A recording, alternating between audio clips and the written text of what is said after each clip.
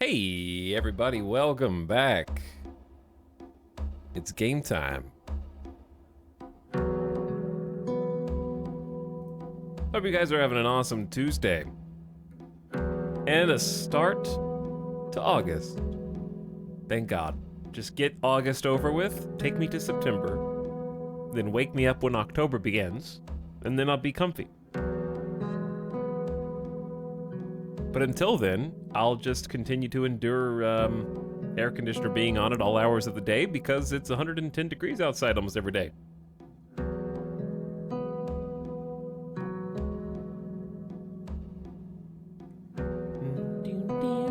I haven't listened to this soundtrack in a while. We're going to be back in Satisfactory today. Experimental build update 8. Very much enjoyed the factory building process, and I still have a bunch of stuff I want to do. I feel like I'm barely scratching the surface of the game. I think the last couple of updates have made it a much more well-rounded experience. It definitely feels more complete. Let's get in there. Welcome, beginning stream people, Rivers. Howdy, Umbra Moon. What's up, Rhodey, Kate Dandy? Hello, Miss Slissaday, Dazzer. I black out a lot. What up, Gamer Goldie? Free factory? No. No, it'll cost you. Welcome, Disillusion, Bob the Pineapple Tate of Tot. Hi, Floppy Waffle. Megan's Blonde. Grimmy.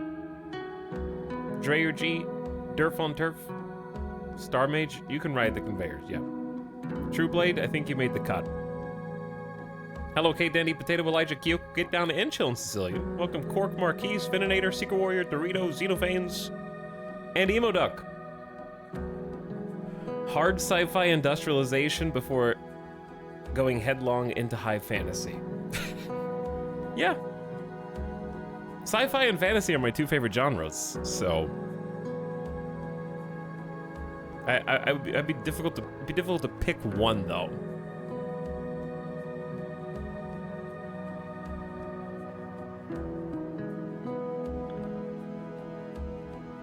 I'm gonna be doing university work and lurking, but happy to be here. Hello, Robot Mystic. Ahoy, Dorito, Orbital, and Peachy Blue. Glad you're excited. I also love Satisfactory.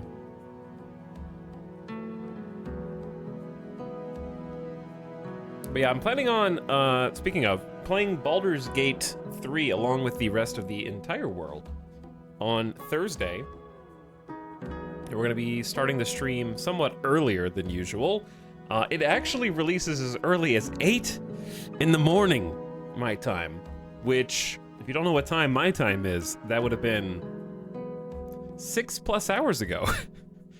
And I'm not starting my stream at 8 a.m. Like, I'm excited for Baldur's Gate 3, but I'm not wake up at 6 in the morning and start the stream at 8 excited. The people who normally start their stream at that time are going to be very, very happy. And you know what?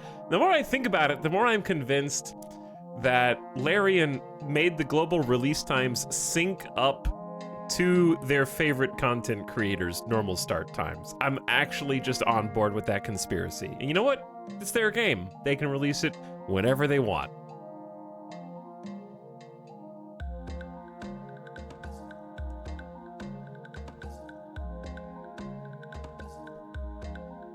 Yes, and then you have to do a 122 gigabyte download. Game will still be there if you don't start the exact time it releases. Exactly. Which is why I'm planning on starting this stream around noon to 1 on Thursday. So that's when we'll start. So if you're here right now at 2:24 p.m. my time, that would be about 2 hours ago in 2 days. If you need to mark down your calendar, because we're gonna do character creator, obviously. Big time character creator. Huge character creator. The Baldur's Gate character creation is gonna be just massive.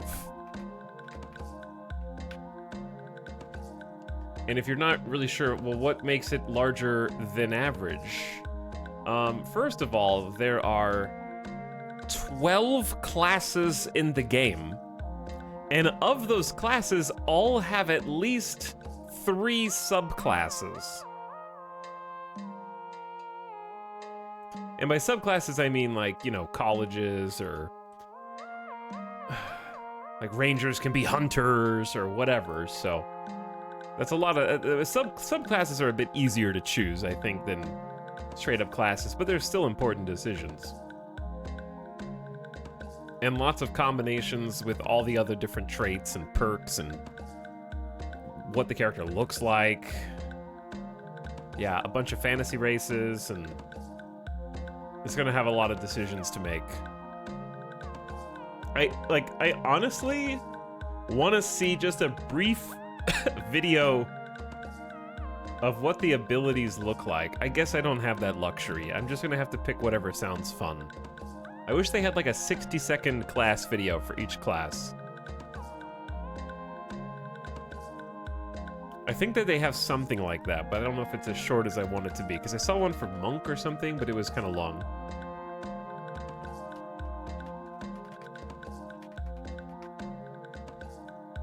I don't want like a full overview. I want like a sizzle reel, you know? Where it's just like, bam, 30 seconds of this class, bam, bam, bam, and just all of them. And then I'll know. I can just get the vibes. Everyone is going to be playing a Dragonborn. What is that? For as excited as I am about this, I know almost nothing about it. Okay, hold on.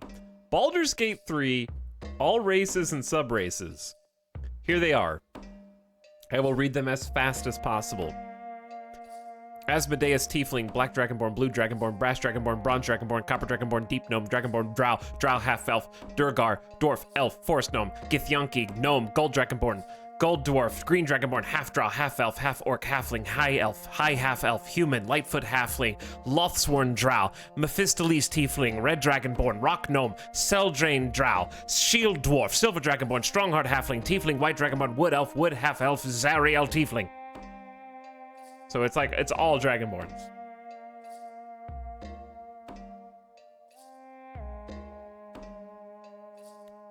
Most of these are just minor variations. Yeah, it says all sub-races.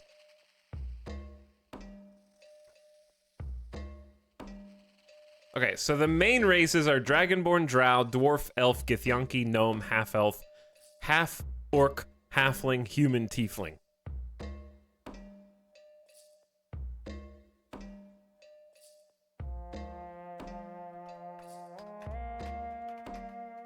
And the reason everyone's gonna be a Dragonborn is because they look cool. Is that why? They're literally... It's like, they put the new World of Warcraft expansion into their RPG.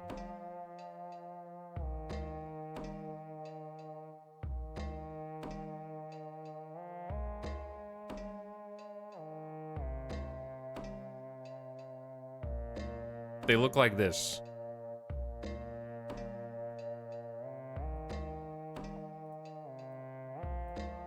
Where is it?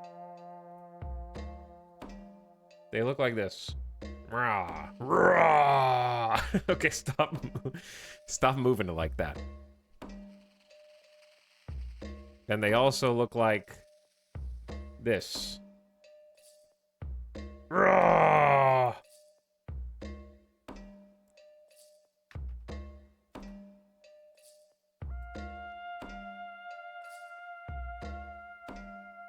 Cool.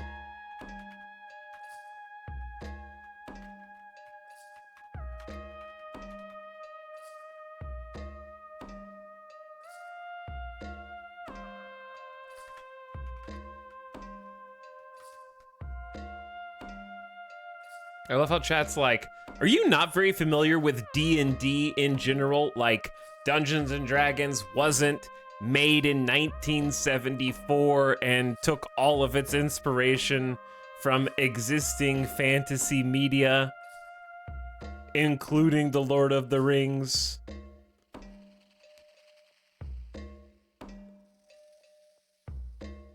Like D&D was here first, damn it! I planted my flag down. I created fantasy.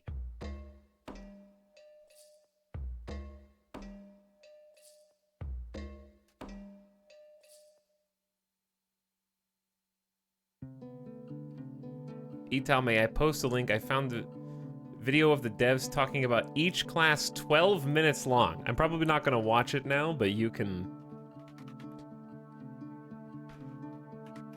post it if you'd like.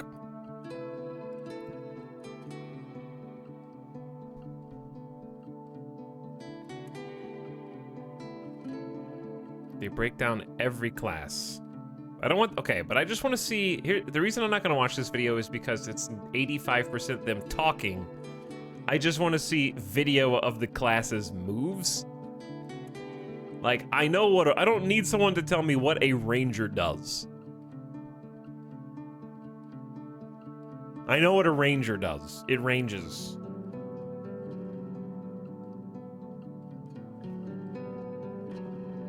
I get that.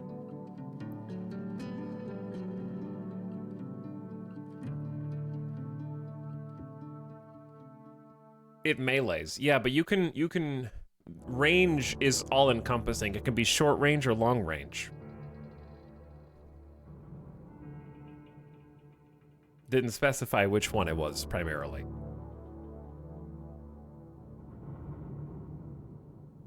Anyway, what's up, everybody?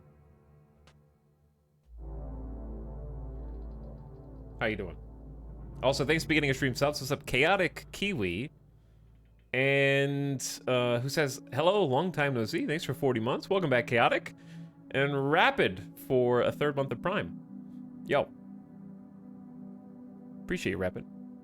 Okay, so I know, listen, I'm gonna pick something in Baldur's Gate 3 that no one else is gonna have the stones to pick. I'm gonna pick the 1% class that no one else wants to be, so that I can have a unique playthrough different from all the other content creators. I am gonna be a Dragonborn Paladin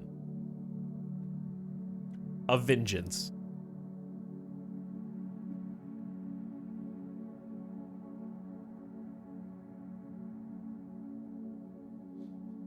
What do you think?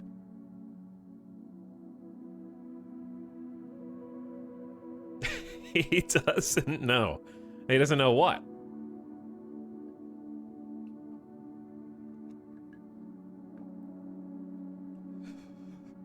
No one tell him. Very cool. Unique OC streamer. Thanks. Okay, but just from looking at the class list, we have, here's the class list. Barbarian, Bard, Cleric, Druid, Fighter, Monk, Paladin, Ranger, Rogue, Sorcerer, Warlock, and Wizard. Was Baldur's Gate 3 the one where I tried to be a melee wizard, or was that Celasta?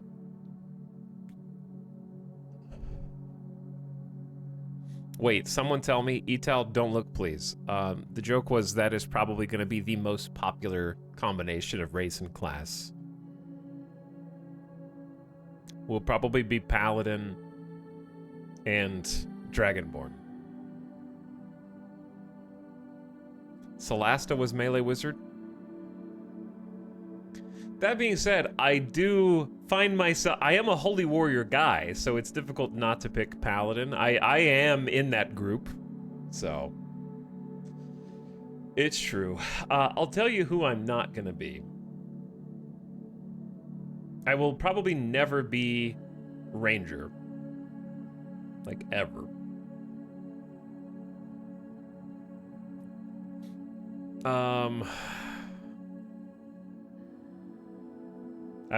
I don't know. It's tough. What's the difference in a sorcerer and a wizard? Sorcerers are natural spellcasters drawing on inherent magic from a gift or bloodline. Wizards are masters of the arcane, specializing in individual schools of magic, combining ancient spells with modern research. One of the ranger subclasses is just a rogue. Yeah, but there is a rogue. Is it Gloomstalker Ranger?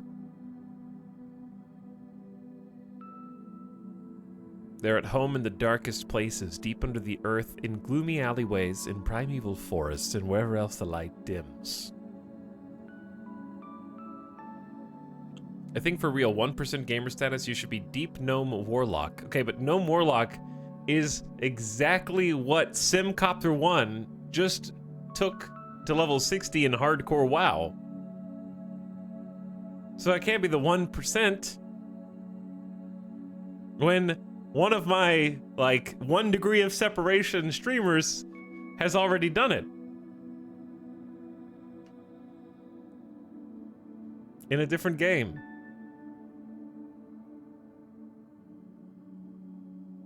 Anyway, I'm less concerned, I think, with what race type, fantasy race everyone is picking, and more concerned with the class. Because a class defines the character. Like, there's only so many visual flares that you can do. Like, there's gonna be a lot of Dragonborns and stuff.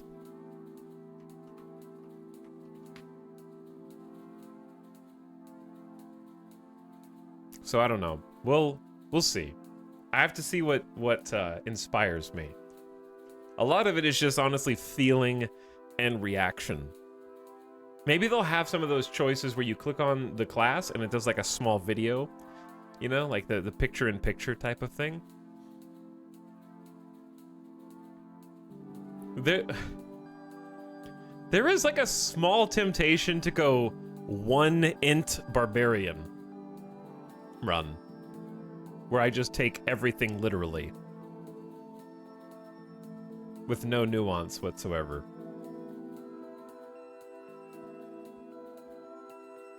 That could be a fun playthrough.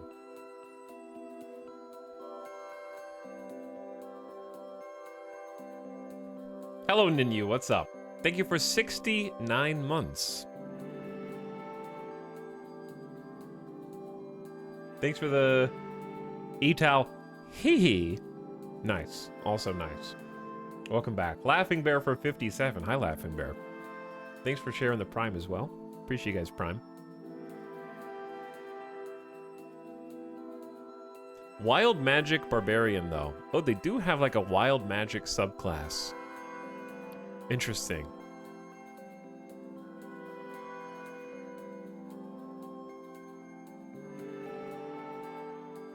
Let me see. What is, what do you do?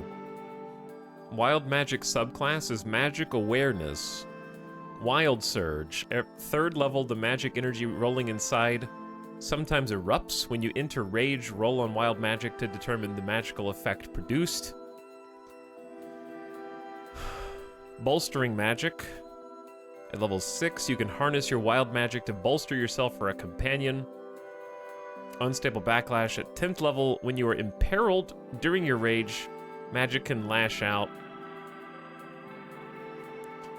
Are subclasses primarily just subclass features, or do they go beyond that?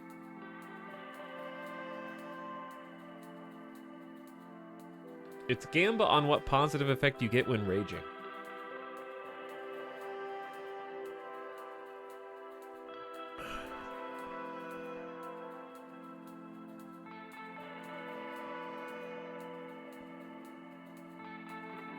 I feel like when we played, did I not do Paladin?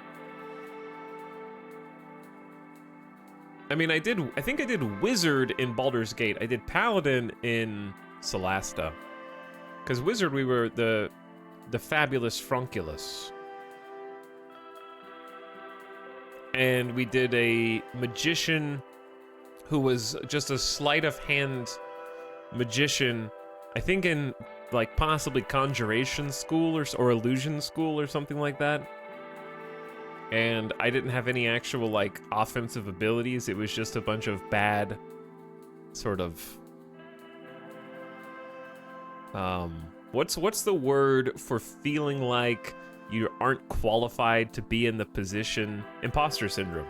It was like an imposter syndrome playthrough, basically.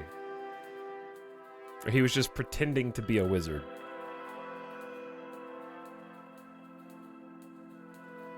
And it was actually pretty hilarious as far as gameplay went. But yeah, I'm gonna have to just look at this and see what inspires me, because Barbarian could be fun. Magic is always cool. I need like a RP background though. Like I need something that's like informs my decisions. Like I want to play like this, therefore I will make these choices.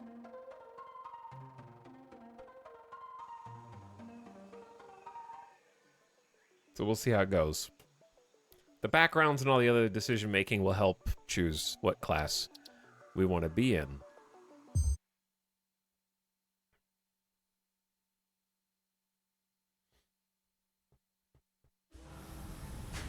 Welcome back to Satisfactory.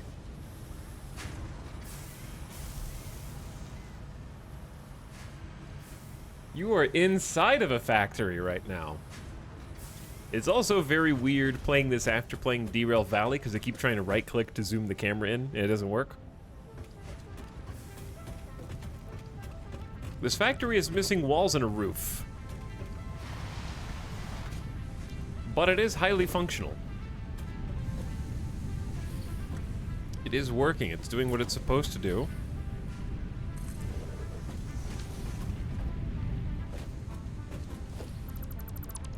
How did that even get built?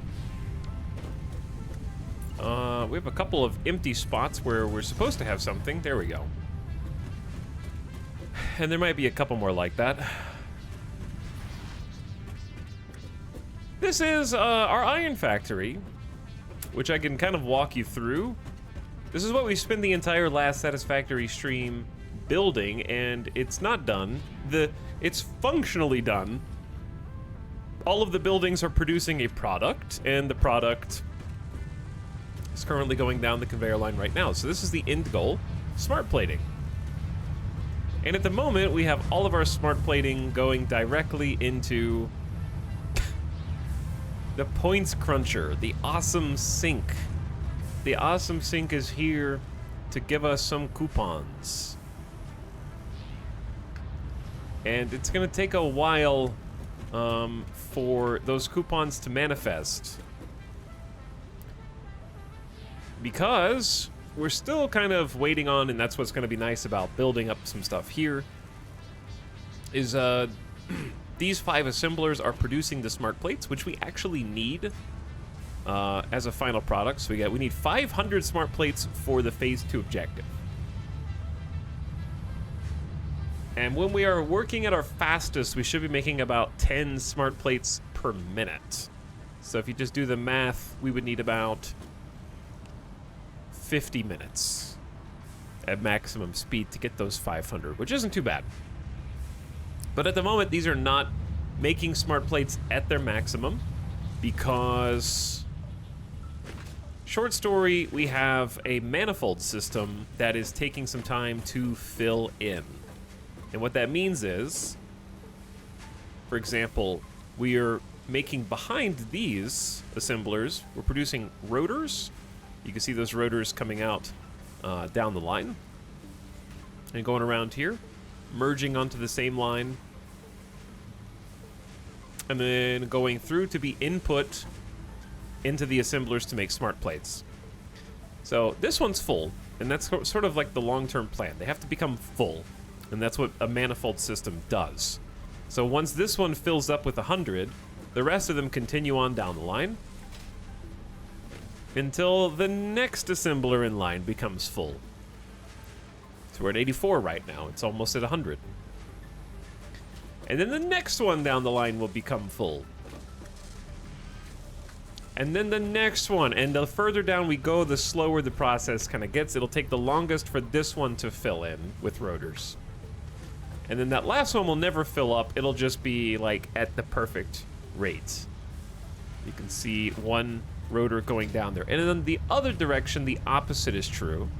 We have reinforced iron plates going across, going down these little elevators. They are on their own line up here. And they're filling up the manifold from the opposite direction. So on this side, we have full reinforced iron plates. And then this one will need to fill in. it's at 77. So they're kind of like starting at different ends. They'll meet in the middle, and then they'll keep going past until they're all full of both of the prerequisite materials. And then everything will be going at speed. So right now, we just turned these on, and they are not even close to working at optimum efficiency. But they are working. They are working.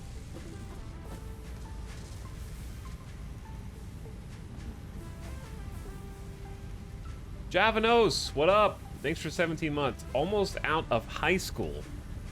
Then why are you subscribing? You shouldn't be paying strangers on the internet money for subscriptions when you're still in high school. That's at least a 10-minute timeout for a misappropriation of high schooler funds. Your sub is rejected.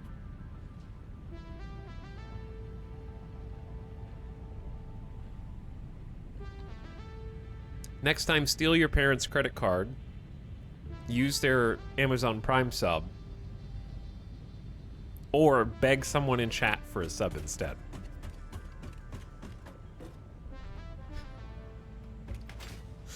I think it was a joke? You think it was a... Which one? Them or me?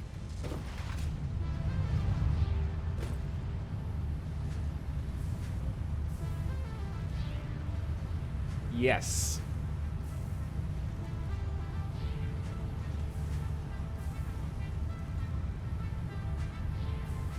He saved up all that high school food money for a sub. Thanks for the 17, almost 18 months of subscription, though, Dravonos. Appreciate it. All right, chat, come with me. We're going on an adventure down below.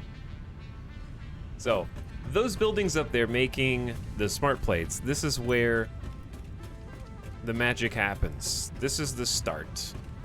So we go down here. This is where the iron is coming in.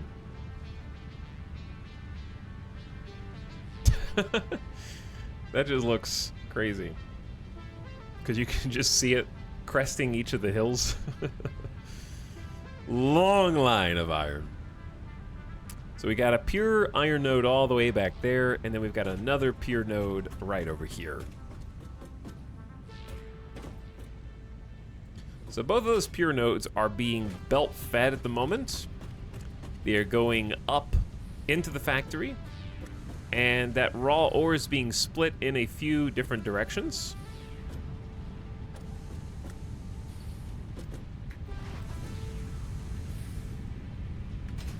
So as the iron comes through, it is also in a manifold system. That's why it looks more stacked up in the front than it does over here.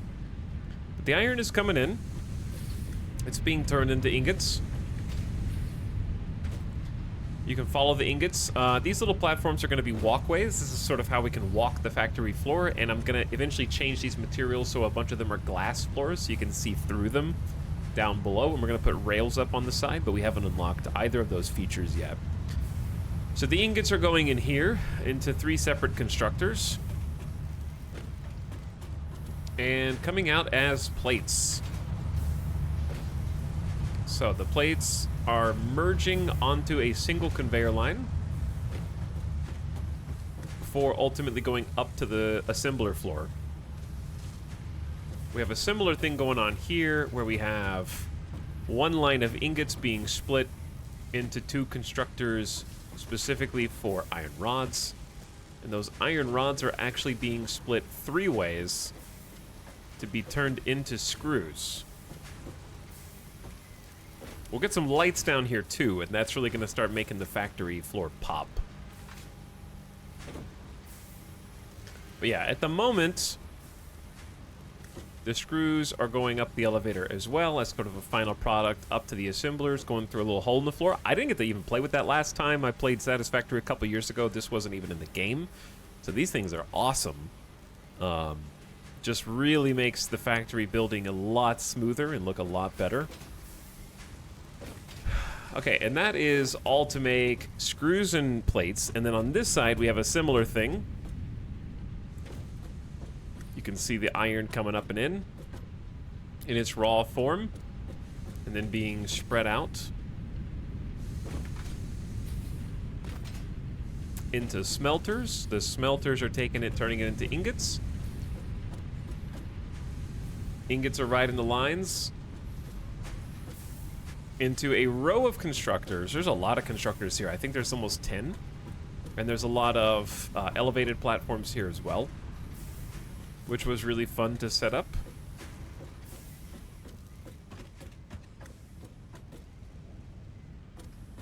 And then, out the other side, we have a few different... I think it's actually all rods. I think all of this is iron rods. Every single conveyor line out here, if I'm not mistaken, is rods. And then even the ones at the top. Yep, even the ones at the top up here. And if you're wondering why there's so many different splits... It's just because that's how it worked out, because we needed a ton of constructors to make screws for different products. So we got screws here being merged onto the same line. We've got screws here being merged onto the same line. We got screws here being merged 3 onto the same line. We need a lot of screws. So... that's why we have 3 Mark II elevators bringing screws up to the top. And we're combining those with the line of rods from this little spot. So then if we go up to the top, you can see each of those popping out and being put into our assemblers.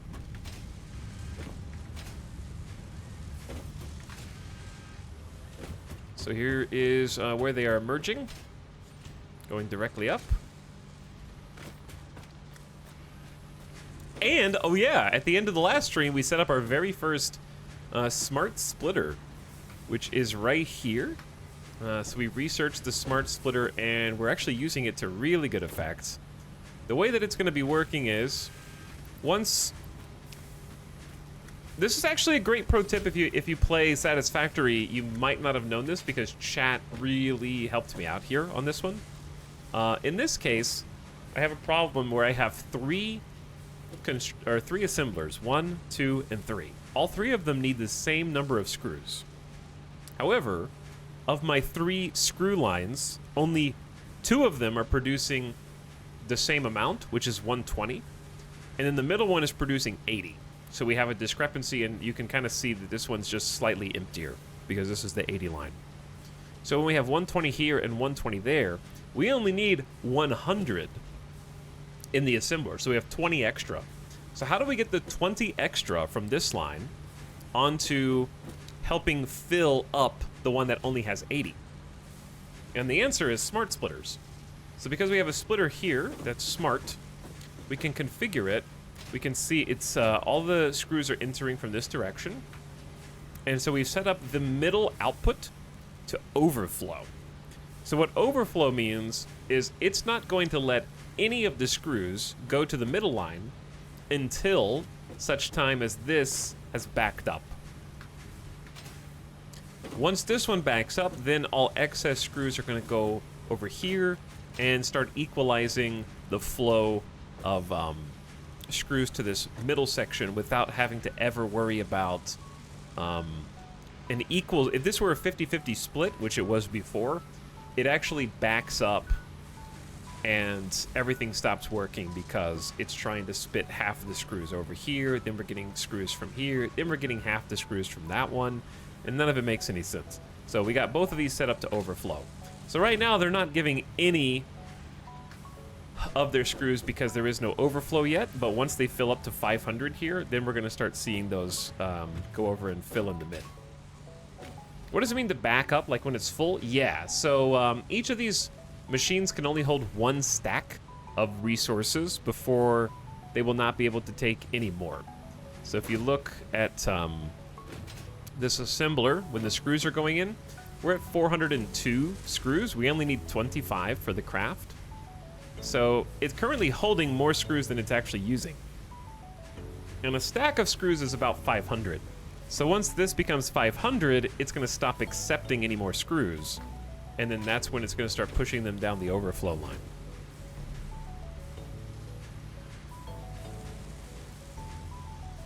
Whereas a regular splitter would just, it doesn't care about overflow, it's just gonna go left, right, left, right, left, right, like 50% in both directions.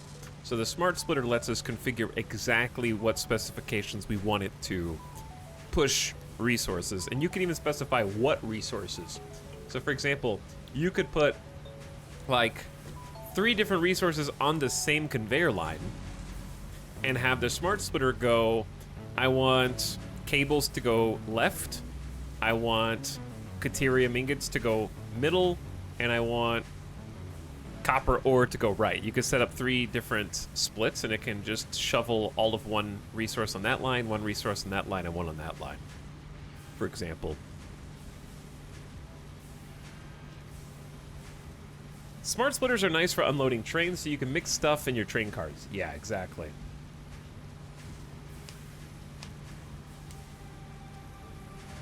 Hello, Majo815. Thank you so much for the 56th month of sub. And welcome back with Prime. Appreciate all the beginning stream subs, chat. Welcome back. All right, I actually do want to see... We're at 455. We should start seeing some overflow soon, because this one is not getting enough screws. Well, it is for now, but it's going to run out shortly. Because it's using 100 per minute. So it's probably draining, because it was overfilled before. I'm trying to look back and kind of see, oops, if there are any, like, noteworthy backups here. Like, I just want to make sure that all of my assemblers are working as fast as they're supposed to.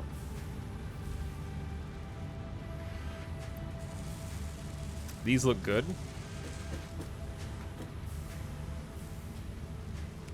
These also look good.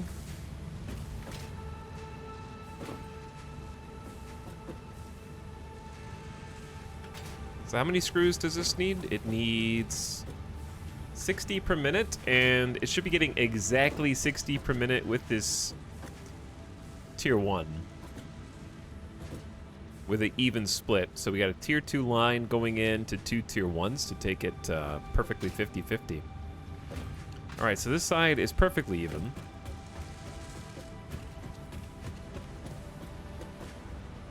And then this side is got more than enough rods. I think we're overproducing rods at the moment.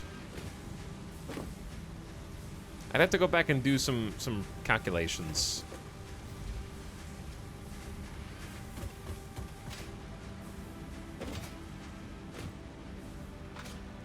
But yeah, everything is going according to plan. I just want to see this overflow. We're at 470. Just chill here for a minute. You think Satisfactory will ever implement smart displays, like hooking up a display to a building to have it show the efficiency of progress without having to view the building?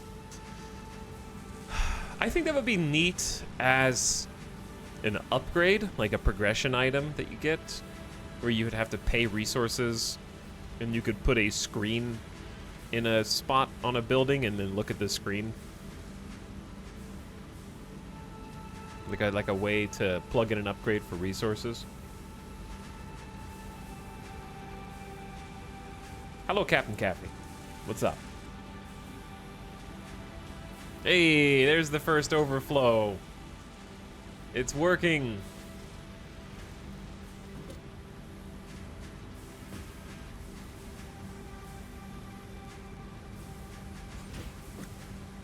It's working.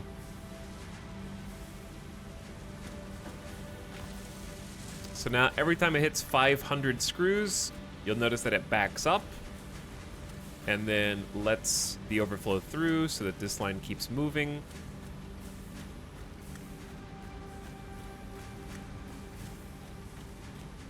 I wonder if does this need to be a tier 2 line? If this one stops, then it does, but I haven't noticed it stop yet. Like the right line. Because when the one we're standing on halts, yeah, the right doesn't slow down at all, which is interesting.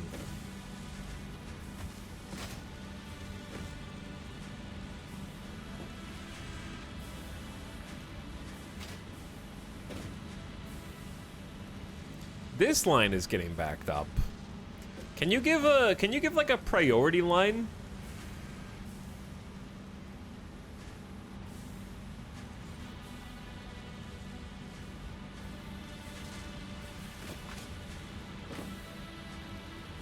If I made this a smart splitter, would it be possible to say... No, because it'd have to be a smart merger. I do think that the speed of these lines is hurting it, though.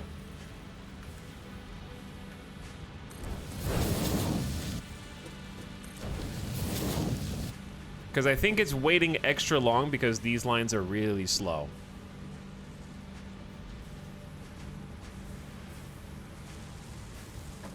I mean, as long as the main line is full at all times, we should be good. But yeah, that'll work. All right, just wanted to check on that.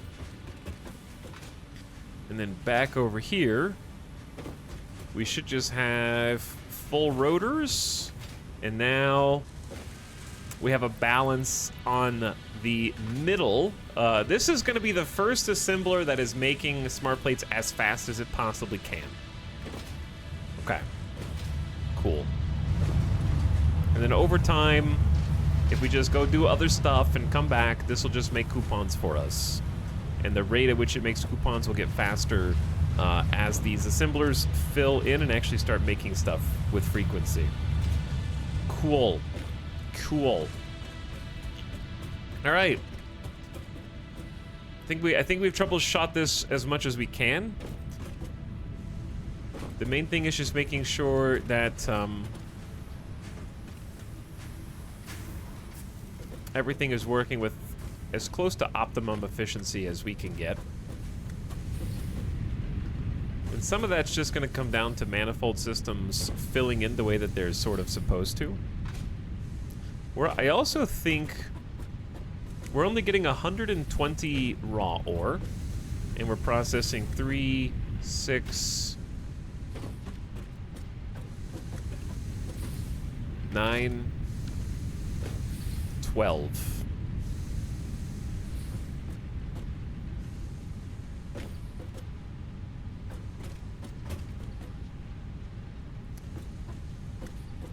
I'm curious why this one's full.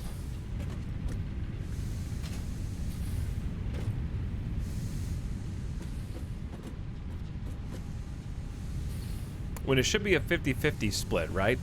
Maybe it's full because we didn't turn it on in time. Hey, what's up, Ace Tech? How's it going? Welcome back, dude. Each machine has an efficiency value in its interface. I think, yeah, they just mean that they want to be able to look at the side and look at a screen, and the screen tells you how operational it is.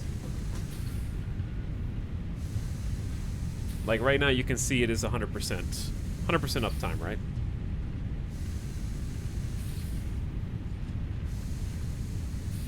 Welcome back, Crane Bolt. Cascading. Fly Fox. It's like Hearts of Iron 4 efficiency. You can see that I have a type. I like logistics. Welcome back, Palava. Hello, Rude. I mean, Roof. I'm joking. I also want to see the efficiency of a whole setup. That's kind of just on you. You have to go and look at it. You gotta go investigate.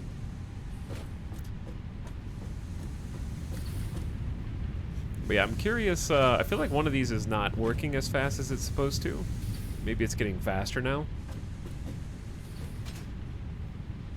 Because just hypothetically speaking, if all the ore's coming into this splitter, and then that's being split 50-50, we should be seeing an equal flow.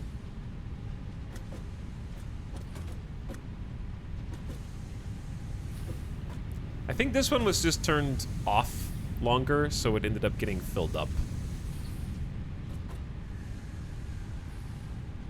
But am I crazy, or does it feel like there's more ore on this conveyor belt? Oh, that's because this is a Mark II conveyor belt. when it doesn't really need to be. So it just looks like it's more full than it is.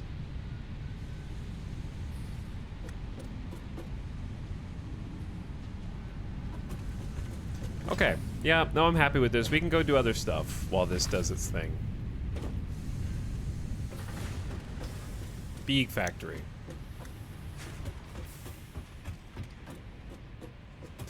This should just be working in the background. All right, the question is, what do we want to do? Where's my car?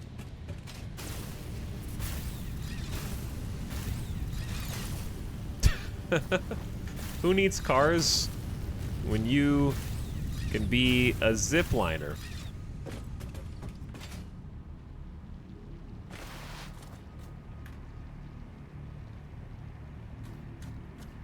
It's what Etel said, an upgrade that can add a screen which can show basic stuff, not necessarily needed to be programmed. Yeah, that'd be cool. A throughput meter for belts? If I know the setup is supposed to be 100 per minute and it's 90 per minute, I know to look for more other issues, more subtle issues. Yeah. Yeah, I think that would be cool. I'd be down with that. So, longer term, I've got like a ramp here. And eventually we can program vehicles like this tractor to come up here, receive cargo. This is a truck depot. And that crane can feed resources from inside the truck depot into the tractor's inventory right there. And then it can haul those resources wherever we want. And they can just like hop out the other side. That's a bit of a drop. Little bit of a drop. So, not final. Work still in progress, etc., etc. That is the idea. Question. Dude, everything's trying to trip me right now. What node is this? This is an impure iron node, so very low priority for us. It's not being covered up, so if I really needed to use it, I could. Wind trains. Someday. But yeah, I want to make that look like an actual building and not just a floating sky fortress, and that's why we're making coupons. So I can buy the rest of the aesthetic pieces and we can do a little bit of design and make things look cool. Oh, this is a pure node too. We got some pretty sweet access to a bunch of different iron here. I do think one of the things we need to do today is work on some steel.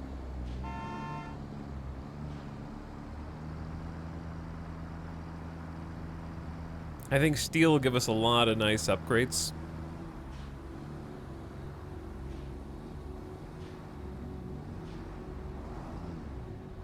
Back to our little home base. Kind of a sad home base right now, but it's getting there. Oh, I actually just thought of something. We can kind of get... Hang on. Did two different awesome sinks work together? Yeah.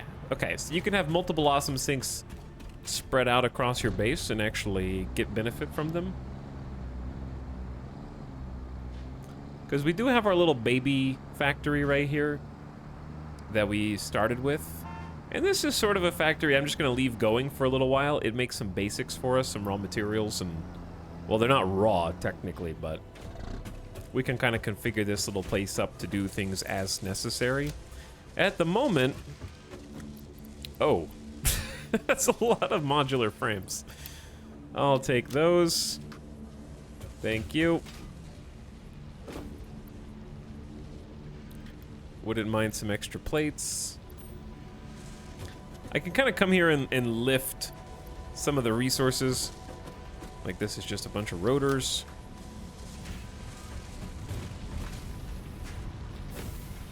There's iron rods. And some extra plates in there. So yeah, I just come back and kind of steal some of the excess resources from time to time. It's very convenient. How many hours do you have in this game or like to save? I played Satisfactory from when it came out. Which, it released in early access, chat. what, like 2018? I always get confused.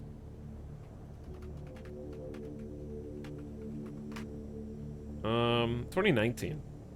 March 2019. So I probably put close to 200 to 300 hours in total. That being said, I don't have any of my old saves because I got a new computer this year. So, this is a brand new save that we started early last week. And this save is probably at the, like, 50 to 60 hour mark? No, 42. Less than I thought. Yeah, we're at like 42 hours in this save so far.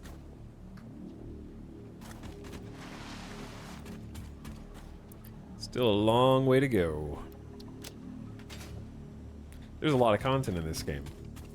It was around the time the Epic Game Store was released. Satisfactory was one of the first big games on it. That's true. That is true. Satisfactory was like, oh, maybe this game's not so bad. Or maybe Epic isn't so bad. And you know what? It really wasn't so bad. It's just that they kind of did what everyone expected them to do and just stopped supporting it. Like, Epic Game Store... Epic has too much money for how bad and featureless their game store is. Like, literally, just hire a few software devs.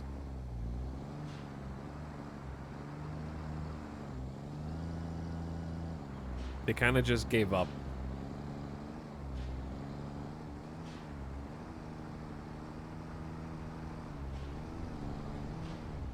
It's all going to Fortnite. You think Fortnite needs all that money just to make new cosmetics every month?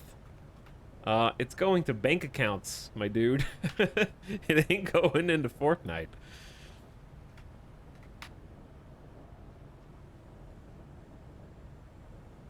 Like, where's the stupid... The one that I saw when I opened up PS5, the PS5 store just was... made me feel pain, I would say.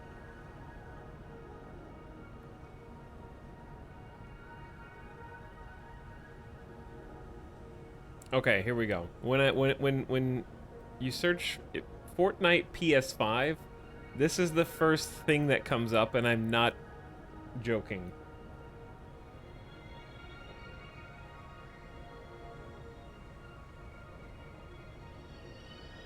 This is real.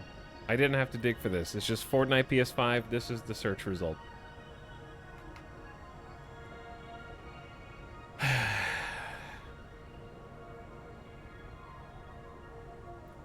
But there was another one with a bunch of, like, stupid-looking red cosmetics. Like, Fortnite fashion is terrible.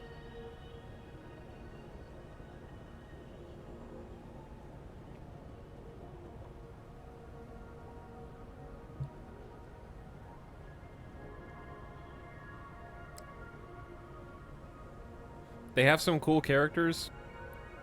Well, Fortnite is the ultimate case of I don't know how to put this in a nice way. I would say succeeding off of the hard work of others. Like, they made a game, the game was a hit, and then they were like, do we really need to continue trying to make a game? Why reinvent the wheel? We will simply use this money to buy every IP in existence. I don't have to create any more game. Everyone else already did that for me. I can put their characters in my game now.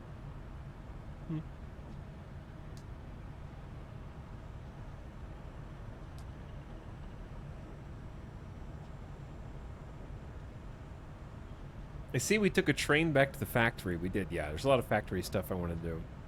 It's a money snowball. Yeah, cross-promotion. The thing is, it was praised at first. Like, at the beginning, I remember distinctly, it was like, oh, look, this is so cool. There are these interesting characters in Fortnite. Now, this is video games. And now it's sort of just, like, gone too far. It's just gone too far. And you know what? They're just gonna milk it until there's nothing left to milk, and that's fine. It's not like there's 100 other more addicting, more fun online free-to-play games that people could be flocking to instead. I blame the lack of competition, really. It's no wonder that Fortnite, Minecraft, and that are still as making as many new sales as they are. There's not really any competition. So, what else are you gonna do? Play Destiny? Didn't think so. All right, I don't know. I forgot why I came over here. I came over here to put just some random things in here. Gotta clean up the old inventory.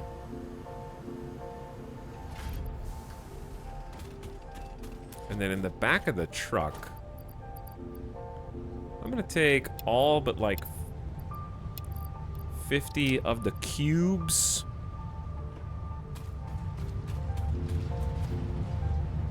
And then put all the cubes in there. All right, that'll give us a nice point injection. Crunch them up. Make coupons.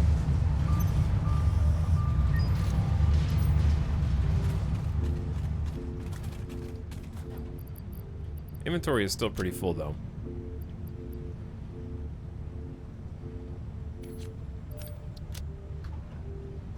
Nice Zamboni. This does kind of look like a Zamboni. I can see it. So what are we doing today? Besides stalling. Well, Tier 4 has got a bunch of stuff that we can only unlock if we start making steel. We need steel pipes. We need steel beams. More steel pipes. We need encased industrial beams if we want hyper tubes, which are fun. Steel pipes, steel beams. And then steel pipes and modular frames. I'm actually going to just go ahead and borrow some of those frames then. That's for Fix-It Blueprints.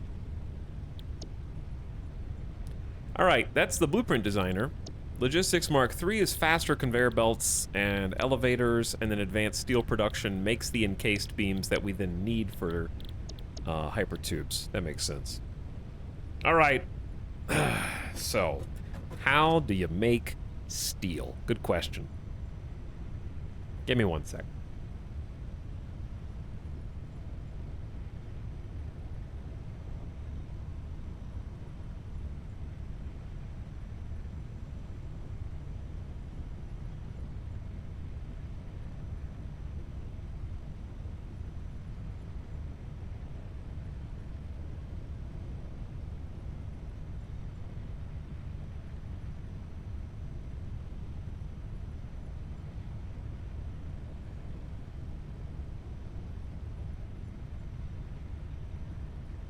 Okay.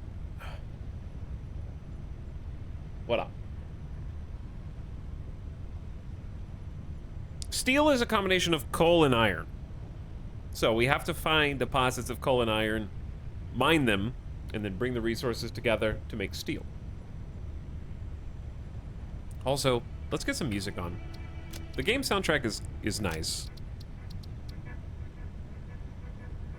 We'll wait until this is done, and then I'll put some more constant music on. What are your favorite simulation strategy games? Satisfactory is definitely one of them. I think this is my favorite factory game. There's a lot to do. But that's a big question. It's a big genre. It also varies depending on the year.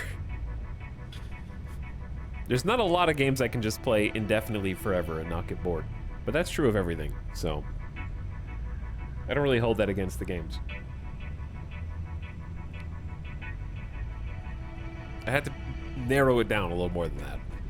You already marked the steel factory spot. Yeah, I marked the spot that would probably be good. There's a couple spots. Let's take the truck. Go investigate. Because one of them is over here. Steel Factory Prospect and Steel Factory Prospect. I think what I'd like to do is make sort of a very basic factory.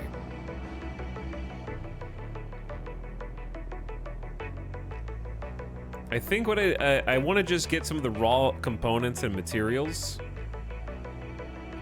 to just push through the 4th tier, which isn't that hard. And we have a lot of stuff that we can build with from tier 4. And then for tier 5, or rather phase 2, then we have some more advanced constructions that we need. But I'd like to take a look over here and see some of our options. But I kind of want to make something that's like that little baby iron factory that we have. Just something that can make, you know, 50 of this, 50 of that. Doesn't need to be overly complex. Steel is actually very easy. I think a lot of people bitch about it too much and cry about it like it's really not that hard. But I understand that it's scary to have to use a foundry? Oh, 2 inputs of resources to make 1 output? Oh my god. Coal and iron? Oh no. I don't like coal and iron.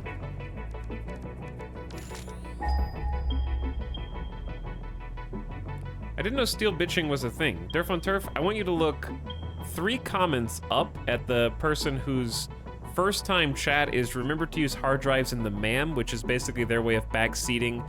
Hey, don't forget to get the alternative steel recipe. That's what they're saying. So, like that, basically. It's in the chat right now. But no, actually, the base recipe is both not that bad and also easier than grinding 50 hard drives hoping to get a steel recipe via backseating. Okay, let's do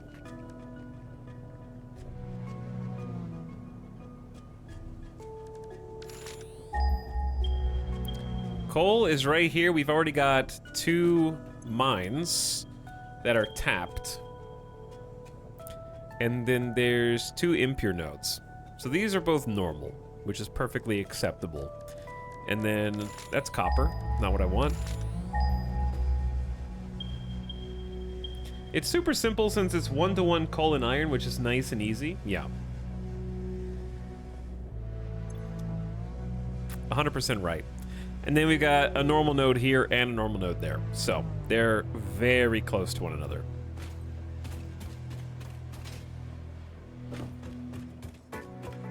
This is a really good spot. Hello, big guy.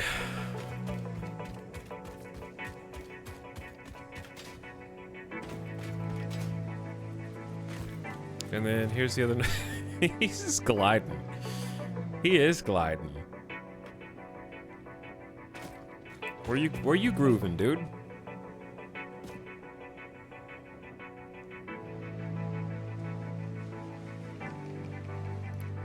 Okay. Carry on. Nope. Back the other way.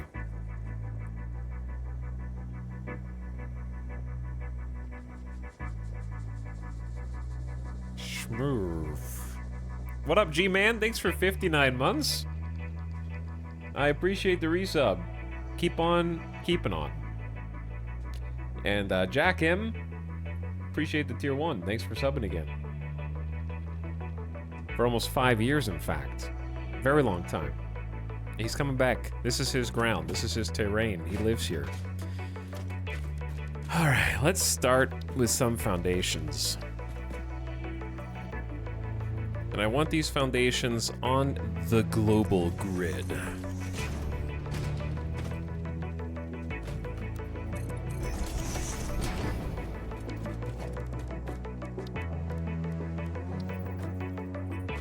Okay, we need to make a portable miner because That is a prereq for a Mark 1 mine. So let's go ahead and make 2 of these, in case we decide to tap the other iron. Global, wait, what? What? I can't tell what is genuine surprise and what is not anymore. Chat, did you know there is a global grid in Satisfactory now?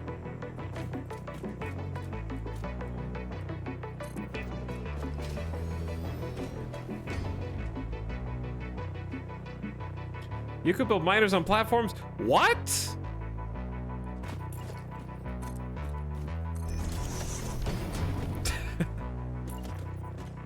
How? How do you use it? I have to start over. Okay, so there's at least one person who's not memeing. This is every time.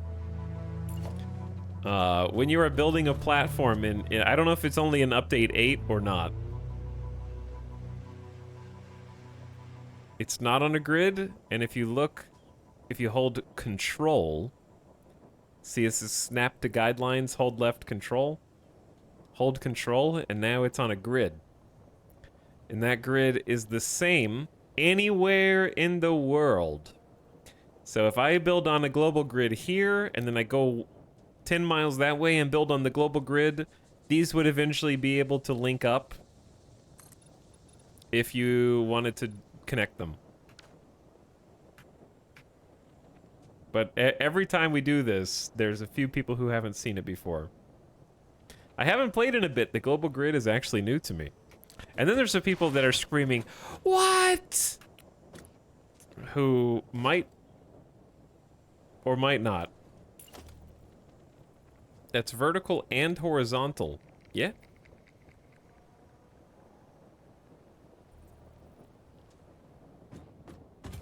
Up and down. Okay, you have to show them the H now, too. Well, you gotta show them the H.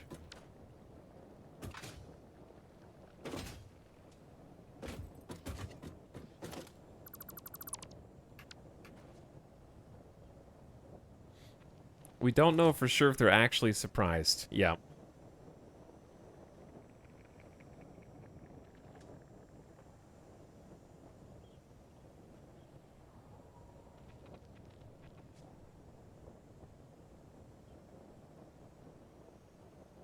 You do have to make sure that your buildings are rotated the same way, though.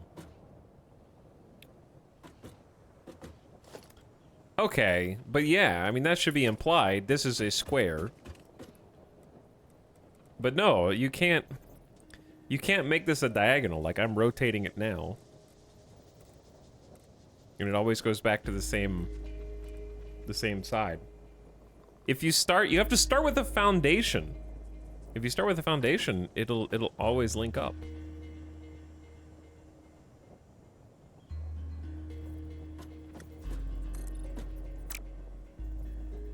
Like, I made these 2 platforms on the global grid, so if I go, like, over here...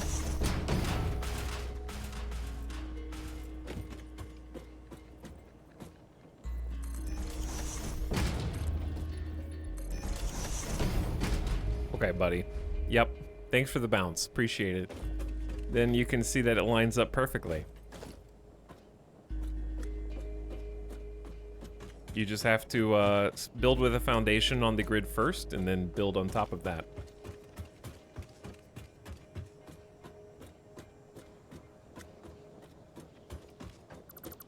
So if you're not using the foundation, then it might come out weird.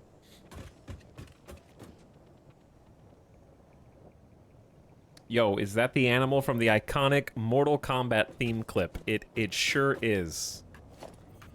Yes, it is. Confirmed.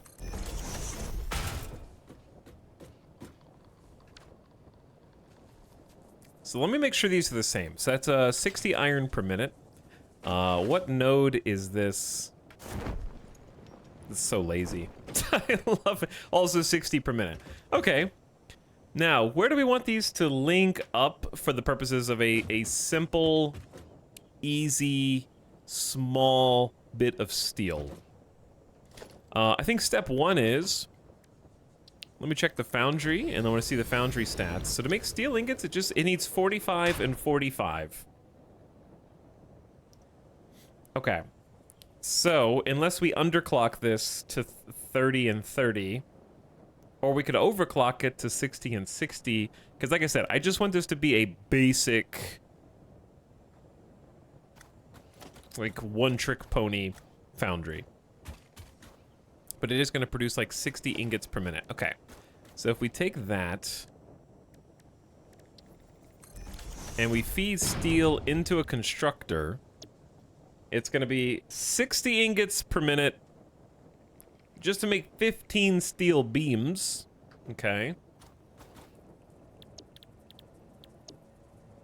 Or 30 ingots per minute to make 2 steel pipes. All right.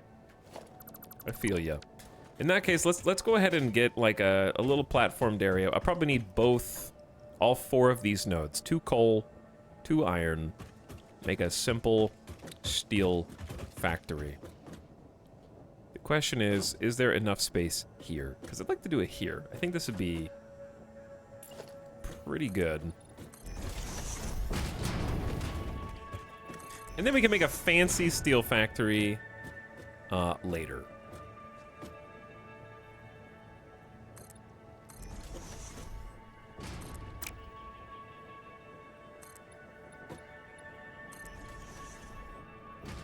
All right, how do we get from there to here? Let's do some 4-meter ramps. Oh yeah, perfect.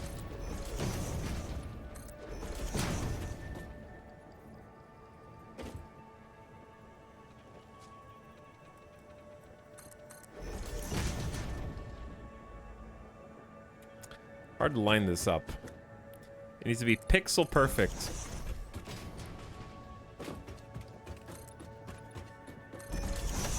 Alright, we're gonna be cutting into the rocks a bit, and I'm having to burn through a bunch of regular plates that we have, but that's okay. That's what they're here for, to be used.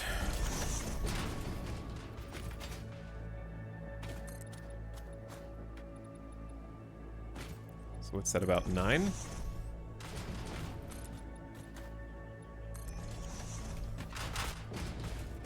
I don't really know how much space we'll need. And I don't really want to go through this arch. But I doubt that this is enough room.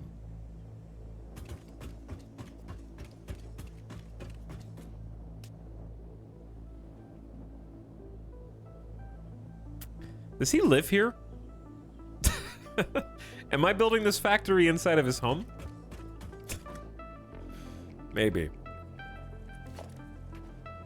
All right, let's do some math. This is gonna be basic math. If we have 120 coal and 120 iron per minute, and that's going to be turned into steel. Chat, it's time to show them the H. When you are building buildings on a foundation, you can hit the H key, which locks a hologram in place so that my mouse no longer moves it. Therefore, you can walk around said hologram and use the arrow keys to nudge it into the pixel perfect position so that you don't have to build it and then rebuild it 100 times to try and get it right. It is an incredible new feature.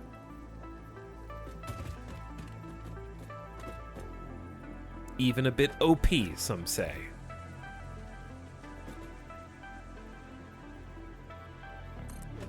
I am glad that I brought some boxes here. Because we kind of need them. All right, if we get 2 foundries to make steel, that's gonna be 90 per minute. And we're gonna have 120 resources. So my choices are either overclock both of these to 6060. Is that better than just having a third one that doesn't go as fast? I guess it would save electricity to just do the third one.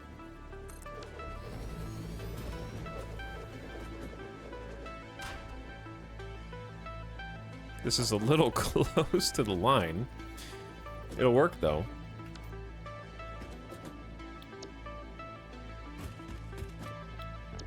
So we could just have these operate. How much electricity is this gonna need? 16 megawatts each? Oof, that's a lot. All right, so they're gonna be making 45 here, 45 here, and like, one of them is not gonna make 45. One of them is gonna make 30 per minute, I think, roughly.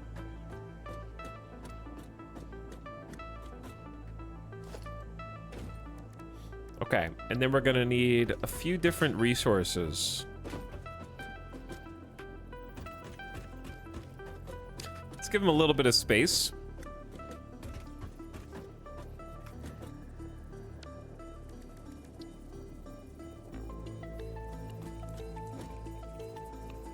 Kind of lining up with the wrong thing. There we go.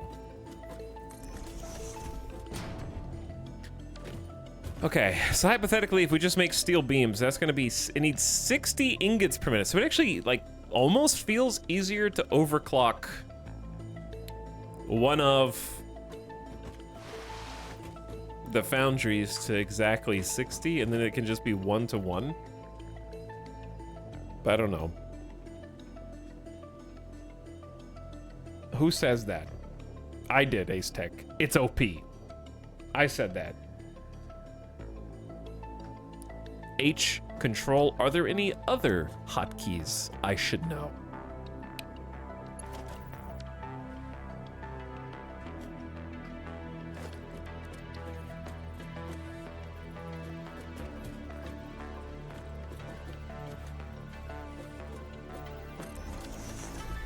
All right. Question that I can figure out later. Don't worry about it. 30 ingots equals 20 steel pipe per minute. So we got 60 plus 30 is 90. Let's get a third one of these guys.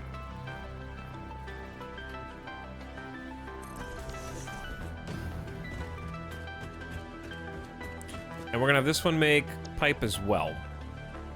That way it's sort of 50-50 right now.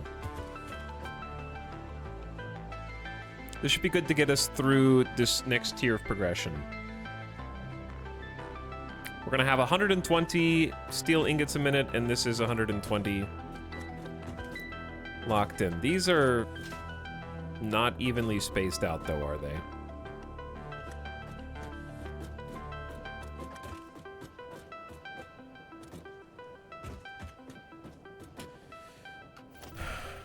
There should be... Yeah, they are not, they are not spaced out.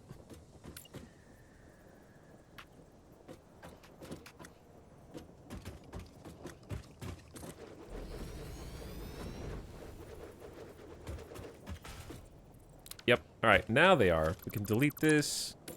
Mega factory time. This is actually not a mega factory. This is gonna, we're doing this for efficiency's sake, because I just need some steel products so we can unlock a whole bunch of cool progression items. And this will get the job done. It's gonna take a lot of raw materials. So this is it. Like, this is the whole factory for now. We just need to get the resources over here. So I'm making this as simple as possible. Step one, let's do a splitter. Lined up with an input and the output there. Yep. Likewise, another splitter. And then we don't need a third one.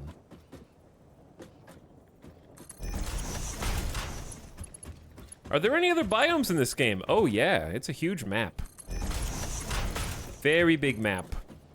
The desert is considered for quote-unquote advanced players.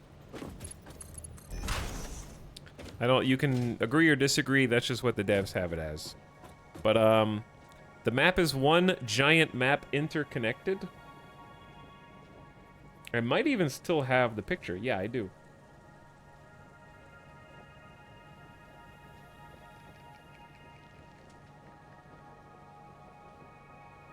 So, if you look at the map, we are in the top rightmost portion where it says Dune Desert. And I haven't left the Dune Desert. You can play an entire game through the whole progression system and maybe only see a quarter to a third of the map unless you intentionally go explore the rest of it. So the 4 spawns that exist at the start of the game are all on this map. They're just in different regions of the map. It's a common misconception that the 4 spawns are different maps, but they're all connected. You can drive or walk between each one. So it's just very big.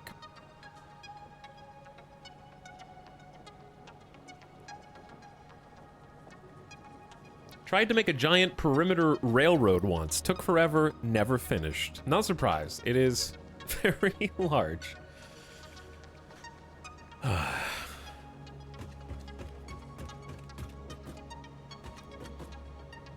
Alright, I think what I'm gonna do is just get the other coal up here and then merge.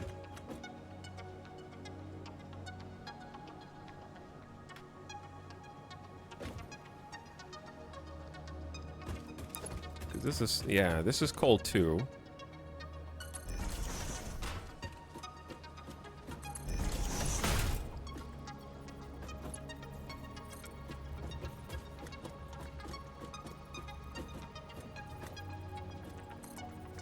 How do we do this? Okay, if I can get...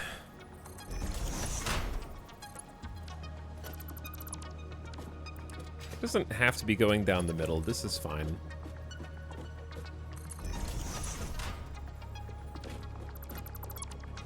Alright, so we just chuck a merger in here with the output facing to the right.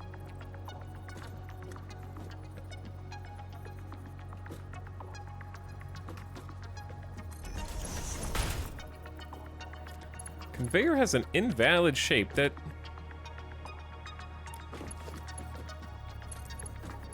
Really? It's too close? Okay. We'll scooch it one over then. There we go.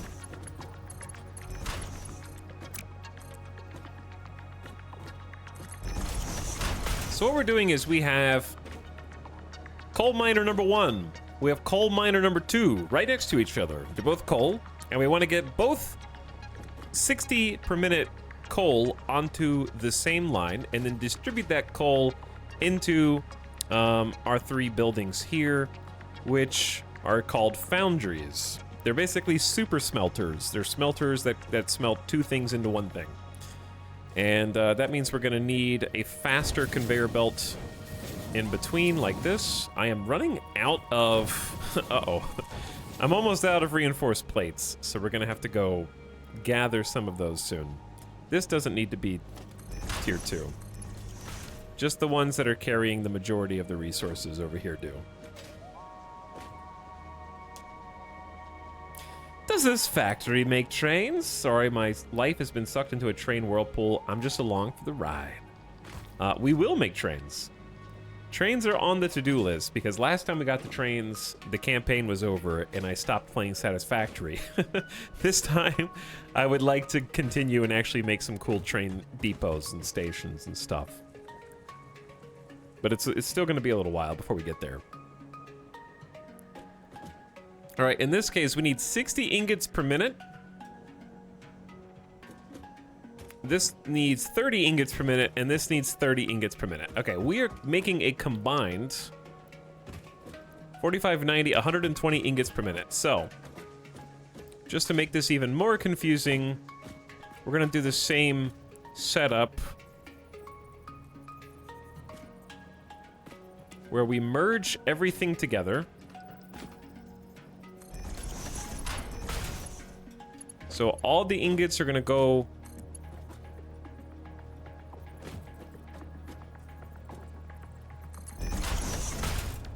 onto a single line.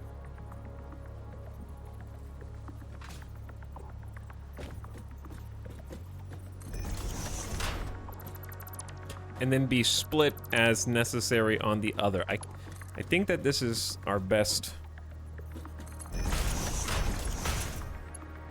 way to achieve this quick and dirty.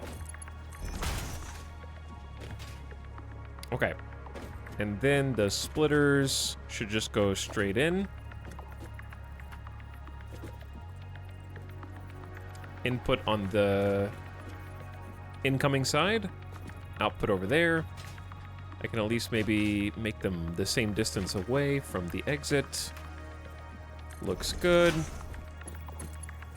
So line comes in, ingots go out. And we honestly should have just the right amount of ingots for this.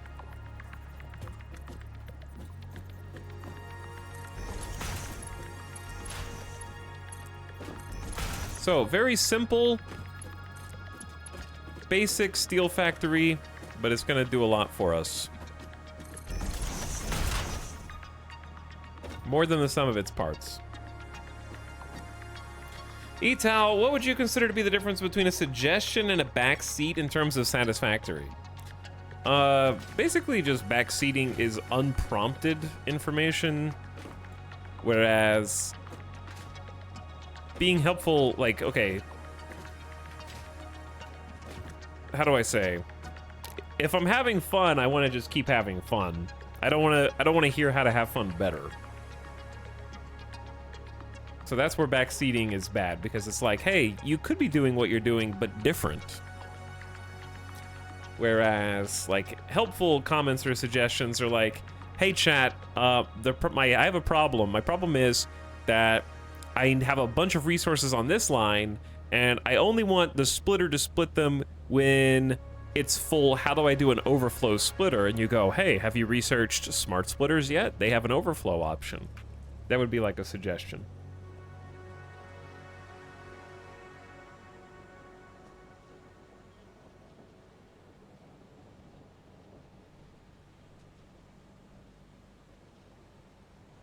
But the nice thing about Satisfactory and more so than Factorio is that there are many ways to accomplish the same goals. And in Satisfactory in particular, it's much more encouraging of experimentation, and it's not so punishing for being wrong because your resources don't run out.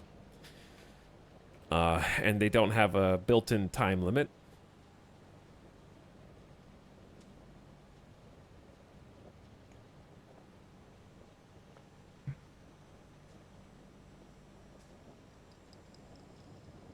I always ask, would you like to know more?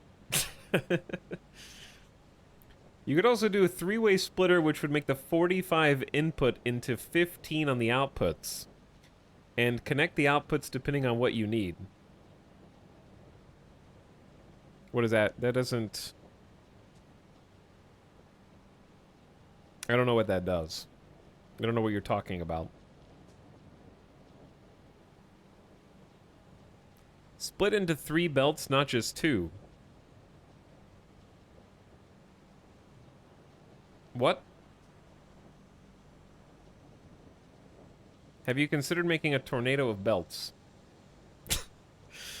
This is probably the cleanest design here that we can get, and it's just like a simple manifold. Very basic manifold. Because what's happening is this guy needs 60 ingots per minute.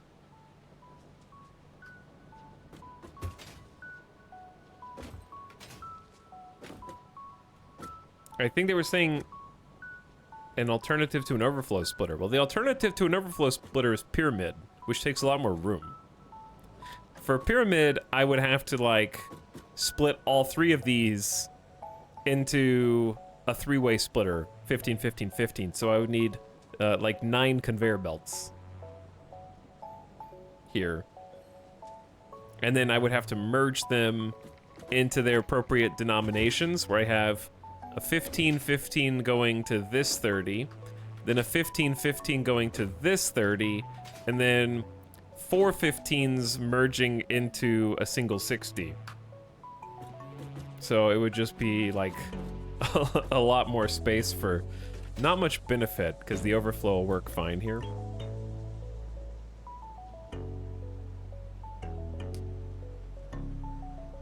Could merge one of the 15 belts out of the 3-way to the 45 and have 60. Okay, but have you considered that if you do that, it'll actually be an overflow?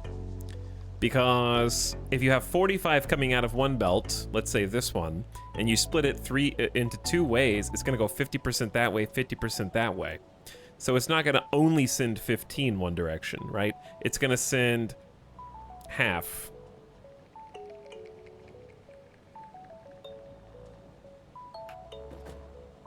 Anyways, chat. All right, see, this is the problem, right? Because there's...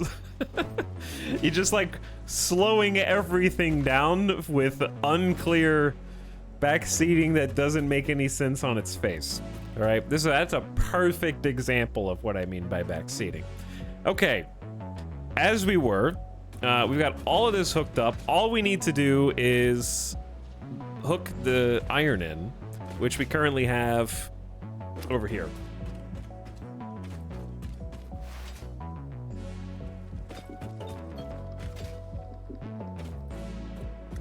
Which should be pretty straightforward. This dude is gliding, though.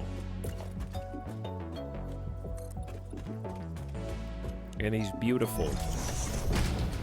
So I say let's take the foundation out to, like, here. And then I think it'd be cool to make, like a little bridge. It's not gonna look very good. It's just...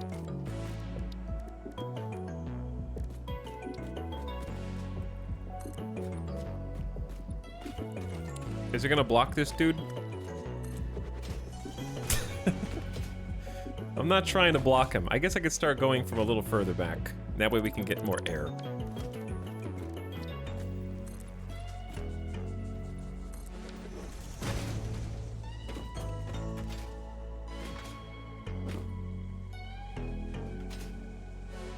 Something like that, yeah. All right, now I'll bring it back down.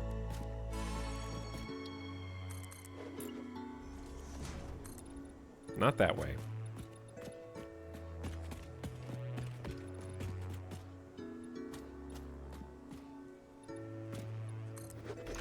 Okay, maybe a foundation.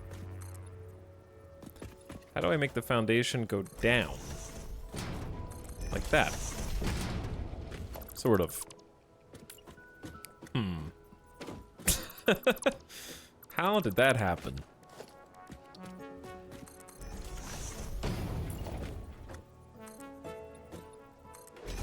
Oh yeah, perfect.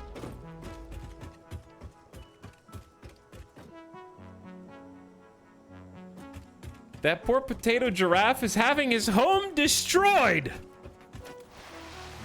We're friends. I let him play on the bouncy castle.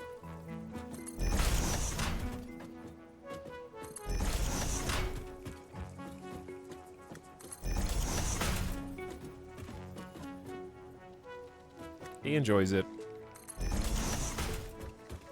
The question is, do I have enough plates for this?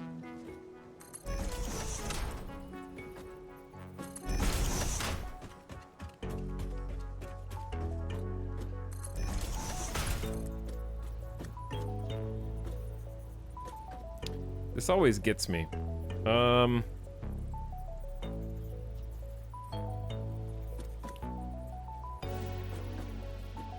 All right, there's an easy way to do this. For a right angle, you just go up 2, create the pole first. Yeah, but then we got another problem.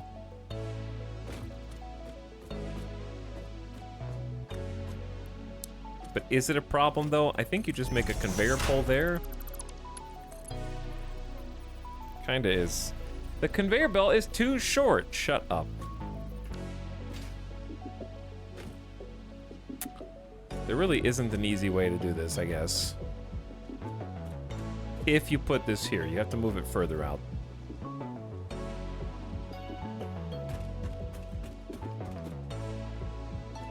1, 2, 3, 4, 5. Let's put a little holder right in the middle.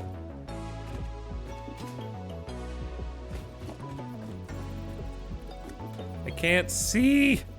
It's so dark.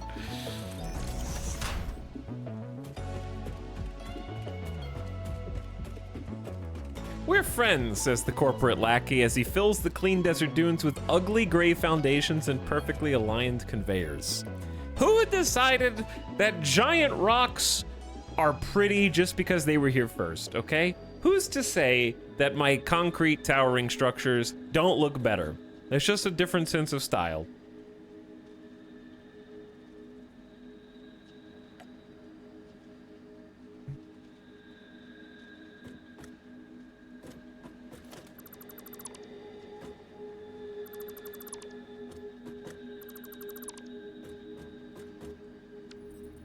All right, what if I just...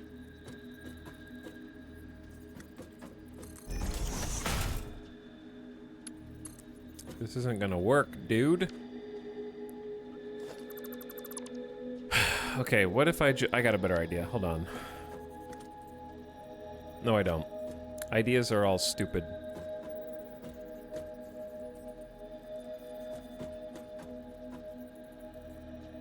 Because I want the conveyor pull there, but if I do that, it's gonna have this ugly... I want a right angle turn, and yes, it's that important that I figure out how to do this.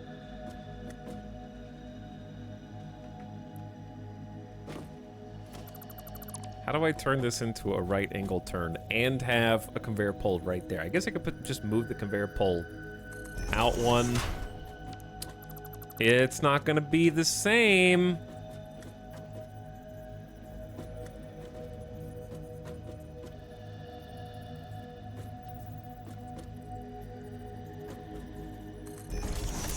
It's not the same, chat.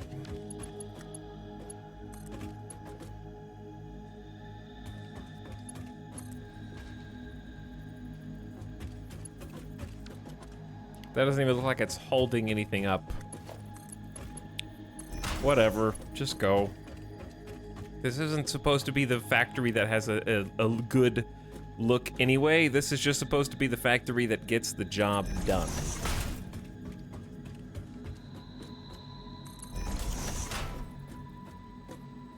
It doesn't have to be the cool, nice one. I always put the conveyors to the side with a walkway next to it. I can't envision what that means.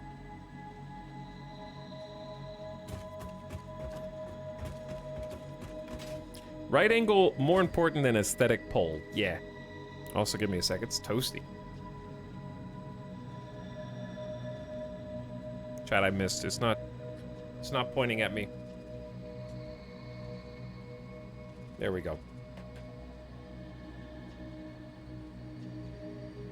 This needs to go up to a second level.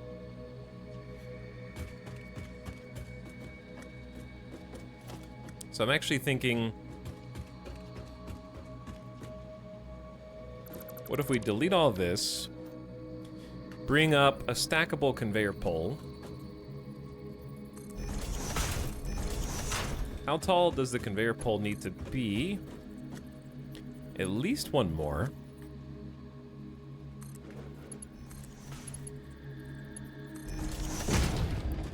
For a nice straight line. Sick. Okay.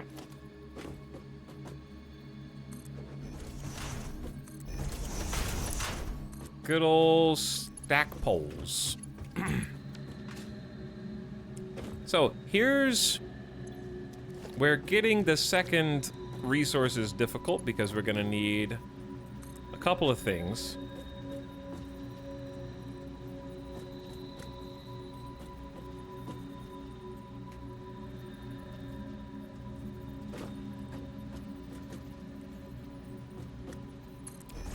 I would say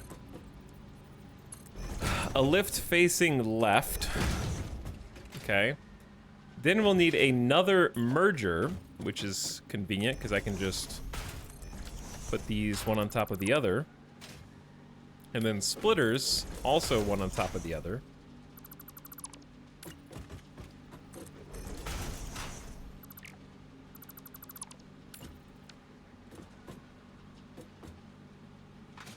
And I guess this one can actually be facing forward, yeah. Because it'll go like this. Oh, that sucks. Hmm.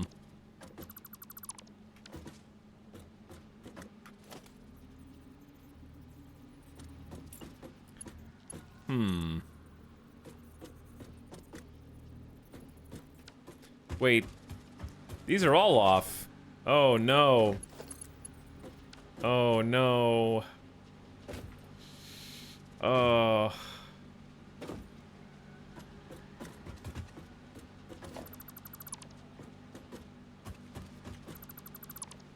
It's worse.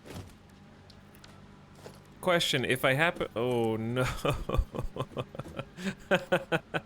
Uh-oh. Well. Yeah. New run. Well, it's not going to be a new run. It's just going to get worse before it gets better, I think.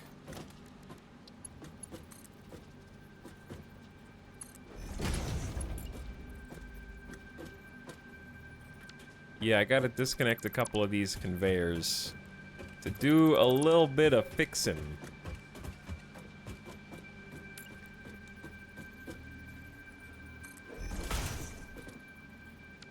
It needs to go further to the left than that. Yep. Yep. And then inside of there, you can have a connection. Mm-hmm. Remember how I said this isn't intended to be the one that looks really nice? This is part of that, yep.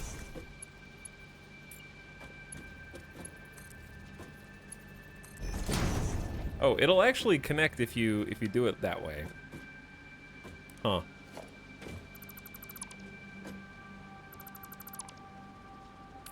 They've made these a lot smarter than the last time I played. The elevators, I mean.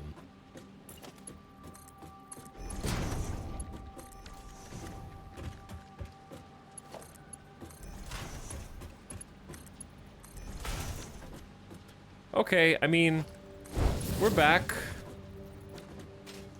We're back. Kinda-ish. Uh-oh. Where are we gonna merge these? That's a great question. How about,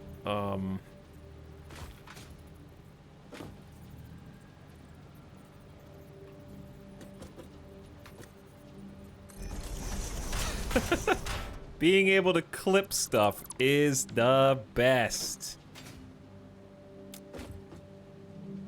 And we're back.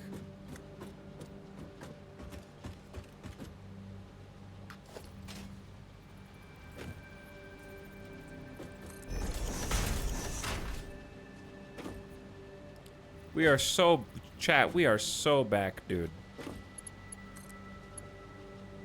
I'm missing iron plates. I'm out. I'm not back.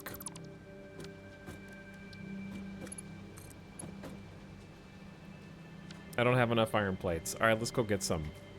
The factory's almost ready to go. We just need one more iron patch that's like right over there. Hook it up and turn it on, and it starts making steel products for us, and then we can get an entire, almost an entire tier of research to power up.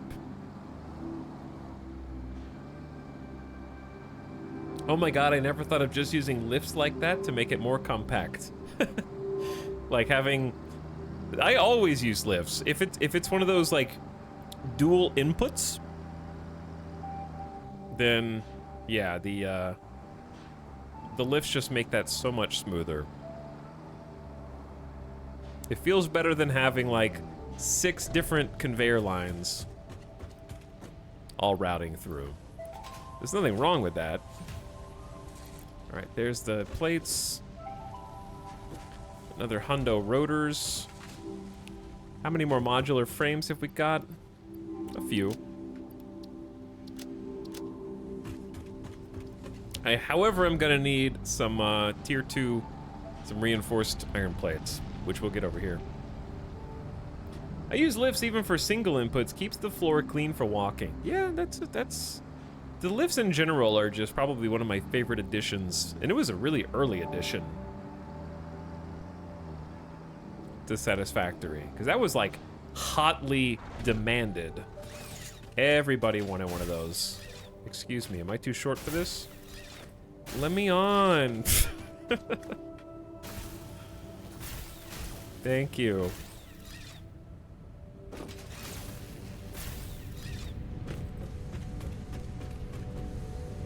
How do I get up there quickly, though? That's the neat part. You don't. I am curious how our little factory's doing. Ooh, starting to get reinforced and rotors all the way down to here. That's a good sign. Does that mean that we're working at full capacity?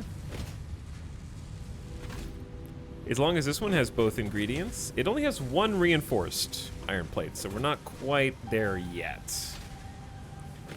I wonder if reinforced production is slower than anticipated, or if it's like stuck somewhere. Chat, I see things I don't want to see.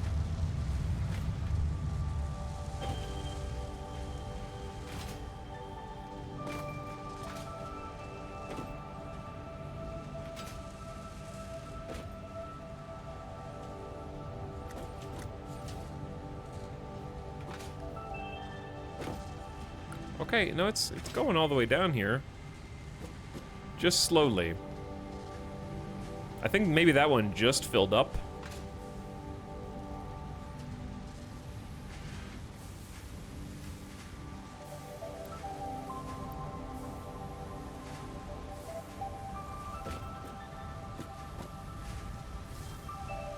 So we're not at full capacity yet. We're not at full. Do you have the Blade Runners? I do have the Blade Runners. They're amazing. All right, so we're at about 5,000 points per minute. We got 3 coupons already. Starting to speed up. That's excellent. Okay, just let the coupon machine keep doing its thing. But I came up here for another reason, which is unfortunately going to hurt production of coupons. I really need reinforced iron plates. Sorry, gang. There's no way around it. I just need them. Hopefully it fills back up quickly. 10 per minute. Good luck. Probably need even more than that. But yeah, it's a resource we actively need right now.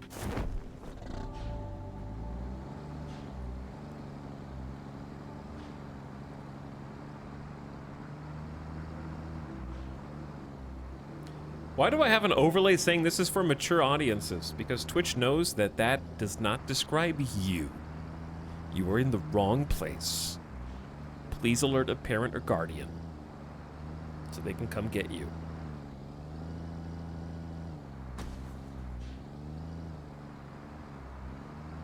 Busted.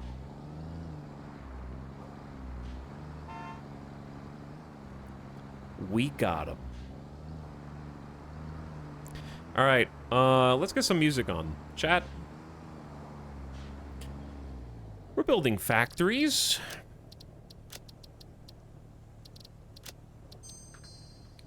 Construction time. I say we go back to a city of tomorrow.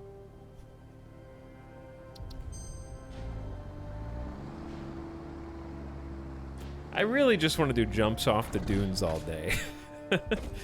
Understandable. But yeah, we need some music.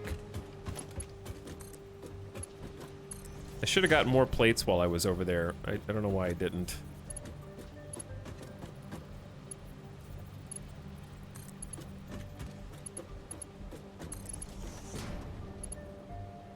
Okay, there's one iron. Now the second one, and we're actually ready to turn this thing on. This is pretty easy build. Easy build. We'll need some Mark II power poles. Let me find the iron. Should be this way. 230 meters that way. He's here!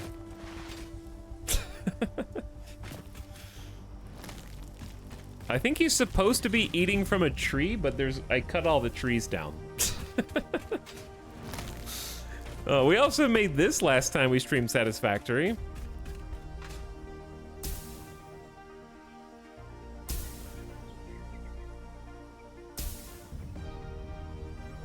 Some Caterium. Turning into Quickwire. Which I'll borrow a little extra. Get a couple stacks out. Again! Do it again! But yeah, there's a Caterium node all the way up here at the top of this plateau.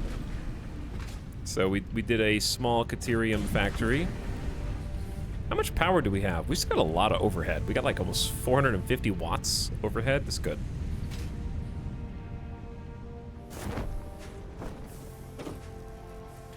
You want me to do it again? Okay, I'll do it again. But first, hope you don't have vertigo.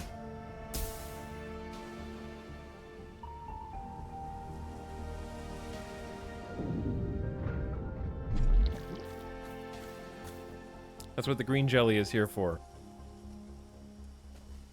Sink the excess wire. It's just like not valuable enough. Quick wire I don't think is valuable enough. That is a trust fall jump, yeah. It's very fun. The often underutilized... Hold on, what's this?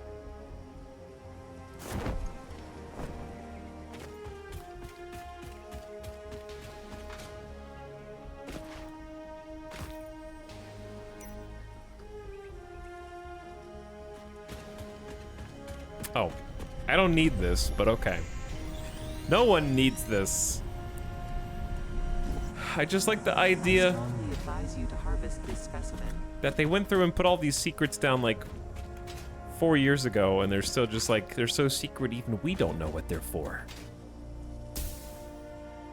Is that the cool S? It is, yeah.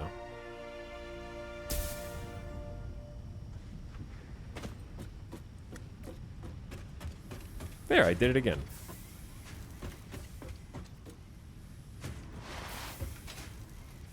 Why did I come up here? Oh yeah. I'm looking for iron.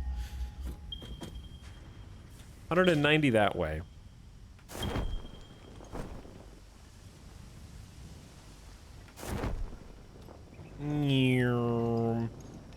Happy to discuss the work in progresses in a skiff.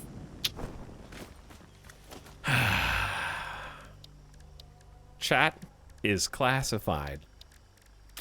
Chat is classified.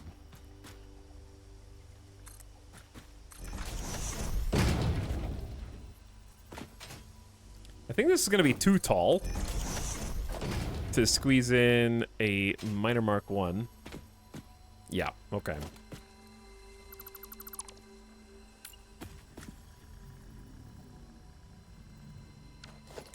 Let's do like a 2-meter foundation. Then build underneath that.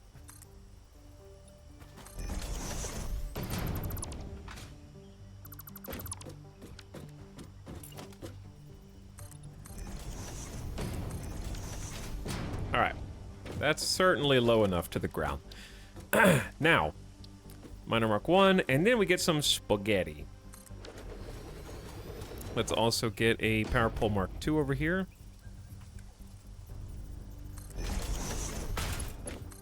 The nice thing is we already have power being run, but we might need to upgrade a power pole or two.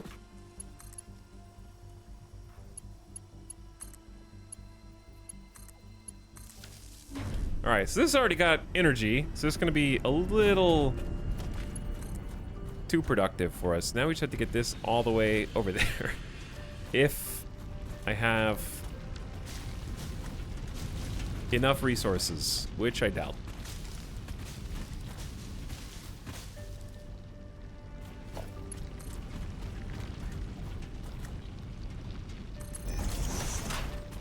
Here we go. Cutting across the lands.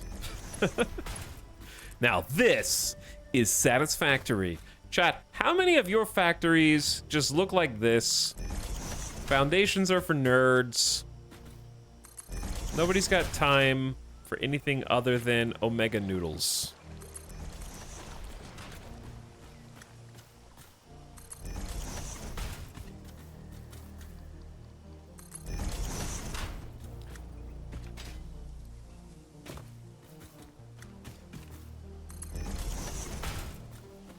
Funny enough, I'm currently fixing my starter factories that look like that while watching.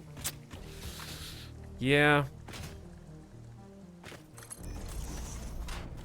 A lot of factories end up just being exactly that, just long noodles. The problem with this actually is it's gonna be, I can't drive through this section anymore. I didn't think about that.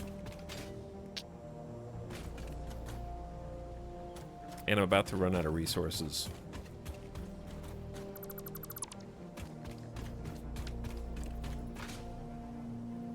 So I'd say a couple power poles would be good.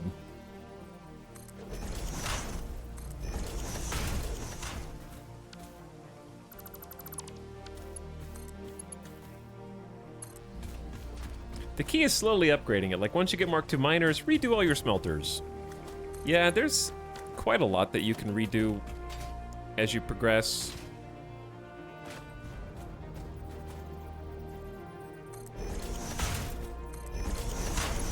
Because you'll have this access to the same resource nodes. Oh, that's too far. Except they'll be a lot more productive for you, right? The power of technology.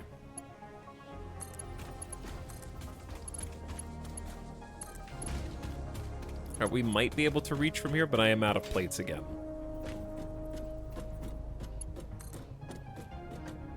Yep, missing some plates.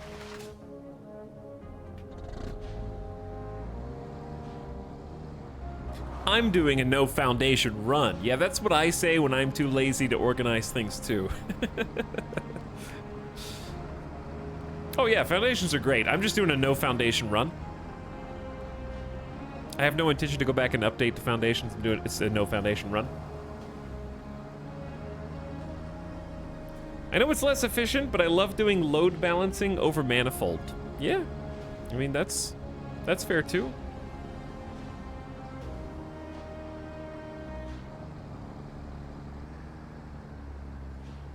Did you ever play the game Foundation?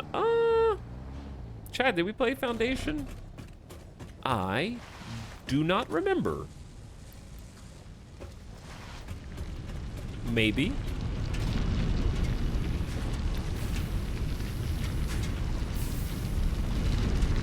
All right, we have 200 more plates. We're not really making plates fast enough, and that's one of the basics.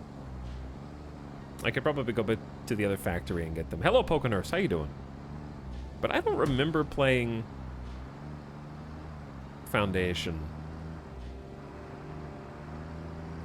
I started out load balancing and moved to Manifold because it's so much easier to update. Yeah, Manifold can be expanded upon in a really convenient way.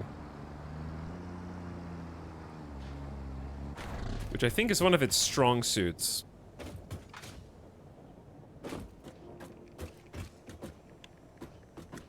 Let's say we just continue the height all the way over here.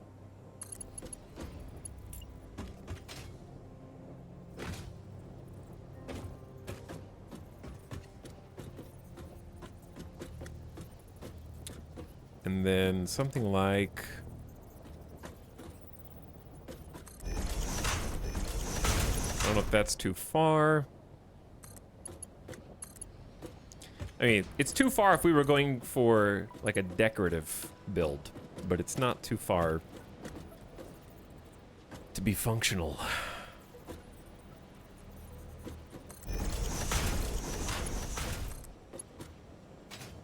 Oh wait, we are too tall. Hold on.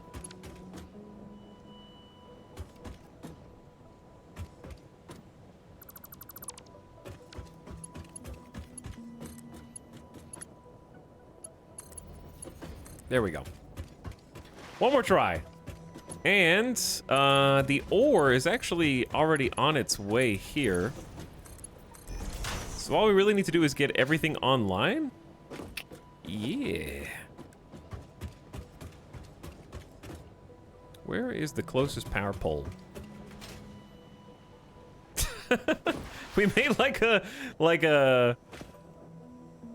bridge that our potato bean is capable of going under without interrupting his natural pathing, which is fantastic.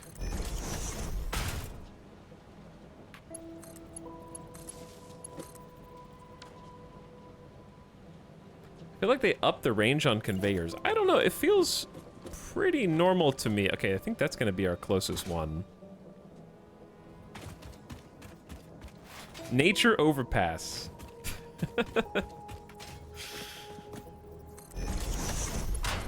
Okay, connect up to there. This, oh, yeah, to this one.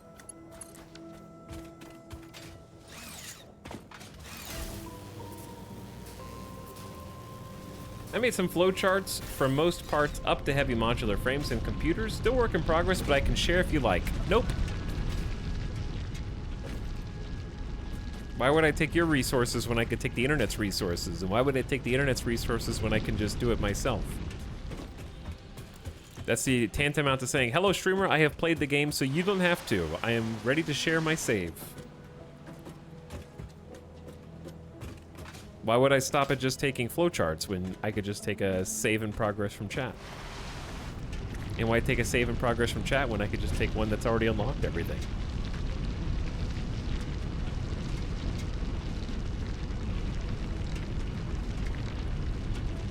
Italics, I mean true, but damn so mean. If it's... The truth cannot be mean, it's just the truth. It is, emotionless. That's not him being mean. Also accurate.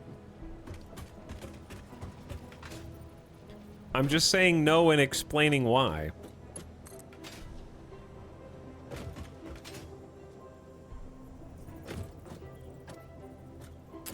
Actually, let's do the power pole on top of this slope.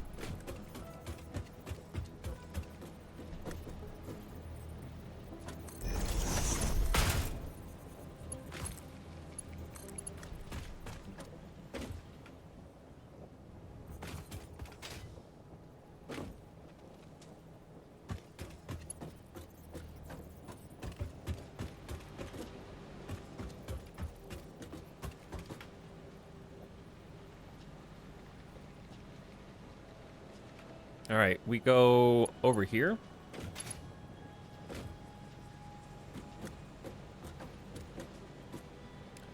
And I'll just put it kind of, I want to put it out of the way. This is good.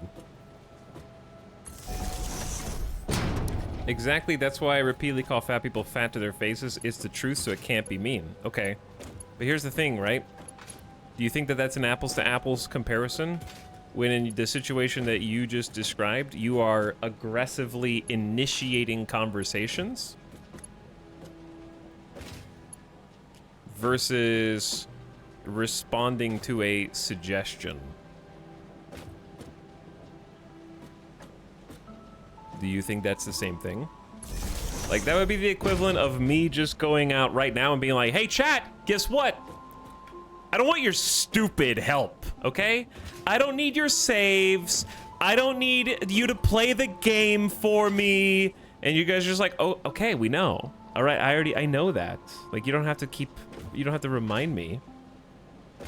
You're bad at the game, chat, and I think that your way of doing things is worse than mine.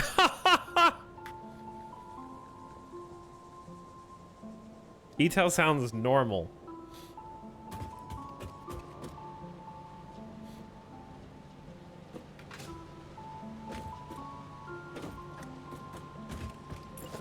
Too far. 7 connections is so good. All right, you're on, you're on. Let's have another one of these.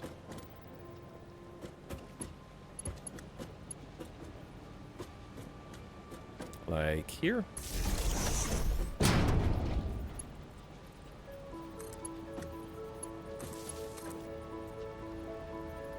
That's already connected.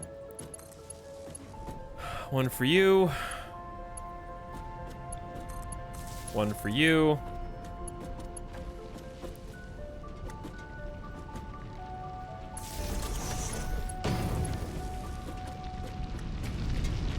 Are we going? Are these connected? This one's not. Okay, I forgot about that one.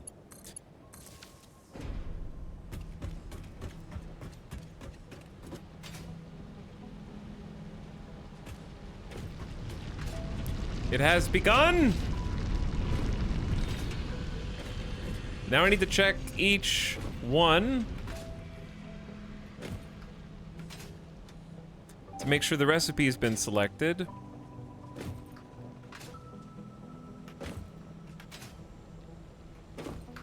But anyways, I appreciate the fact that you want me to succeed, win, and have an easier time.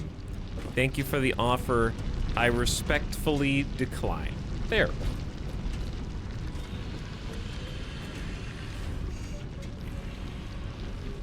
How's that?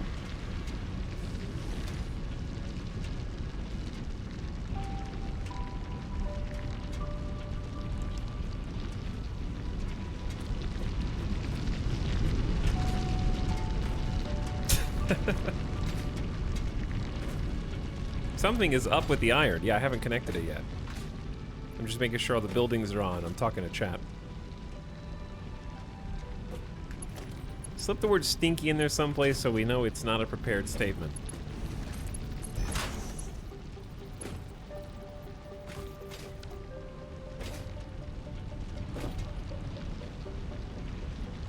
So this needs to be tier 2.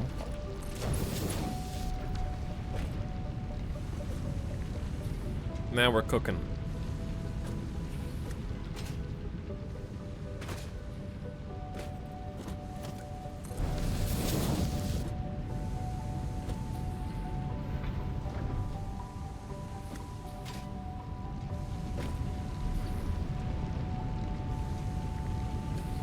Okay, stinky chat.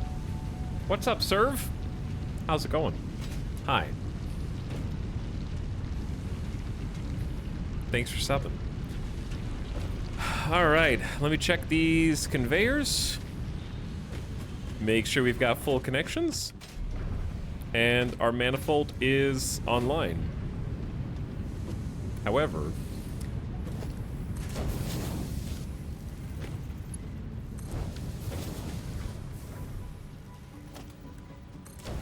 we do need a few more spots. There we go. That looks better. To be Mark II. Now, where do these resources go? Currently nowhere. That can and will change.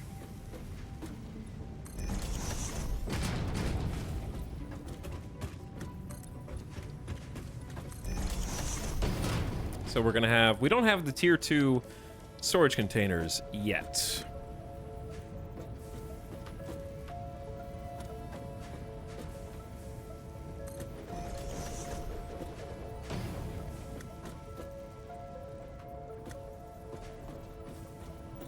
However,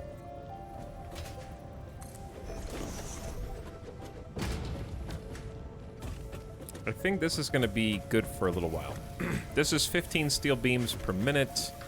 This is pipes, and this is also pipes. So we're going to have a lot of pipes.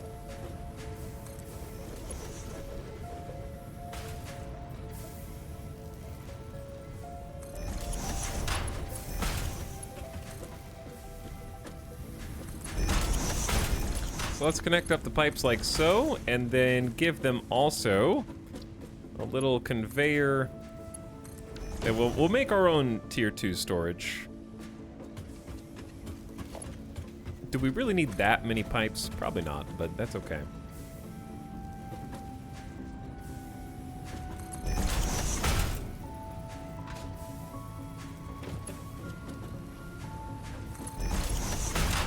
There we go. Final product into storage. What CRPG is the best one out there? I haven't played enough to have an opinion. I wouldn't feel qualified to answer that question. What's up, Versakill? Thanks for 2 years. Help is stinky from Italics. I may have said that. I might have said that.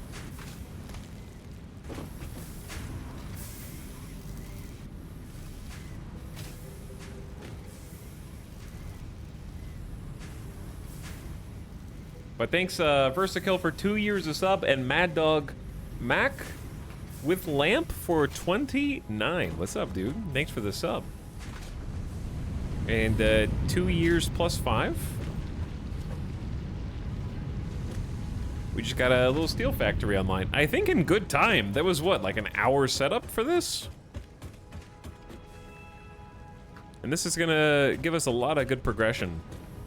Simple factory, but it's making some very important resources. I'd love to know where all these products end up, but at the same time, knowing might ruin the game. What do you mean? How do you mean? We can, I'm gonna wait till we have like 50 steel beams.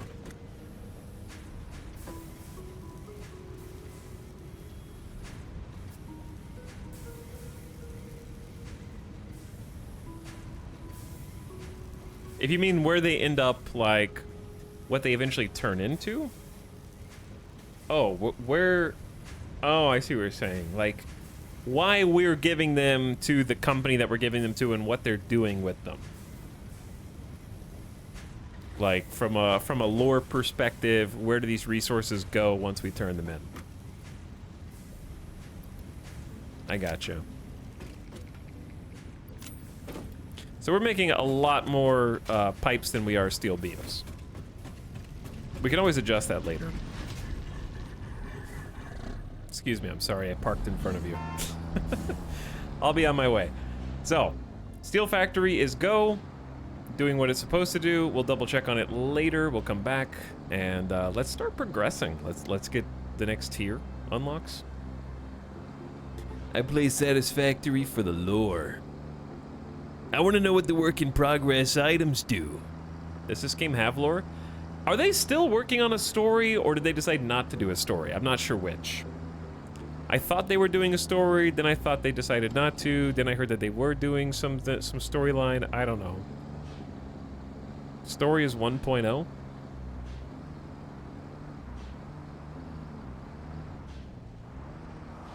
I honestly don't think you need a story at all.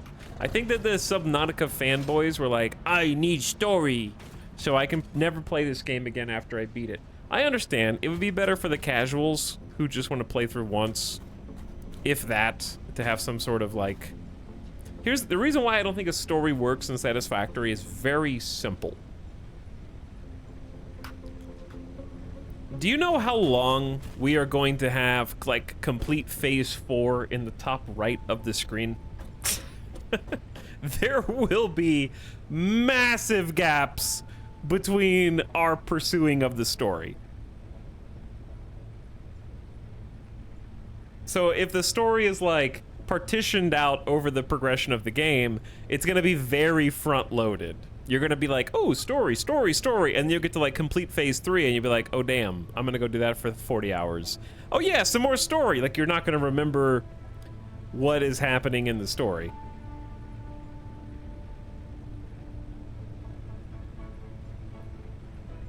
I feel like it needs a lot less lore story than Subnautica, for sure, for sure.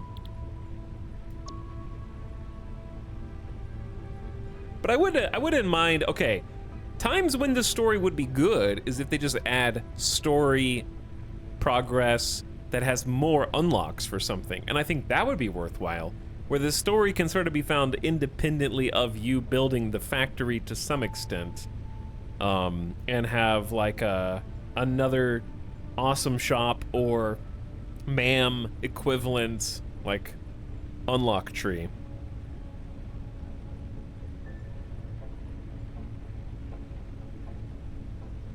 I think the lore can just be little tidbits found like Subnautica PDAs. Unpopular opinion, picking up notes for stories were cool when I played Last of Us in 2013.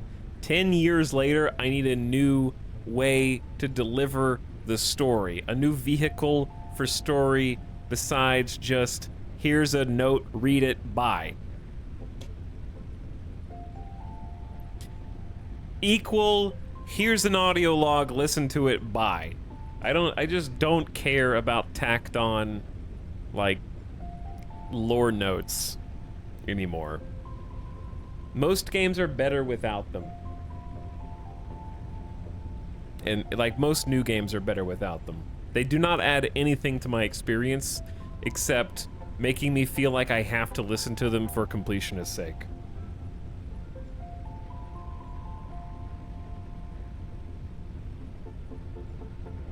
That's just me, though. So we actually need a lot more steel beams here. That's okay. We're making them. Let's just select this milestone first. There's some rotors for you. We need to go get some of that. Let's go get some wire and some more pipes.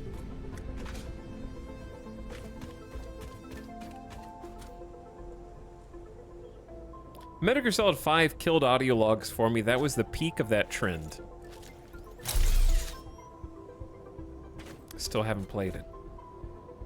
Like, audio logs can be done well if they are self-aware.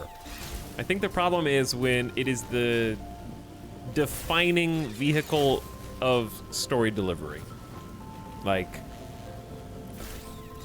Kojima is always self-aware, so that's different.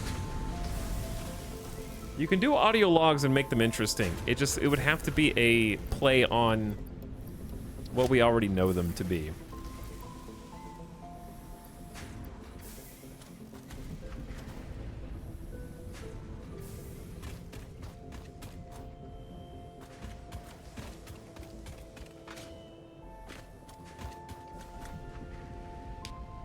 The problem is, here's, in my opinion, how many games lazily use audio logs. They create a game, and like there's a team making the game and making the gameplay, and then there's a separate, smaller team whose job it is to figure out how to write a story that makes sense on the foundation of gameplay. And so it's almost like, in the situations where the game comes first and then the story is added later, that's where it's always the most obvious and most annoying. Because they're like, maybe we can make a compelling plot primarily based out of these audio logs where we never even planned for this. We're just trying to kind of shoehorn them into different locations and add it after the fact. Like it's second fiddle.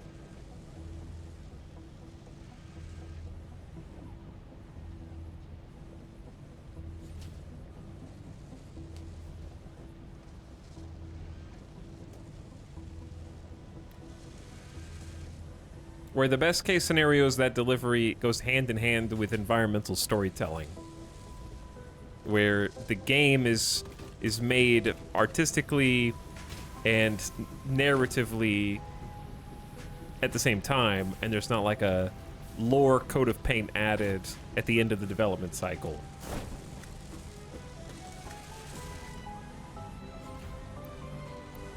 If that makes sense.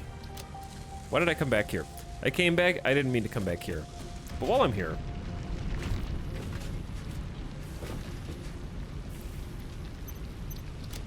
pick up some of those. XCOM is egregious. Most of the lore comes as post-research project notes. A lot of that stuff is kind of optional, but yeah, I think I see your point.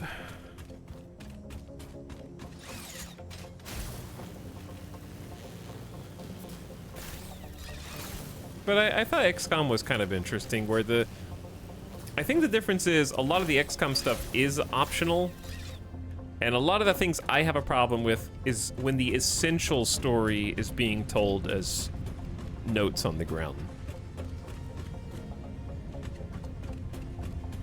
Like, I think it's okay to have some optional extra lore, just a block of text that you can read if you want to.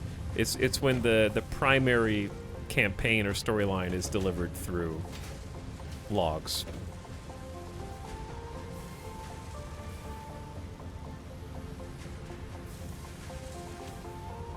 All right, I came back up here for a reason, and the reason was, I don't know. I guess to kind of check on coupons and see how this is going. That's been refilled.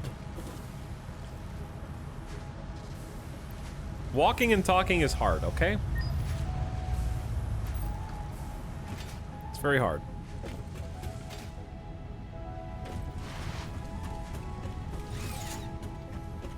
Focus.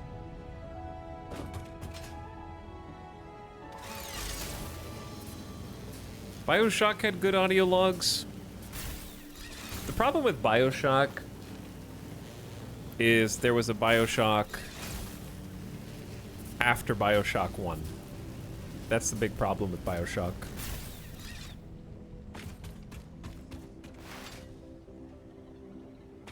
Just any of them. Where's my truck?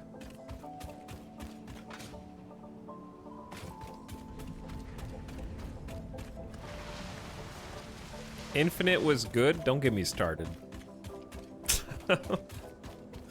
Don't get me started. BioShock 2 was good? Yeah, it was really good for padding my Xbox 360 achievement score.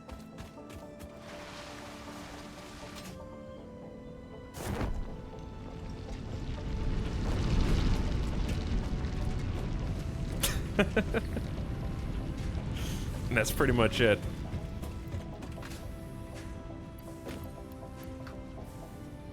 There we go. That's what we're here for. Problem is... Let me on!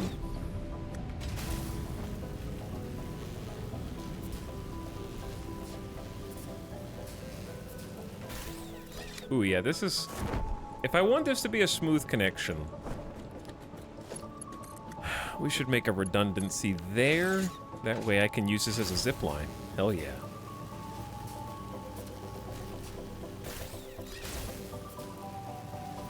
This is so much fun. I love the zip line, man. We're gonna have much better forms of transportation soon, but that's okay. I love the sheer number of transport options. Yeah, and this isn't even all of them. This is probably the most fun, though. Whew. Oh, what up? Chat, I know what to do. Shotgun time.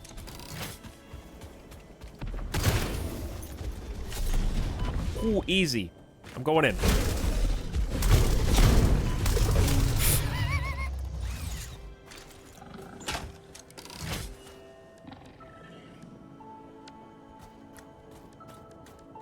I didn't really want to shotgun you. How did you survive? Like, is the shotgun even good if they can survive at almost point blank range? I don't know, I guess it does more damage. I'll take it. Are you using rebar as ammo? Yeah. Yes. Maybe.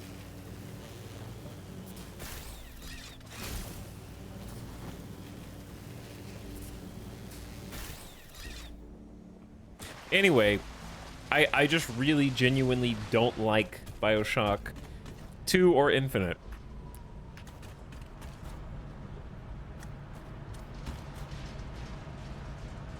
I didn't like them when they came out. And listen, I didn't like them so much, and this is true, that I bought the collector's edition of BioShock 2,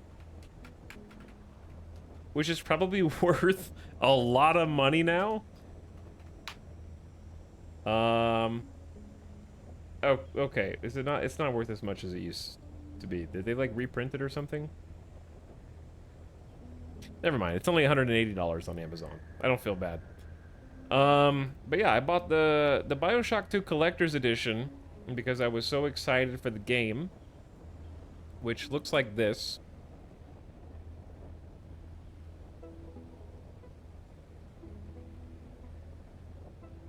This image is really bad, but whatever, it gets the point across. This is their official image. It was a huge box with like a Art Deco book.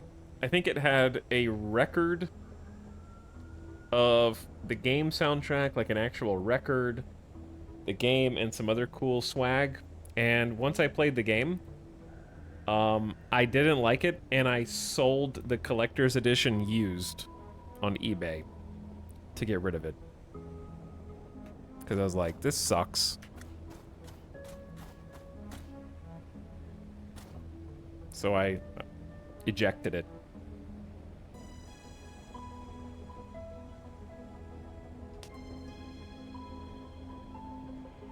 People Rye Factory. What's up, just call me Bug?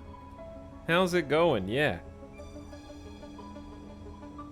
The Art Deco look is the best part of Rapture. Correct. The art style is great. But unfortunately, art does not a good game make. And Infinite was even worse. The tier list of BioShock games is BioShock 1, then BioShock 2, then BioShock Infinite. BioShock Infinite isn't even content with being bad in 2023. It is also offensive.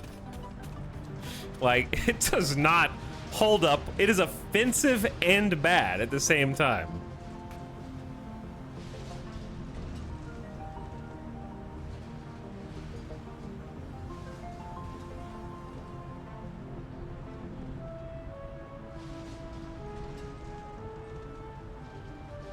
What's that not BioShock game that is supposed to be coming out? I don't remember. That one Russian game kind of had like a BioShock vibe.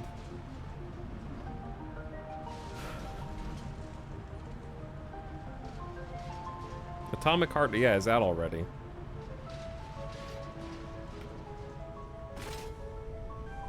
I have no opinion on that because I didn't play it.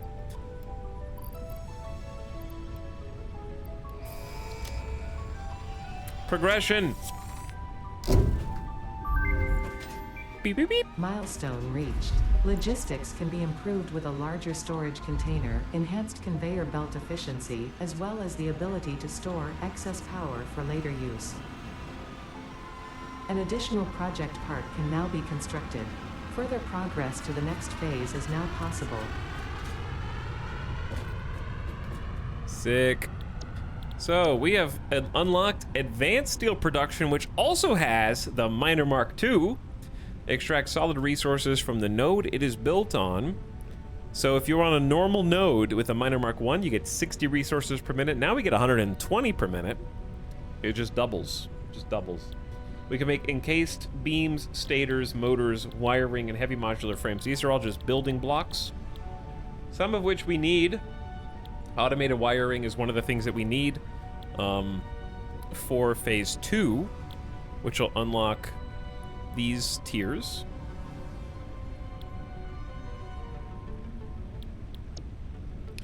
Then we can go for expanded power infrastructure. So I can't put anything else in the pod until this comes back in 9 minutes.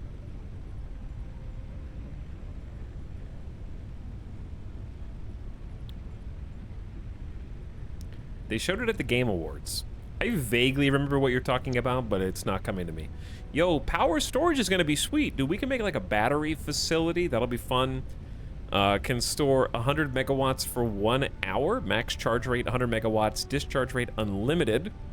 Can be connected to a power grid to store excess power production. Used later in cases of high consumption. Some overflow power would be fun. Power towers can span power lines across great distances. An additional power connector is at the bottom to connect with other buildings. Really cool. And then power tower with a platform. Very, very nice. Hypertubes are not quite makeable yet because we need encased industrial beams, which is a combination of steel beams and concrete. Which I might manufacture myself just to get through hypertubes, just to be lazy. And then Logistics Mark III is within our grasp as well. That's Conveyors Mark III. industrial storage, lifts and pipeline stackers, and then blueprint designers. So we can do everything here. Though I might manual craft industrial beams. So the real question is, now that we can make automated wiring, what do you need for automated wiring? You need, oh, it's stator time. The stator factory is going to be its own joy. And also cable. Making stators. Copper and steel. Stator is definitely like the next difficulty curve. And then motors. Big time. Heavy modular frames are also difficult. Yeah. This is gonna need some big old factories. Large factories with Mark II miners probably.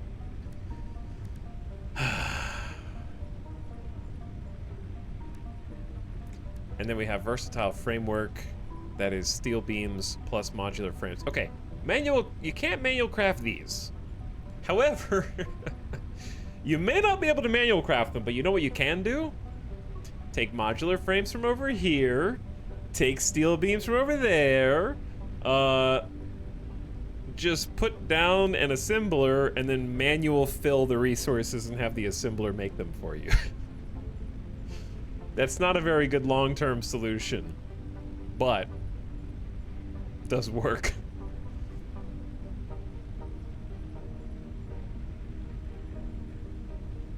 Versatile framework is where I broke on this game. I finally got them working and looked for the next project and was like, okay, that's enough. I put assemblers with storages attached to each input and manually move stuff for things like that. I did that for most phases. That's pretty reasonable, actually. We might actually do that. We're already making smart plates.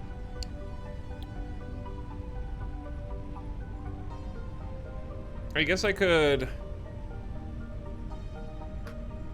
Let's go adjust smart plates while we have 5 minutes left until this comes down. Let's start saving 500 smart plates.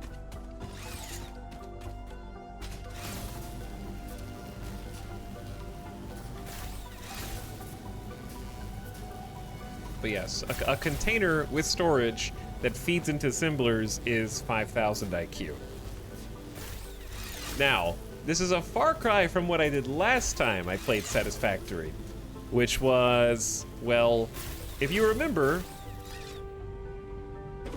we went all the way to the top of that waterfall, and I built the Space Needle, the space elevator, halfway up the waterfall.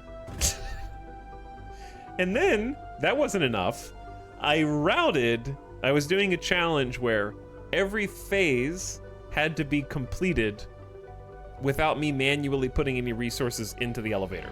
So I had all the factories that were producing the phase parts feeding on belts that went all the way up or halfway up the waterfall and then input into the space elevator.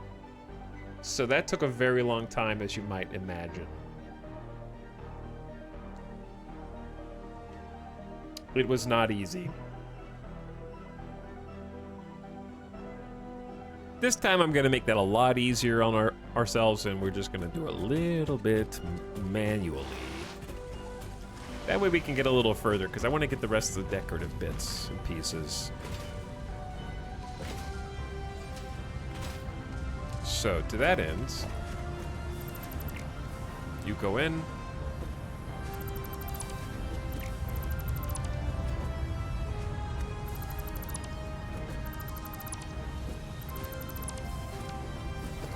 Let's make this a little neater.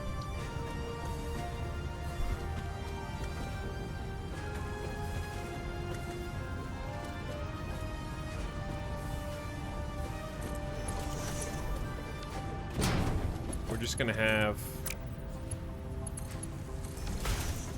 a storage container here. That way we can start hoarding the 500 smart plates that we need.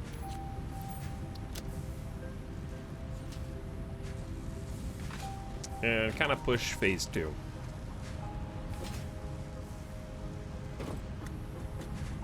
So, we've only got 7 coupons, but that's okay. We're doing our best. Let's see if these are working at full speed now. We got plates and rotors, perfect. Plates and rotors. Plates and rotors. Rotors, no plates. Rotors, no plates. Okay, you know what that means? It means we're making an excess of rotors. And if we're making an excess of rotors, there's actually no reason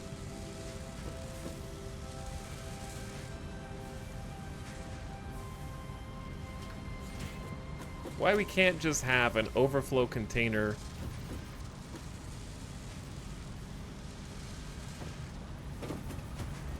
like right here.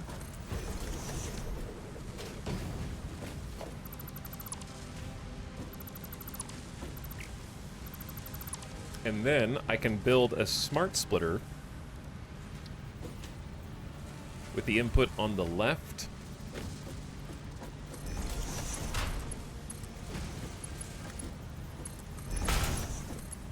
Feeding the center overflow only.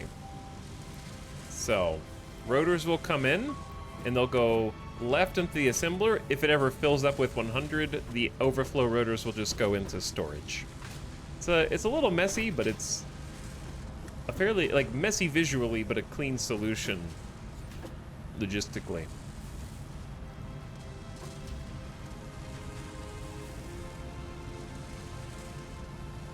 Do we ever get to the point where we have assemblers building assemblers? No, actually. That is a very Factorio-ism. That isn't really crossover to Satisfactory. Interestingly. All right, 500 smart plates should take about an hour. Which sounds like a lot, but it's really not for phase 2. In that length of time, we are going to continue completing the tier that we're on. We got plenty of things we can be doing.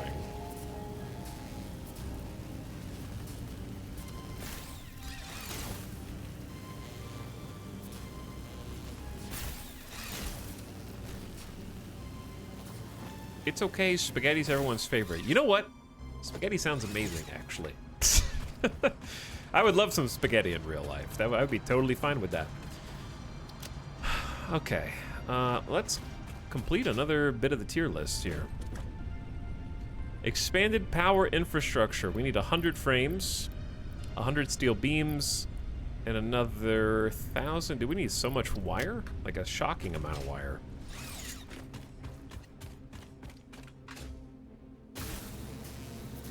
Were you still gonna build the dune buggy? Yep, that's in the plans. I like the truck, and I also like my other movement methods, even though sometimes they are inconsistent. They're still a lot of fun. Oh, we are making wire.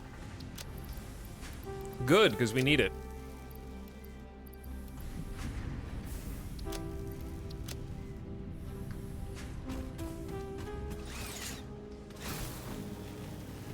Dunk. Chat, I gotta watch Dune soon because wait, does a sequel come out this year or next year? I still haven't seen the first one. How much time do I have?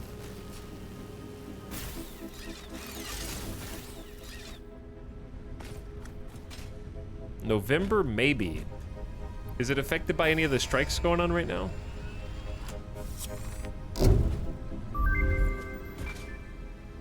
Again! Wait, where's the ship? I don't know, the pod's gone. Pod's gone.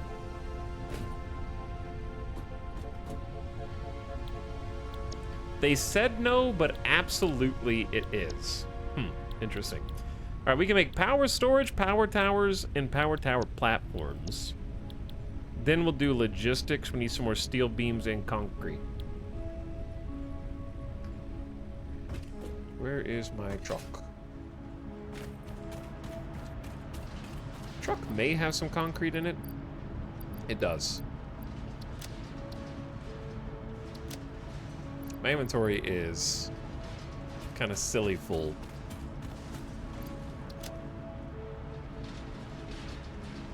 We can definitely craft some things. Let's craft some things, organize a bit.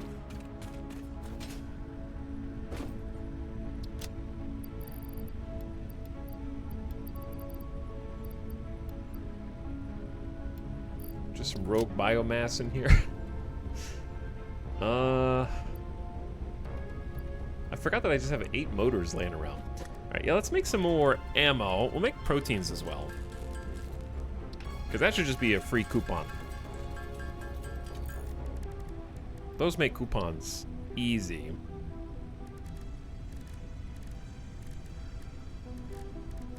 And then I'm thinking ammo. We have how much rebar? Let's get like 100 rebar. Never mind. 83 is good. And I have 9 stun rebar. Let's do 10 stun. 15 shotgun rounds. There's the... No, we gotta do the DNA. Has to be crafted into little capsules. Yeah, capsules.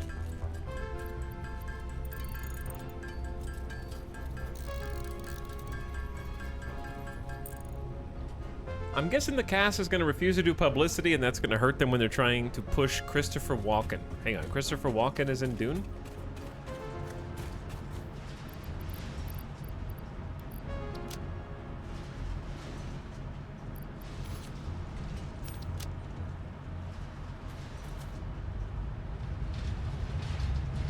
As himself. Huh.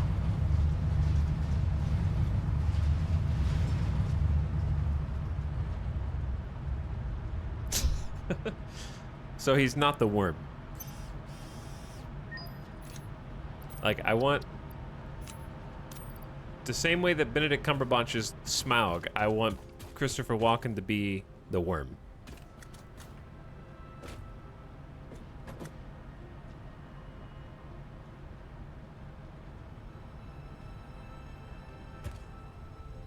Latest rumbling is it'll be pushed back. I don't think that would be too surprising.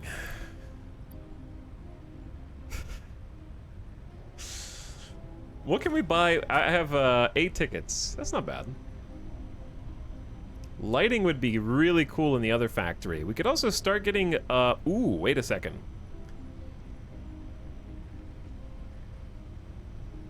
How get glass floors? I think it's the structural frame set. Yeah. We need 10 tickets for this. 10 coupons. That'd be sweet.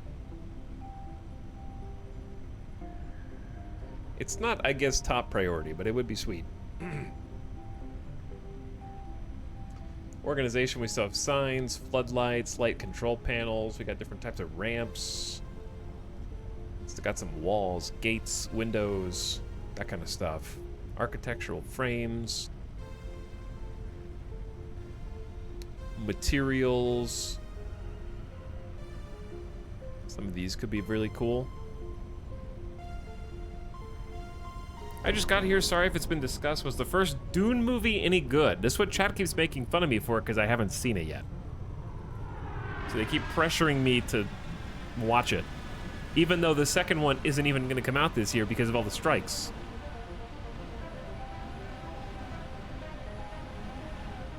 I'm curious to see what Intel can come up with in this game. I struggle with it mostly in aesthetics. For me, that's what I'm most excited about, but we have to earn it. Like, coupons are expensive now. You know?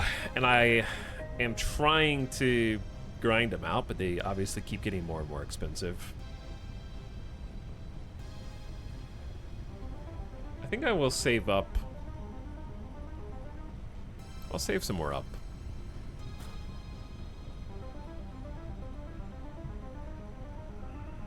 I do want to read the book still. I have like 2 copies of Dune. Chat, I'm gonna read the book. I gotta read like I gotta read a bunch of books, okay? Oh, our friend's back. I want to read again, but it's hard. Let's go get some more steel. It's just hard to focus. I enjoy it when it's happening and when it's done, but I think it's this way.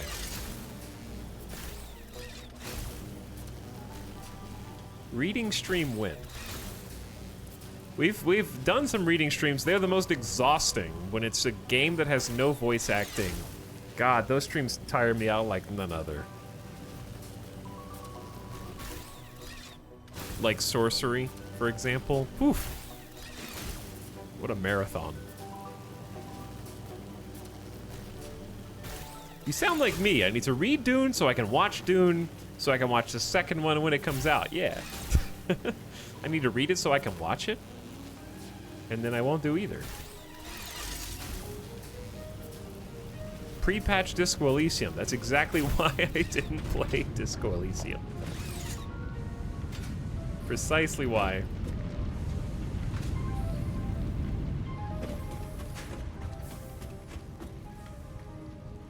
All right, we got a good amount of pipes up here. Take some stacks because we're gonna need them for progression. And then on this side, we've got some steel beams.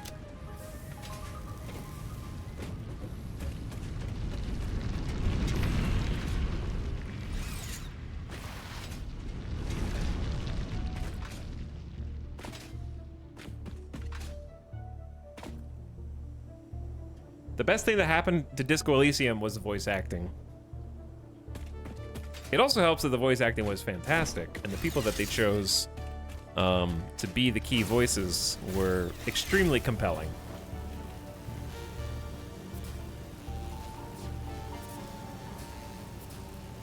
But yeah, there was no chance in hell of streaming that when it was...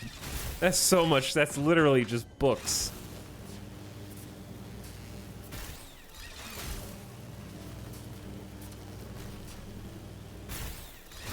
My only criticism when I watched Dune was the pace at which the characters and worlds got introduced. It was relatively fast, and I struggled to keep up a little. I think that's just because they're like, we only got one shot at this. We're only getting 2 movies out of this. When we got a lot of material to cover, so that would be my expectation.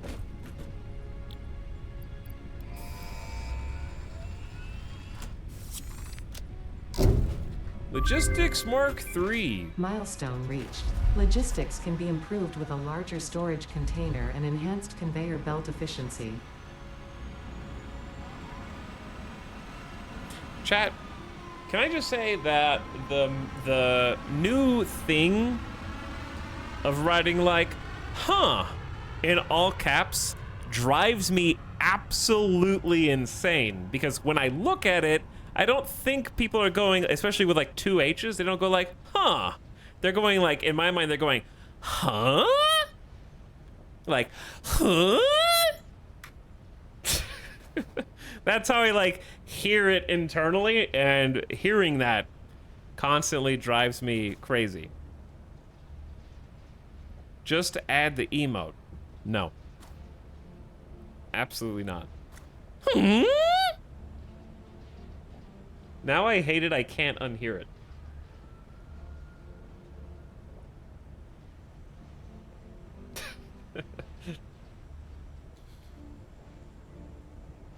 I honestly don't even know what it looks like. And here's the thing. How would I know, as someone with better Twitch TV, what it was if, in your opinion, most channels have it, which is not true, because the channels that I see don't have it, and that's why I'm able to read the text on their channels.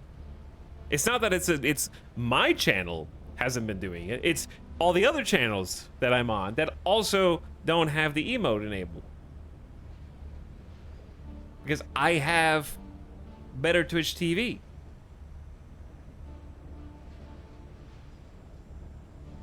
All right, let me see. I don't even know what it looks like.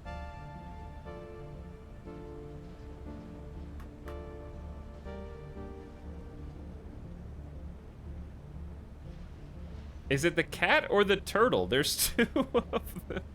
Is it the cat or the turtle?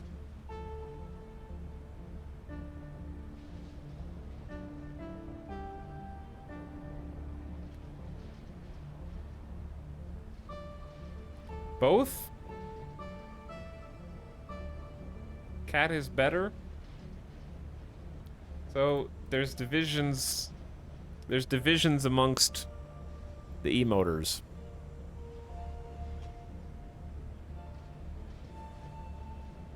Cat is way better.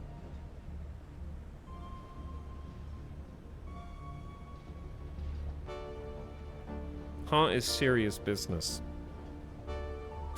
Maybe I'm just a boomer and I automatically respond negatively to new emotes and trends.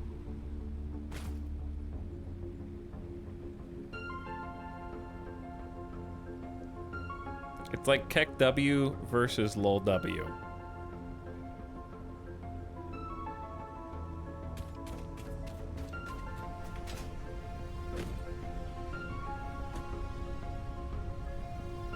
I think it's more just like the omnipresence of it has become a response to so many different things that I don't know how to phrase what I'm trying to say. Like, I think huh, if it had a niche, would be good. The problem is that it paves over it. Basically, it's lazy chat content. Like, you could just be saying something funny in response to whatever was said, but instead you're not even omega lolling, you're kind of just like writing huh, and that's supposed to be the +2, and it encompasses a multi-tool of scenarios. It's too broad in scope.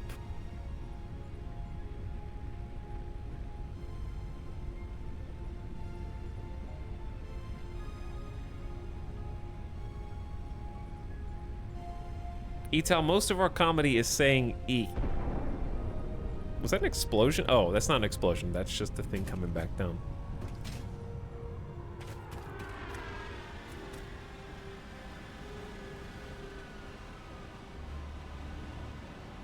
Okay, chat.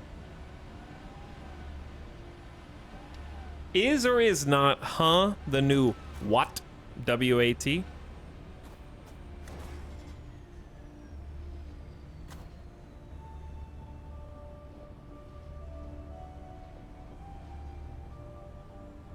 Not caps, like lowercase W-A-T.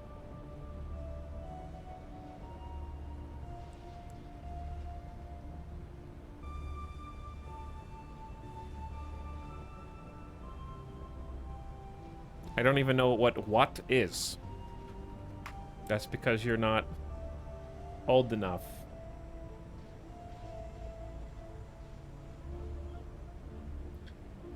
It is a meme from 2003 that when I show you, you will know, but you have forgotten.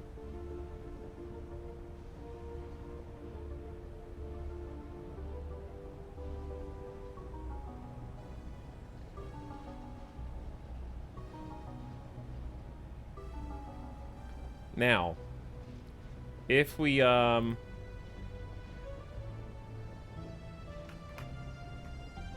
for example,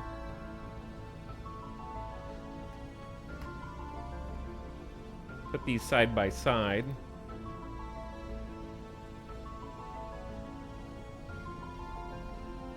Okay. Hold on. If we put these...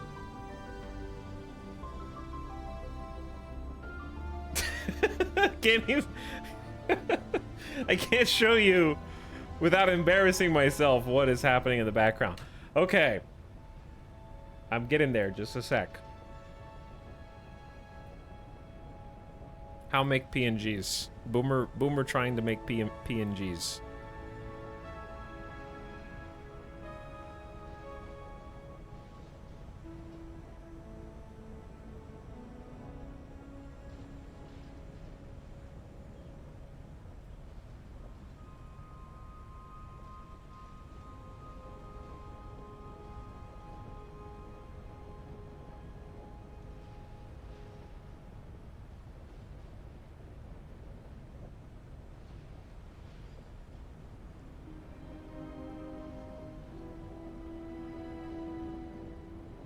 Totally different.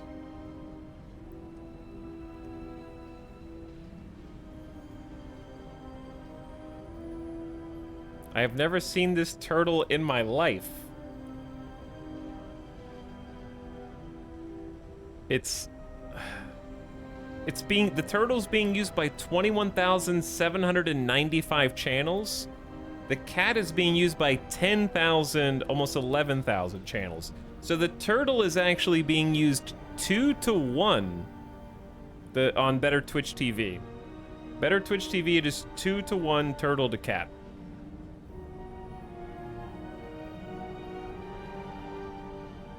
I'm not saying that I think it's better, I'm just saying that it's more used.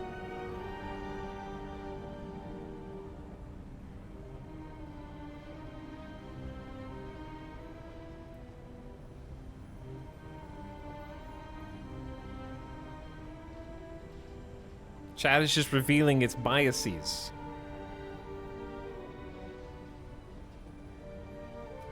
I love like I have provided a statistic and chat's response is, nuh-uh, the cat is being used more. Okay, prove it.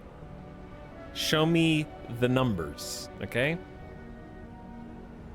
Show me the numbers.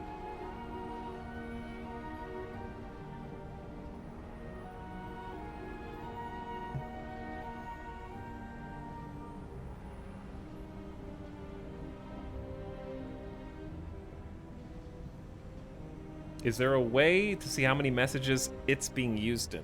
That's up to you. That's not, I don't have to prove that. You have to prove that.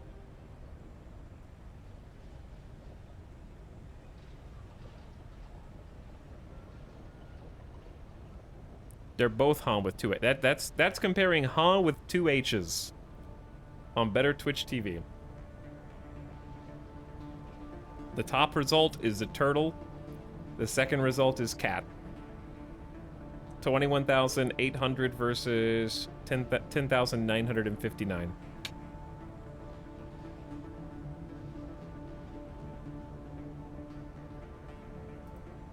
Okay, anyway. The good news is, chat, while we're having this discussion, good things are transpiring in the background. We're making a bunch of products that we actually need, and therefore, I'm actually not wasting time.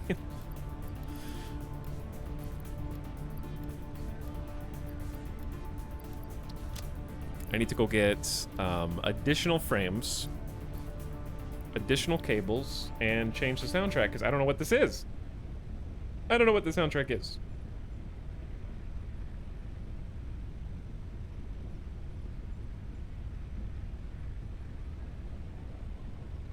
There we go. He's not going to give us either emote. Correct. Yeah, that's true. Modular frames, cables, and concrete.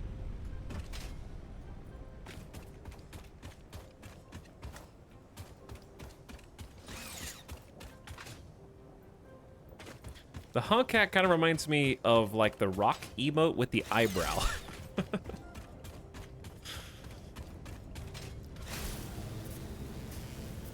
I think it does get some bonus points for being a cat. That's understandable. I understand why you guys are so passionate about that.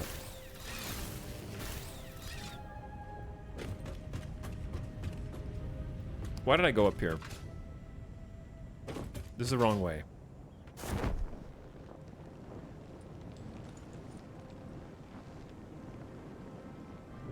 Unless the emote has a train in it. Yeah, I'd be open to a train. By the way, Fox Plays Stuff, thank you for 26 months. Appreciate the tier 1 sub. Welcome back. 321 Rally Snail also subbing for 29. Yo. Appreciate you, 321.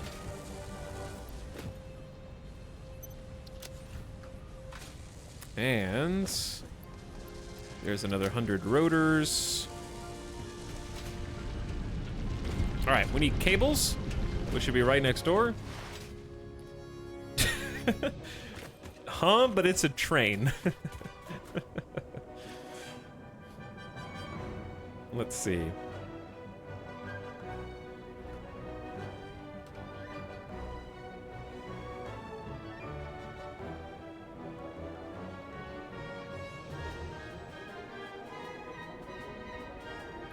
I don't know if this is the train that you really want. But it might be the one you really deserve.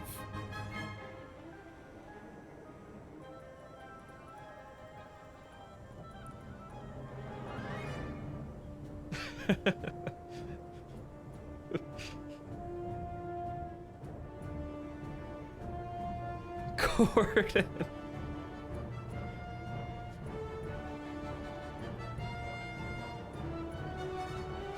All right, you can briefly use the train emote. The choo-choo train.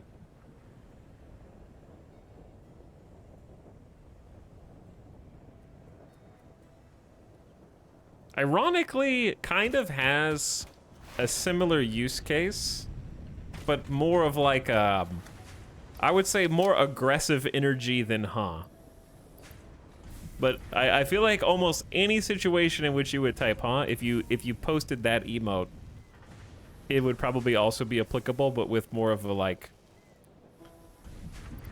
crazy energy.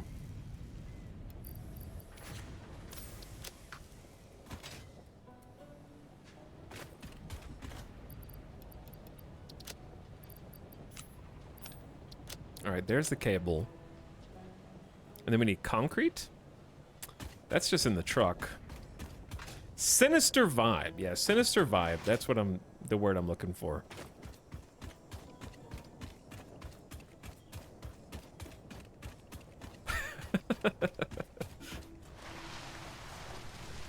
Gordon is a sinister train.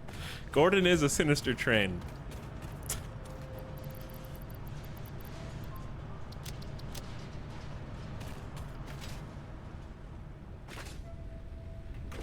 All right, do we have what we need? Blueprints! New milestone.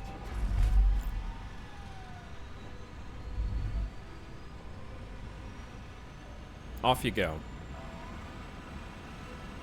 We've almost got the entire tier. Hypertubes is the last one. And we need encased industrial beams. How do you make these? Concrete plus steel beams.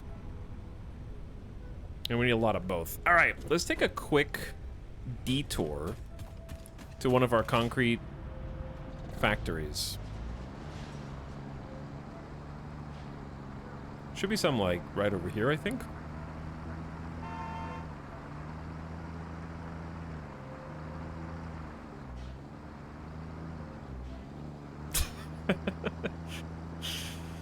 Chat has got a new toy and they like it. They really like it.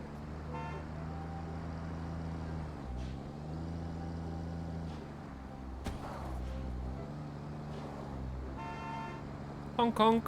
All right, I think is it this? Yeah, it should be this. Probably a completely full container. Yeah. All right, let's grab as much as we can fit in here. Put that in the trunk. Boom.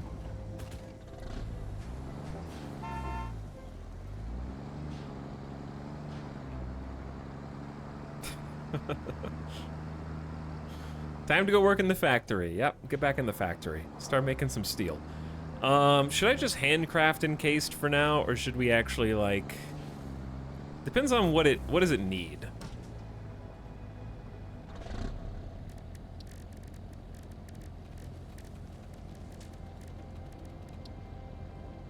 It needs steel.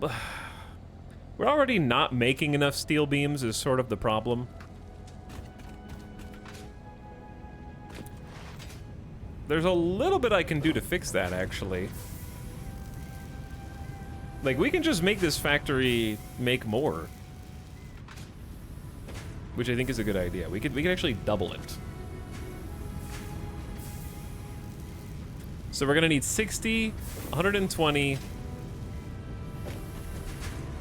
150 ingots per minute.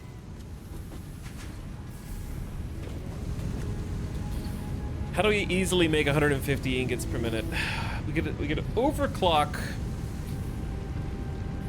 all 3 of these, which seems like not the best idea, but is possible. Or we could just be grossly inefficient. How many are we making right now? I think we already are inefficient. So we could speed this up simply by building a couple of tier 2, like miner Mark IIs. Oh yeah. Yeah. How expensive are the belts? Okay, now we could do all of this. This could be sweet, actually. Because we need 45, 90, 135 minimum. And we're only making 120 of each raw material. This is my favorite game to leave open overnight. I feel like a ton of people do that, yeah.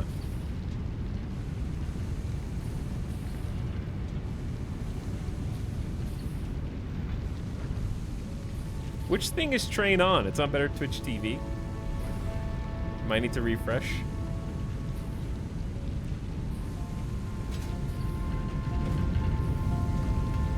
What if we just made another smelter? Foundry, whatever.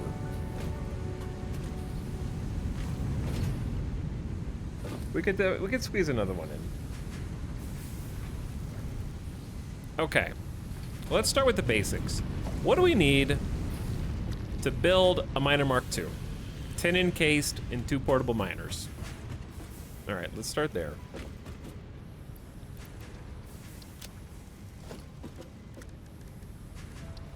So we need an equipment workshop.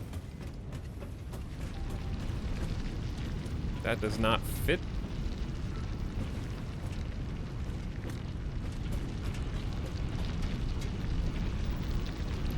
That also doesn't really... Why is it so big?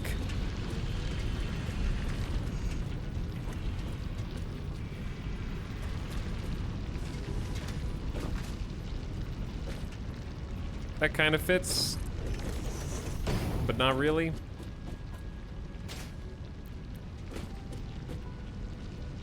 Don't look at that. Just don't look at that. Not important.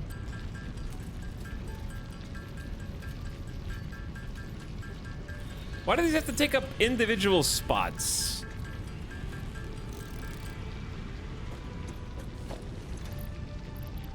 I need to throw something away. Maybe you put the solid biofuel in the truck.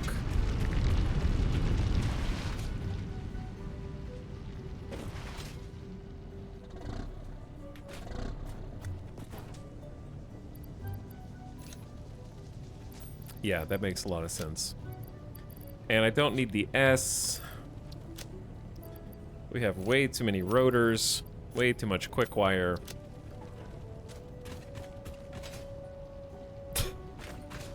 What's going on with the chat? What is going on with that chat? What are they up to? What are they doing? Nobody knows. All right, we need to like handcraft 10 encased.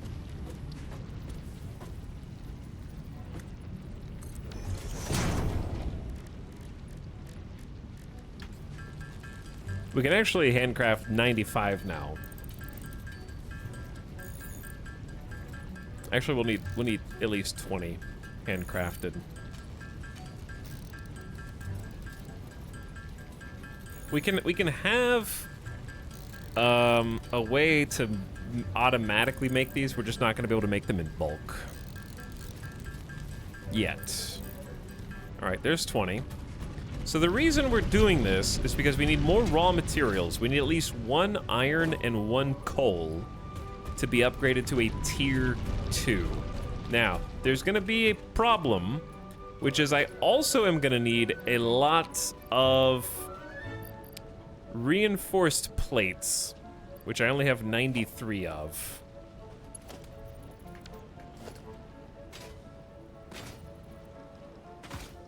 So we're probably gonna have to go get more. This is definitely a what does it look like I'm doing situation.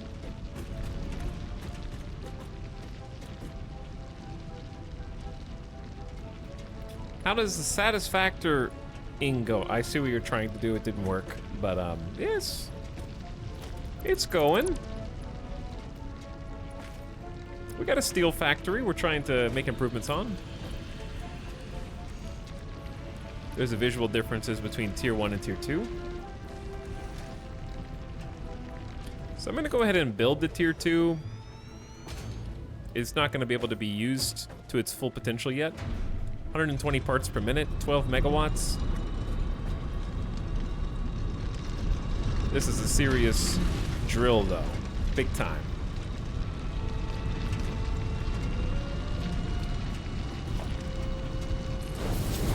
All right, and I need to upgrade this to Mark II as far out as I can.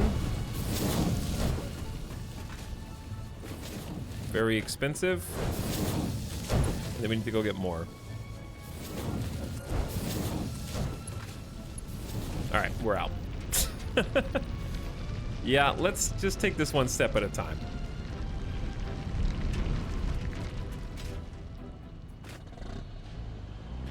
Talix, are you playing BG3 Thursday evening? We're playing Baldur's Gate 3 Thursday day, actually.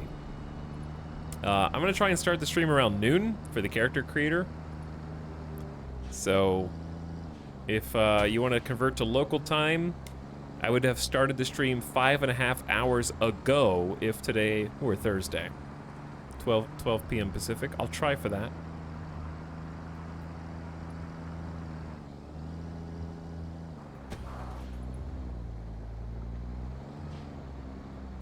So I have enough time to make ourselves a character and dig into the story. It's a big character creator. There's a lot of classes. The Mark IIs might even let us put more cold gens online. Yes, they will. I just need to figure out how to deal with the pipe. I guess I could just get a 4th pipe. The pipe is currently holding us back at the moment.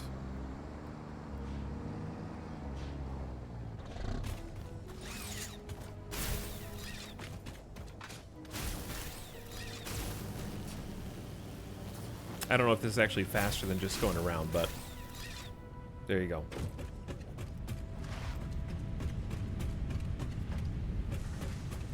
There's a release for everyone on Thursday. They did a global release calendar. It releases Pacific time at 8 a.m. which I will not be turning my stream on at 8 o'clock in the morning. I want to play Baldur's Gate 3, but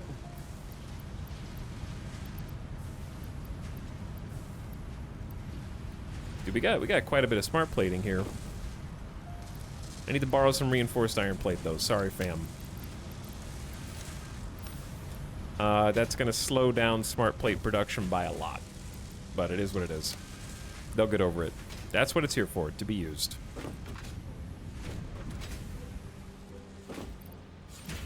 It's gonna slow down a lot. I basically just slowed our smart plate factory down to 0 just to get some reinforced. Oops. Yeah, we almost have enough for the space elevator. That's the plan. That's incredibly dangerous, considering I have no roll cage. I almost just got crushed.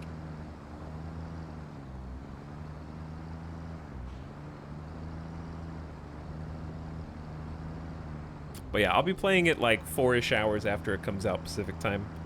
Because chat, most of you would not be there for an 8 a.m. stream anyways, and I understand that. I wouldn't blame you. That's not to say we'll never do an 8 a.m. stream again. Do you guys remember Microsoft Flight Sim? Those were the good old days. There were some morning streams there, so we can get some sunlight. I had a lot of fun with those. We did some nice all-day Microsoft Flight Sim streams.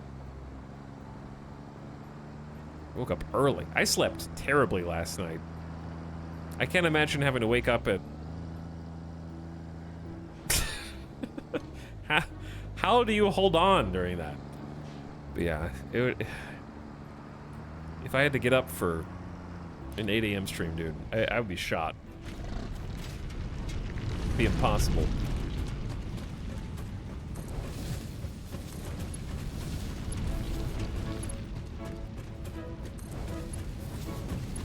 Okay, we are in with the Mark II. Now we need to get Mark III running here. Yo, our first ever Mark III belt.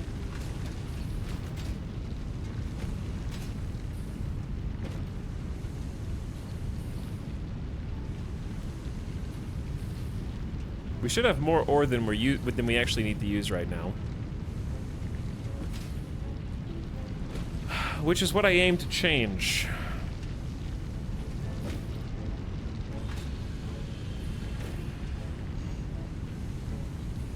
And I'm gonna change that by...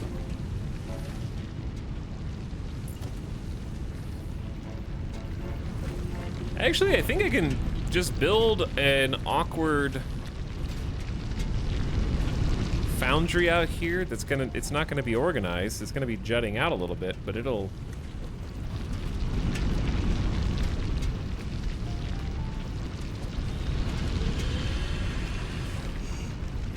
definitely work.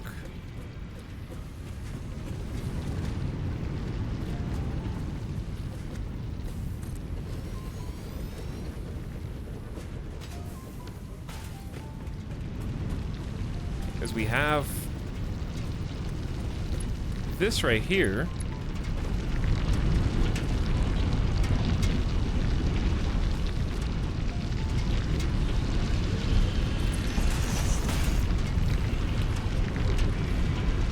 Oh. That's a merger. Oops.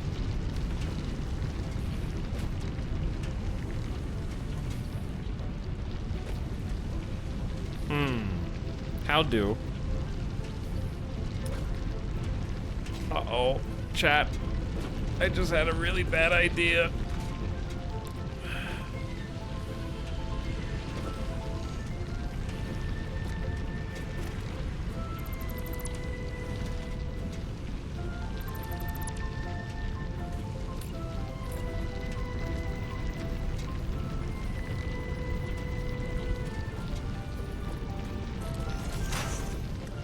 Wait, where did that little chest go? Are you starting to see the bad idea take shape? Oh no, it is bad. Just wait, I haven't even finished yet.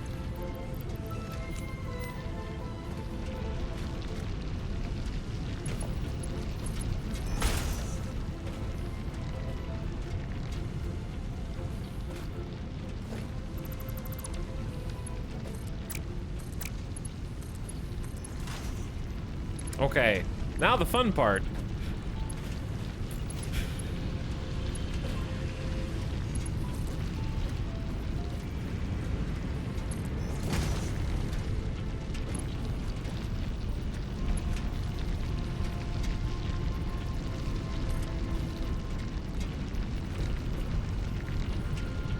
Does that actually go straight across?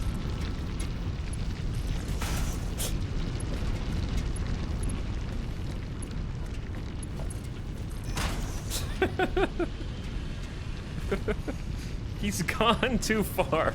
This is not a permanent factory. This is just something to... This is a get-me-over factory to get through phase 2, hopefully. Now we just need to get iron fed in here.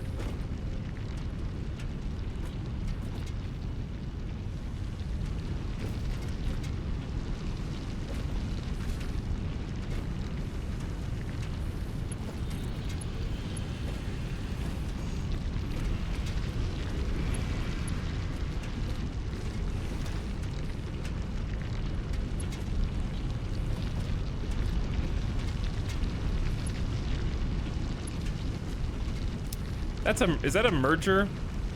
That's also a merger.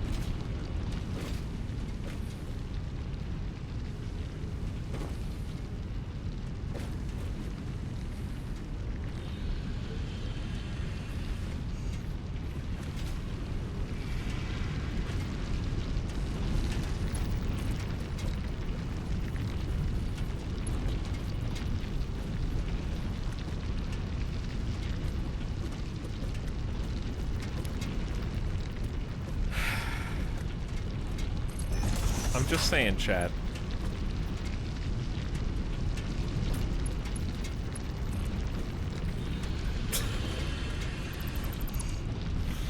I'm just saying. It's gonna work. It's gonna work, dude. Oh, not like that, it's not.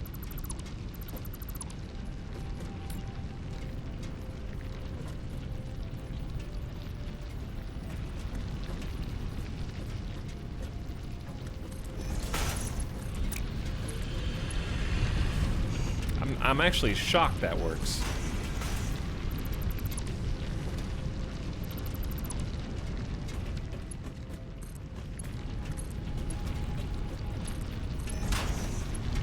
Okay, and we're in.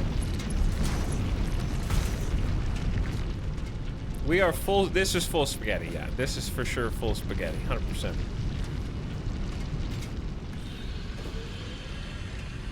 Now, here's the issue.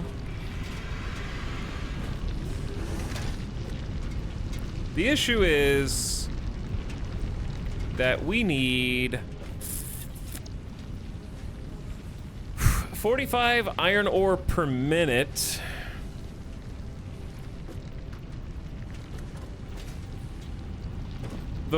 I actually can unupgrade this one. Oh no, that's worse. Okay, I actually have to change something. I gotta change something, dude.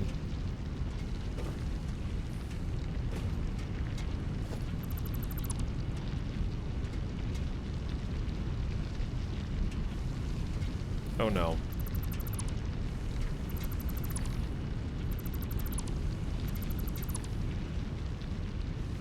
Oh no, inventory is full too. That's unfun. What have you done? Just wait. Just wait.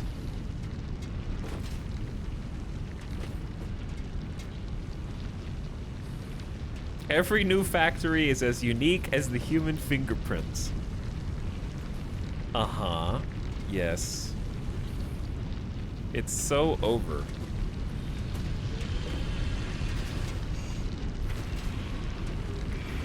This is actually causing problems.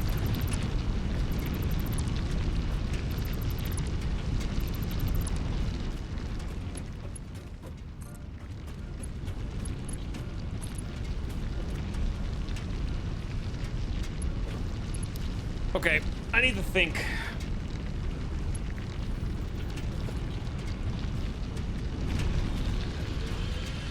This is hard. Because here's the issue. The issue is that the majority of the iron is coming from this line. So therefore, I need this iron to be the one that gets split into everything else. Because the other iron is going to be a supplementary 60. 120 is coming through on this one.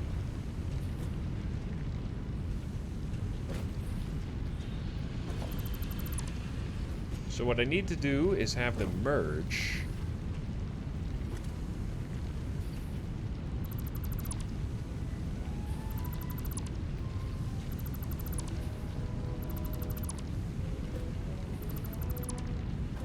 All right, let's try this.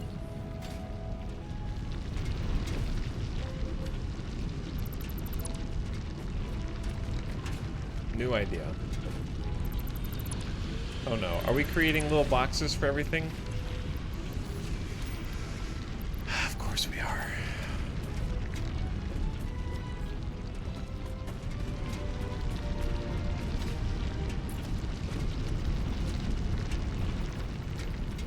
I think I know what I need to do though.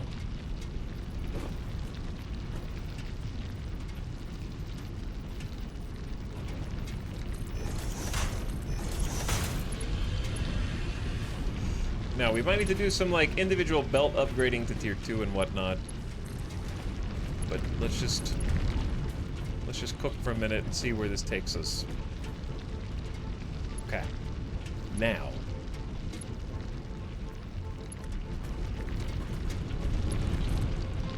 We're going in a loop. It's beautiful.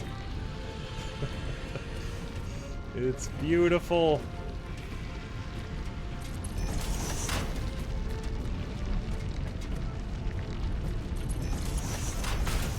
Okay, there's the coal. But I'm not ready. I'm not ready yet. I need the splitter. From that side.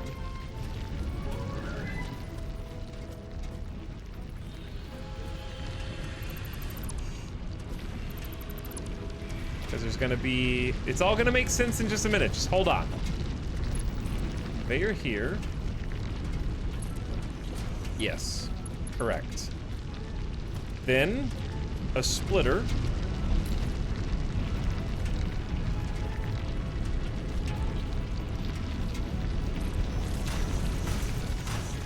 You were off by one, but close.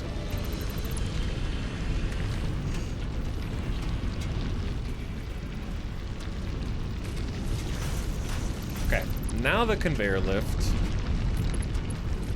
will connect. This is it, chat. This is it, dude. I'm doing it. It's gonna be beautiful.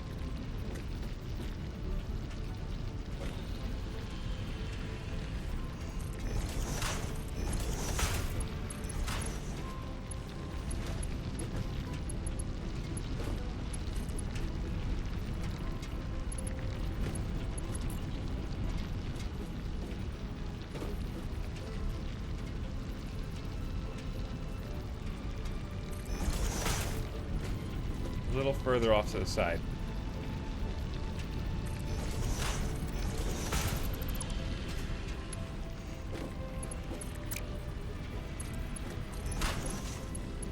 Okay, it's happening. I believe. Now, I need a merger right here.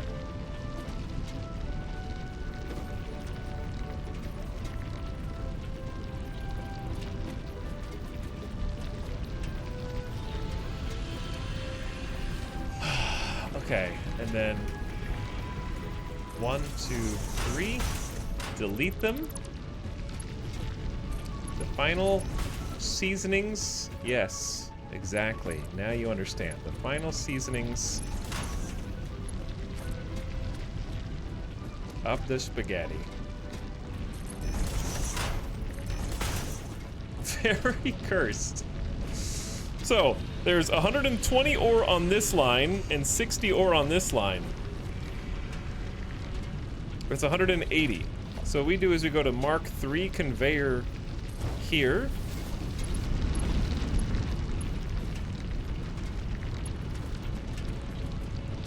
And that's gonna siphon off 45 per minute off of 180, which is gonna leave us with 135. So I still need a Mark III line here, here, and here. Fast! Speed! And then after that, it should be good for just a Mark II line. We'll see if that's actually the case or not.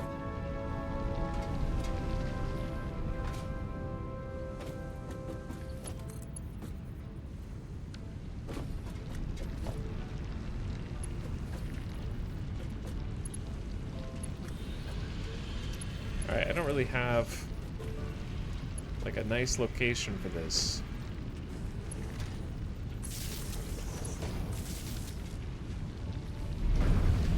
But it's making steel. Okay, but now we have to get, one of the coal lines has to be accelerated, so it may as well be this one.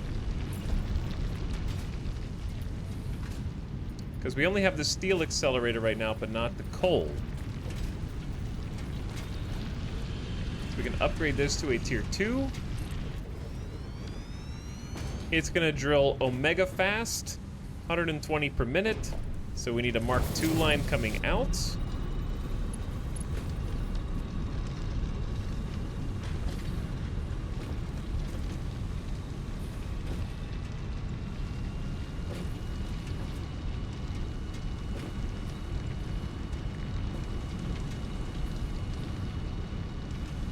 And then maybe a Mark III line here.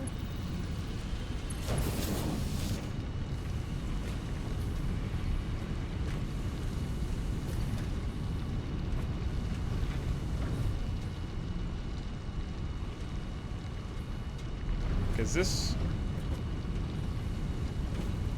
this will fill up. These are already at 99 coal. We don't have enough iron, so let's figure out where the iron is backing up.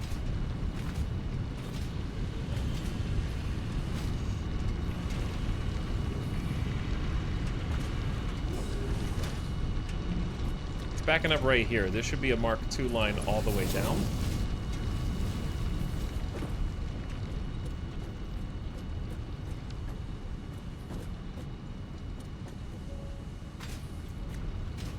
Dude, the Mark III line is crazy fast. That's so cool. Okay, and then in theory...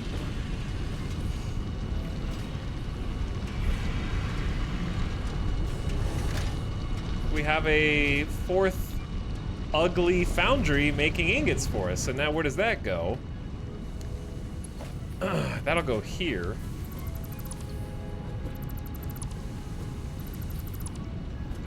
Onto a merger.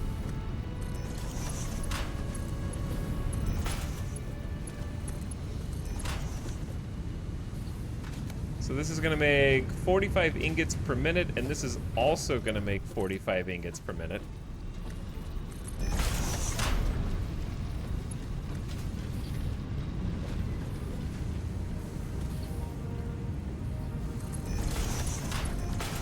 So when they are combined onto the same line, we're gonna need a faster line. And then we're gonna get stuck because these are gonna have to be like Mark III lines. Here, here, here. And then we should be good after that, maybe? But yeah, no, we're gonna need this to be at least a Mark II.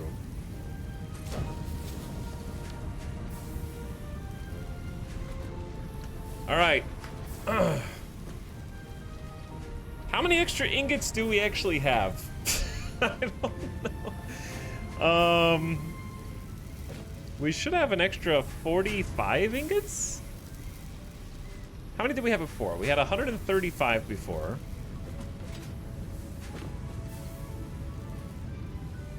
I think. We have 180 total now.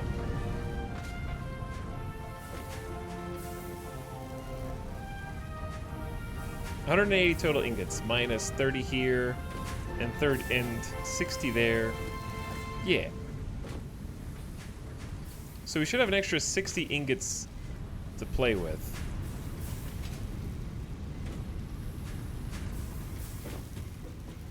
All right, let's do a little bit of rearranging in that case.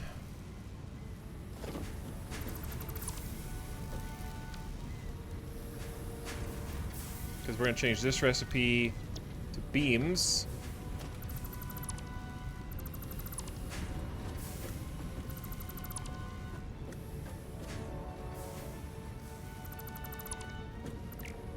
That way we can have 2 dedicated beam makers. Actually, you know what would be really nice? We just connect that one straight up. And then this one over here, we go ahead and use for an assembler. You want to talk about some real spaghetti hours.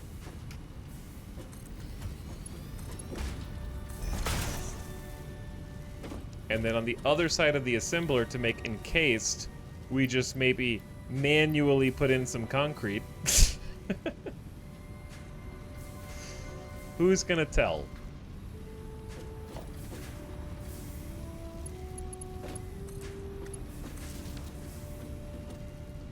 Who's gonna say I'm not allowed to do that? How do I change the direction of the upper conveyor lift? I couldn't figure it out yesterday. Good question. Here's what you do. You find a conveyor lift. And then if you want to change the direction, Assuming it's not already connected to something. If it's already connected to something, the direction is set in stone. If it's freestanding, you hit R to change build mode. So that's how that works.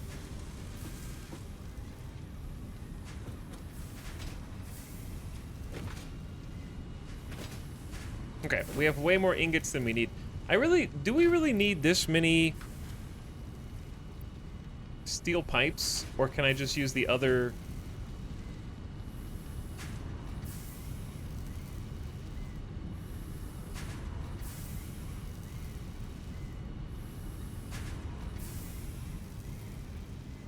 I don't know.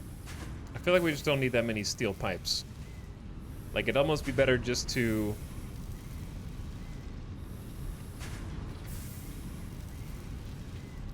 make more steel beams at half speed instead of double time steel pipes. I know I'll need loads of everything eventually. I'm talking about what I need now. Because even for aesthetic stuff, like metal beams cost steel beams, beam connectors cost concrete. Nothing that I can craft aesthetically costs pipes yet. Right now, you mostly need beams. That's what I was thinking, yeah.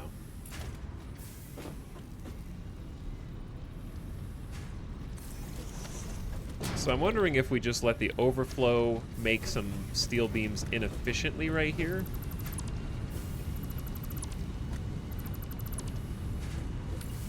It'll make them at half speed.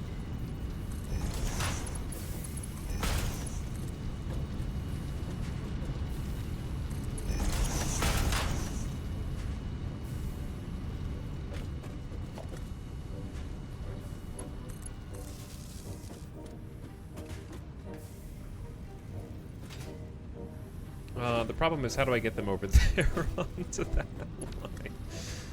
line? Like this, actually.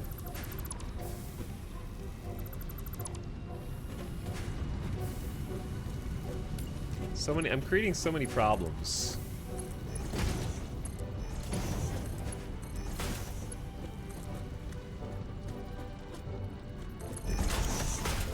I'm just trying to solve all the problems as fast as I can. No matter the cost.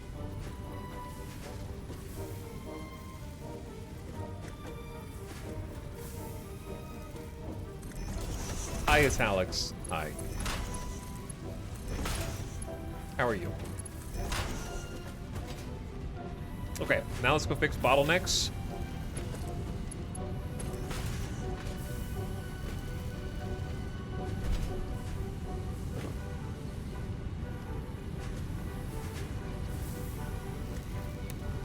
So this needs 60 ingots per minute, no problem. This needs 60 ingots per minute, no problem. So why are we getting backed up here?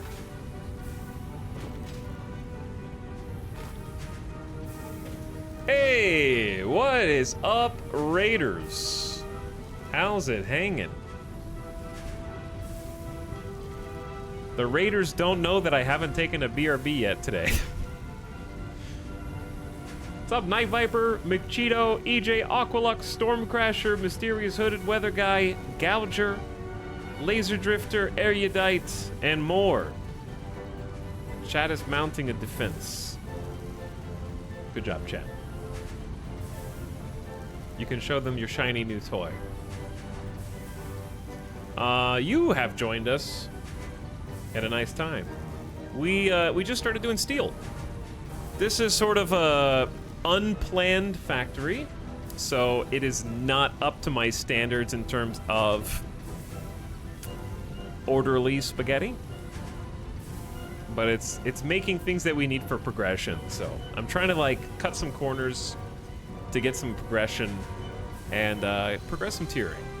So the last thing we have, I think, on tier 4 is hypertubes, for which I need 50 encased. And we're making encased over here, it just has nowhere to go storage-wise. I'm probably just gonna create a quick and dirty... Do not question it. All right, this is just how the steel factory is gonna be. It's here just to make sure that we have the raw materials we need. I am not typically this disorganized, but thanks. What up, Raiders? Hope you guys had an awesome time. I was hanging out doing some Satisfactory earlier too.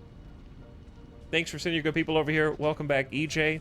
And enjoyed watching the concrete building earlier with the basements, was when I was hanging out. I will show you guys an actual planned factory that we have, because this one is doing what we need it to do now, I think. We just unlocked Mark III. We just unlocked Mark III belts.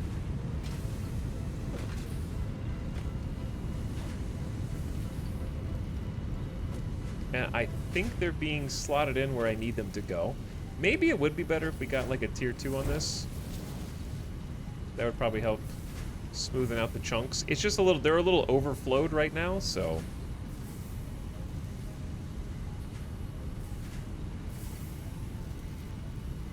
They will, yeah, see, smoothened out. Smoothened out, looks clean. I'll go show you an actual factory, but yeah, we just started making some quick and dirty steel basics. We've got steel pipes. We've got some steel beams, and now we've got some encased being crafted automatically. How you guys doing? Hi, Toxin Chat. What's up, Zap Guy? Hello, Sneaky Ninja. It's temporary. Yeah, it's temporary. What's the big deal? Shout out to a friend EJ who's playing some Satisfactory today. Playing on a save that has, at this point, probably in excess of 350 hours, if I had to guess. Huge factory. I just think it's incredible. Where's my tractor? There it is. I think it's incredible that the devs have made the game in such a way that saves are largely not invalidated by new updates. That being said, I'm the kind of person who stops playing for a year or two. It's we're playing on experimental update 8. Just started a brand new save. Ominous music in the background. SimCity, please. Got some SimCity tunes on. But we just started a new save last week for update 8, so this is sort of a brand new factory for all intents and purposes. And we're just getting all the basics off the ground. But also we can do an old-fashioned shout-out that lingers a little bit longer. You guys are playing some science and technology. Were there rockets today? I hope so. You guys got a launch tonight? Ita, how much do you recommend playing on the experimental build? I haven't played on the default build. I would rather just play experimental because there's a ton of great quality of life features that I feel like I can't live without that are on update 8. So I would choose update 8. This save has been going very well. No complaints. All right, so this factory is currently a floating wall. Right now, one of my primary objectives is to unlock all of the cool cosmetic stuff in the Awesome Shop. So we don't have those. Like, I don't have windows. I don't have glass. I don't have frames. I just started making steel, so I can't make steel beams. We don't have roof pieces yet, so I can't make this look like the factory of my dreams. However, if you can look past the fact that it's all kind of gray squares, this is one of our planned factories. The objective of this factory was to make 10 smart plates per minute, and that is what we have achieved. So my ultimate goal is we have this kind of walkthrough area here that's elevated above the factory, and I want to get glass floors so that you can look under them and see all of the belts moving, kind of like the cabling tucked under, and splitting up into its requisite parts. So on this side, we're making, I believe, plates just to go be belt fed up to the second floor and turn into reinforced plates. So we're comboing that with screws. And then on this side, we have a bunch of smelters cordoned off, and these are pumping out some ingots, so that we can make rods. I think we have around 10 constructors here making rods. And then those rods, I need to make a better shortcut there, huh? Those rods are coming through, and again, I want this to all be kind of glassed underneath. We got some overhead conveyors and some that go under also. I think that'll be a nice aesthetic. And lots of screws. So I'm curious why some of these are not getting rods as fast as I think they should be. Actually, you know, it is. It's doing good. But I think we've planned and plotted this out appropriately.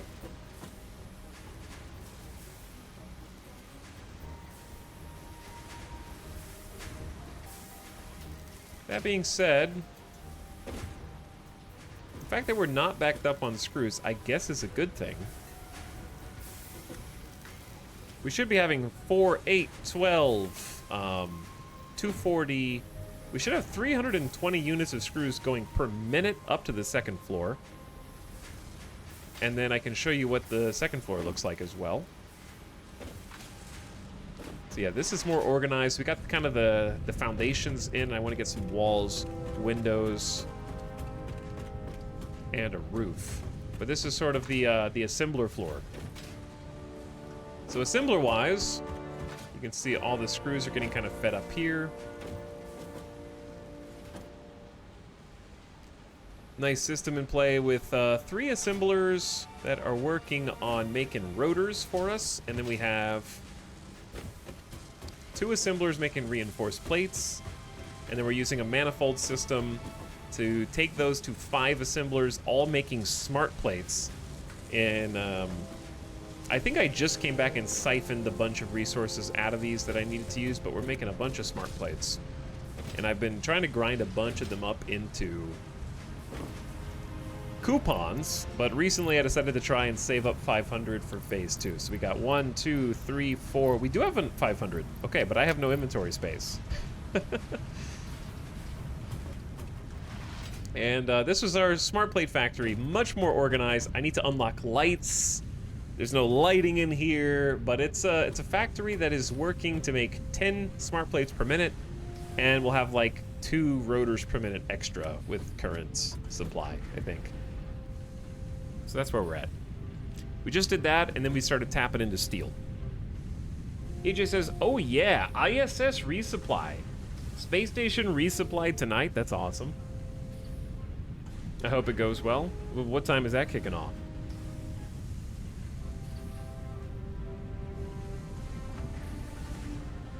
How do you make a splitter conveyor monster factory and not know how to make glass? I haven't learned it yet. I have to buy it from my employer. But yeah, like, update it a lot.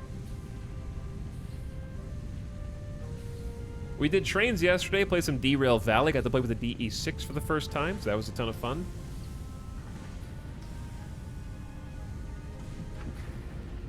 Are you choked by belt speed? No, we just got, we literally just unlocked tier 3. We got Mark 3 belts.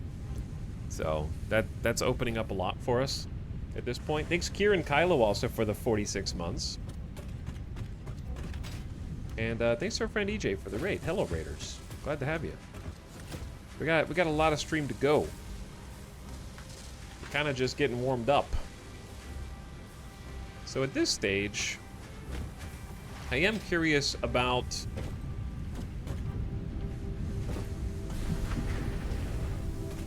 what's going on down here.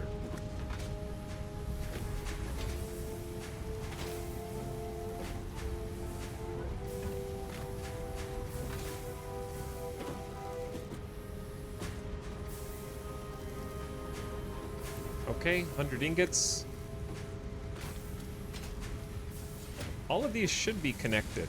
100 ingots.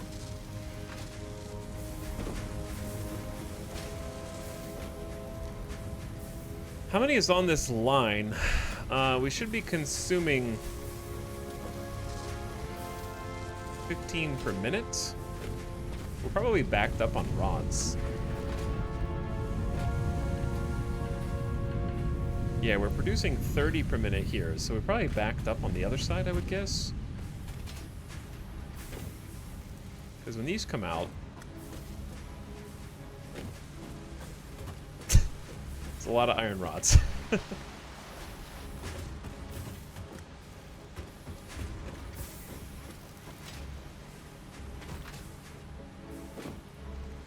We have a merger. Yeah, they're locked in going up. I think we're just producing 2 mini rods.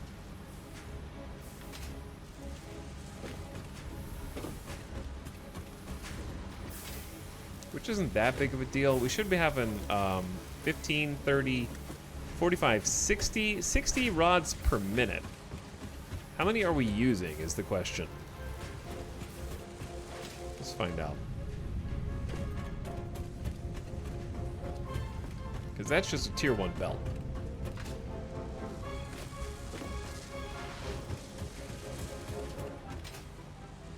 Alright, there's the screws. Rods are right here, so let's kind of track their progress.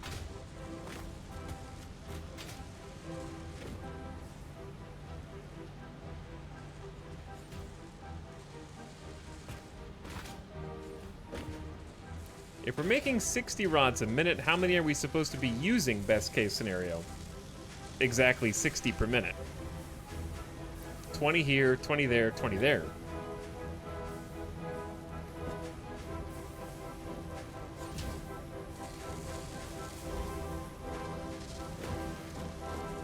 I wonder if they just backed up at one point.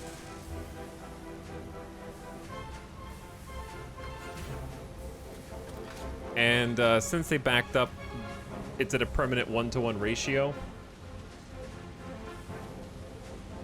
But no, it should be constantly moving. These are constantly constructing. Are we getting enough screws per minute for each machine? Yeah. That has been pretty well set up. Oh, wait. No, we're not. And I think I know why. We're not getting enough for the middle machine to be on all the time.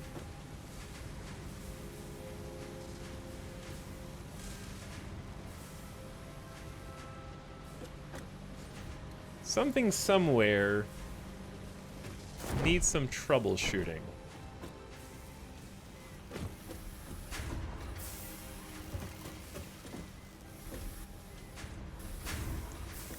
I see that this is not getting enough rods. Let me track something down. We gotta do some bug fixing here.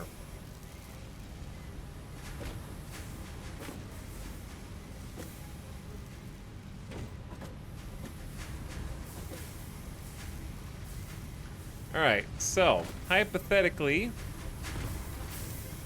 I wish I could jump a little higher.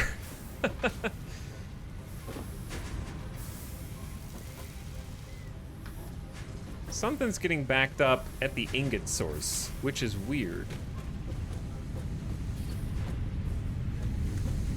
Is it a manifold that hasn't filled up yet or something? Maybe, because this is at 28, 29. Does it go up to 30?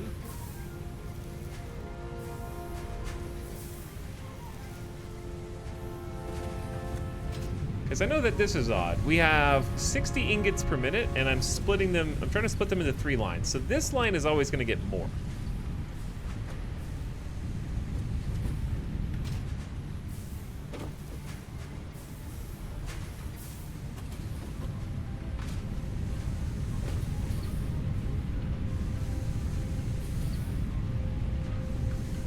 So we're getting 60 ingots per minute from these two.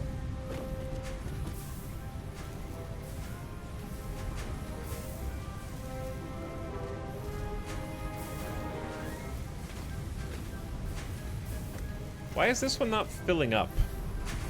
It's consuming 20, but it should be getting 30.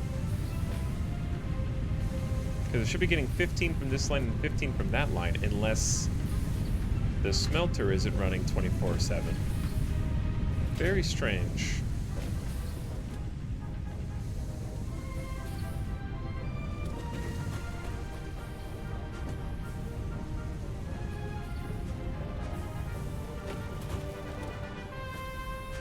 Whereas here, yeah, this is going idle.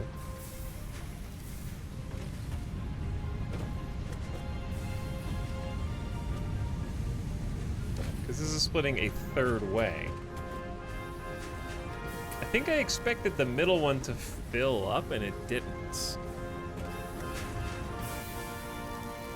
There's definitely some problems here that I'm seeing now. Okay, let me just do some math.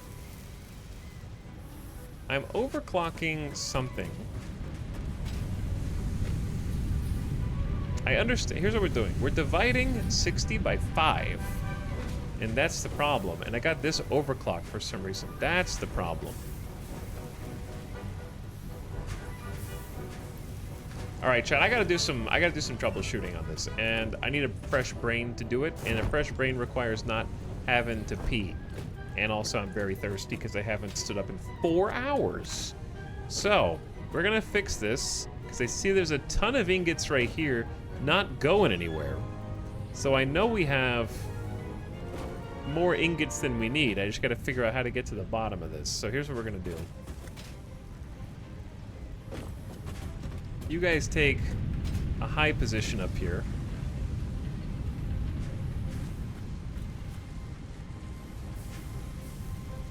And enjoy some factory vibes while I take a quick BRB.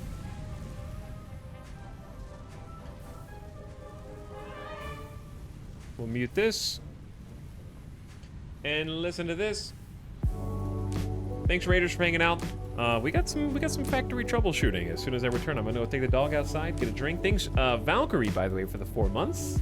Joining Kieran Kylo. Appreciate both of you for the subs. Thanks for slubbing. I'll be back in just a few after I grab a drink. Okay? Thanks for waiting.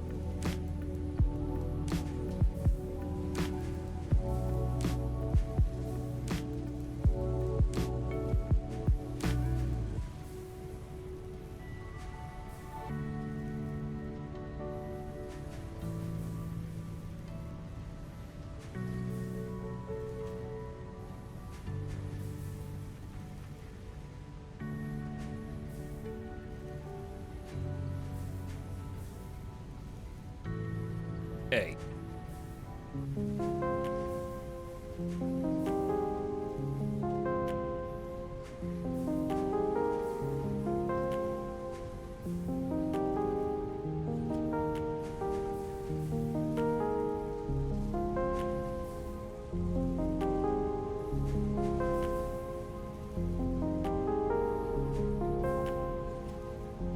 I'm back. Hi. Okay, I didn't expect... Actually, I did expect this.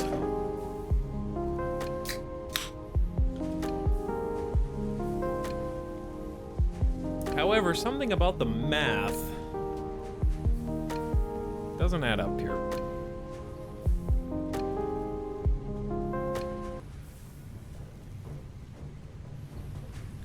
Let me explain.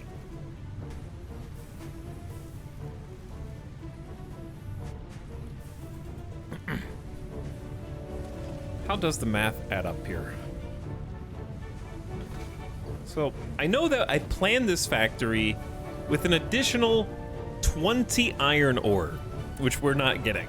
So I understand the root of the problem is that we don't have enough iron ore. I get that. We can go get more. It won't be that hard. I can just overclock. Easy peasy. Here's what I don't understand.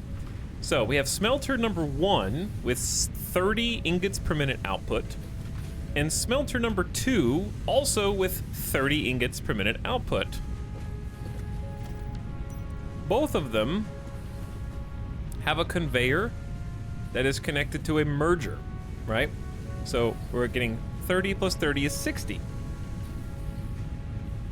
So therefore, we know that when 30 gets split in half by a splitter, which I'm standing on, it becomes 15 that way and 15 this way, right? That just makes sense. So we're getting 15 from here and 15 from here are going on this middle belt. So we should have 30 on this middle belt. However, when I go look, our target production is 20 iron rods per minute, which is consuming 20 iron ingots per minute.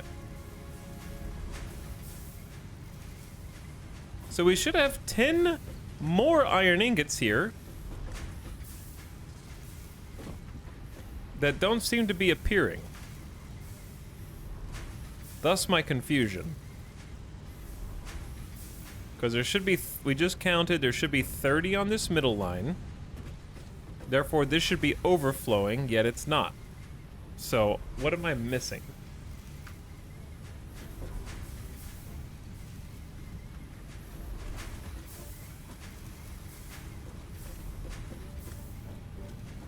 That is the question. Because the other ones, it makes sense what the problem is, in that I don't have enough... Wait, no, it's splitting 3 ways. Not 2 ways. Okay, there you go. Figured it out. It's going into the splitter and splitting 1, 2, 3. So it's actually getting exactly 20. Okay. I knew I was missing something, I just didn't know what. I didn't accuse the game of cheating, I just didn't know what I was missing. That's what I was missing.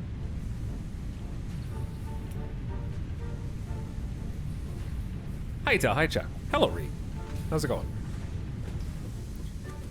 What we need to do is we need to get more ore input to make up for it here. And that is expensive, actually. Getting Mark III belt from there to here is incredibly expensive.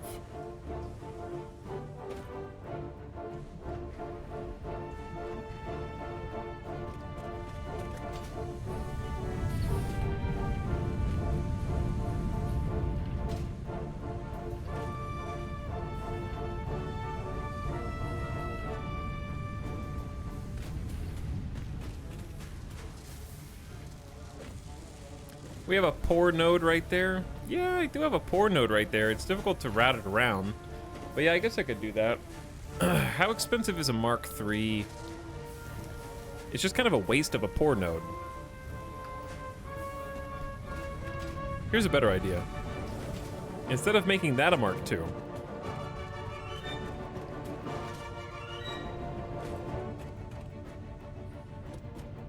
let's do this. Let's make this a Mark II.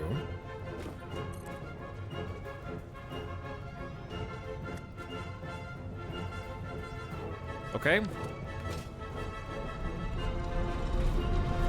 Wait, no. I don't need to make this a Mark II. I just need to overclock it slightly.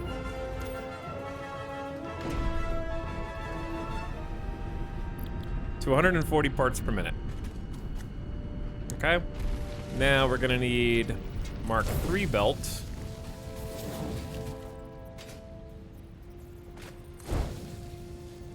Down to here.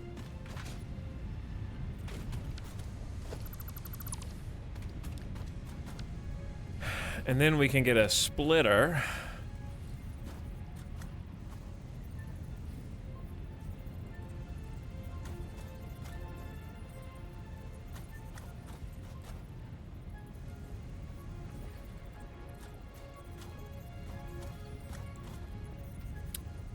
I don't know if that's gonna connect, but this might. Mark II? Yeah. Okay, and then this can be Mark III. I don't care that it's clipping. That doesn't matter to me. It will matter to me later, but right now it does not.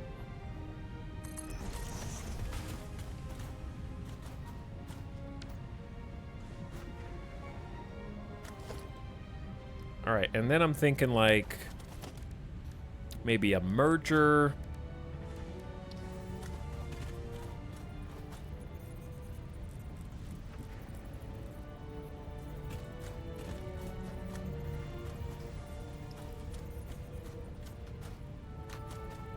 Not too bad.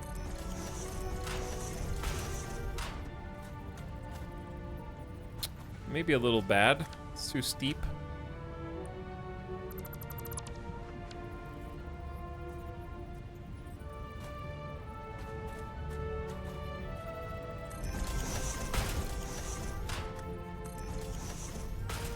That might actually work.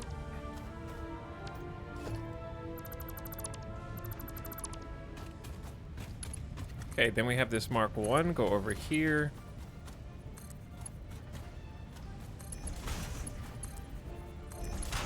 Turn this back into Mark II. A little ugly. But it... Actually, should this be a smart splitter instead? Where it only gives overflow to this side? Probably. Inconvenient, but accurate.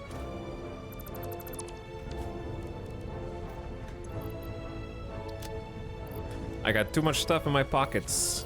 It's like all raw materials. There we go.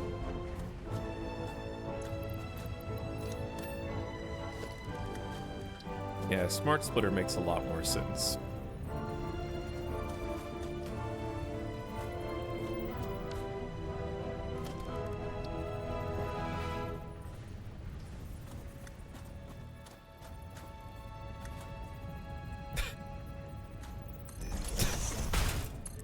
Too steep.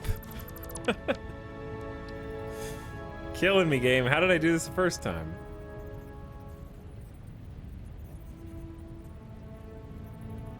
It's getting higher and higher. How did I do this the first time?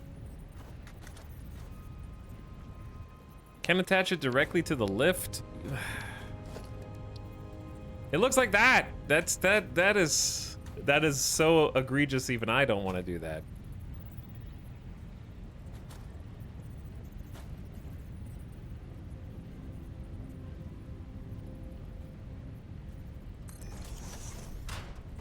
I mean, we could just do...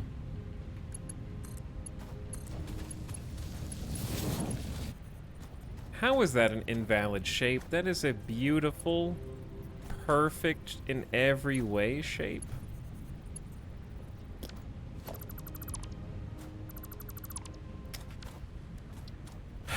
I literally just did this first try a minute ago.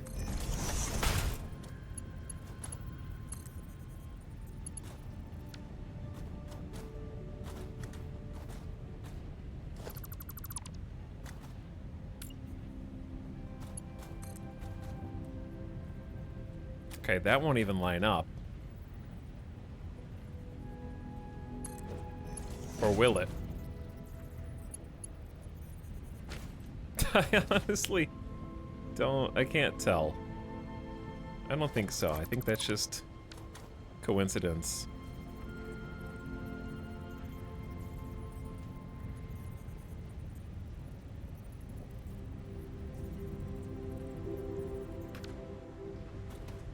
But yes, it do look kind of ugly. How did I do this?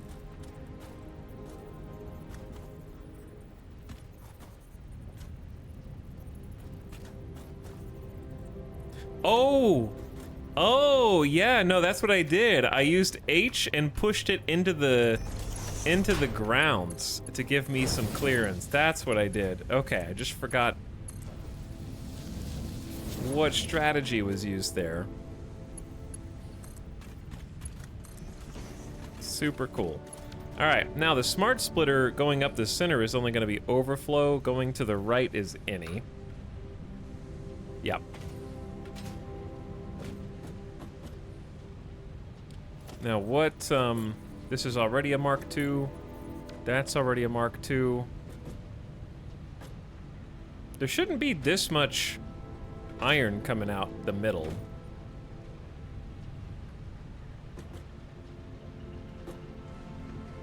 Because it should be 120 going that way. Oh, wait, no, it'll make sense. It's because the Mark III is just so fast, it's gotta catch up.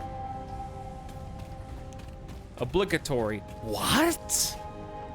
What? Are you serious, bro?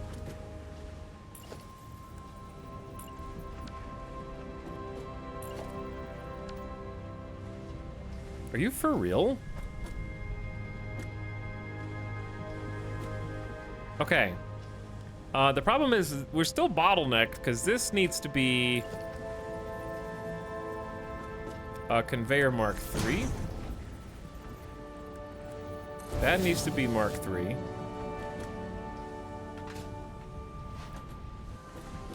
Then this needs to be Mark III.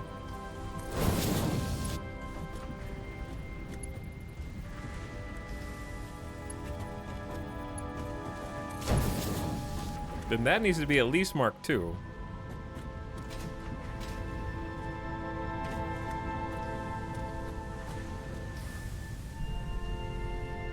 If not also Mark III. Because it should be 120, up to 120 that way. 60 that way. Which that's all I need is 60.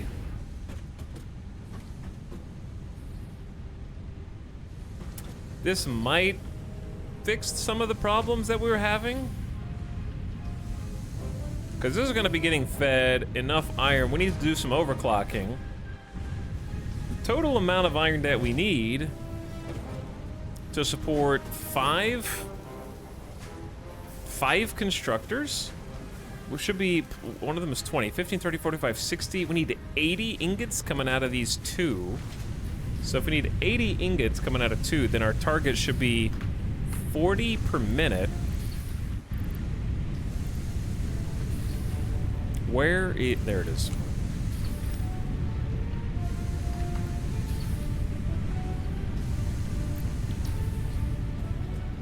And then also 40 per minute here.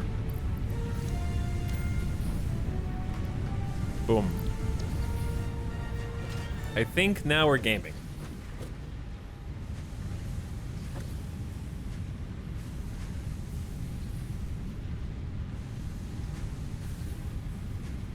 This game is amazing. It is, yeah. It's a lot of fun. All right, it'll equal itself out over time. I think we should now have a situation in which the overclock one should overflow.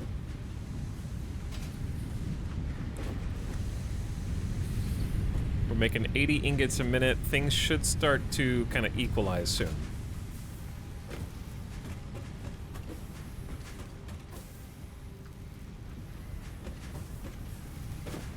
Because I see two going at a time here, so this one's gonna have to fill up as part of the manifold.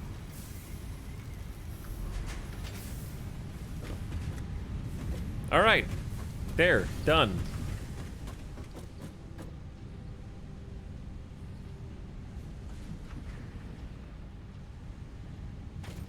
I think. Yep. All right, it's all caught up. Now we just have overflow. That's the overflow iron. Everything else is just going to go straight in. Boop. Fixed. Troubleshot. Efficiency achieved. So we should have 2 rotors extra now. Hi, Chad. I can see you now. Hey, Chad. I'm back. Welcome back. Where does all this stuff go? You mean ultimately? It starts out of raw materials. The raw materials get forged into ingots. The ingots get constructed into either rods, plates, or screws. At the end of the line, you can see their product going up the elevators to the 2nd floor, where we assemble them into more advanced pieces. And then they get turned into smart plates.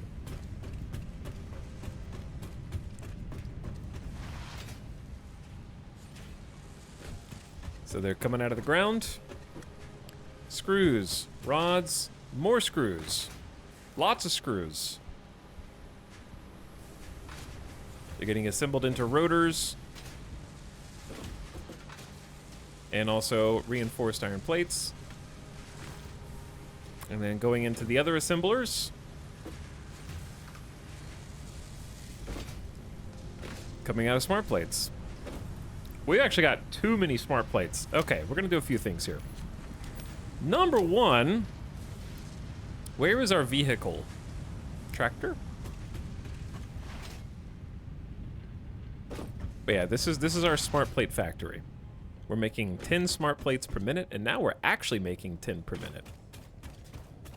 Or we will be shortly, I guess. So I'm gonna clear some inventory.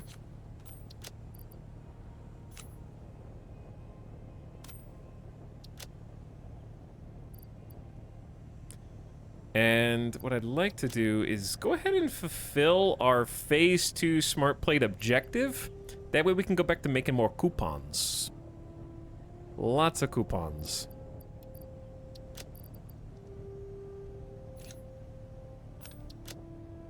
Tons of coupons. Alright, I have enough for 50, 100, 50, 200, 50, 300, 50, 400, 50, 500. So if I just put 2 more things up in here.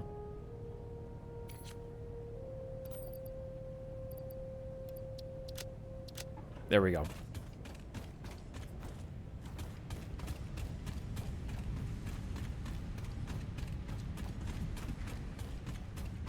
But anyway, what's the point of this? What's the goal of this game? The goal of this game... that question gets asked in Satisfactory more than any other game that I have streamed lately. I find that fascinating.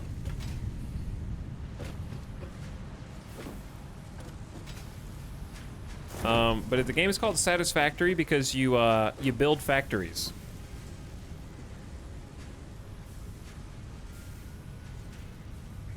What is the goal of the factory building game Satisfactory?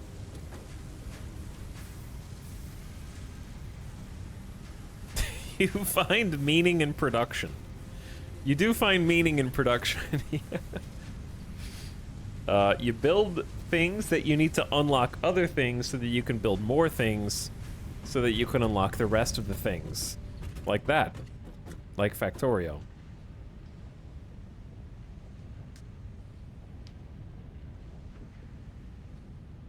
Pride and accomplishment? Question mark? A sense of accomplishment? Sense of pride? Dominating nature, etc. 100, 200, 300, 400, 500. Perfect. Now guess where the rest get to go?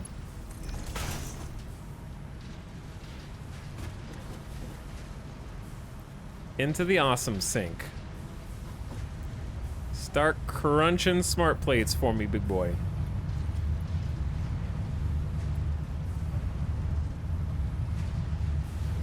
Throw them all in the shredder.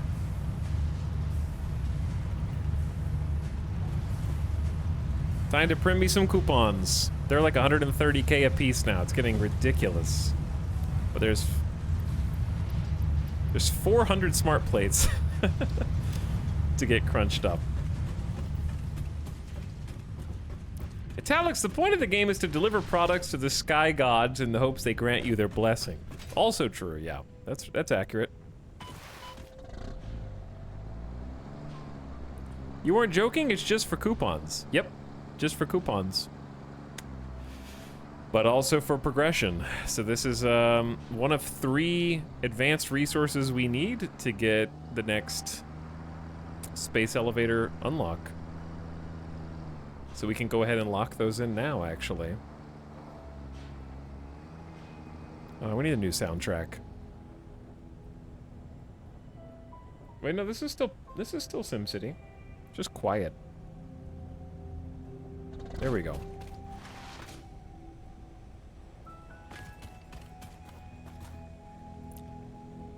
What up, space elevator? Have 500 smart plates just for you. We're locked in. Now we need 500 versatile framework and a hundo automated wiring. So fun part about 500 versatile framework.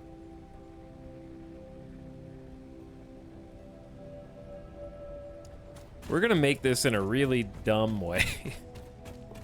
Really slow. Slow, bad, and dumb.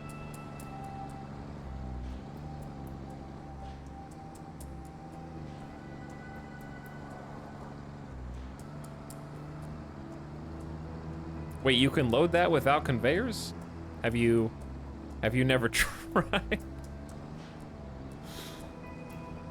Yeah, you don't have to have conveyors. You just go put them in.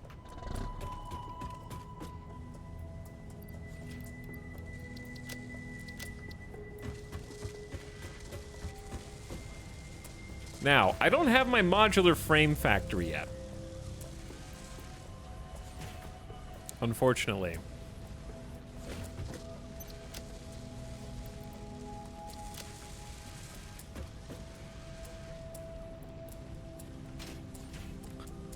Slow, bad, and dumb? Yeah, slow, bad, and dumb. I will show you. I guess I can change my map, huh? Because it's not just a steel factory prospect anymore. There's actually a steel factory there. I'll modify it when we actually get to it. You're not just gonna stick them in an assembler, are you?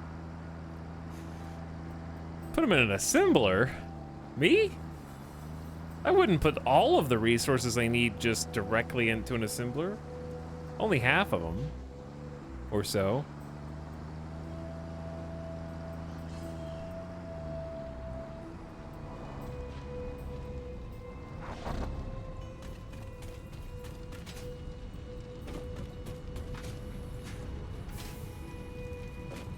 What is this? Oh, this is where concrete was. To make encased beams, which I also wasn't manually just putting into an assembler.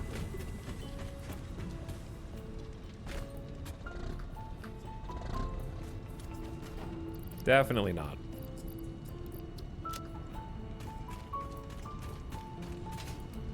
Which reminds me, what do we do with the extra beams?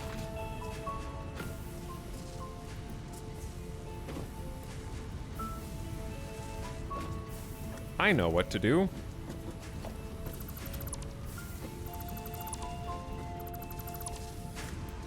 We just do another smart splitter, which I'm gonna have to make some more little AI things.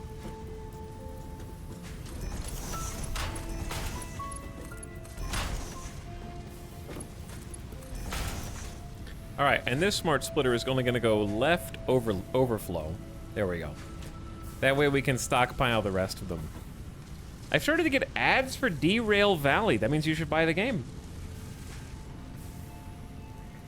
That way you won't have to listen to the ads anymore. I think that's how that works.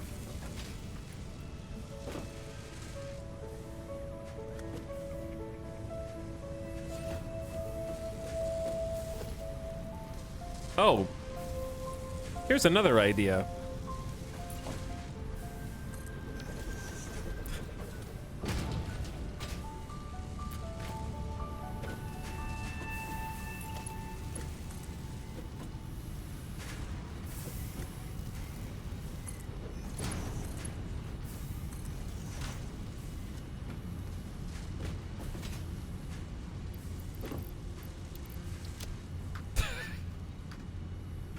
I've got plenty of concrete. I don't need any stinking factories linking up from across the map. Nope, not me, not this guy.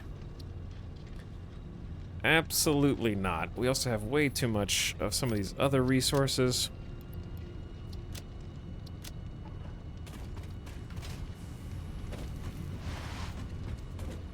This is a mess. This is actually a mess, though. All right, we have all these modular frames, right? And we need to do something with them.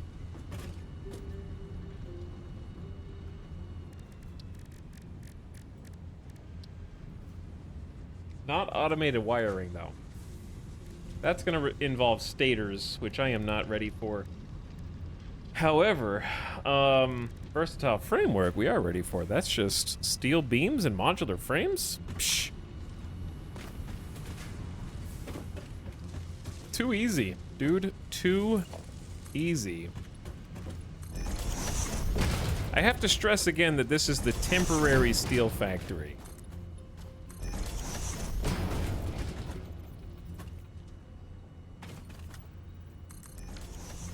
Very, very temporary, and I cannot stress that enough.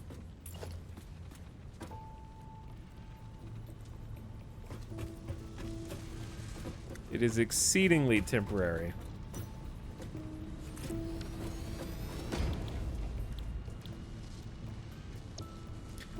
Five versatile framework per minute is only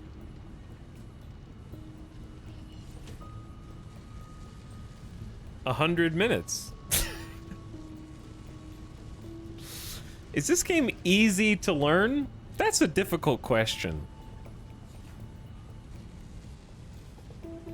I would say that it's easy to play until it's not.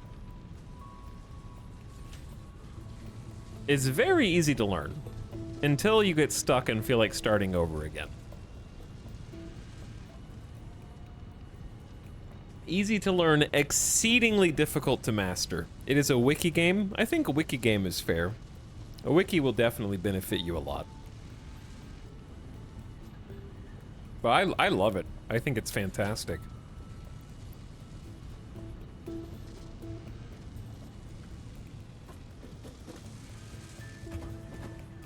So,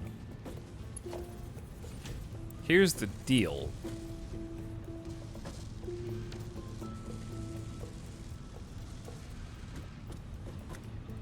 I need to feed modular frames and steel beams into this. And I'm gonna have to bring the modular frames myself. That part I already know. Here's an idea. What if we just put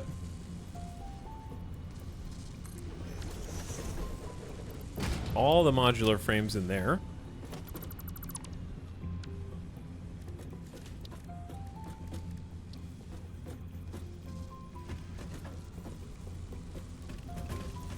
I can't see.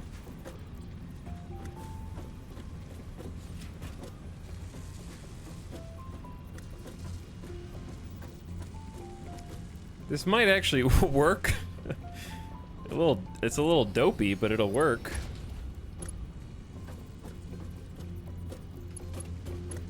We have one like this, one like that.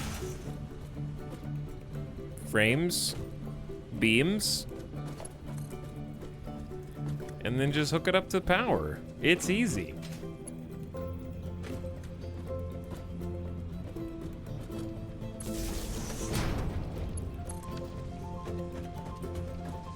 And then select our desired product. It's gonna take 30 beams per minute to make these, but we need 500 versatile framework.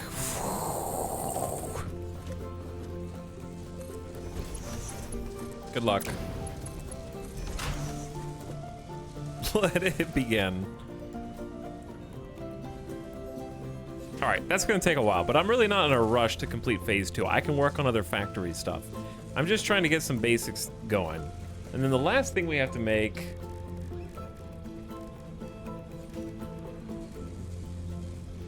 is automated wiring, which is gonna necessitate stators, which is gonna necessitate steel pipes plus wire.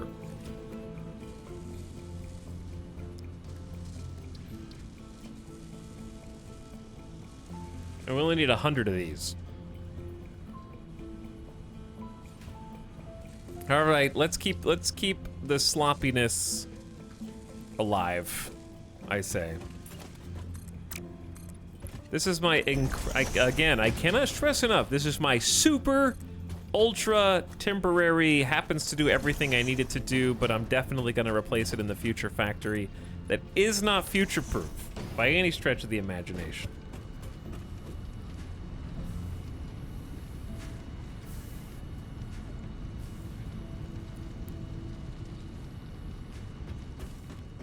He's saving those 17 slugs for later. Yeah, exactly.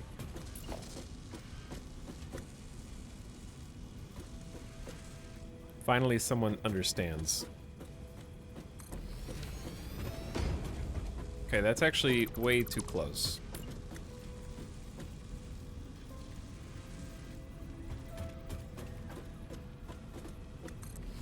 So, I need another thing here that's only job is to make stators.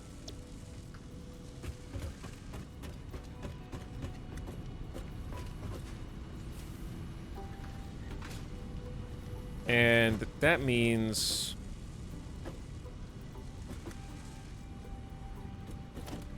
this is perfect. We're gonna use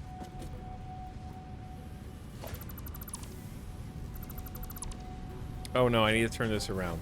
Oh no. Oh no. Oh no, hold on.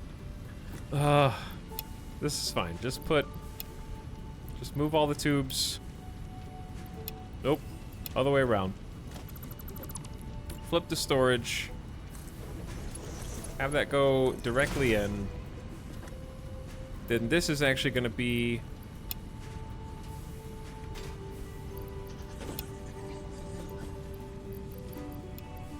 where we put the little copper wire.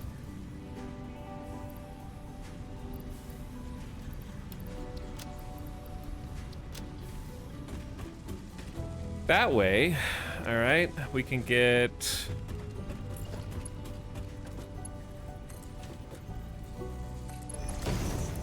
a connection up for you, and I cannot state how temporary this is.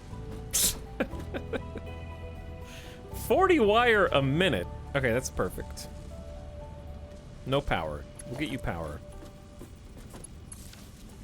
It's easy, dude. All right, we're making 5 stators a minute. It's easy. Floor is too steep. I'm sorry.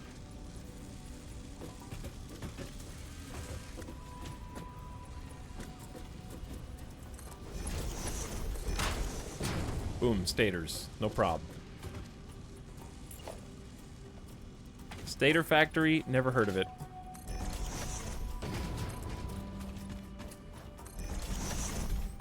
I love how much closer you can build stuff to each other now. It is honestly a game changer. No exaggeration. The clipping in general being so much more generous lets you just build without having to worry about it being so finicky.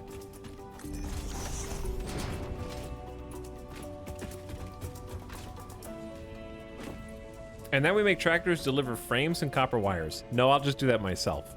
For now. For now.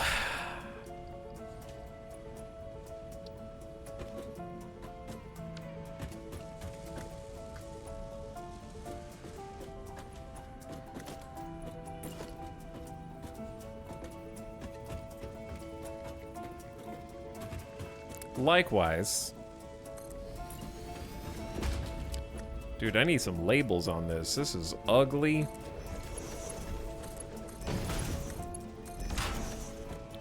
Last step is making automated wiring.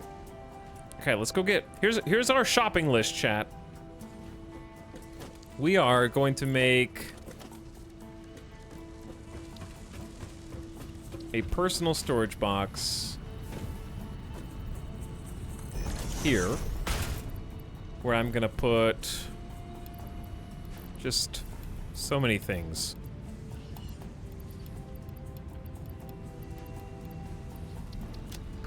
Okay, our shopping list is...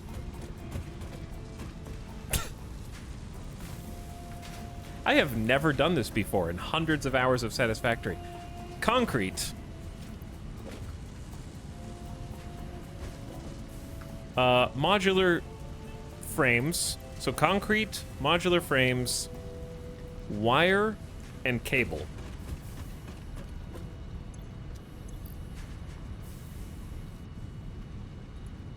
Oops. How did that go away? Concrete, modular frames, wire, cable. There we go. I wrote a note to myself.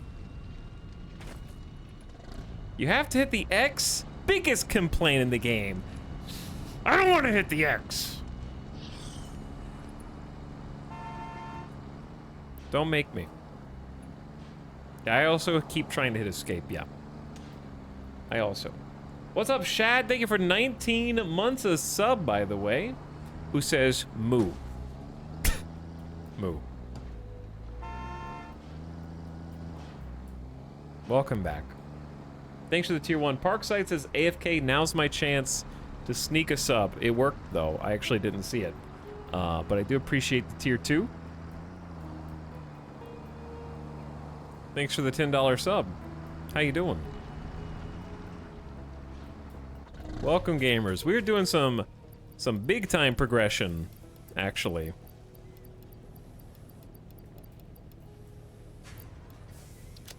All right, that's a good amount of concrete. Modular frames. We only have as many as we have. I've kind of used a bunch of them already. Wire, cable, and modular frames are all in the same direction, which is nice.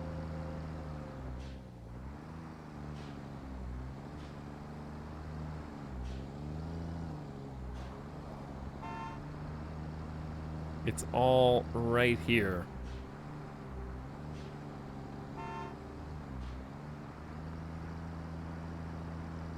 Chat is looking at me funny. Something about trains today. Something about trains. Not really sure what they're trying to say.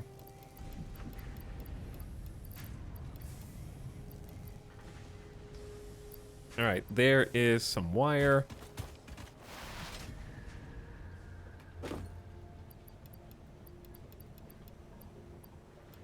Is this working still? No. Okay, so I see the problem.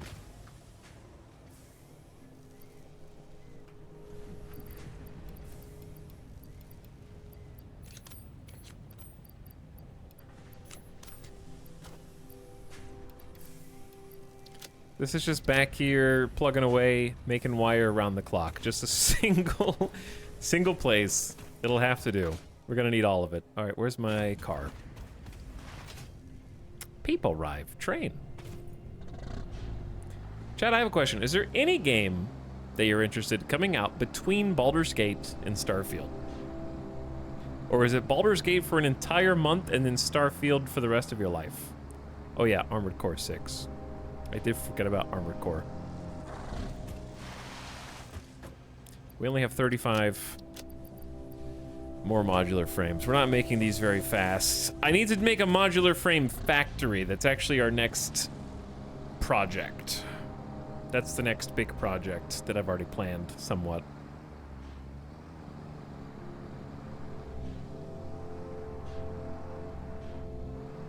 Pretty much those two. Sea of Stars, potentially. Bomb Rush, Cyberpunk. What? Phantom Liberty Cyberpunk? Is that in the next month? New Path of Exile League. I watched the 30-minute demonstration of Path of Exile 2. It looked neat. I'm interested. I'm just confused why the Path of Exile 2 like campaign 30-minute demonstration. They were like always using their basic attacks. And they were like, we don't believe in cooldowns here. You might have heard of other ARPGs that like cooldowns, not us. If you have an ability, you can use them, and they just kept like bonking people. Like every time they had a boss fight, it was just like basic attack, basic attack, basic attack, and it was weird. Because you sold me on the premise of being able to chug potions and not having to wait, and yet.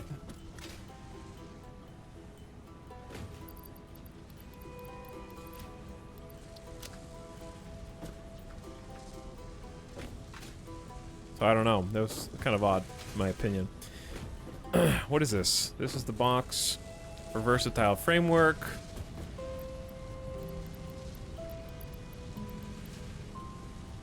This is the box for wire. This is the box for modular frames. Okay, I got as much as I can get. This is the messiest mini factory I think I have ever made. And we need hypertubes.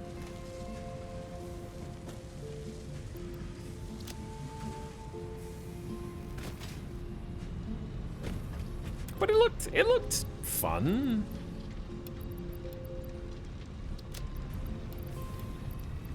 I think I would enjoy playing Path of Exile 2. All right, we have. Oh, where's the concrete go? Up here.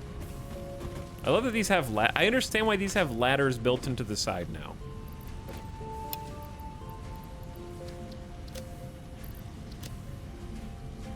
There we go. Is the Baldur's Gate 3 early access save bug real? What are you talking about?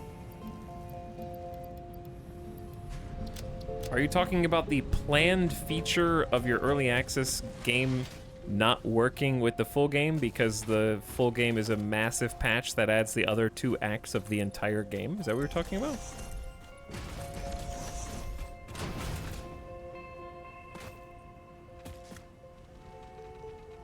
No cooldowns, as long as you don't use the abilities that have cooldowns. Yeah, they even had a few abilities that had cooldowns, and they were like, we didn't want to give these cooldowns, but we did, because they were really powerful. It's like, okay. Okay. But yeah, that's not a save bug, that's just... That's on purpose, yeah. They did it on purpose.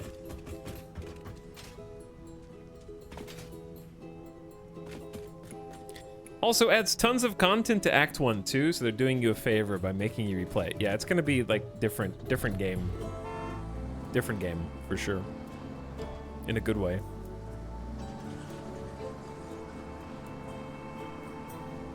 Alright, we just leave that factory to do its thing for a while. Like, we got a new employee, as you can see up there.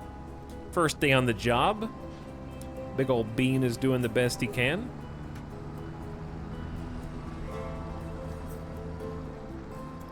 And I also do not need these notes anymore.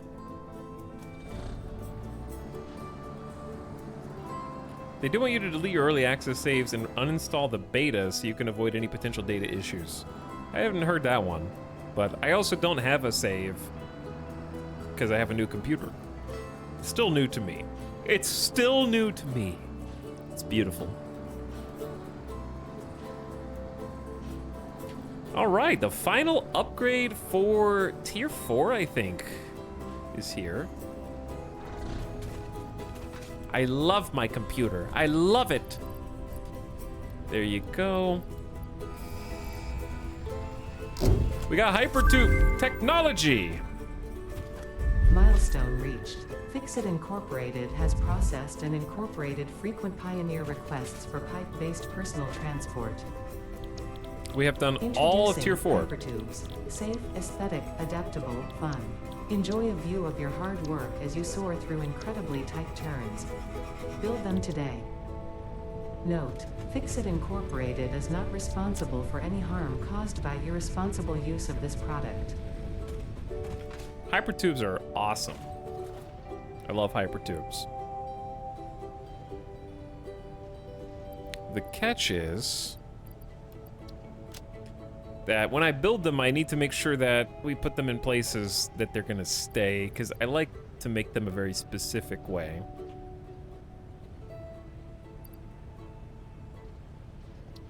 All right, inventory looks nice and clean. A lot of progression. We got 500 smart plates plugged in, and we are making both of the other phase 2 objects now. And those will take a while. So what we could do is start working on the modular frame factory. We could. That's its own big factory. Highly advanced stuff.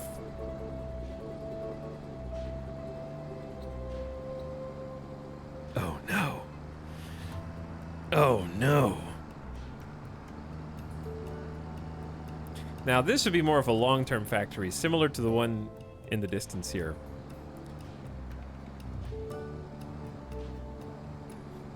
I actually want to go check on how many, I should have checked how many coupons we have.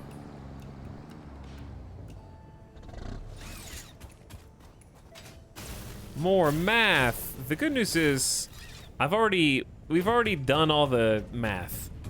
Like, I already know the exact number of buildings I need in the factory. We just have to clear some space and plop them all down.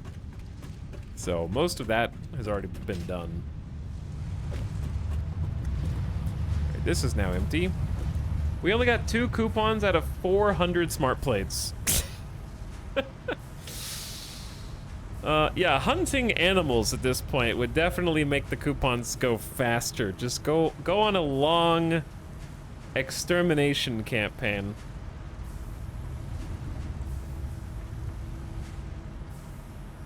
The minimum requirements are pretty reasonable for Baldur's Gate 3. The hard drive space, on the other hand, 150 gigs, oof. That's why I spared no expense with this computer.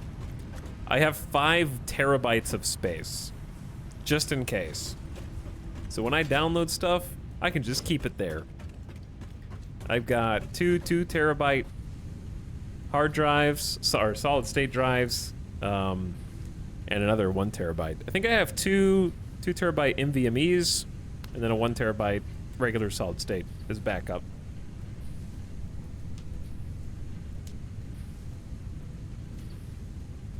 I'll never need to upgrade my space again. Ideally.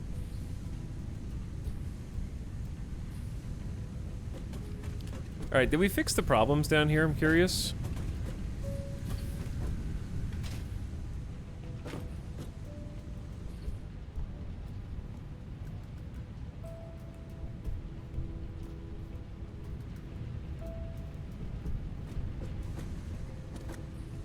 Mathematically, we should have 140 ore coming up.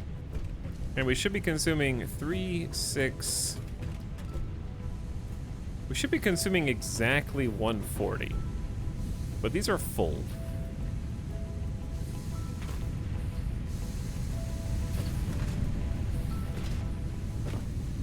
I wonder, I think they're full because this is full this way.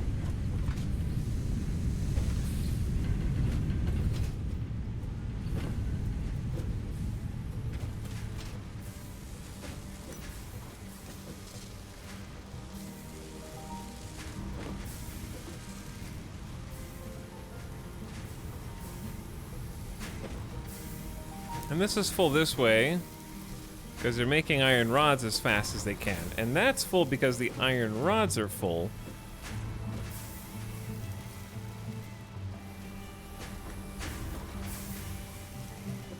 And the iron rods are full because why?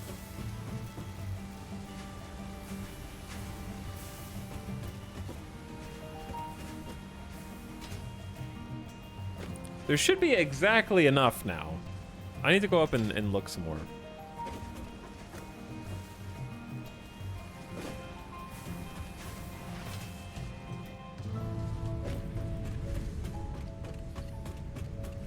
I think my laptop has 150 gigs total storage. Yeah, that's rough.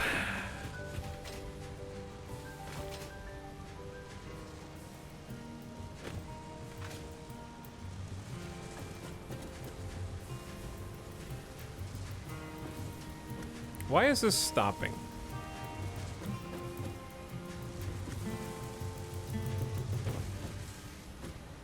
Oh, it's because there's some overflow coming in?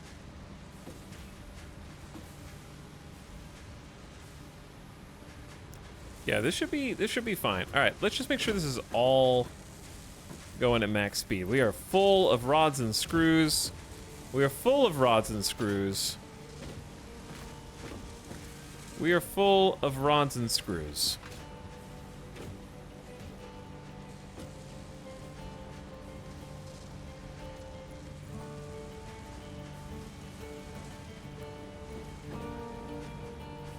So, my question is, if that is going up at a consistent rate,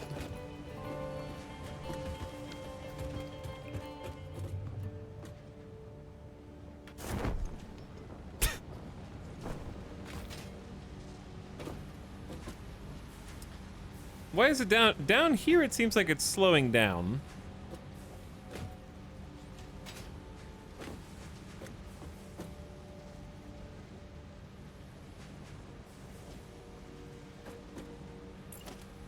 That's a Mark II. I'm confused. Hold on. I need to, like, make a little pathway to get up here.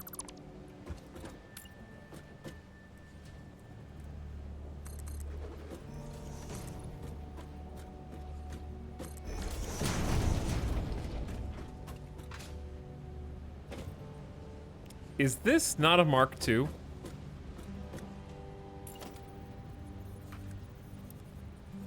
But it shouldn't have to be a Mark II. Because we're only consuming 20, 40, 60. Yeah, we're only consuming 60 rods here. So we only need a Mark I.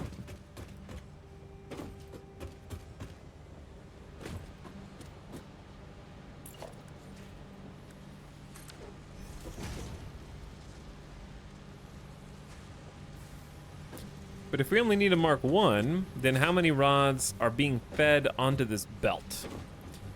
That's the research I want to do. It's all 4 of these. We've got 15, 30, 45, 60. But they're all full.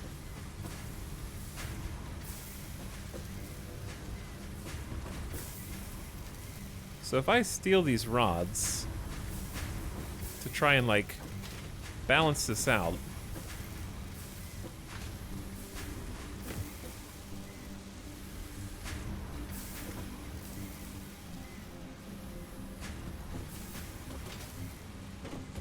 Yeah, it should be fine. Maybe if I just go here and just, like, steal a bunch.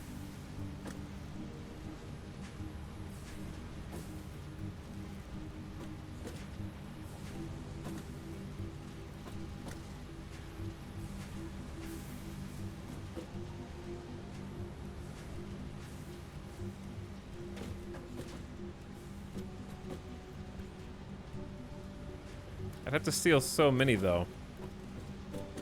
I just want to go back and be able to see that it's actually keeping up with our expectations. Something feels weird.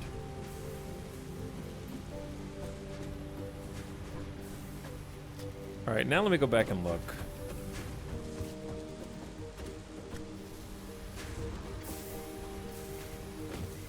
They're 100% right. If they were backed up, they'd be below that. Yeah, that's what I'm checking right now.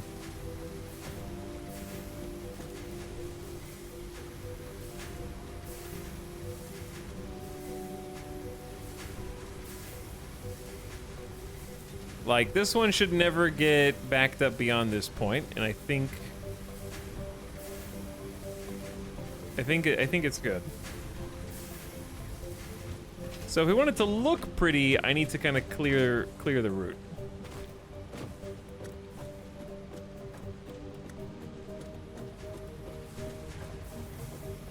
At least to some degree.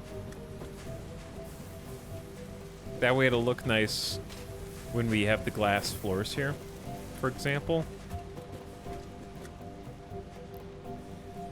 If I delete it and instantly clear it, then it'll back up another line. Do you see the problem? It'll back up the screws, which are currently not backed up. Can't do that. Gotta try and just bring it to equalization.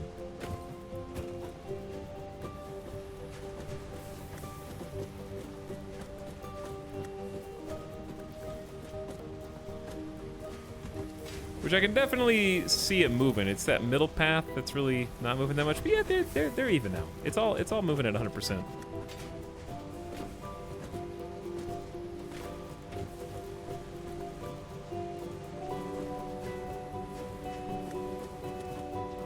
See, like this one is almost 1-to-1 now, which is cool.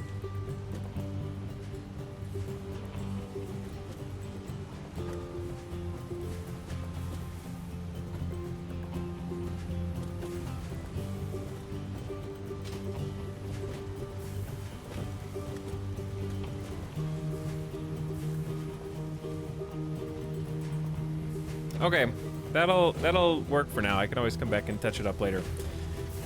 All right. Is it time to start building the next purpose-built factory? We have 4 more ore nodes that are pure quality out here. And we can make modular frames in addition to smart plates. Also, worth noting, I have tin coupons. Let's go spend them.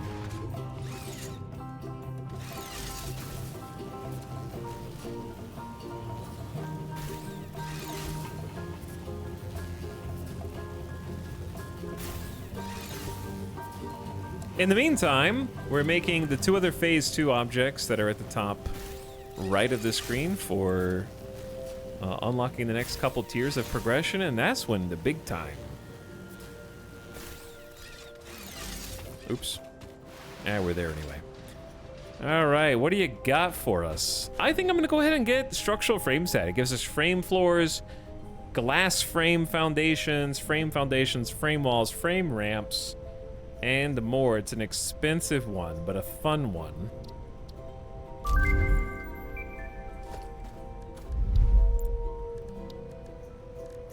So, look at this. Glass is actually steel. All this is steel, so I'm glad we started making steel. We also have stairs. There's our hypertube transport, which is a combination of steel and concrete. We don't have lights yet, but we do have glass. And I want to see what it looks like now. Oops.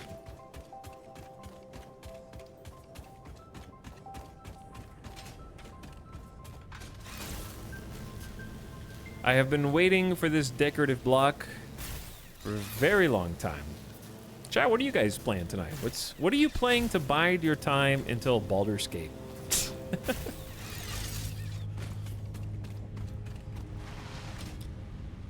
What is your time waster?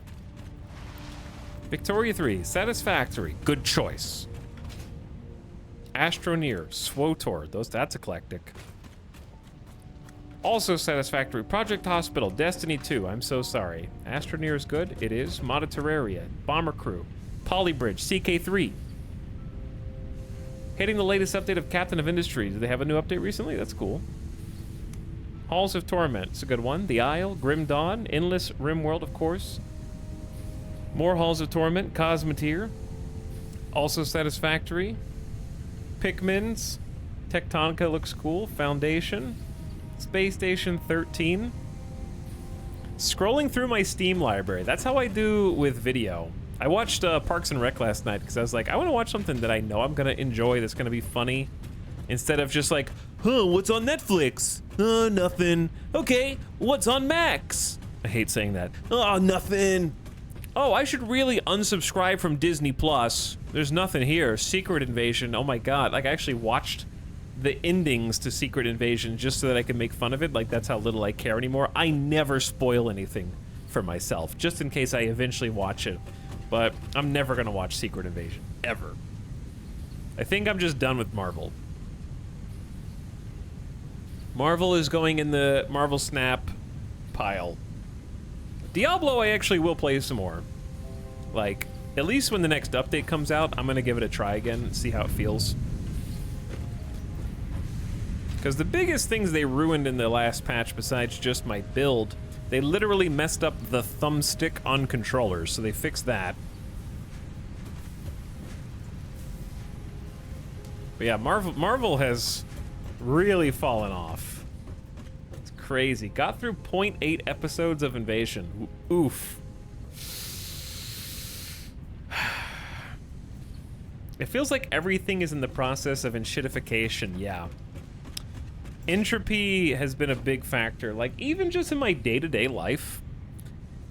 Me and Alice have a running joke where everything we love eventually dies.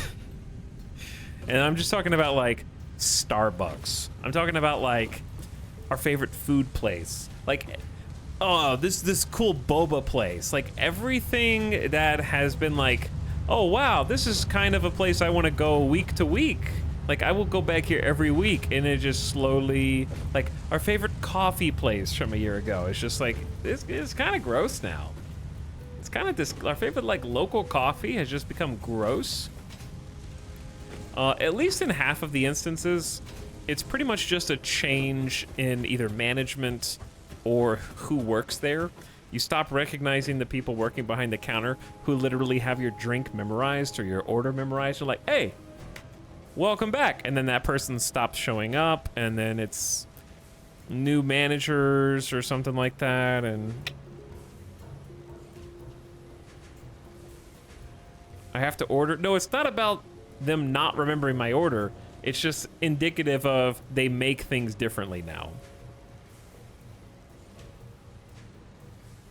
Like, if it's not a fast food chain that orders all the ingredients and the flavor is prescribed by a franchise, then just changing one or two employees at a like awesome restaurant, local eatery or coffee shop is like completely night and day different, because they don't have like a recipe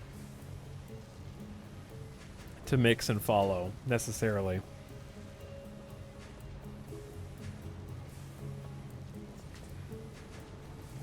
Familiarity breeds contempt, maybe.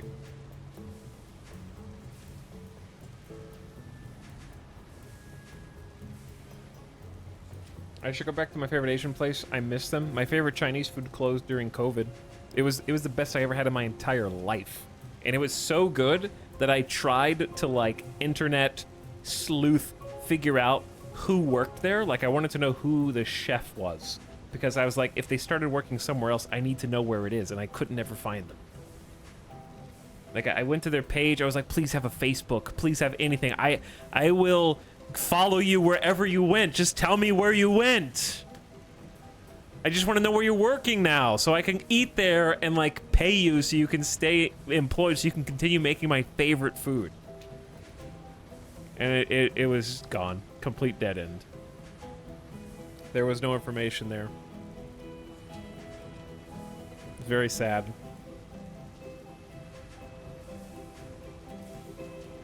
They were just like, oh, thanks everyone for supporting us during COVID or before, and we really enjoyed serving you food, but unfortunately, like, we have to close down. And I was just like, no. No! Why am I up here? I don't remember why I'm up here. We actually still can't make an Explorer because they don't have heavy modular frames or motors.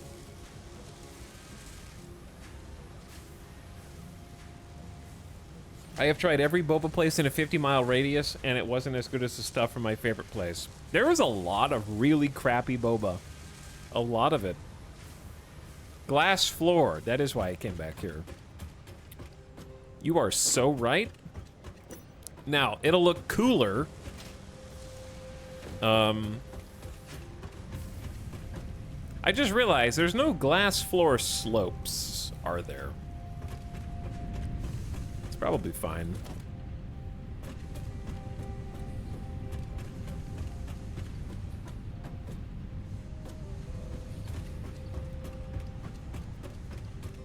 I want to go all the way down here. Glass roof is sloped?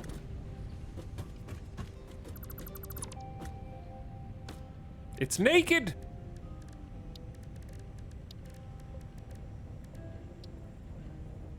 I guess the actually, yeah, we were already building with the thin.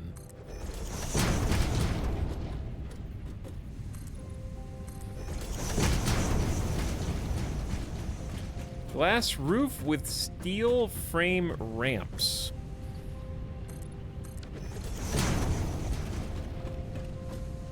Now you're starting to see more of the aesthetic I was envisioning. And it doesn't have to all be glass. I think making it selectively glass is a good idea as well.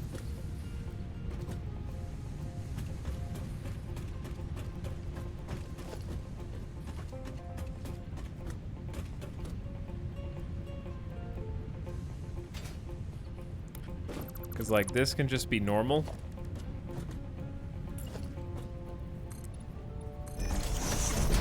Because then when it is glass, you're going to be like, oh, there must be something there.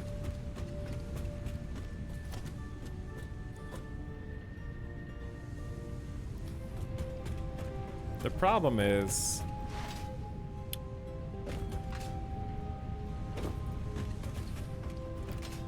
it's not centered as such. I want it to be even on both sides. I was thinking about bringing this floor in, but I don't know if it's necessary. Some are facing the wrong way. The glass can face the wrong... oh. Oh. It can be rotated.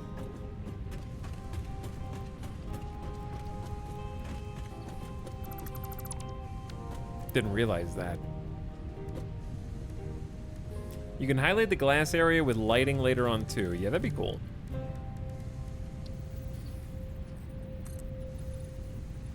I think I like it with the pole kind of just going straight across. Oh, that doesn't look good though, because I did like it going straight across, but because it's kind of obscuring the entire reason why we have it in the first place.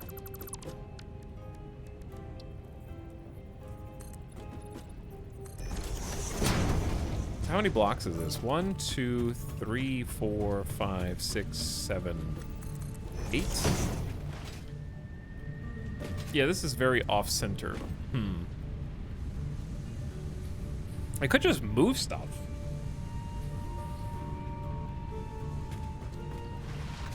Tear it down. Start over.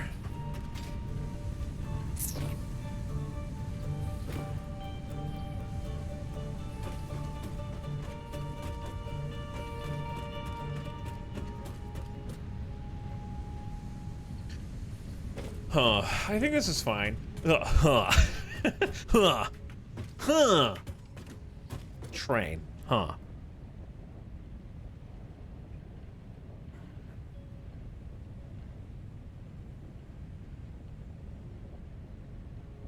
Okay, which ones are facing the wrong way? Is it these?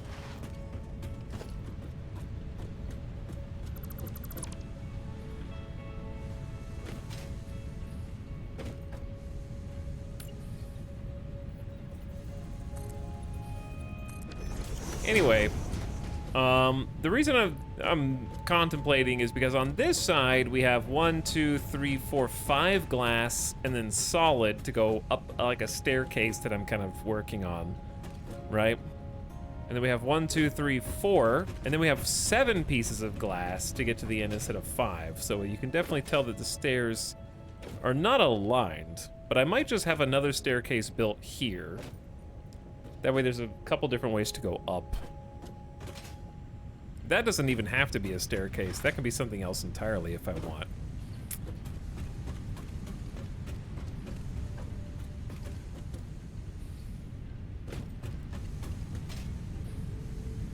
And then there is the idea of moving the 2 smelters from here over there, which is annoying, but it's not too annoying.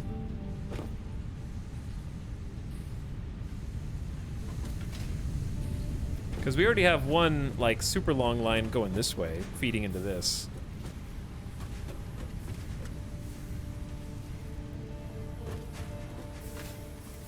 What do you think, chat? Should I redo it a little bit and just move these? Because we have space right here. I feel like it would be nicer.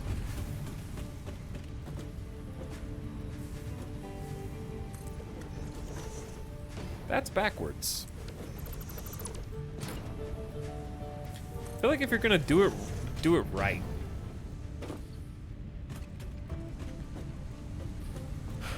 The problem is it is gonna slow production down here, but not by a lot. We'll need to move where the ore is distributed to here, which isn't so bad.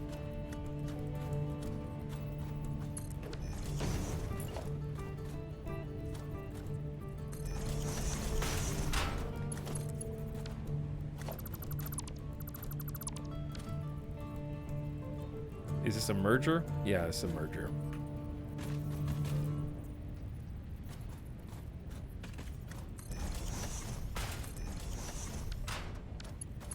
Oh, yeah, that'll work. We do it right because we do it twice. No, that's... Wait. The problem is this is gonna back some things up.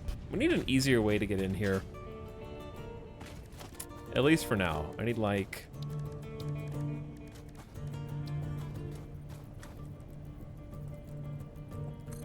at least a simple ramp.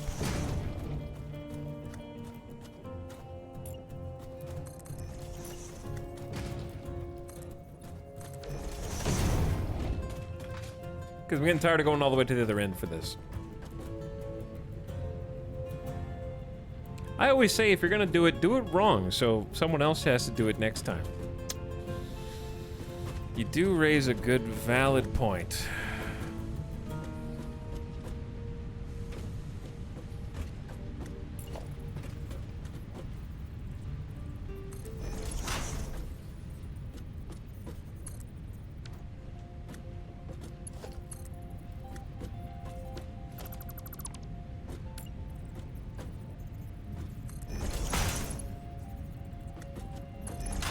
Okay, so this honestly should be pretty straightforward.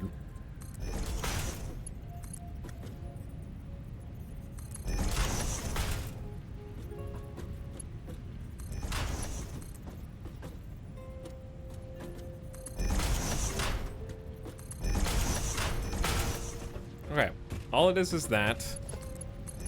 A connection between these. This needs to be a tier 3 coming in.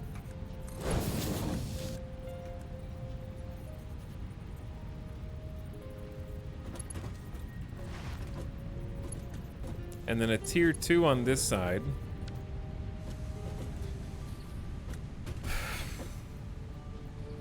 I think that's it.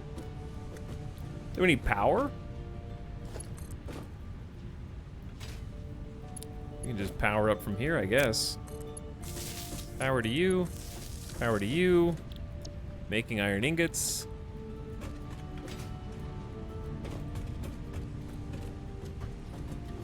Okay. Next.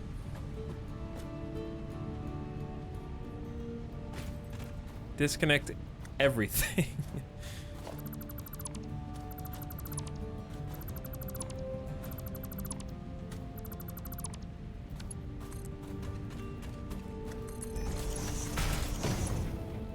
All right, this has got to be a Mark II.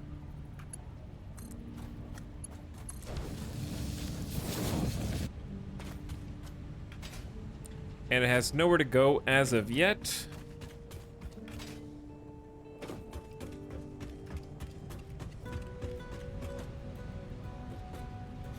I think this is going to give us more space to do something cool in the middle. I think I'm going to like this a lot more long term.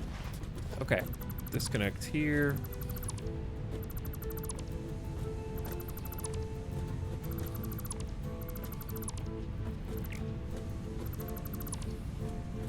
Splitter inputting from the back.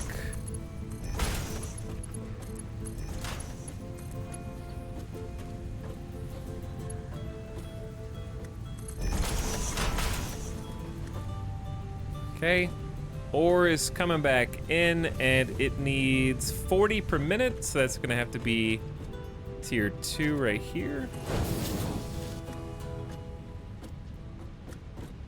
Oh dear. Okay, Mark III, and then a Mark.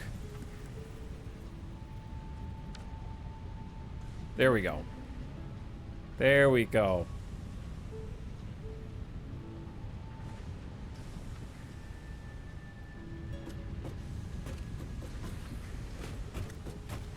Okay, these don't currently go anywhere.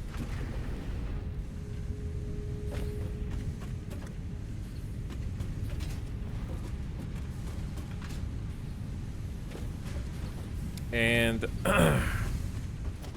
that can be fixed. Sorry, Chad, I gotta focus on this real quick, but I think it's a pretty easy fix. And it's gonna let me build something that I've been wanting to do anyways.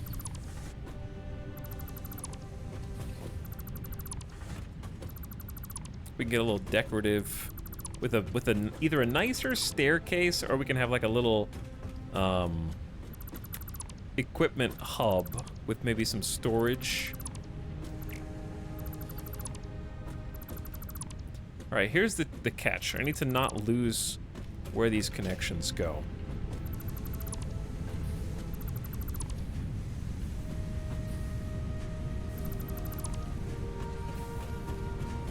So I need one to go there, and the other to go a little further across.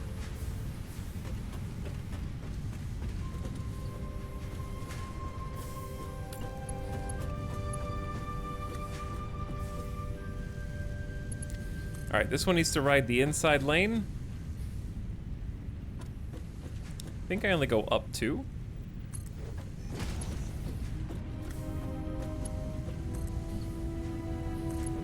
Let's do the one that goes on the inside lane first. Okay, it's that one and this one.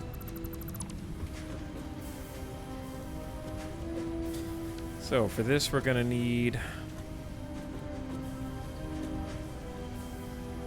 some belts.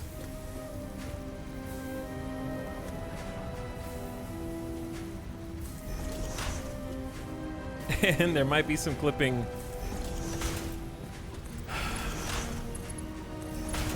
through these little power poles, but that's okay.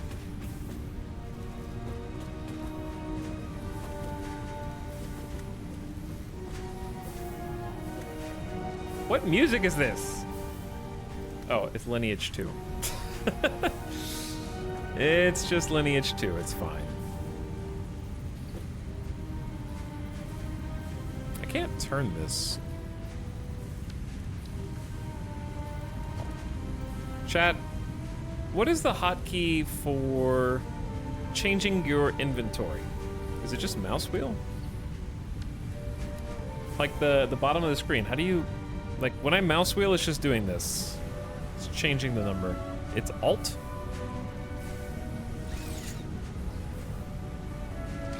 Okay, yeah, it was like stuck for a second.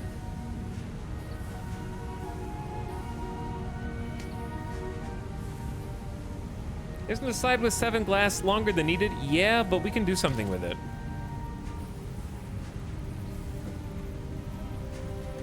I think we can do something with it.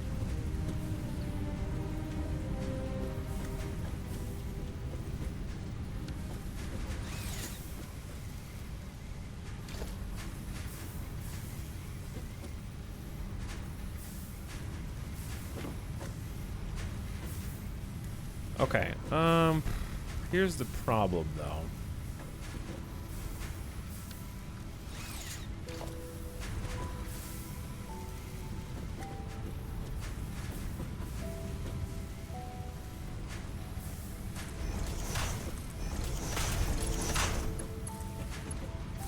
Okay, you go up there. I love the H key. Oh my god. Okay, and then I don't know if this is going to be the right spot.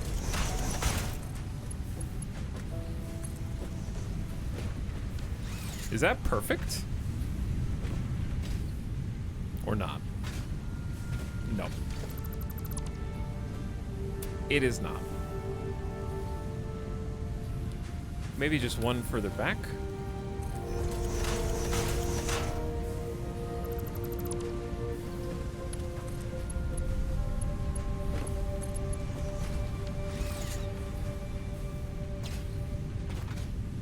I think that looks good. Okay, that's gonna be the outside one. And then on the inside...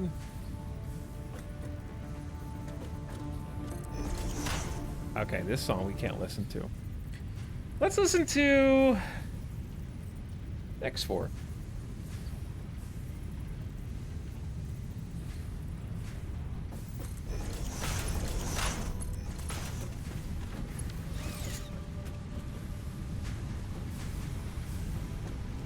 So we need to connect it up to this socket right there.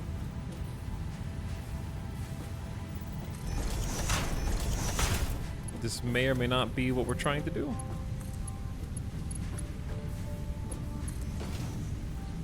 Why is that one taller? Oh, I know, because I built it on this.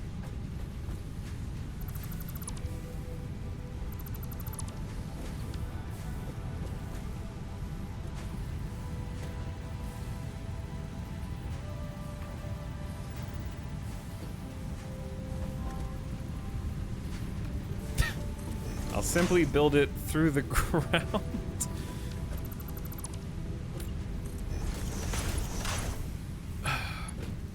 It is gonna work though. Okay, perfect. Now, delete the conveyor poles. I'll figure out how to actually make these look cool and suspended in the future.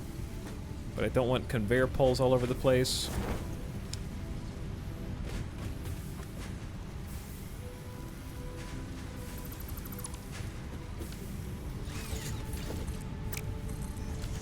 There we go. Are we there? Did we do it? Should be 40 ingots per line.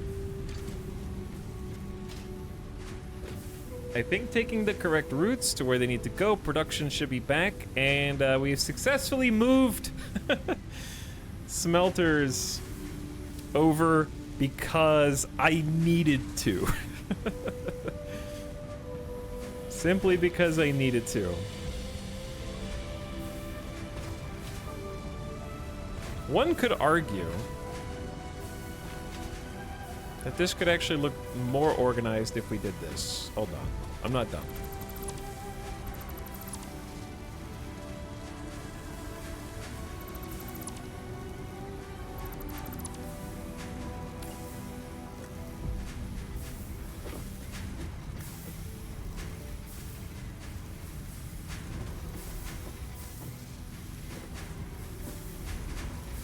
Okay, if we go back one and then build this straight up.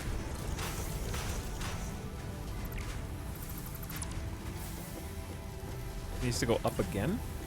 Tall. Then we have to link it together.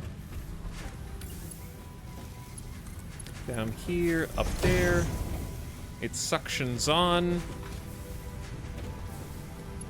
Then we split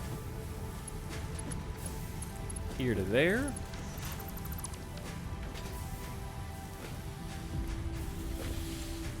That's a little messy.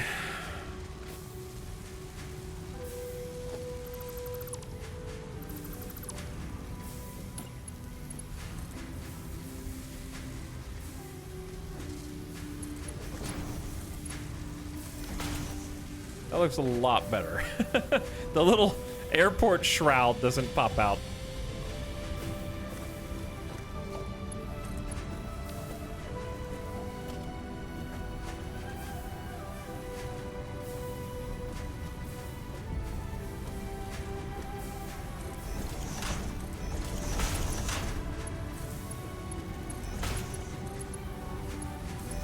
Okay, so this is the only issue now, I guess. There's a power pole going straight through the line. And I don't really know what it is it isn't connected to. Okay, it's 1, 2, 3 buildings, and then between 1 power pole?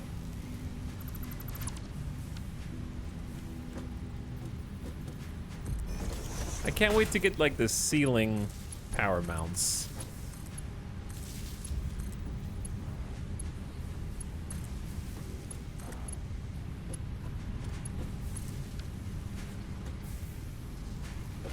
All right, there we go.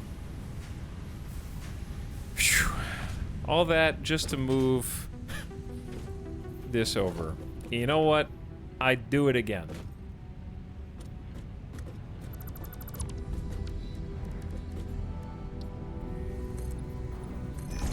Now we can have 1, 2, 3, 4, 5 glass on both sides. Why'd you guys let me get sidetracked with this? I don't want to do the whole thing with glass right now. That's going to be too much work. Let's do that later. But yeah, look, now we have all of this space right in the middle. So I can do 2 things. I can make a larger staircase, and we can actually make a room, like an office almost, for the factory so that employees could go in there. We could have like an equipment workshop, some storage chests, crafting table, all that stuff, and we can put it inside like an interior, and we can have some windows, glass from inside the office kind of looking out over the rest of the factory. I think that'll be cool. Okay. Anyway, I moved everything over, and I think it should be working about the same as it was before.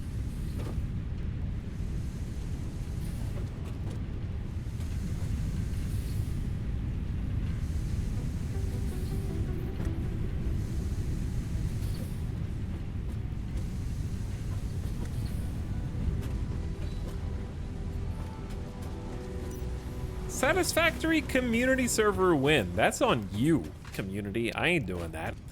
You can only have like 5 people in here, and then it crashes.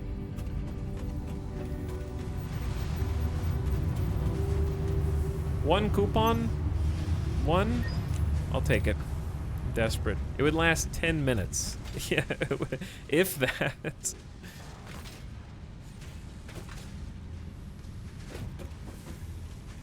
Okay, hopefully I reconnected everything that I was supposed to reconnect. Easiest way to check is to go make sure that the ore is flowing. Looks good. And that it's not backing up immediately.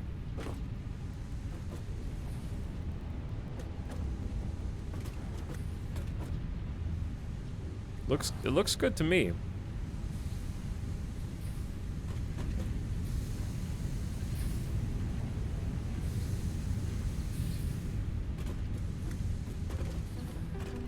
I think I reconnected everything.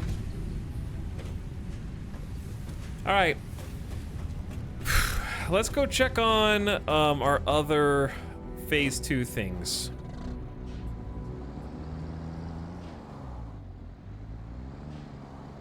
And maybe grab some bits and pieces here and there as we go. Someone would immediately reclaim the hub. What, just destroy it?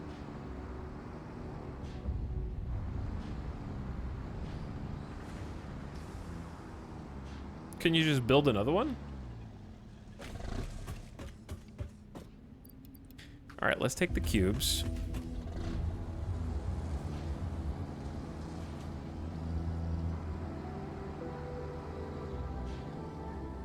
You need the parts from your landing pod to build the hub. Oh, so like the person who reclaims it can rebuild it, but no one else can? Fastest way to troll ever. That's funny. I mean, that's awful. That no one here would do that.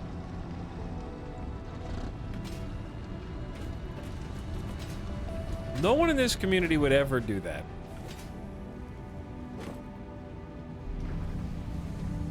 I think.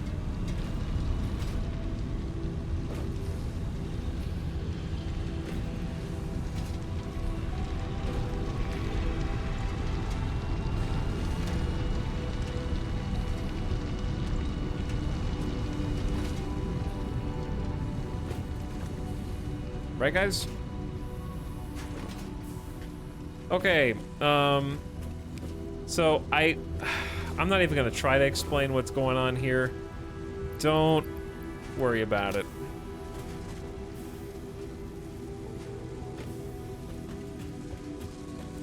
Lots of scary things.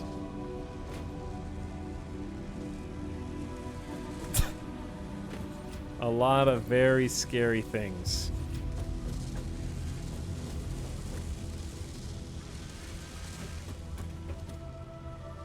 We have 200 staters. Did we run out of... We need 50 cable per minute to make this? Wait. This doesn't have power. Oops. I knew that, dude. I did that on purpose.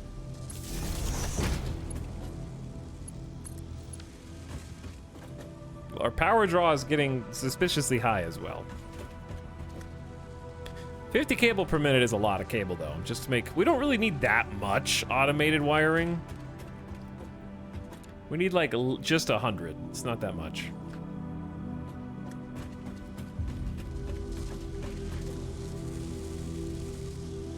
How we doing on versatile frameworks? Not bad. Not bad.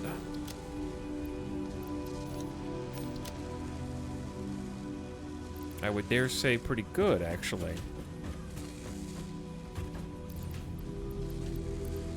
We've already got 250, so we're already halfway to versatile frameworks. Sick, dude. We just need modular frames, which I just put more of in. Okay. Yeah, we're on our way to phase 2. And we just started making automated wiring. It takes a while. I'm glad I came back and checked on this.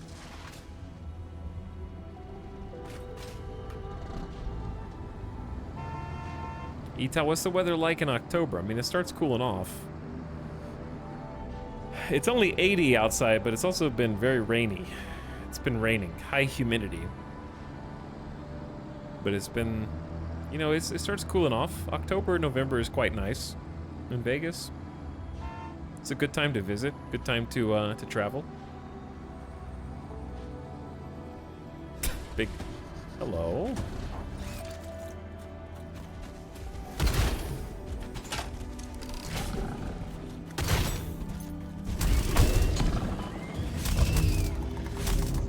Sorry, guys, but you guys are basically free coupons.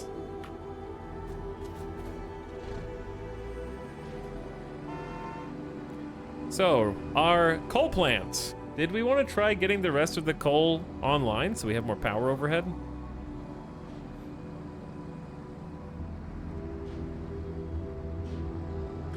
To do that, we would need another tube. That's probably the hard part. The rest is quite easy. We would just need a Mark II miner. It's mostly the water that's a problem.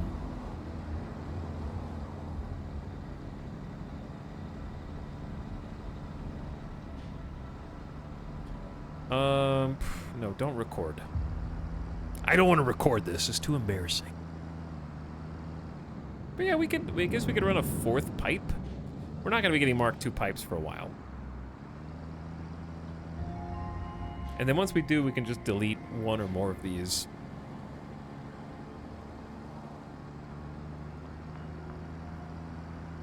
Because it all goes back to over here. This is the place.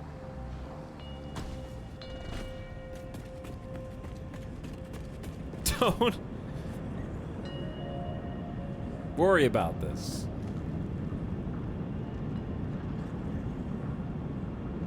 Don't worry about it. Nothing to concern yourself with. All right, let's make that Mark II.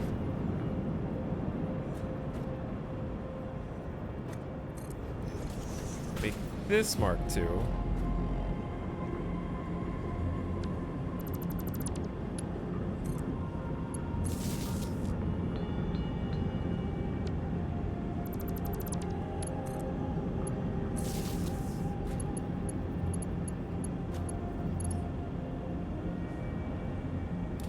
I'm power cycling these water pumps.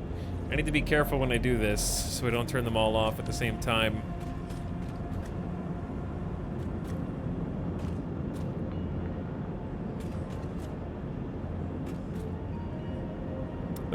They seem like they're good.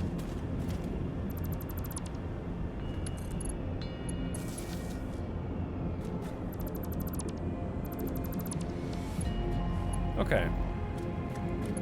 Now, let's get both of these turned on.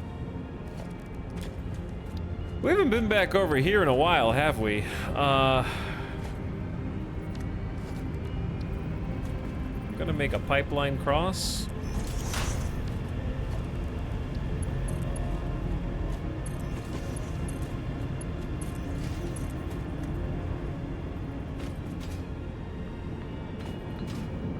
And then it's time to link up with our friends.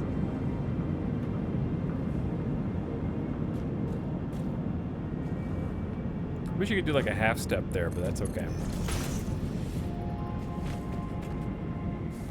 Anyone have the Mega Million numbers? We only give Mega Million numbers to our faithful subs and followers around here. You can't just go around asking for that kind of information.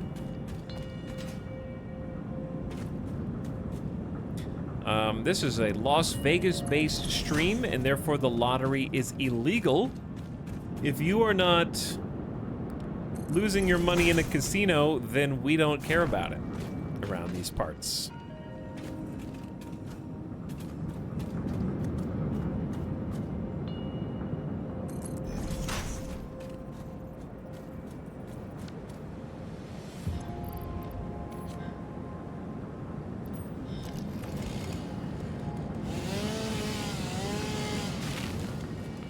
But yeah, we just have Mark I pipelines. There's not enough. They don't have enough throughput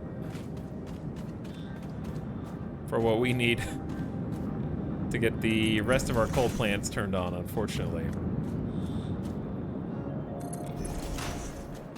If you win the Mega Million Lotto, you gotta share with streamer and chat. True. Oh, we're missing copper sheets?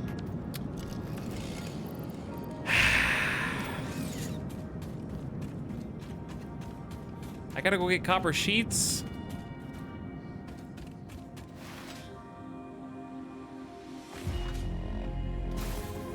All right, I'm going.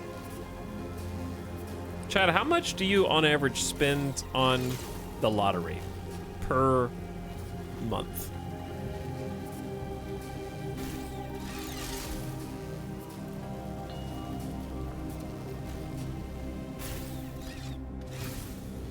$0. $10 very rarely.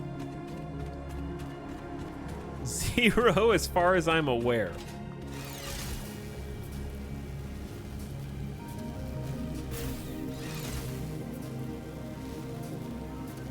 Okay, now how many of you spent money trying to get the one ring from your Magic the Gathering local card shop? All right, there is some pipe. 600 should probably be plenty. How many CSGO cases have you bought? Also a reasonable question. The ring is different. The ring is not about money. The ring is about control. What about TF2 keys?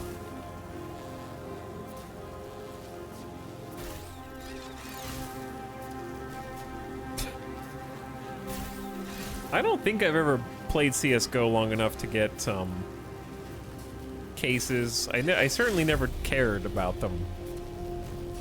I'm sure I've opened a few, but like just to see what it was. I never really played CSGO for very long. Hey Tuck, can I ask what's with those 3 parallel power poles? They're a relic of when we were on biofuel, and I didn't have Mark II poles. So it was to split the connections of all the bio burners. There's a million things to clean up.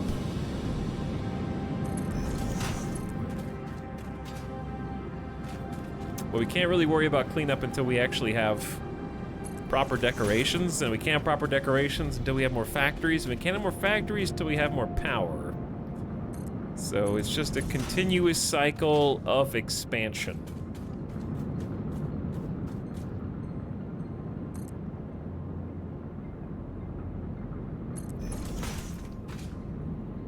And then when we get to here,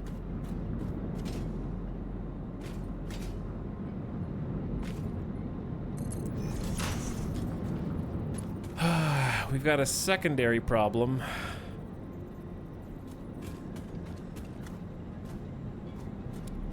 Which is I don't really know how to cleanly...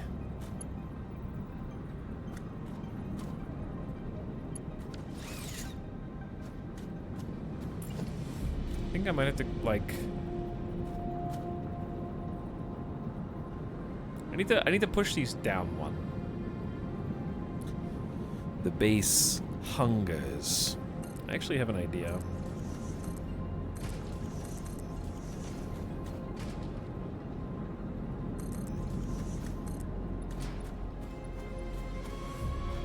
Oh, I forgot it's curved.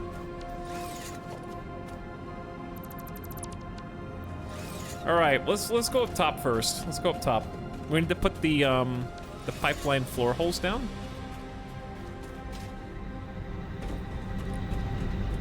Welcome back to our coal factory. Tireless industry.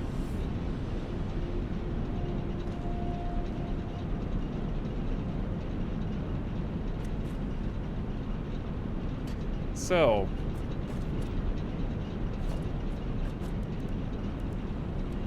pipeline floor holes.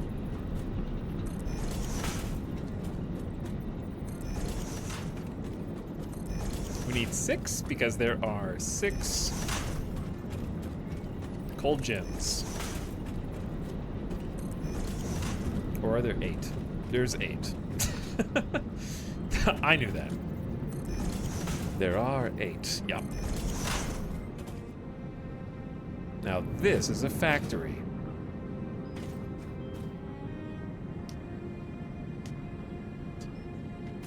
So here's the issue.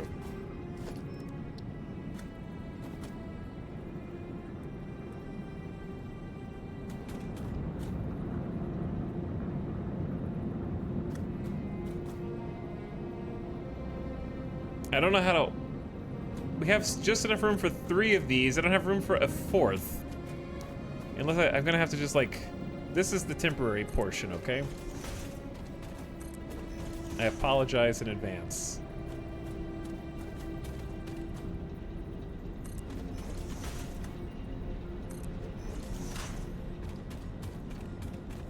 It is what it is. Accept it.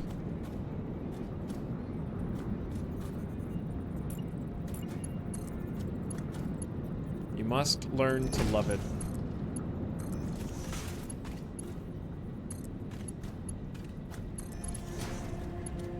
Oh no, it's actually worse than I thought. Hold on.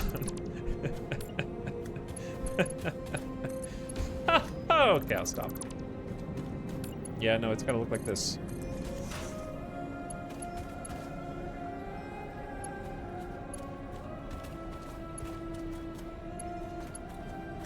There is no other way.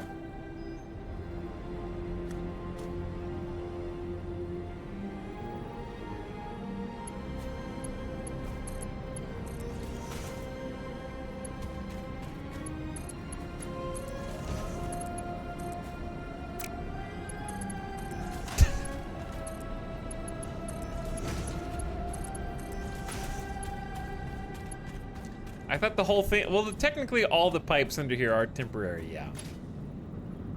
In as much as we don't have tier 2 pipes yet. So in that sense, sure.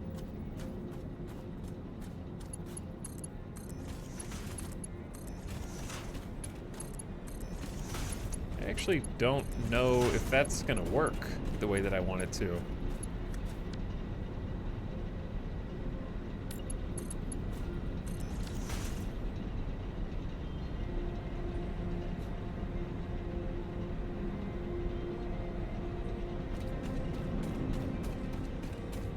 I don't know, dude. We'll find out, I guess, won't we? Let's just see. The second part is easy.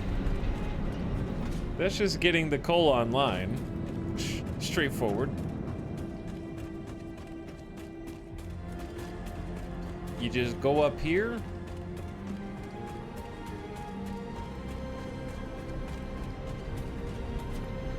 Well, you probably want to upgrade the source first. That way you don't create a cascading power failure throughout your factory. That would be good as well.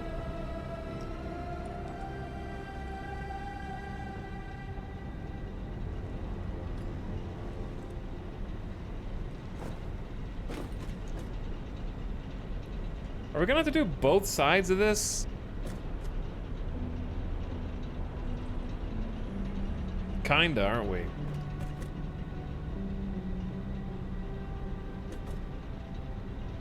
That's a pain. I didn't think about that.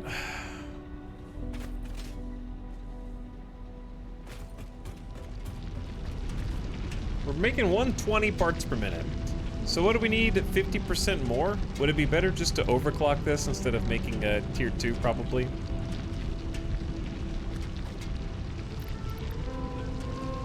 You gotta spend electricity to make electricity.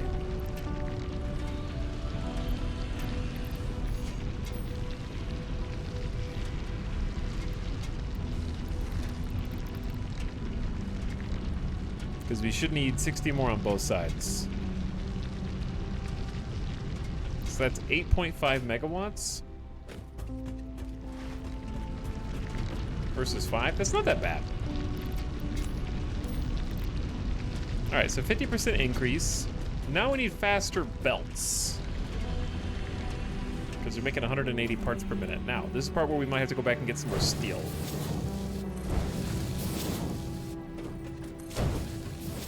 These belts are faster than we need them to be.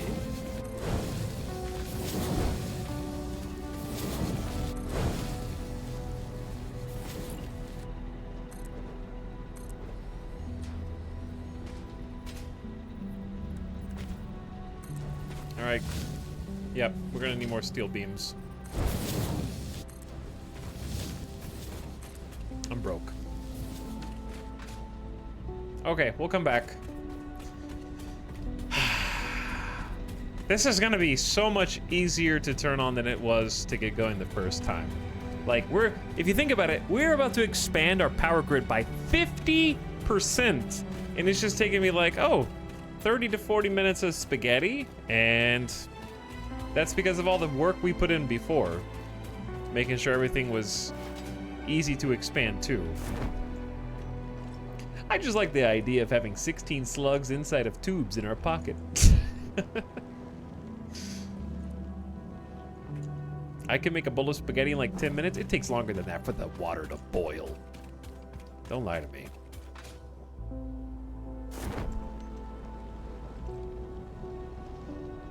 Then you gotta wait for the spaghetti to get to be al dente. Are you just reheating leftovers? In that case, it'd be faster, right? It'd be way faster.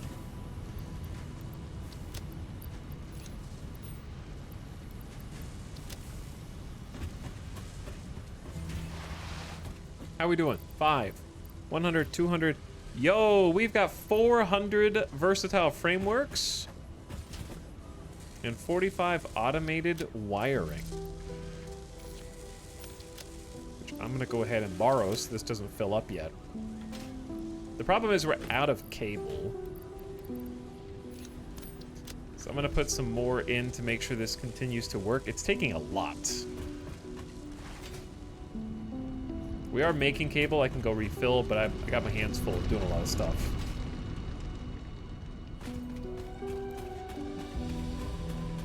I didn't realize this was going to be Omega Progression Day. We did all of Tier 4, and we're about to complete Phase 2 at the same time. I like that there's no power line. There's like...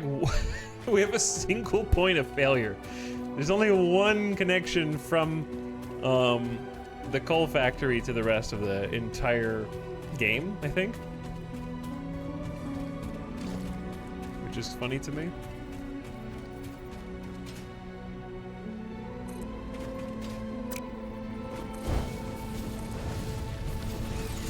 Okay, so these are both belts going as fast as possible.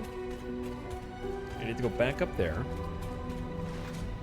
I can boil a pot of water in a minute and a half on my induction stove. I can boil a pot of water in like 30 minutes just by breathing on it really hard.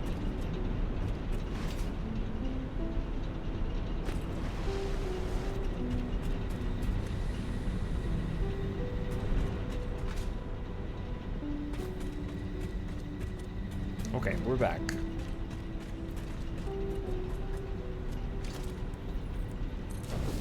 All right, speedy lines.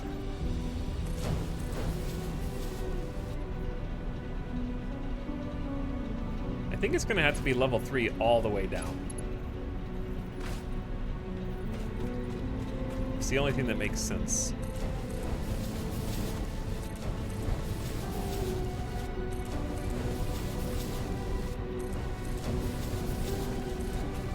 Get the coal where it needs to go as fast as possible. All right.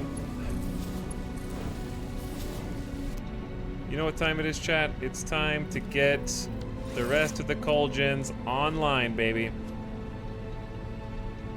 Boot them up.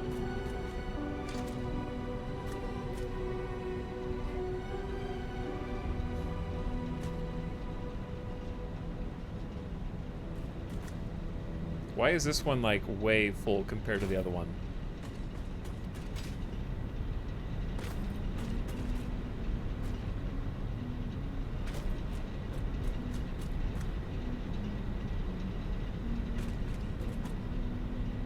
Oh yeah, they're not connected to the power grid yet.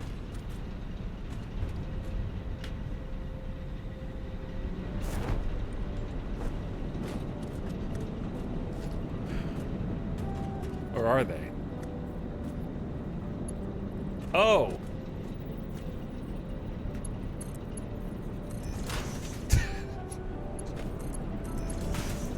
Important final step. Steam is made out of water. We need chat to boil some water for us to make some steam, dude.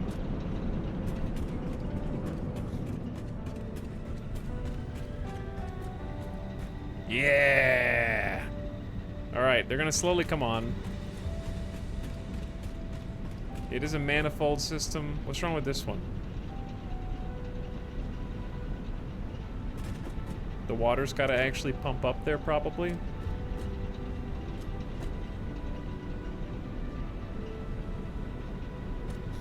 I'll investigate.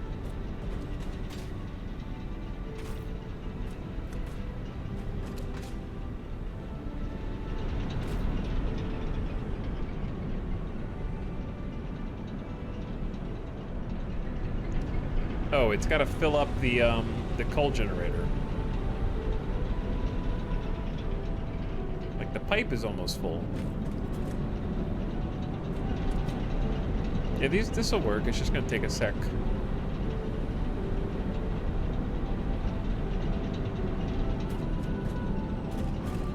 I think. Yeah, these are still full. This is full. This one's full. Is it possible that these ones are too tall? These are technically higher up than all the other ones. No, this one's full.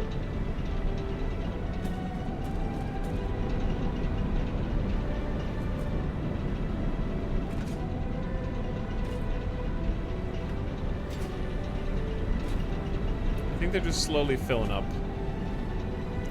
1,800 megawatts peak production.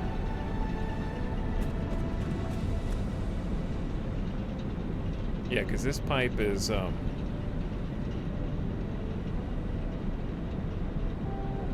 maybe we can do the math real quick, right? So we need 50 meters cubed times 24. That's 1,200 meters cubed units of water.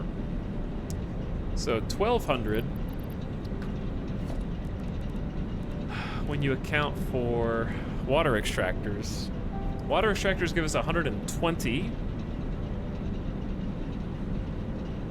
So we would need 10 water extractors. Why don't we go back and look and see how many we've got?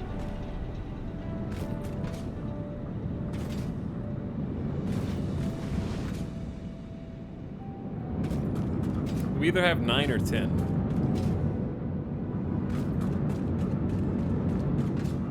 I don't remember how many.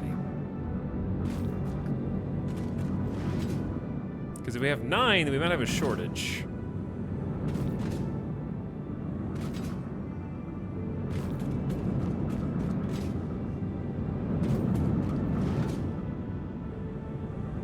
One, two, three, 4, 5, 6, 7. What do we? Okay, I have 9. But mathematically, I need 10. What?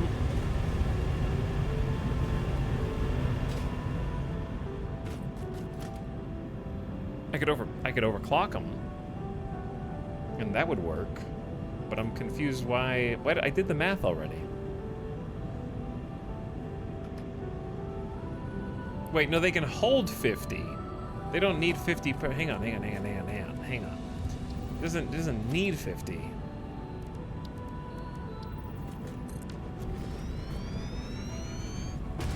Consumption is 45, not 50.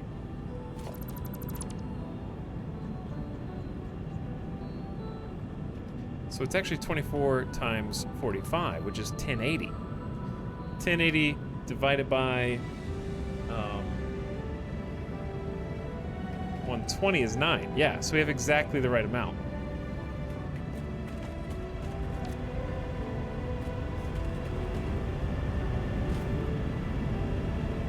We have exactly the right amount of water to keep power on.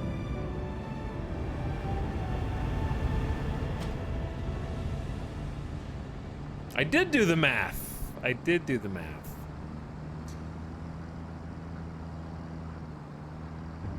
So, of course that means when I get into view, we'll see all the smokestacks turned on, right?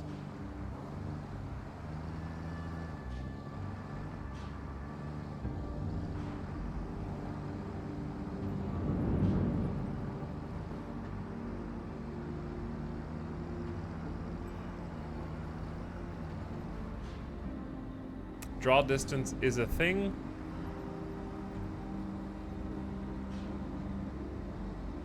Seems good.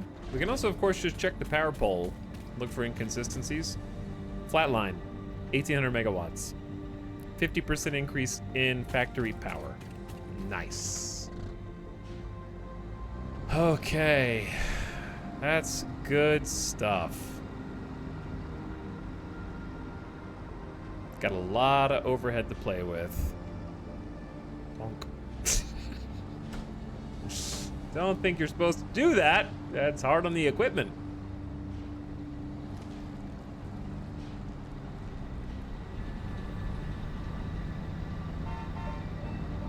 Yeah, they only load in when you get really close.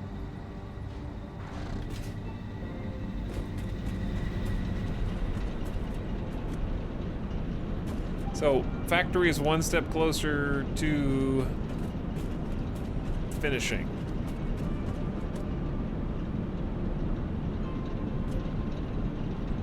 This side is much slower.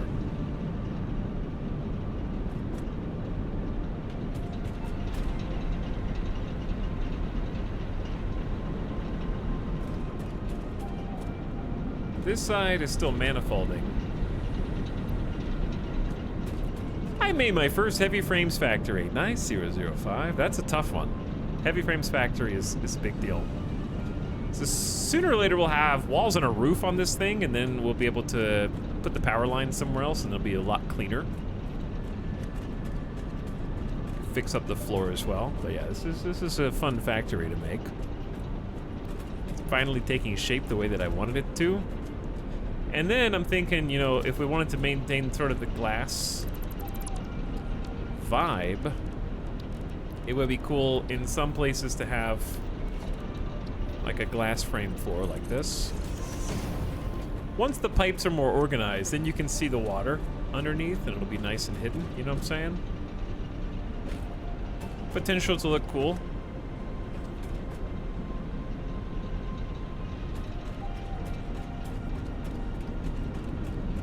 Trying to get more creative with the glass. All right.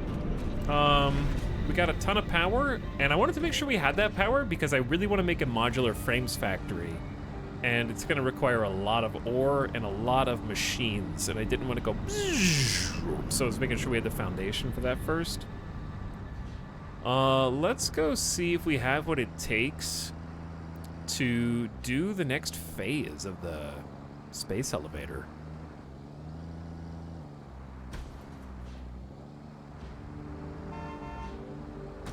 I know we need cable. Let's go get cable first. And there's probably some other things.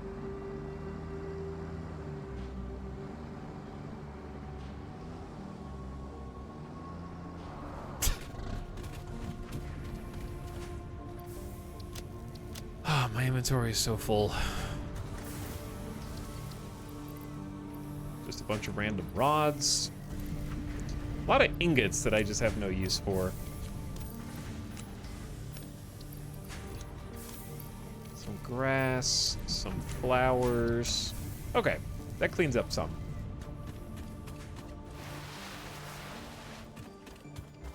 I feel like the dunes become so easy in terms of factory creation once you get past biomass. It's definitely easier for factory creation. But I would say, on the flip side, I think the resources are more sparse. Like you have to go further to keep getting more. I think the resources are more conveniently located in the earlier areas, but there's more trees. And honestly, the trees do make it easier at the beginning because of that biomass.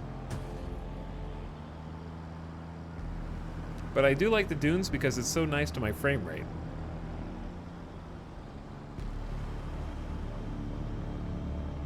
So I'm a bit biased. Donk. The donk. Alright, I think this is for cable.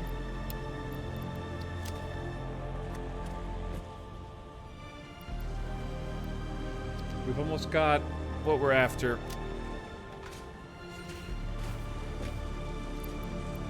100, 200, 300, 400. We're approaching our 500th versatile framework.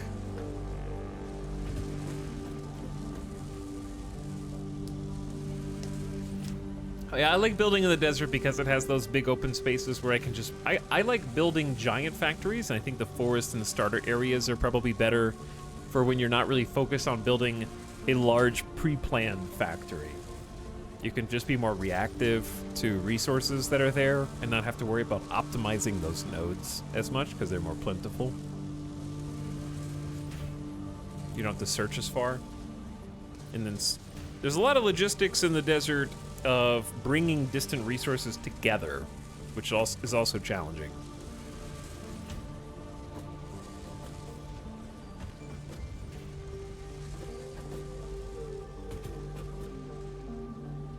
.5 per minute, and we need like just 10 to 11 more minutes to have all the automated wiring that we need. Okay, in that case, let's take a quick gamer death break. It's been about going on 6.5 hours. We've got a lot of progression today, and I got more stuff that I want to do, and maybe even start on the modular frames factory. So why don't you guys watch over our steel factory real quick.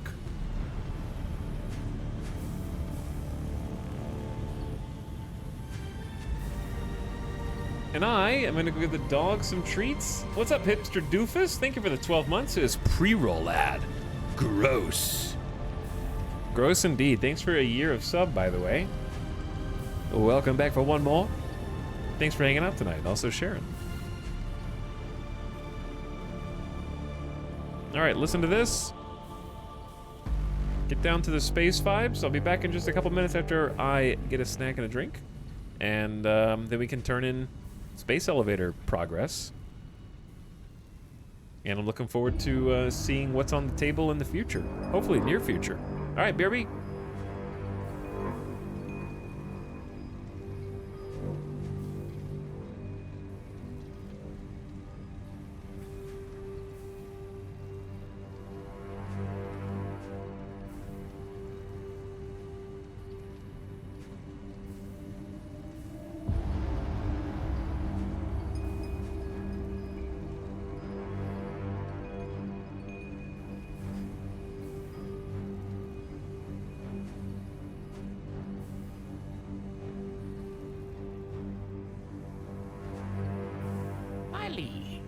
Sub for your collection. Run while you still can. You know what, guys? Being a sub's not so bad. Get that guy.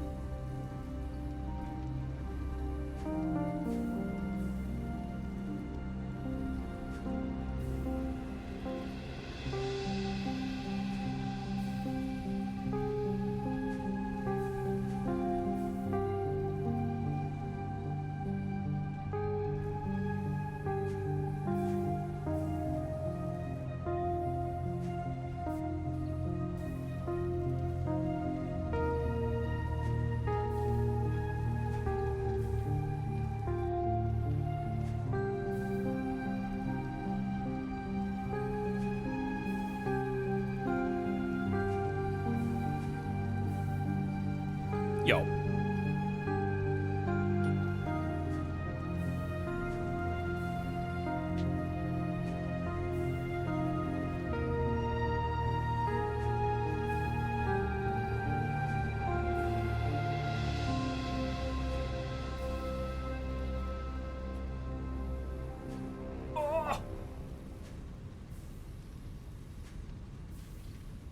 Okay.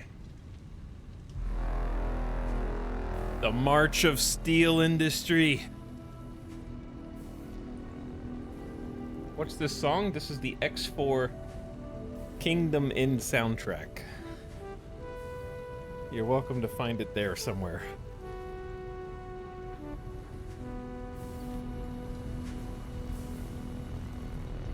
Hello, gamers.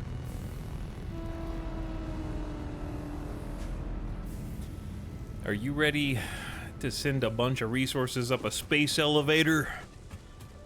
Because it's exactly what I'm about to do. Actually, that's exactly what I'm about to do. I just have 100 of these wires, and then 100, 200, 300, 4. I can't carry the rest, but I have them. Let's go put them in the truck.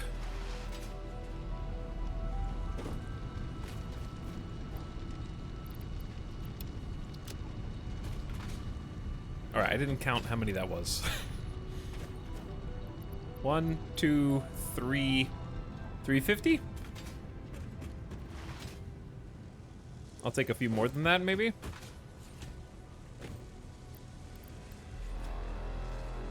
Wait, do we have enough?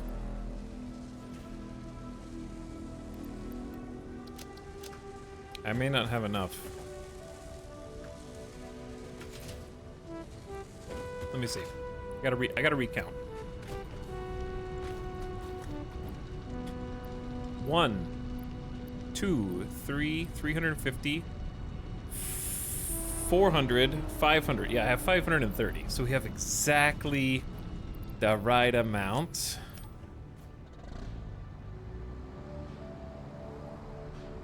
Actually huge.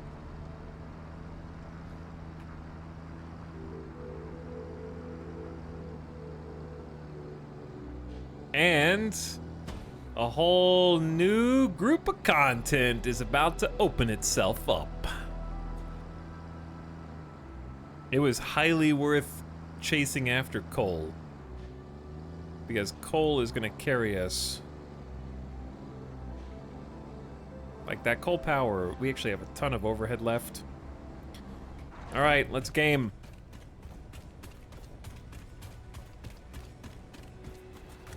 Space elevator.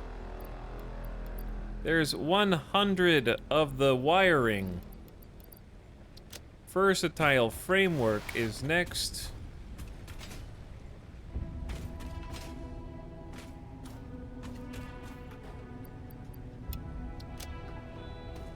Oh, this is the best song on the soundtrack too. It's the menu music.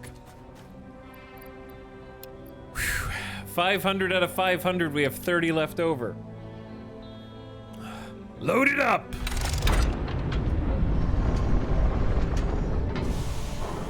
The crate is sealed. Send it!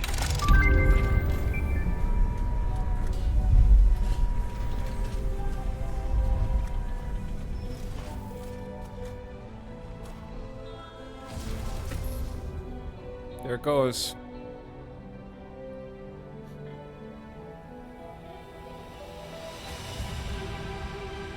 Hell yeah. New phase, framework time. And what that means is we have unlocked tier 5 and 6. Big time. You know what's on tier 6, chat?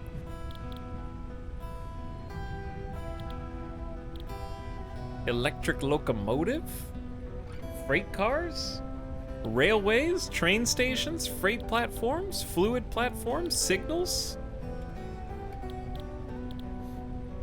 It's pretty expensive stuff. 50 computers, 100 heavy modular frames. So it's a ways away, but it's there. It's the train tier. It's about how far we got last time we played Satisfactory. Tier 5 is oil. Big time oil. Then you can do oil extractor, refineries, valves, plastic, rubber, new shop products.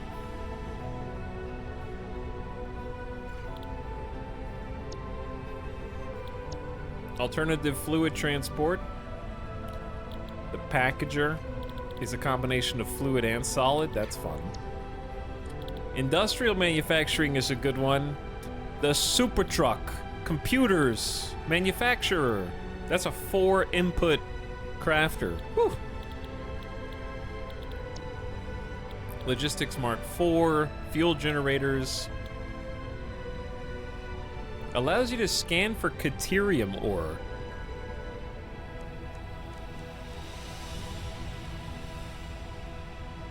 What's this then? Was I not supposed to be scanning for Caterium?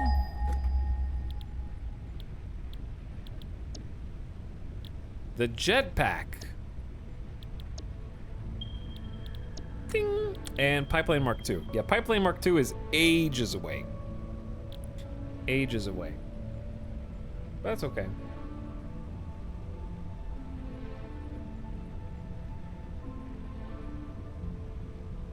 Ding, ding. Ding, ding. I know what time it is. I know chat knows what time it is. Since this is the tier where you actually need Caterium to advance, I guess it's just a failsafe in case you didn't do it. Maybe. So we can't do anything really until we get oil processing, so we'll select that as a milestone. Okay. We have need of some things. Such as motors. We can actually just get oil unlocked. I say let's just unlock it.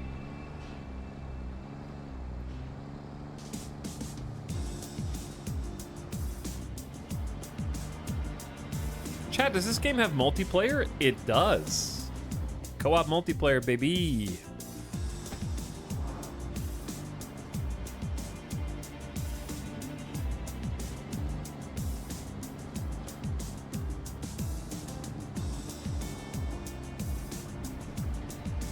All right, we kind of started making a ton of regular wire, which is good.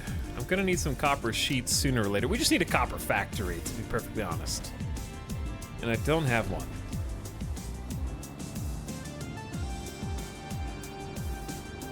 We need a bunch of factories. So we're gonna stop the progression grind and start making factories after we get oil. We don't have to make an oil factory yet, but I just want it unlocked for when we do.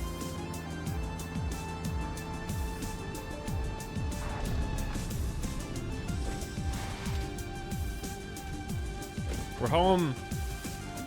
So I don't really know if I need automated wiring, but that's okay. What I do need is motors. Hold on.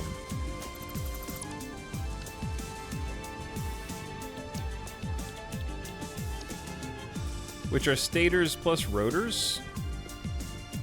Well, well, well. Yes, indeed.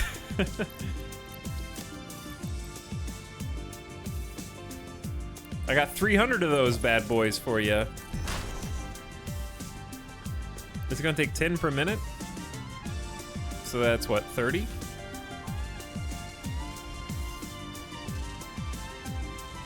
Times 5?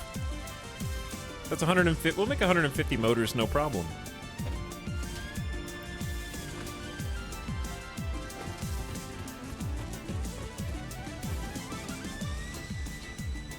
Yeah, we don't really need to continue making versatile framework.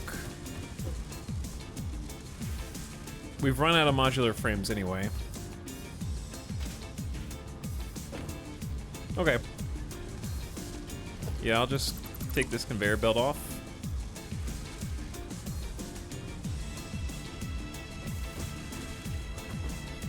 This is making encased. All right, we need 100 encased. Easy.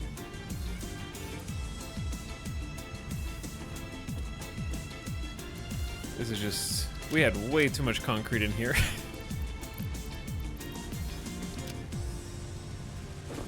And then... These guys. We need 500 of these. It looks good. Yeah, I'm just trying to get what we can get. And these will make 5 per minute, so we just need 10 minutes to make 50 motors, and I already have like 10 motors or something. The big player count mod works pretty well. Only weirdness was ran into sometimes the game will show foliage that someone else already harvested, so it's a ghost tree. That's not too bad. You can get like 10 people in at once, though I don't remember you might need to mod. Yeah, you might need to. Chat likes co-op. There's one potential problem with co-op, which isn't a problem depending on your personality type. When you're playing a game like Satisfactory or Factorio in multiplayer, there can frequently be a scenario in which one person becomes the boss. And you're either the boss or you're okay with doing what the boss says.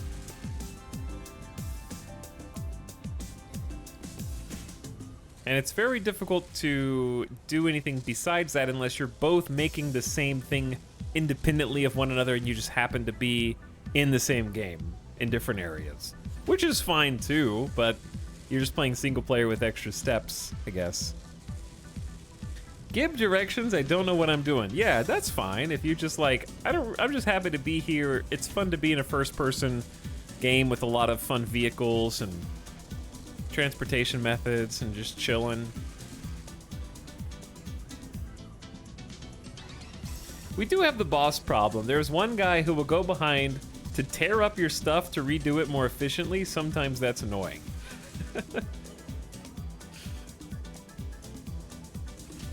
But yeah, if you're chill, if you're mellow and you're just there to have a good time,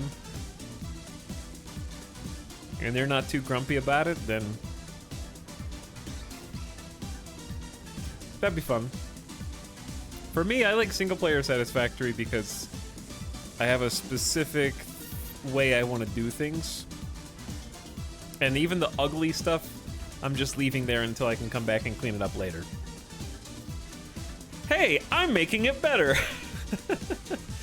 I'm making it more organized. Uh-huh, sure.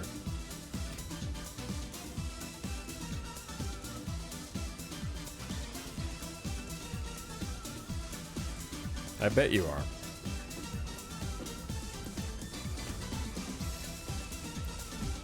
We got, we need 50 of these? Part of me just wants to chill and let it grind it out. Oh wait, I guess we still do need 2,500,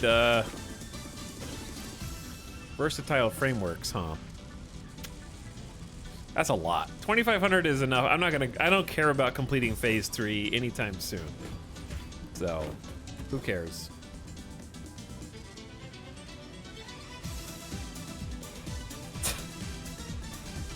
I'm helping.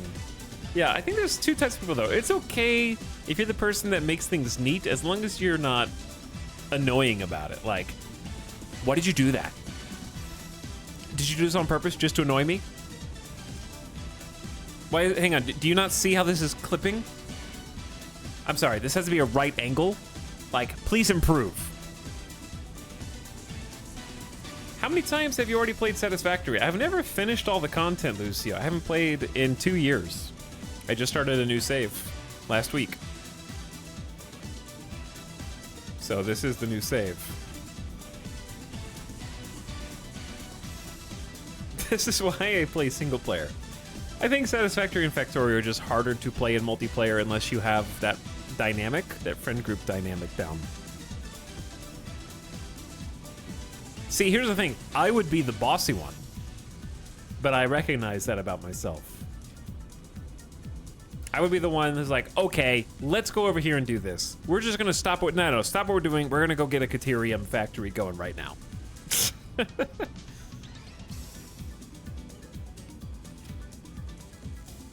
I think I would end up like that, so. Because I definitely have a very specific way I want to do things.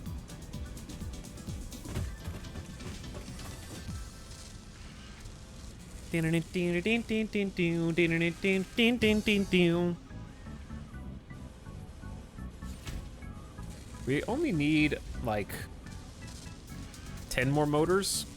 Yeah, we'll just chill for a second. It should be making 5 per minute.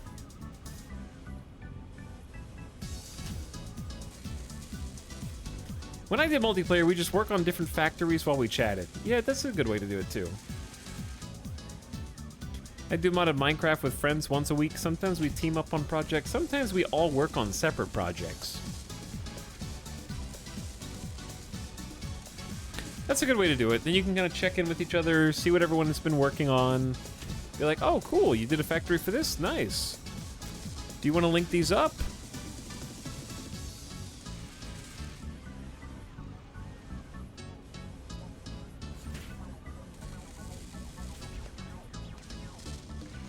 I play a lot of sandbox games with the same peeps. Currently, we're doing 7 Days to Die, Undead Legacy. I'm the farming guy.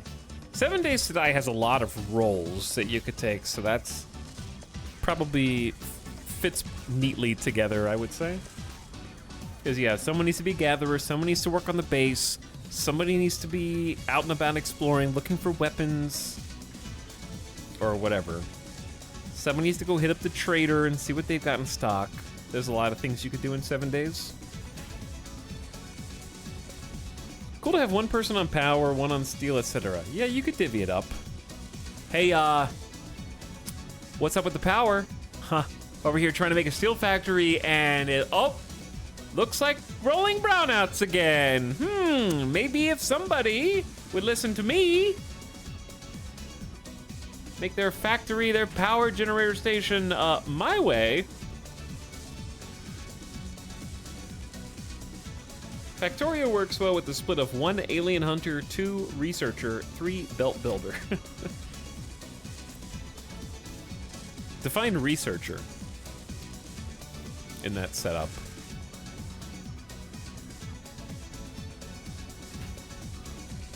All right, I think I have enough to complete this.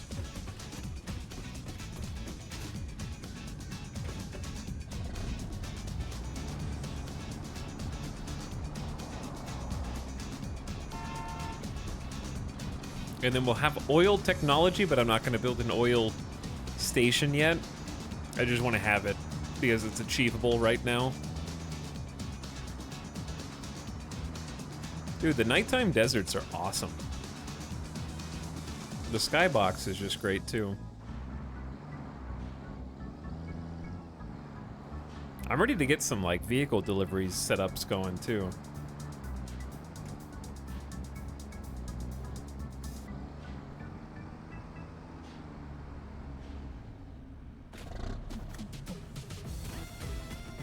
Okay.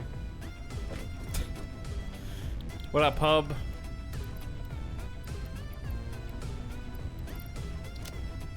I got everything except 8 motors. There's the 8 motors.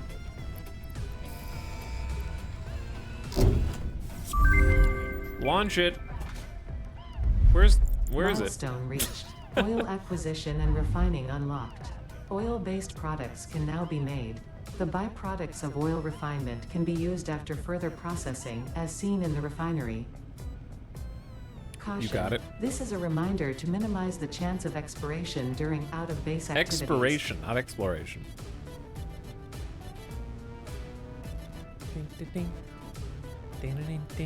Yeah, where's the ship? Ship is just gone.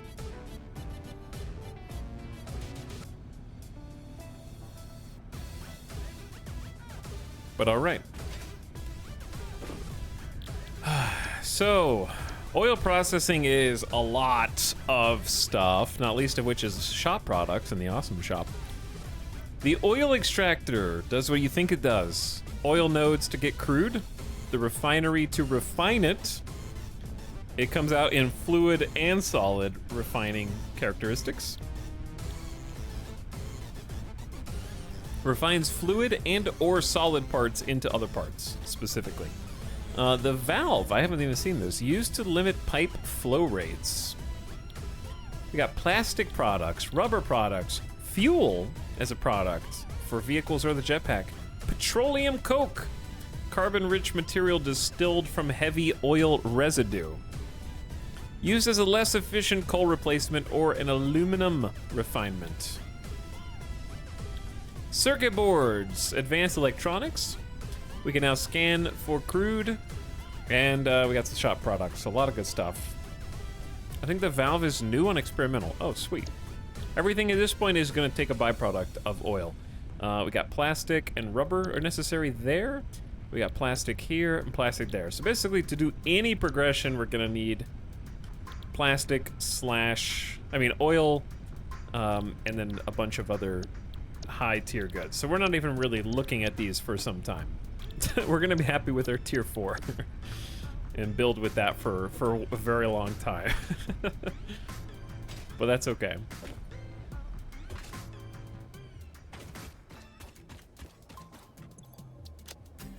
So, speaking of, what are we doing next? Next, I'd like to get started on the modular frame factory.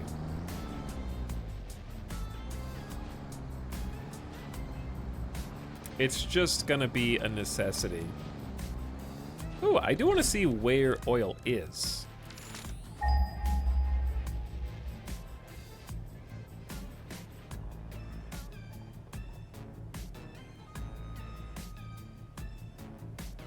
Waiting.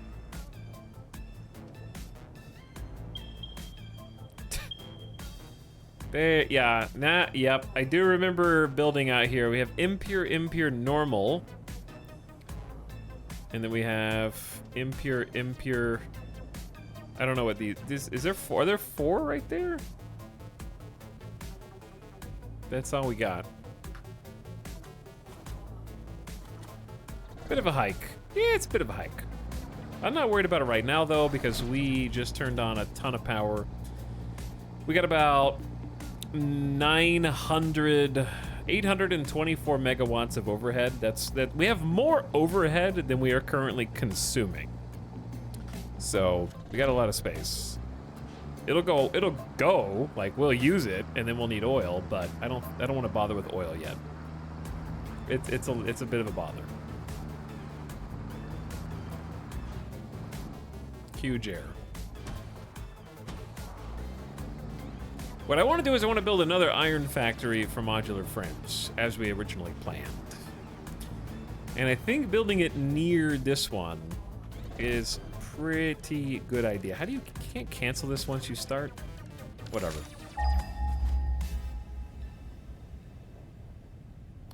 Also, this is not a steel factory prospect anymore. It's just a steel factory. So we've got, ding, pure iron right next to us, pure iron here, pure iron there. Lots of pure iron. And then another pure iron back there.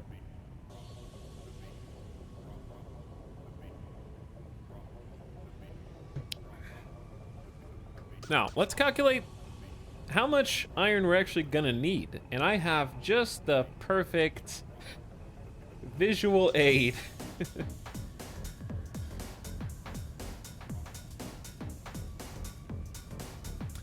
Modular frames. I am planning on getting 20 modular frames per minute with this factory.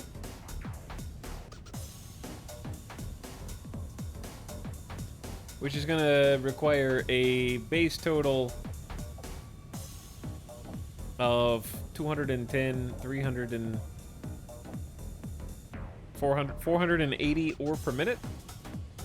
That's 3 pure nodes with a tier 1. But it's not that many with a tier 2. We can just do 1 tier 2. 1 tier Mark II on a pure node will this factory support.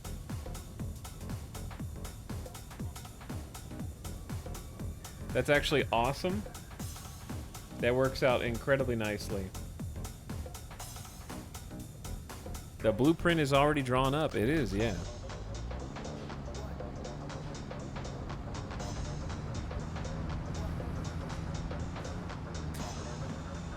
I kind of like this. There's a single pure iron node back here all by itself.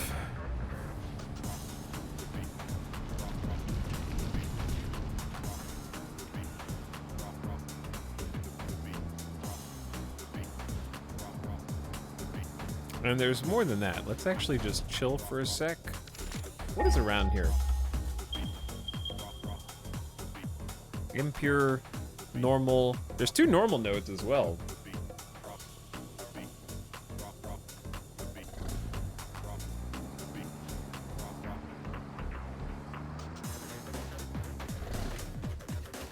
Hello? Bacon? And a slug? Sir, why is our modular frame schematic drawn in MS Paint? For efficiency, of course.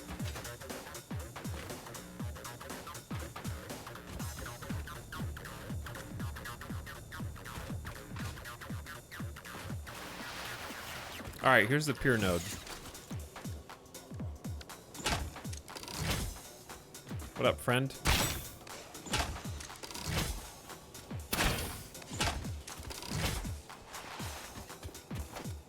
I need all of those. And then this is the impure node. Who cares about that?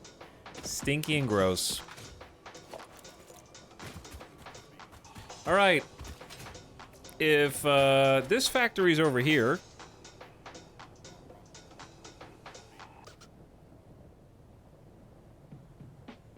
Wait, chat, math is hard. I love how no one corrected me too. No one even corrected me. I said, oh, 480? I can just get 1 pure node with a Mark II. That's not how it works.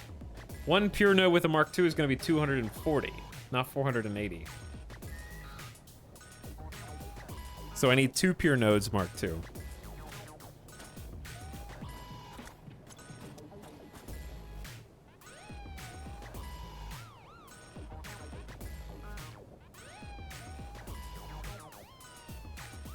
So 1 by itself isn't really very good. When I hear math talk, I just smile and nod.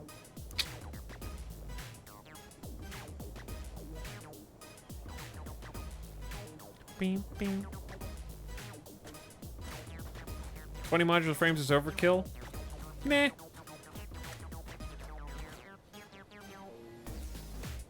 I think it's perfect kill. Overclock it? I'd have to overclock it twice.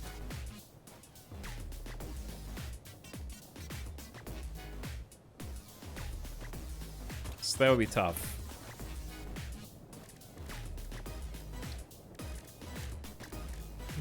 Ding, ding. Let's check out some of our new stuff. Circuit boards are going to be copper sheets and plastic. Rubber is very straightforward, it's just crude, as is residue.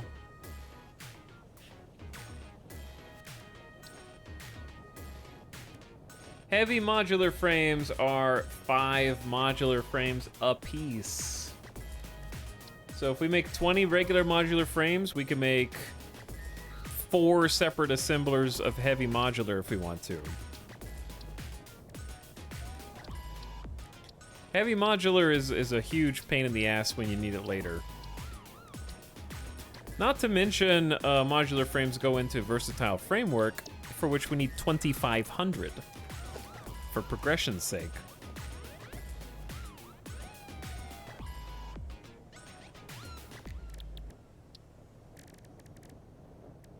So, I'd like to be prepared. But heavy modular is one of those things where if you make the minimum amount, you're going to regret it.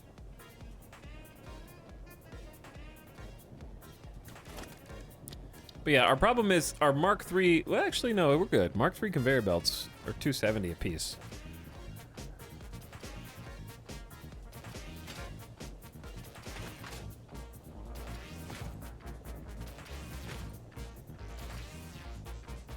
Here's what I'm thinking.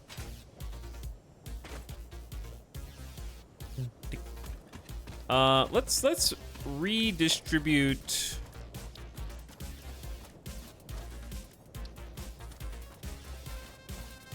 I don't feel like building a foundation for this guy yet.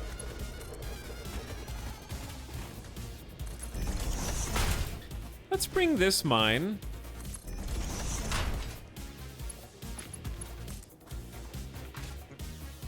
all the way over.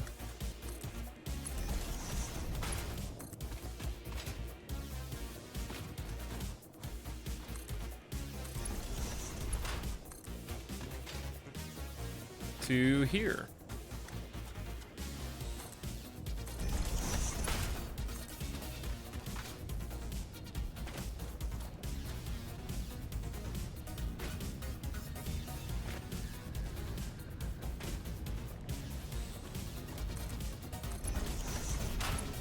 And I'll explain why.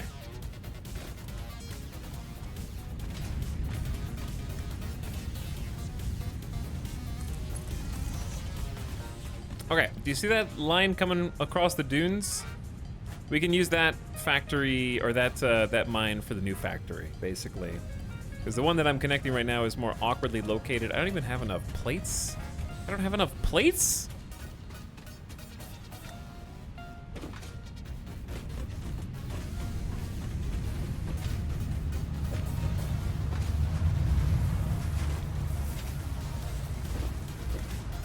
We don't even have a backup of plates? We're making the perfect amount? Okay. I'll go get them.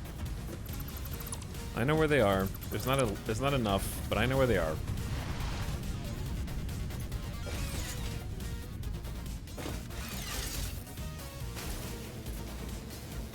Connecting factories in a chain is a pain. Smaller factories where ores are, I don't know, feels nice. I like both. Because I like the larger factories necessitating the use of trucks and trains and methods of transportation like that. There's iron plates. There's some more iron plates.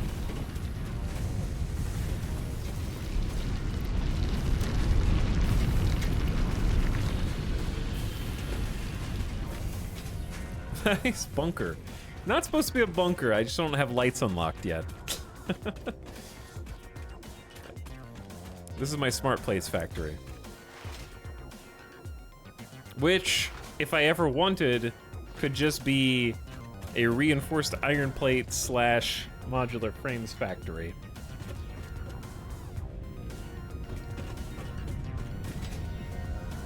Question, chat, do I ever need smart plates for anything again?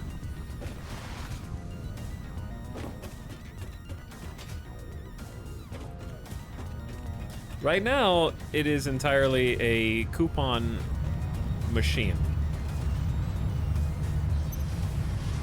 They're just going into coupons. Slowly. Very slowly. Incredibly slowly.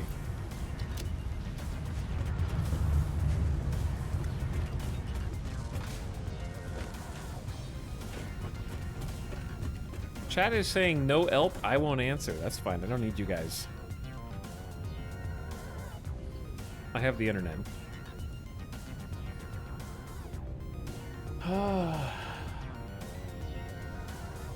Smart plates are used in modular engines, which is our phase 3 objective. Okay. That's what I needed to know.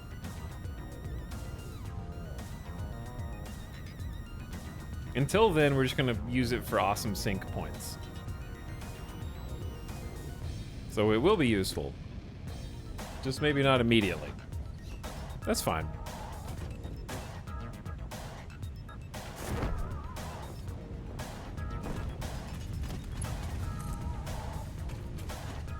Stockpile them until end game and then run them into the grinder. I'm just not gonna stockpile them, I'm just gonna run them into the grinder. I'm just gonna do that part.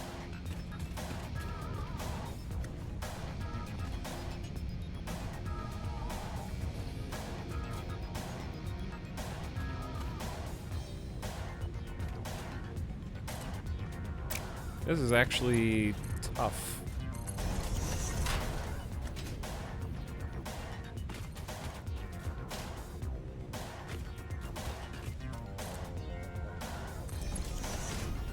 Okay, here's a new plan. Hey, delete this. Create a merger.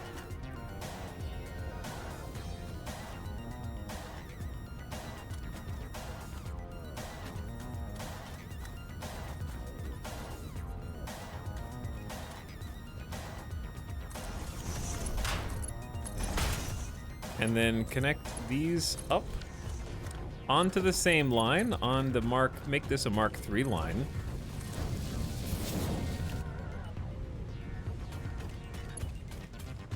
Now we're in business. Okay, because this is gonna need to be a Mark II, I think.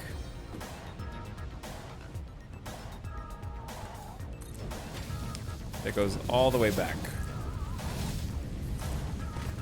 Goodbye. Reinforced iron plates. Spooky. The floor disappears out from under you.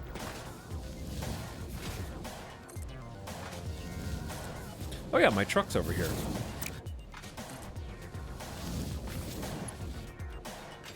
And then this isn't even connected to anything.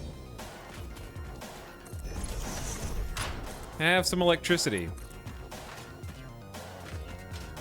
Where is the closest?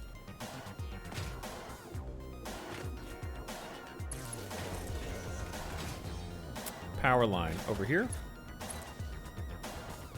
Okay. So that has started up.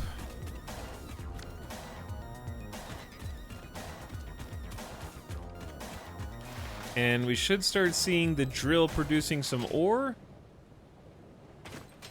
There it is. Beautiful. At perfect ratio, because this is also pure.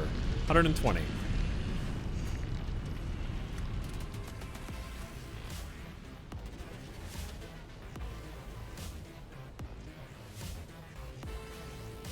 After modular engines, they become redundant. Yeah, that's fine. But what their designation right now is slow ticket grinder. Coupons. So if they're only going into coupons right now anyway, then who needs trains? I don't need trains. Also, who gifted subs? Was I AFK? Oofta gifting 5 community subs. What's up, Fathom, Aerodane, Imzarmo, Lex, We2Tech, and Philly. How's it going?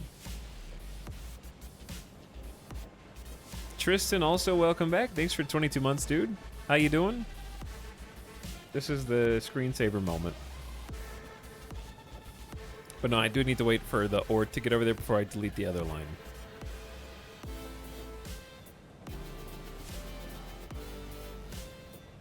But yeah, the nice thing is if we ever decided we don't want to grind all these up into tickets, I can just use the resources for something else.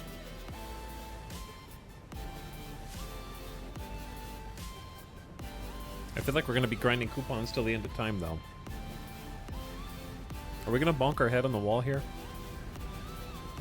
Or are we going to make it under?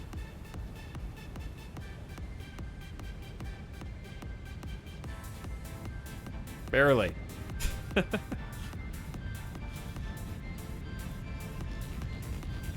I just love watching all the conveyors in this game. It's mesmerizing. Iron POV.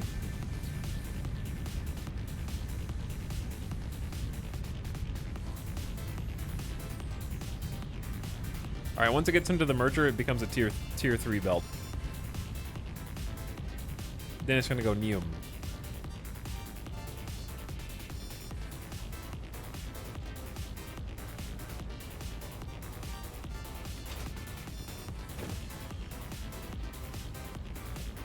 All right, and that means I can delete this.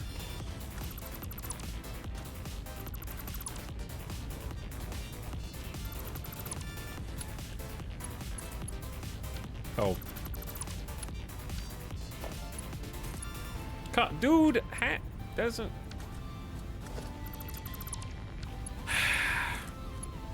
There. Go in. Fix it. Is the boombox worth the tickets in this? I don't know. I'm just listening to Spotify. Everything is worth the tickets, okay? You have to buy everything. What OST are we jamming to?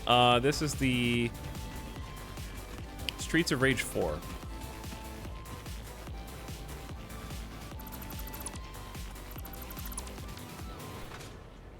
Okay, now I freed up this node so we can use it sort of more conveniently, because that node back there I wasn't really going to use. So it's better on this factory for sure.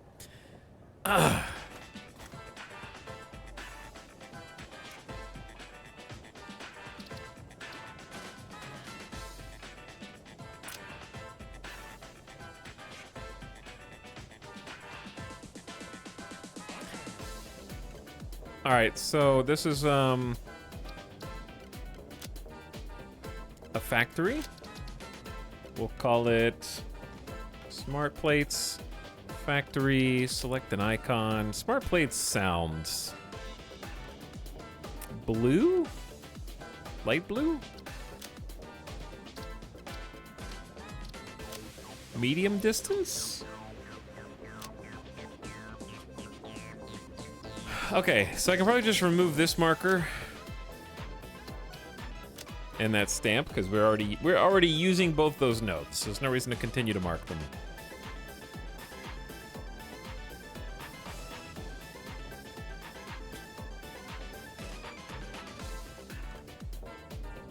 I think we just build the factory wherever we please and then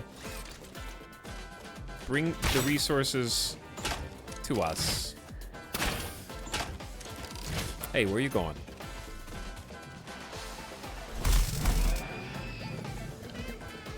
I need your hide.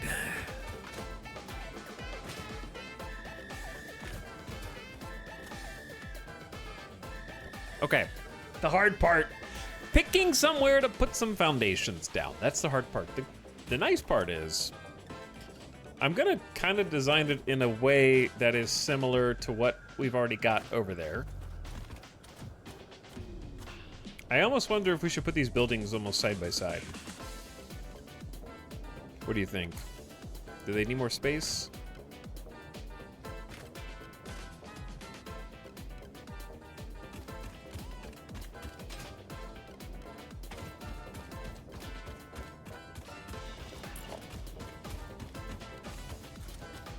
They don't necessarily need to be the same size, because I don't know how many...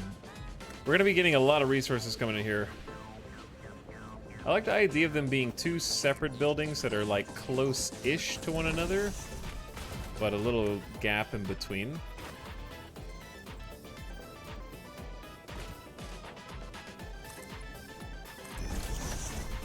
Let's start from up there. I don't have a jetpack yet. Once you get the jetpack, it feels like the game opens up.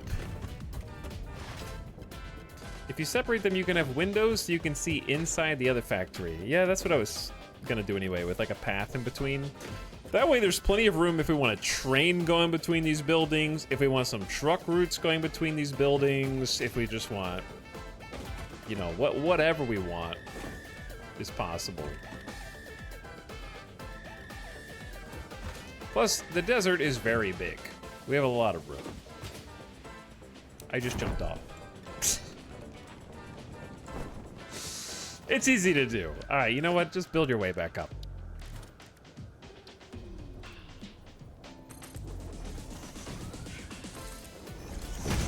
Better.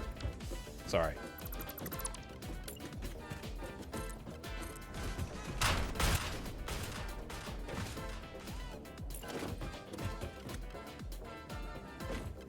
It doesn't necessarily need to be parallel with the other one. Let me get an idea by looking at the picture. How many of each structure we need?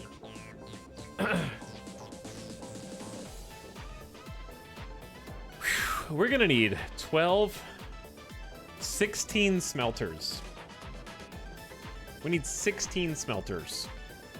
That's larger than what we've got going on here. I think we're only using like 8 smelters there, so it's like twice as many smelters, I want to say. And this is the pure node. This is the pure iron. I gotta stop jumping down here.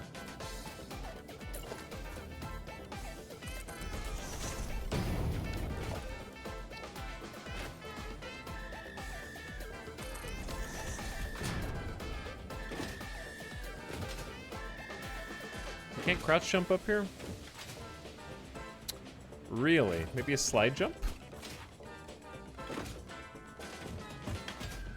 Oh yeah, slide jump is crazy.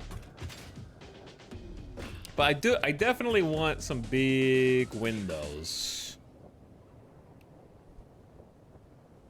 I need to consider the location of the ore. So if there's one node there, I feel like I'm way too close to this.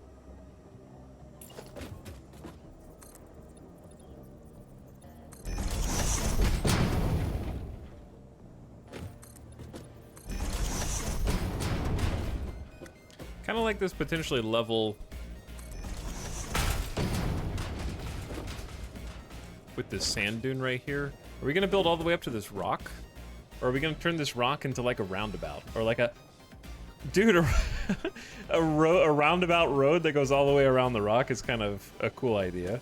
Can you build rounded roads, per se?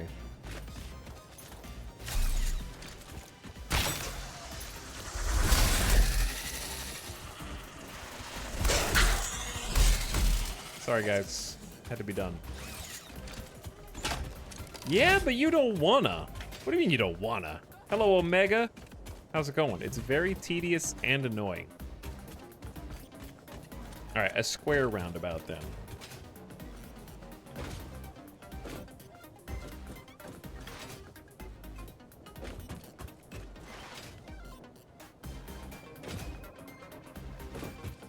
A square about, yeah. A square about.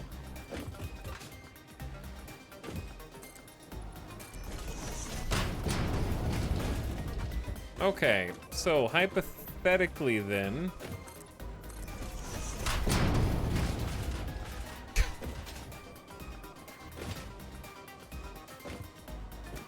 If I was gonna make a square about around this, how much space would I need? There's also like the ship structure beneath me. It's not that annoying, but it takes some fiddling.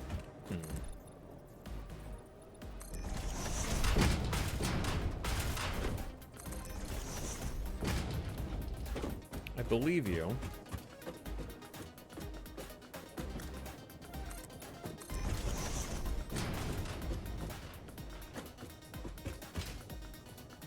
Okay, this is gonna need to be like very wide.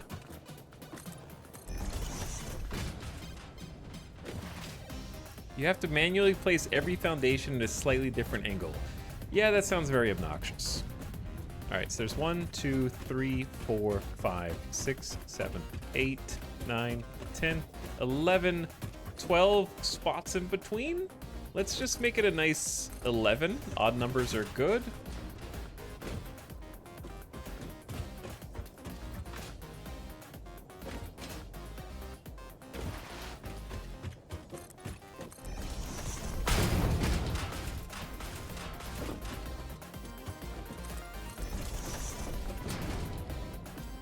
Okay, I might want to take this. Well, actually, this looks fine. All right, I need to count and see which way is longer here. So this is going to be 1, 2, 3, 4, 5, 6, 7, 8, 9, 10, 11, 12, 13, 14, 15, 16, and this is 1, 2, 3, 4, 5, 6, 7, 8, 9, 10, 11, 12, 13, 14, 15, 16, 17. I almost accidentally made a perfect square.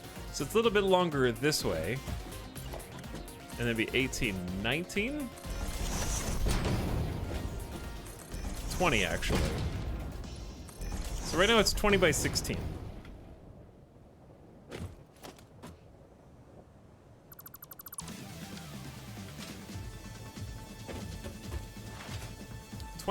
By 16. Just to make it even more confusing, I need to delete this inside bit.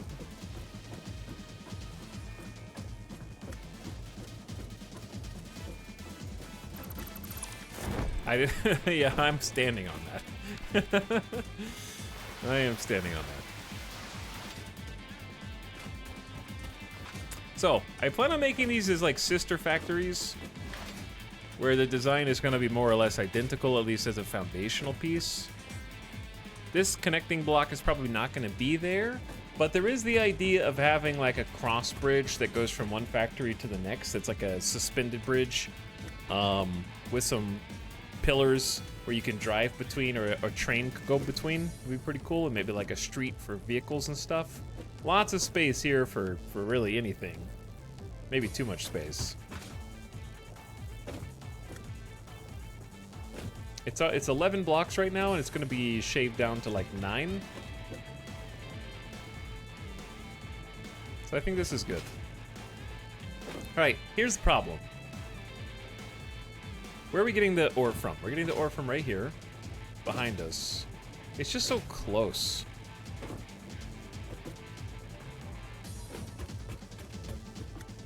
I don't like how close that is.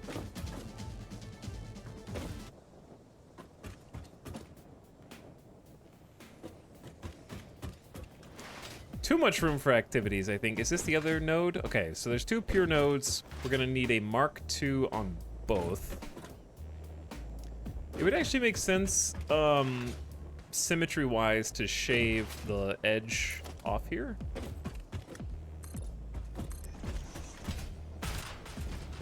On this side, because it'd be symmetrical on the opposite end.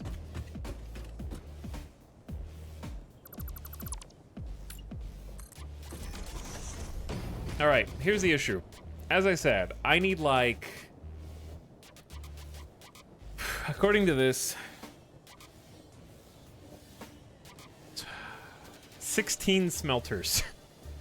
16 smelters, and then 9, 18, 24, 32 constructors.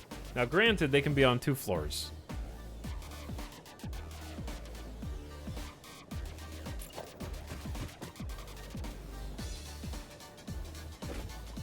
However, 16 is still a lot, dude.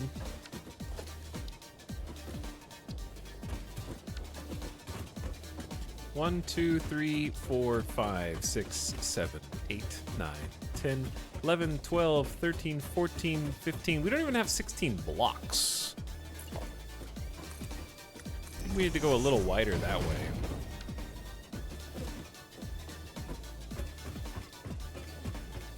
Six, 8, 9, 10, 11, 12, 13, 14, 15, 16. Okay, it's not gonna work the way that I want yet. I need to go another block out. It's gonna look like this, similar to how it does on the other factory floor.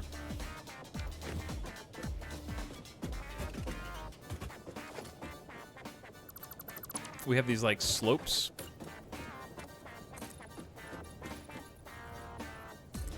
That stretch all the way down.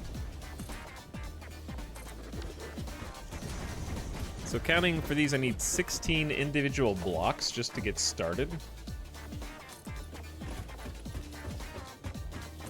And that's 10. Plus 6. Turns out it's hard to read orange text on the sand. All right, that is 6. That's 16.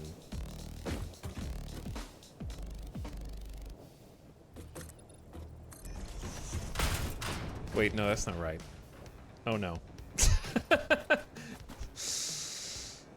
One more.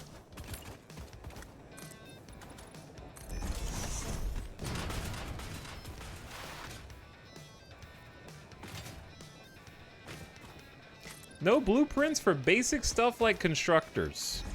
Daryl, I want you to just think for a second. My factory is to make modular frames. Do you know where blueprints are relative to modular frames on the tech tree? Out of curiosity?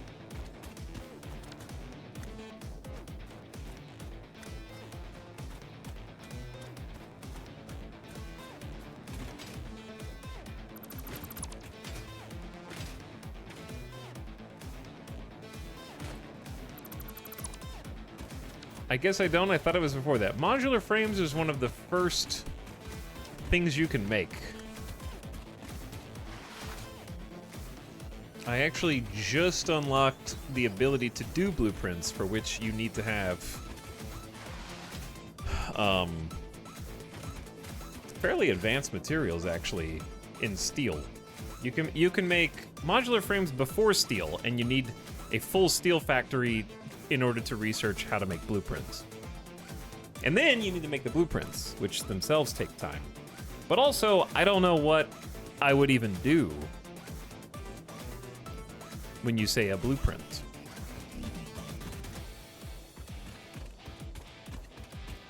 For a constructor.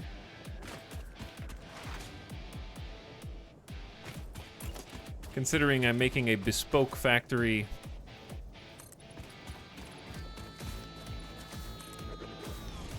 from scratch.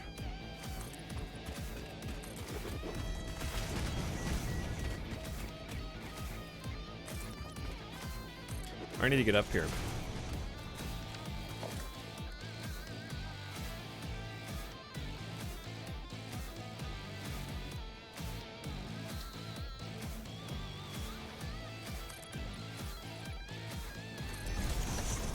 Somehow.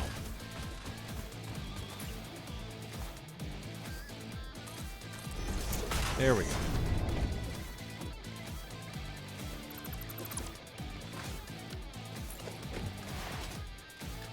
Okay. Hopefully, I counted right. God! Stop falling! I blame Daryl. This is Daryl's fault that I fell? You have a blueprint for falling, Daryl? Just kidding.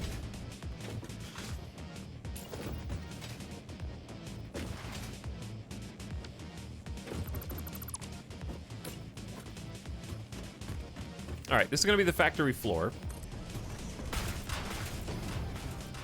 Blueprint for a pit trap.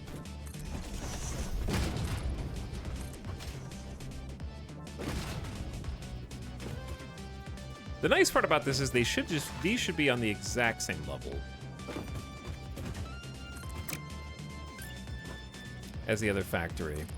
So when I do decide to connect them,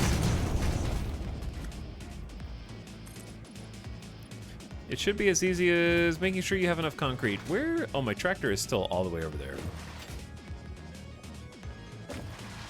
Emily Screw Factory saves a bunch of time when you need to make some ad hoc computers heavy frames. Yeah, screws are crazy. And next he said, anyone who's played Satisfactory, if you're making motors, do you have a separate factory for stators, rotors, or do you just take stators, rotors out of the motor factory if you need them? And chat said, just having factories for intermediate components is a good idea. It is a good idea. Then you could bust those over to where they're needed.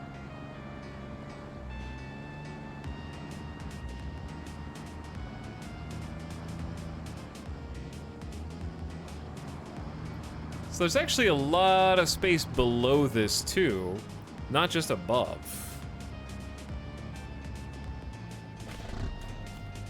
Have a small factory that just fills some storage with iron plates and bars for construction. Yeah, that's a good idea. That is a good idea. I don't know where... I know I have a lot of concrete. I just don't know where it is. It's not here.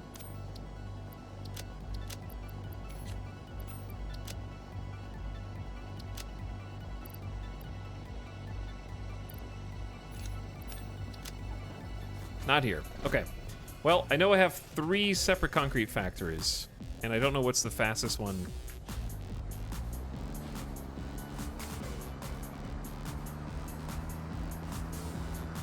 I'll have factories for components, then just belt it out of a storage to where I need it and add splitters as needed. It's good too. Have a small factory that just fills, yeah. Imagine similar idea with like rotors as having the smaller factory. Yeah.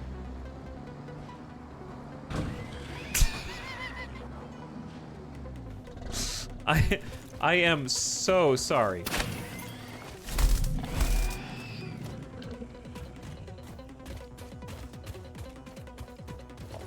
I meant to just shoot you in the face.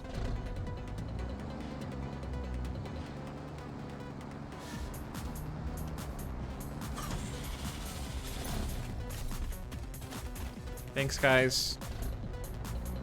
Love you. Thank you. I need a lot more of those.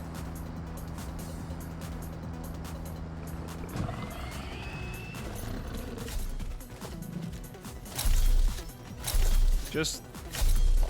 I don't want copper. This is not copper, game.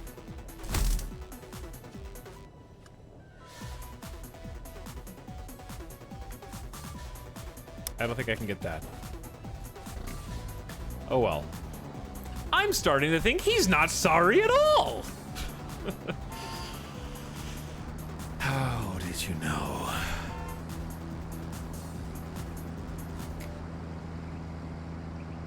Okay, here's this limestone factory has not been doing anything for a while.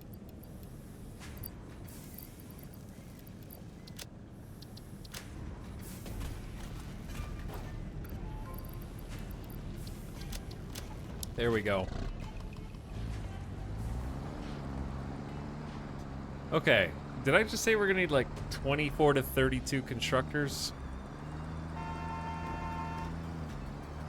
Vehicles do damage now? They do.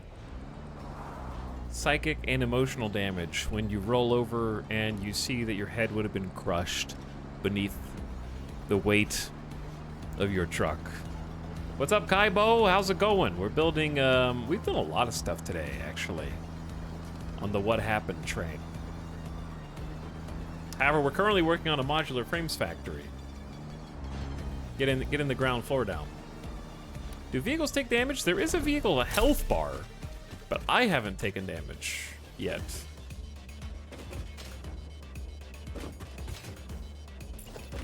I guess I should have gone and got some more, metal plates. Kind of forgot about that.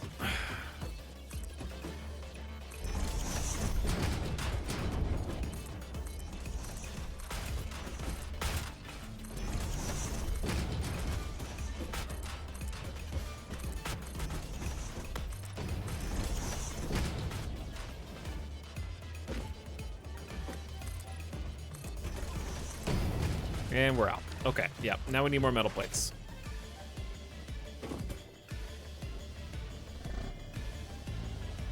And those should be, I don't know, I'm turned around. I don't know where I am. This way? Truck looks like a Samboni. Chat looks like a jabroni.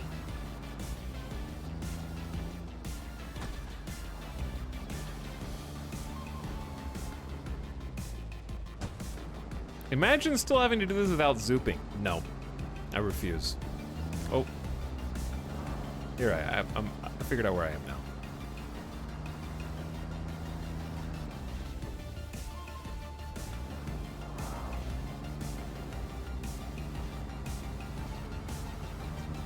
But yeah, hope you're doing well, Mod Squad.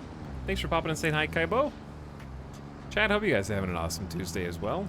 We're gonna be chilling tomorrow, so I've been having the one day off.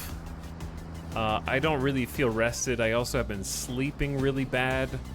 So I'm just gonna take one more day so I can be ready for Baldur's Gate character creator. So we're gonna chill tomorrow. And then I'm gonna start nice and early on Thursday. And that's gonna be a chat also plays Baldur's Gate. I'm gonna have like Twitch interaction on, so you guys will be able to vote on stuff, help me make decisions.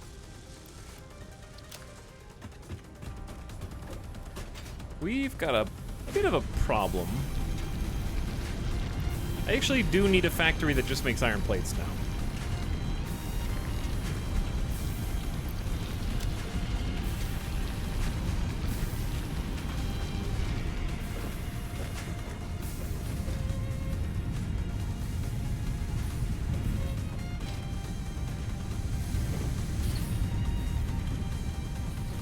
Okay, think.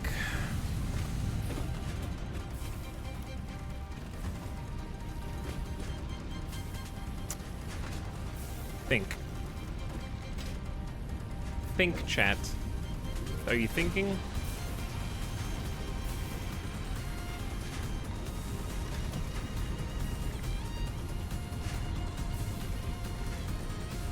Is it gonna be the last factory stream for a while? I mean, depends on what you mean by a while. I plan on for sure continuing this save. Like, I'm enjoying the factory build too much to drop it.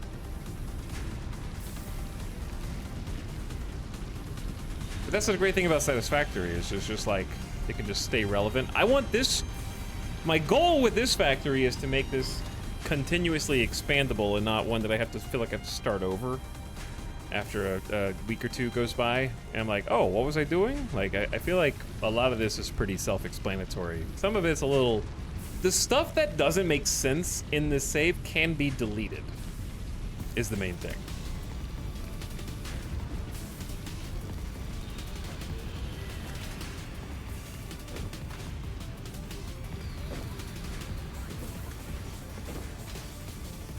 So I actually think what we do is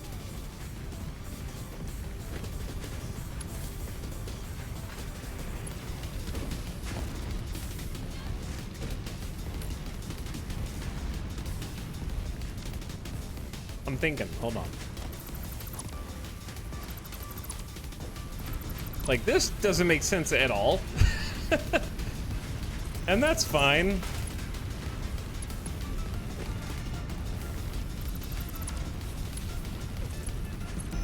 It doesn't really need to. Yeah, there you go. I just want this to just start making plates.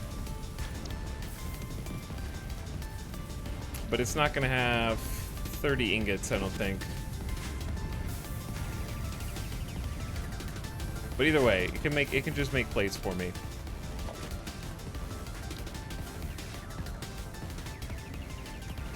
Doesn't have to do anything fancy. Oh, we could do industrial storage containers now. That is sweet. There we go. All right, it's got a storage bucket to go in. This is just the factory that makes stuff that I sometimes need factory. And I don't really need this to make modular frames anymore, to be perfectly honest.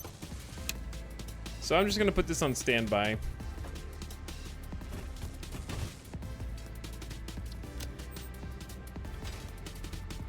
And then I'll take it off standby if I need to. Did I even get any? I have 74 plates. It would almost be easier to start handcrafting stuff. I'll just borrow some ingots.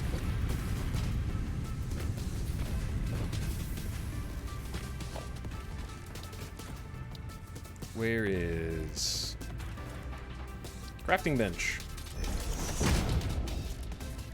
Oh, the good old days! Ding, ding, ding, ding, ding, ding, ding, ding, ding, ding, ding. That's how you play Satisfactory.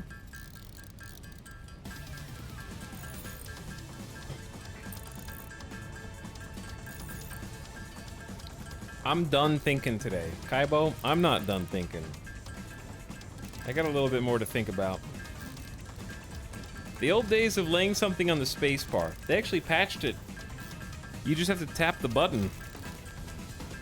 you tap spacebar, it automatically crafts. You just wait. What? What? I can't believe you've gone this long without building a plates factory. Yeah, I have buildings that make overflow plates, and I just go grab them out of there. Now we've got some overflow plates in here. So that's going to be very helpful. All right, we have like 250 plates. That's enough to get us by for now.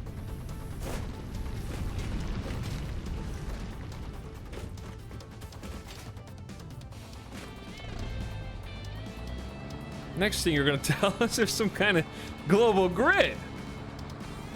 Tried to sleep, I got coughs of doom from some flu thingy, eye-watering headache. That sucks, Brynjar Bjorn. Sorry to hear it.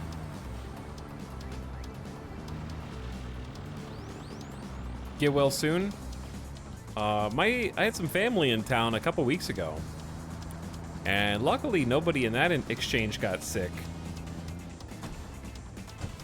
Me or them. I haven't seen my fam in like 3+ years, almost 4 years. So it's kind of one of those times where it was like, okay, at some point, you've got to risk it.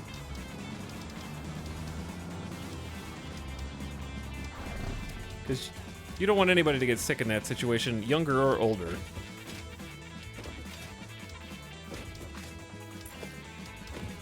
So luckily that went well.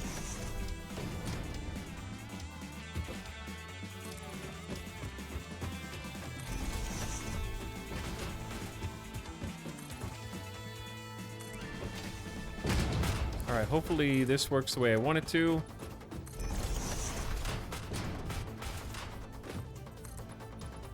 I'm not certain that I counted completely correctly, but oh well. We will make it work.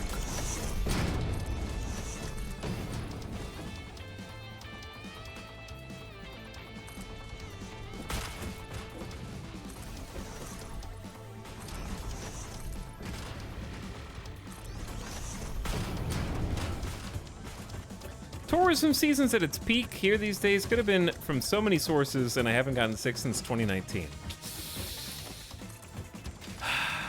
Yeah, when I get sick, it's usually bad. Because like you, it's very infrequent for me.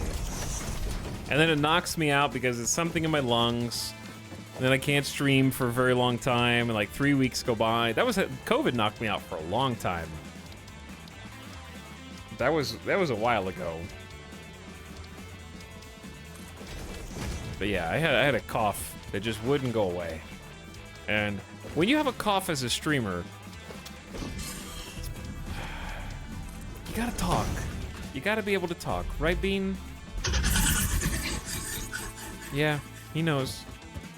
He knows what not being able to talk is like.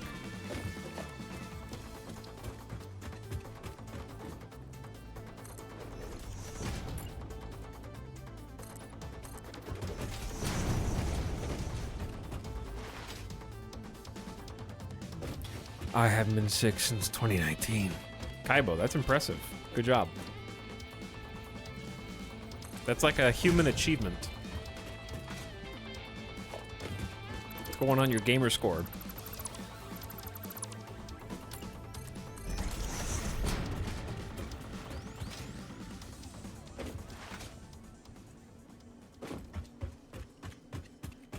Okay, part 2 to this. We need to go up a level. This is the floor where all of the factory is hopefully gonna go. At least what'll fit. If it doesn't fit, we'll go up a floor like we did there. We could even go down a floor.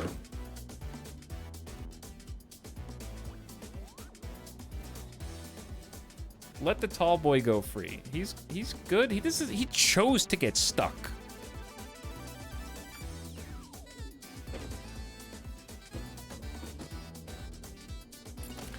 Just to make sure this is the same height, I'm just gonna build this like so, with the zoop, the power of the zoop.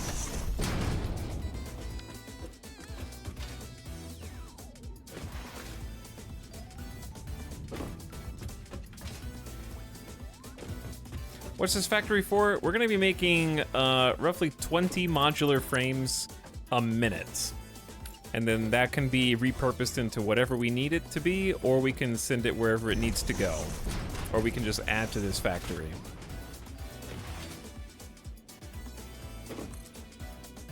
Missing iron plates. Yep.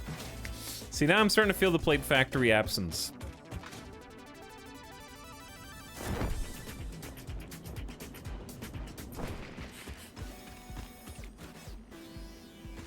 It's dark and scary under here. Very spoopy. I'm trying to think if there's anywhere else I can go and get some plates.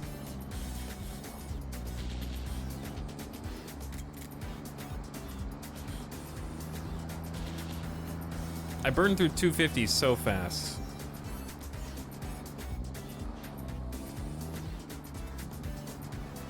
That's enough for like 4 heavy modular frames a minute. Yeah, the good stuff. I could probably honestly go get them from the other iron factory if they're not one-to-one.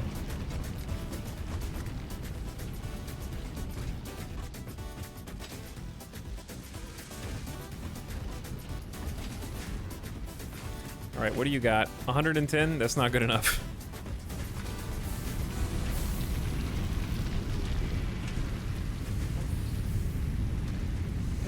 All right, let's go check the Omega factory. See if there's any plates there, because I need to build.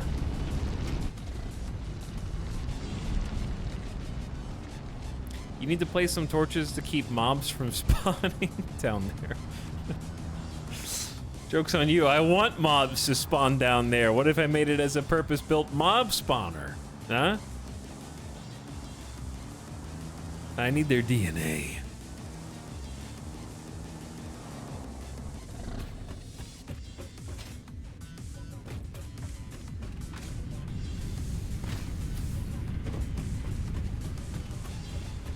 Okay, if we had extra plates, which I don't think we do, they'd be over here.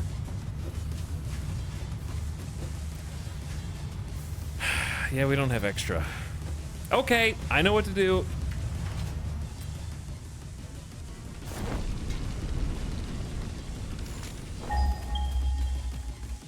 I know what to do.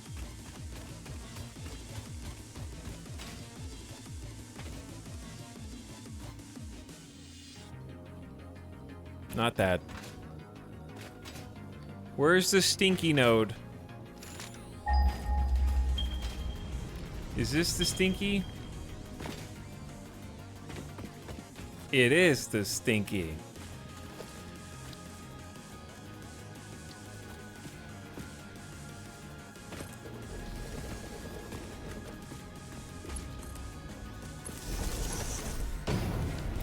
All right, give us some juice.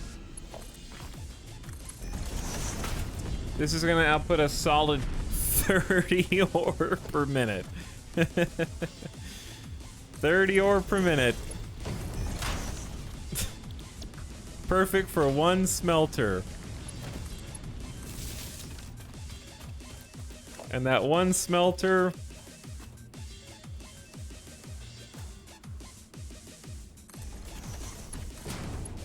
is gonna be fed directly into an iron plate maker.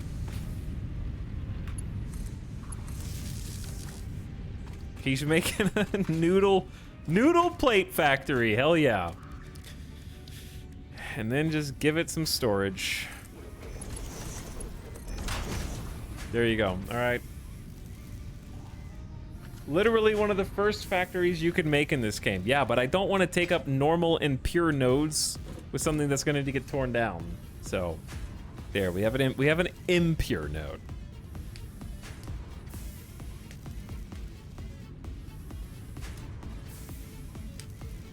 I usually build infrequently, so I feel like while I'm doing other stuff, this is going to be filling up quite quickly. And we have another one over there. But I could mark to it to get double. But honestly, I think this will be fine long term. Right now, I just happen to need a lot of plates, like, right now.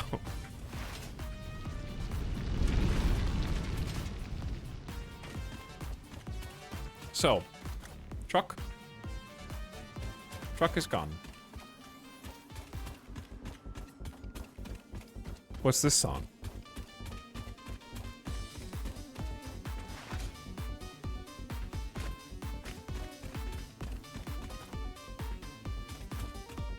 Okay.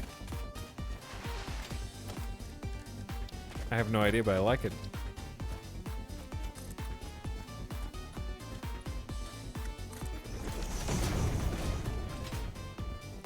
Now, which way are... Oh, he's up here.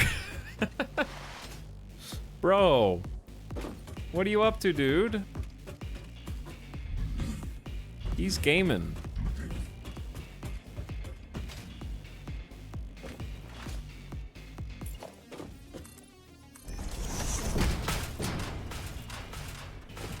That was the perfect zoop.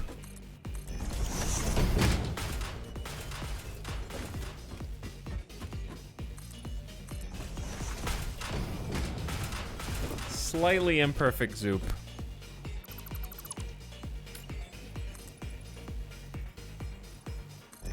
Alright, I'm out of plates. No more plates.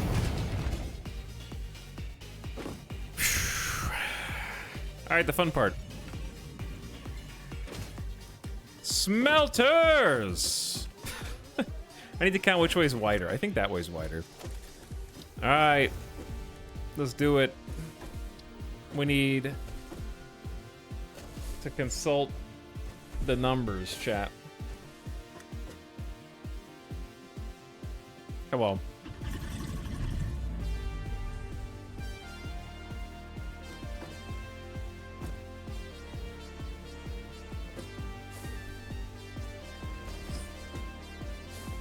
Here's what I'm actually wondering. I'm gonna try a couple different things, okay? And see what I think looks best.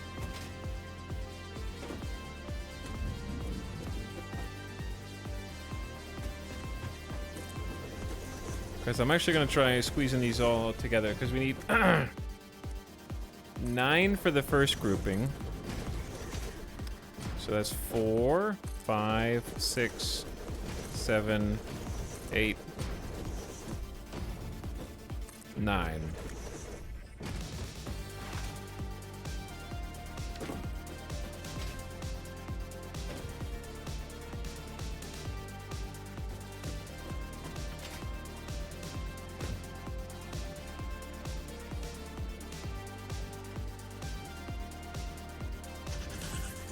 I'm thunking.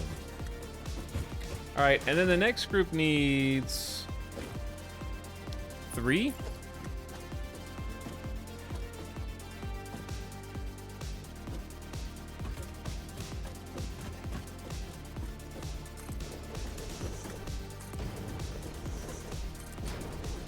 And then the final group needs 3, 6, 9, 12, 4. Okay, the way I'm doing it right here is not enough space.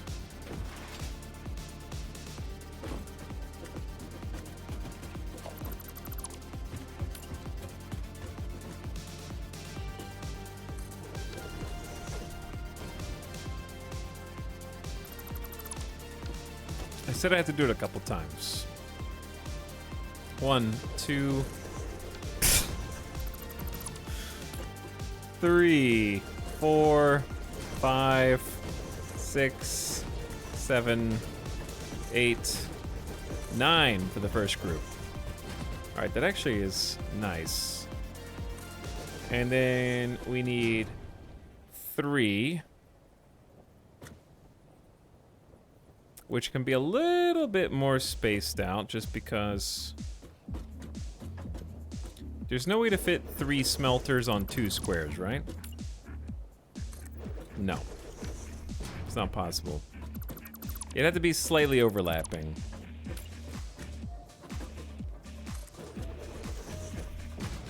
So let's say this were slightly overlapping. If you tried to walk by it, I think it would just be clipping. On both sides.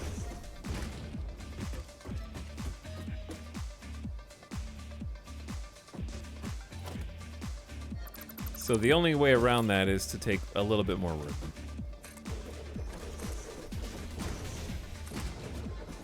All right, you do 3, and then we need 4?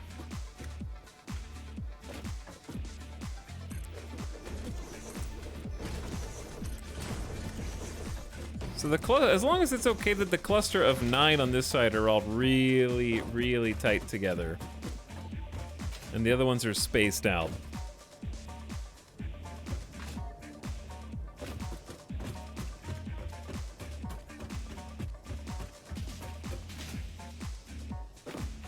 Alternatively, we could just only leave the 3 in the middle as very spaced out.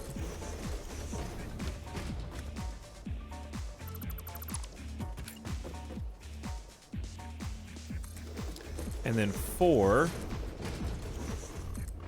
will actually fit perfectly in there.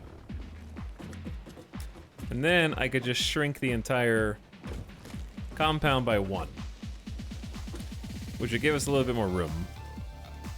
Or it'll take a little room away. Which I think is probably worth. Dude, he's inspecting. He's inspecting.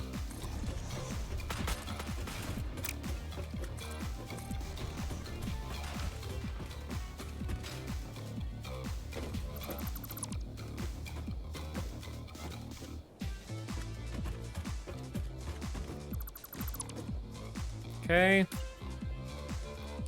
Right down the middle, please. Boom.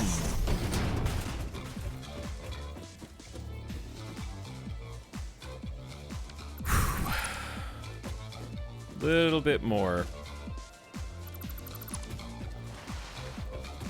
What's up, Bassoon? Welcome back. Good to see you, Bassoon. Thanks for subbing. Welcome to stream. We're getting our first and biggest modular. Well, it's actually not technically the first modular frame factory, but who's counting, really?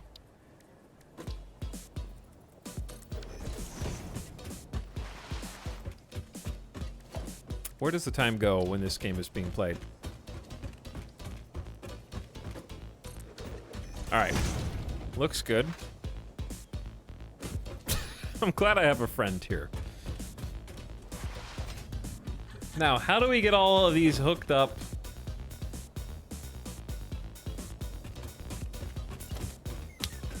That is a good question. Also, I don't understand how I removed an entire row. Oh, I think I just ended up using more up top. I didn't finish deleting this.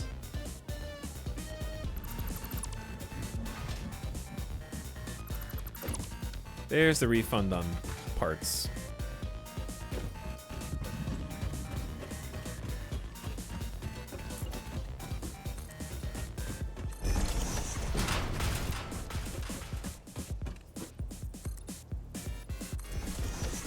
All right, we got the loop.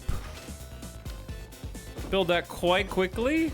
Now it's just gonna be getting all the ore to its destination and getting all of the smelters. 9 smelters need to go into 9 constructors, and then 3 smelters go into 6 constructors. And then the final 4 smelters go into 8 constructors, and then all of those go into 10 assemblers for modular frames. It's not a very complex setup, it's just a lot of buildings.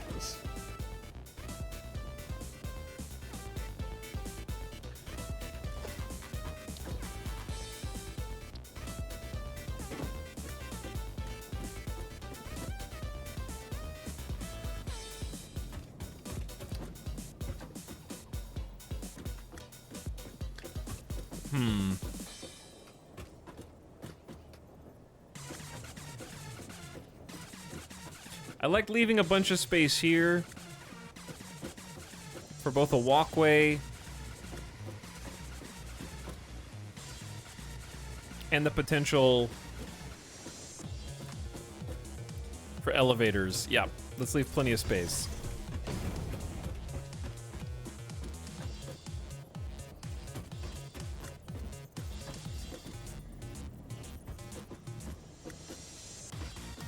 Okay, we can... Ooh, this is actually kind of a cool build.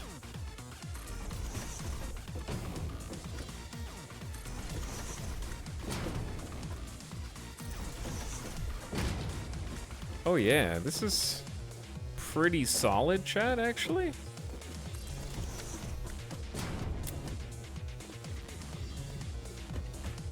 My only worry, I guess, would be some clipping here. Because I think we did like a 4-meter down ramp into a 2-meter down ramp.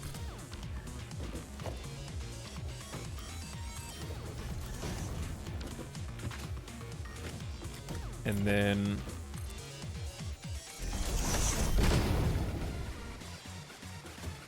if this goes all the way across, I feel like this arm is going to be clipping it. Could just go over it.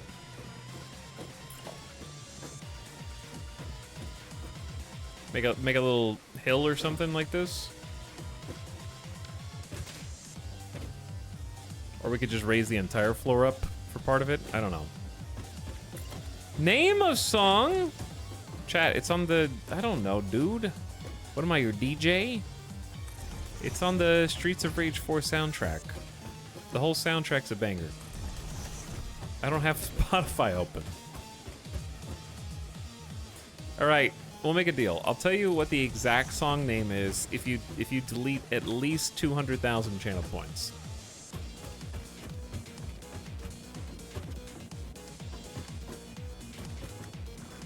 Gotta make it worth my while.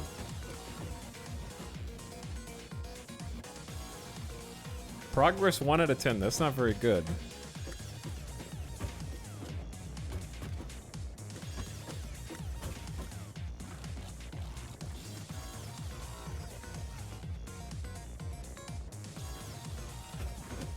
So the great part about this is, actually, we don't need elevators. These are going to be 1-to-1. All of them ingots.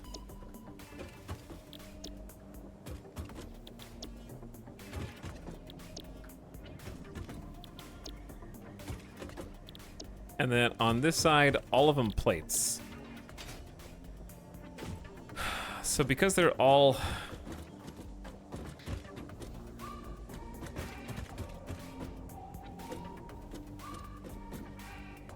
yeah, this is probably using too much space, but that's okay. I only see 75,000 channel points, Chad. So sad.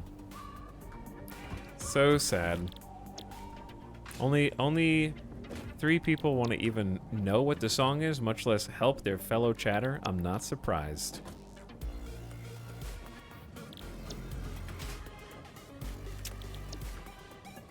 Or maybe you blew all your points betting on the wrong team in Derail Valley.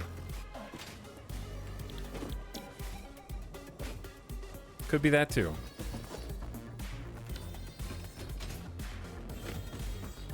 It's the latter. I'll never believe again. Are you serious? Blue Believers just won big money yesterday. They won twice.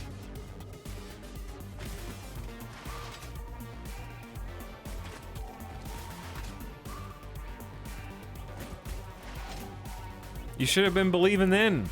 Where were you when we needed you most? All right, there's 300 plates. Now we're cooking. I have 12k points after blowing 1.5 million on trains. 1.5 million. Good lord.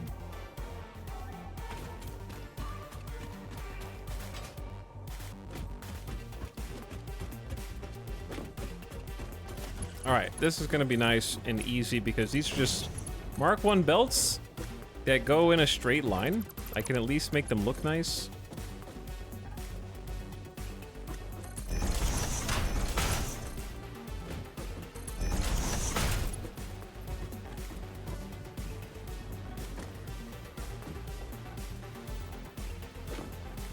Trying to kind of find the middle.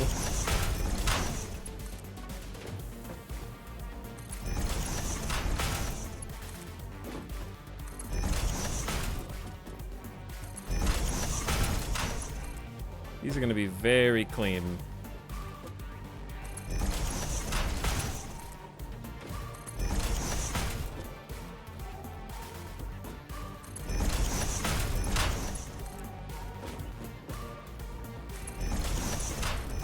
Okay, 2 more to go.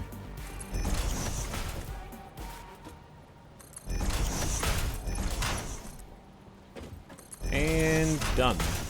Nice. That looks nice. What are you guys up to? 25, 50, 75, 100K? All right, fine. You're just so sad. I don't even know what song it was. Which one was it? This one? Or was it this one? This one? DJ K Washi. DJ K-Washi. W-A-S-H-I. There you go. I felt pity on you. It was so sad. Chat can't even muster 200,000 channel points to support their fellow chatters right now. Embarrassing. 10 to 11 p.m. is kind of our new yup time. Actually.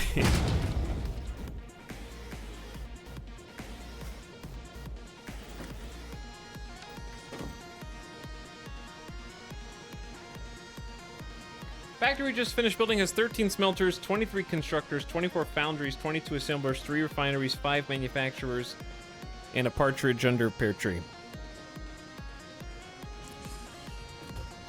This factory is going to have a, what, just like 16 assemblers?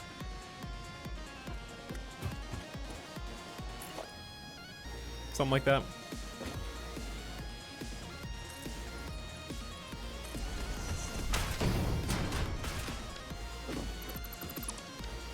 These points are mine, and I won't give away a single one of them. Fair and understandable. Okay, so we got the iron plates, and the iron plates need to go into reinforced iron. But before we can even do that, we need somehow 6 constructors out of these 3.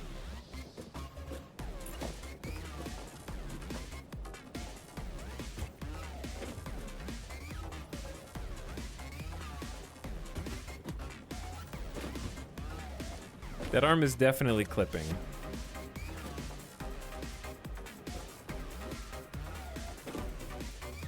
So I'm gonna work on it.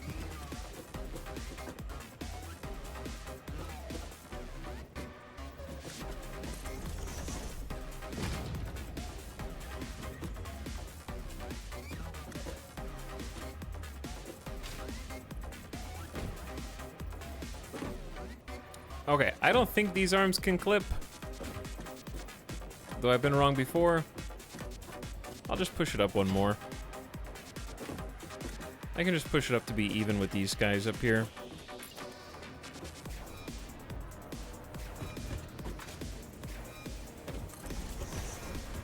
Alright, what did I say? I have to do 6 constructors for rods? Oh no. This is only 3.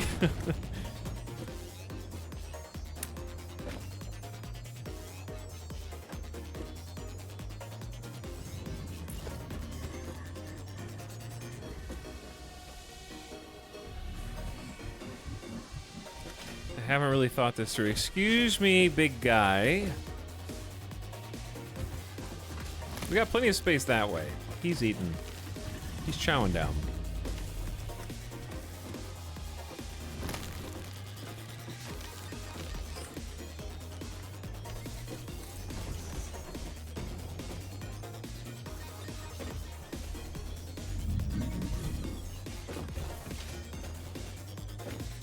Okay, 6 constructors.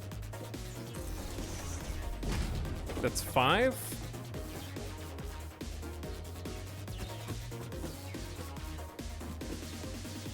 The 6th one's all by itself. I mean, they're spread out far enough. Dude, you are actually in my way.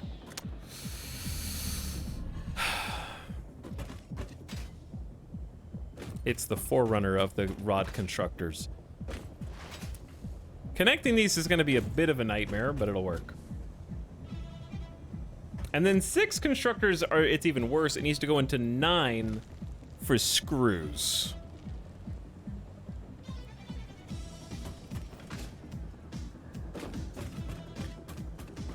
The good news is all of these constructors can be basically go on the same belt.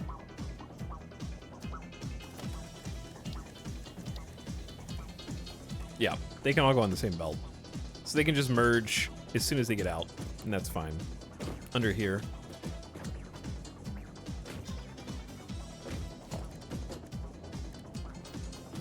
Wait, is this too low?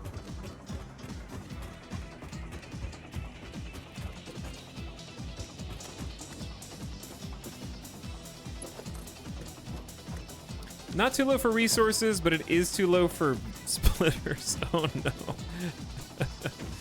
Uh-oh. I guess I can do it on the other side and it's fine. We'll just combine it over here. Okay. That's what I'm trying to figure out right now is kind of like how much space we need.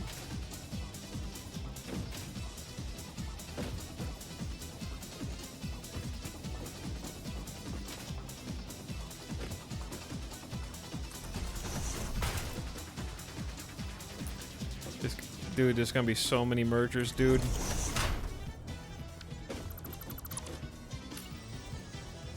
Why can't I see the green line?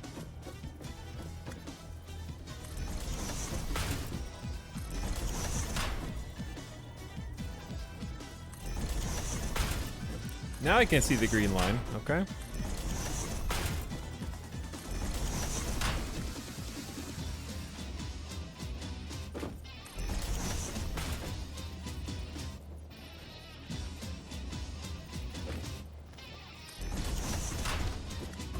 Yep. All mergers all the time.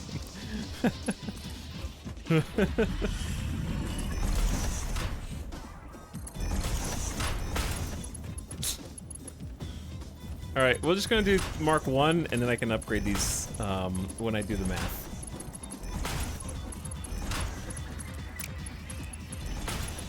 So we're trying to put all plates on the same exact line, and then we can split them up as we need to.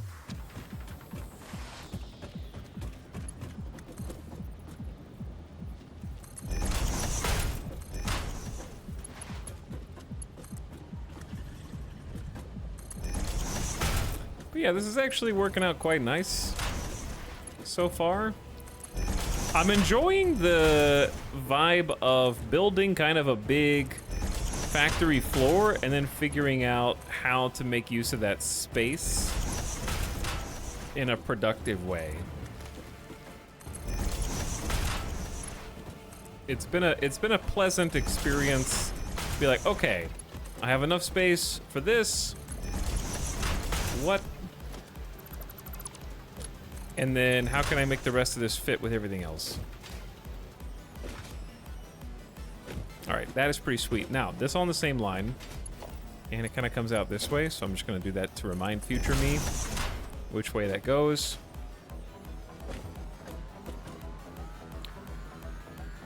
And what's great about this is this can kind of go around what I'm planning to do next, because what I'm planning to do next is a lot of constructors.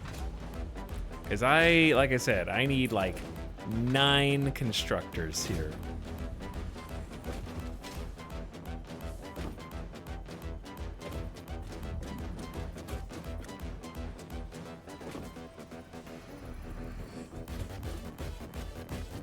And I think I'm gonna do the same thing I did before.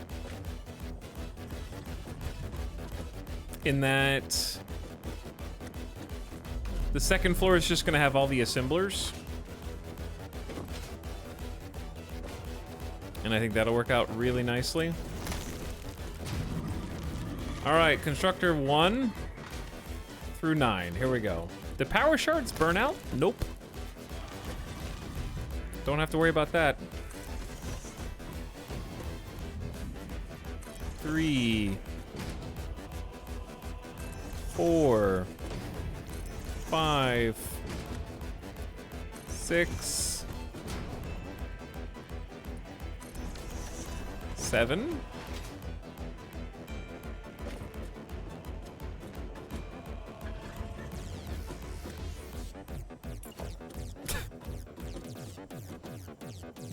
Eight and 9. Okay, that's a bit far, even for me.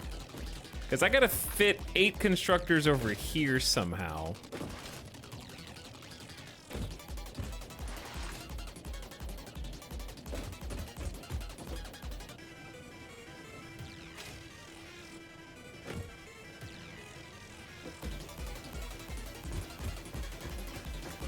How am I gonna fit 8? This is in the way. All right, let's make a new power pole array over here. At least until I figure something else out, we can just do like a Mark II pole on this side.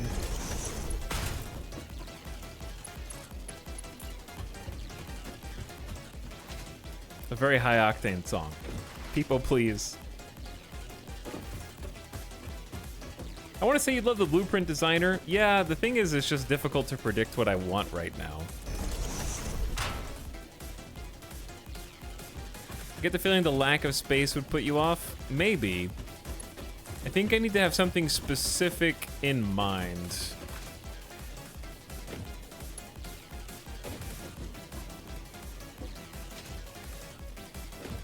For what I would use the blueprint for.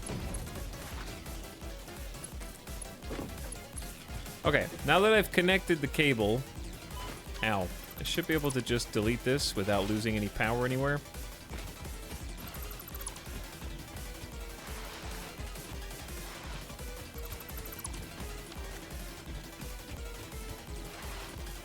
It's getting faster! The music's getting faster!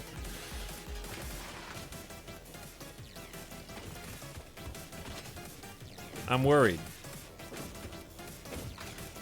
Isn't it crazy how much faster we're putting this factory together compared to the first time? Like, it's nice having a bit of a plan as far as that goes.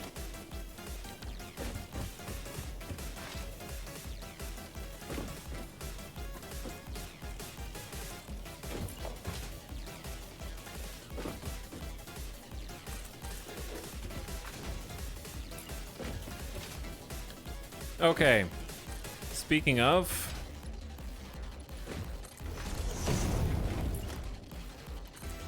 this more or less is the plan. I'm gonna have to like raise the ground in certain areas because I don't have iron plates again? Okay, and then over here we need 8 constructors in kind of a similar array.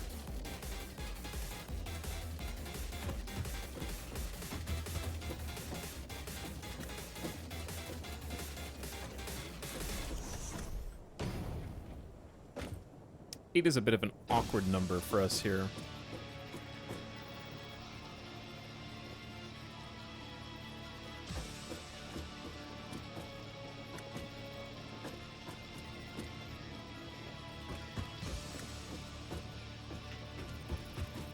Okay, that is lined up. It's just hardcore clipping.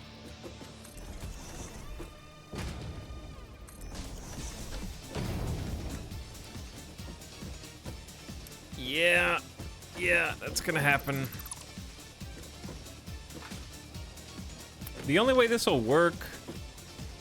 we got 3 smelters going into... Wait. 4 smelters going into 8 constructors. That's doable. But we don't have a lot of space to do the splitting here, do we?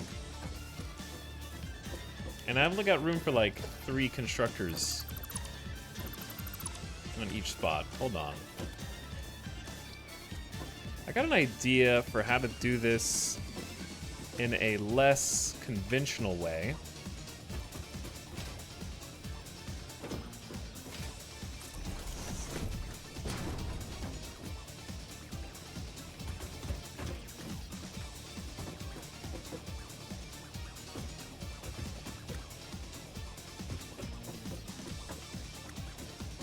Okay, I'm confused. If I'm standing firmly between these 2 smelters, that goes right up the middle. But if I'm standing firmly between these 2 smelters, Oh, never mind. It's right there. Confused myself. Okay, question. If I were to make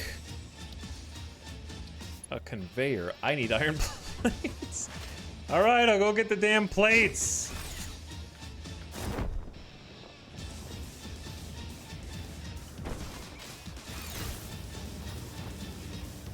Two across, 4 levels. You mean like up and down? I'm gonna use the up for assemblers. But it's fine, I think I figured it out.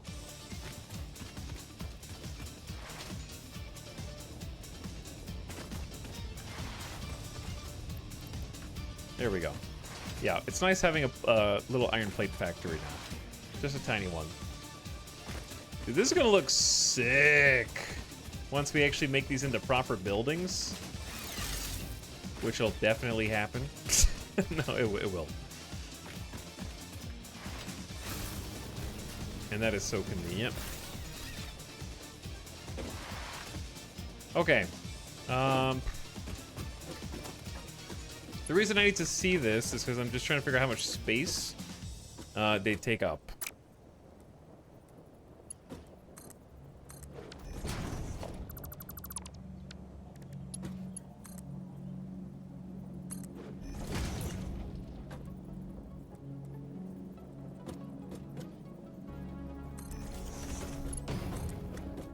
Okay, yeah, for that purpose. That way we can do 2.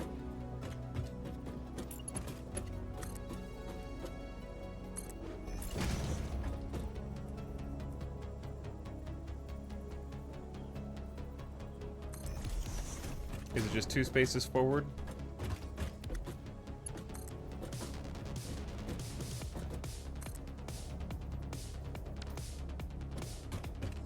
I think so. All right, and then 1 more.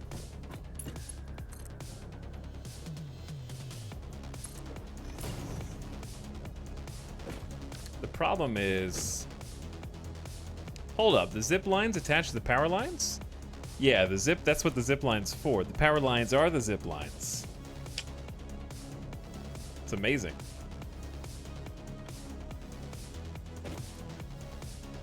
But yeah, I guess you could just stack these one on top of each other, and that would be pretty cool too.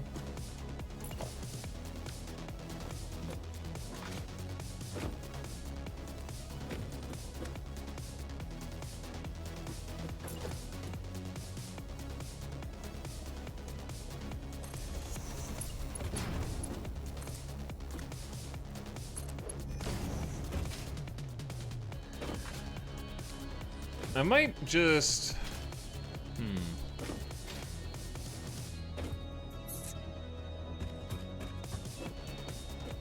This is so close. The walkway that I had planned or envisioned isn't really gonna work. Unless I scooch these over.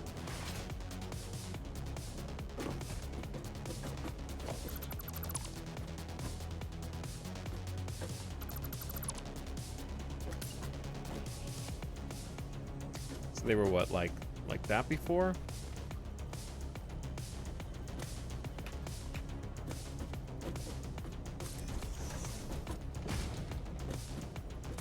Let's just try them 2 spaces apart now. So that's 4. I need 9.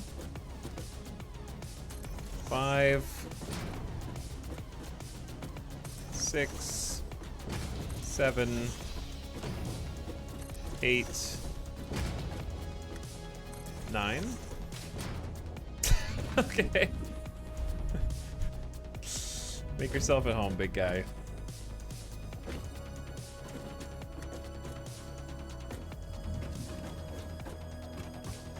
Now, where was I?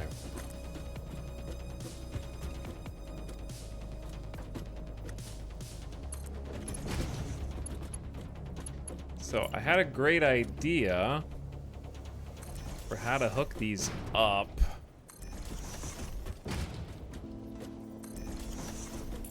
It involves these scuba snorkels.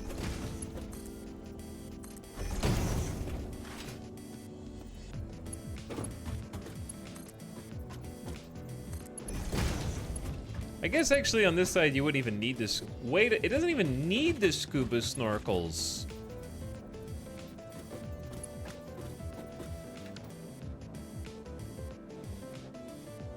Oh damn, yeah, it doesn't even need these.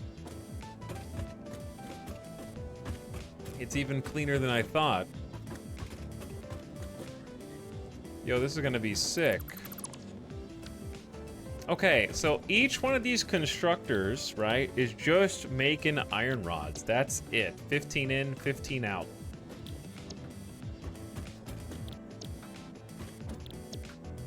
So check out how clean this is gonna be. Kind of have to do this like right now before I forget. So step one, right? We get a conveyor.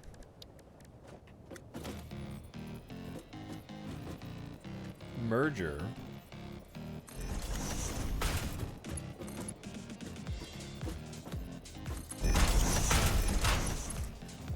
Okay, not clean. It helps if you line it up right.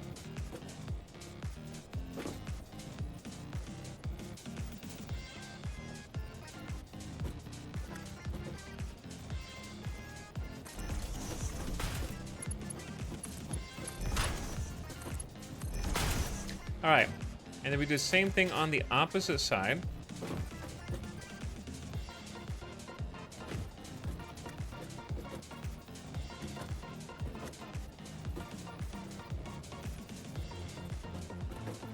We can just kind of face it forward like this.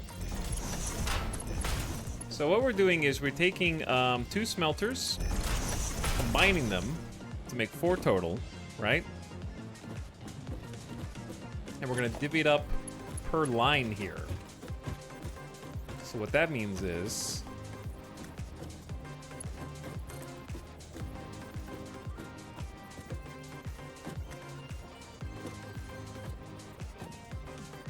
kind of trying to count these.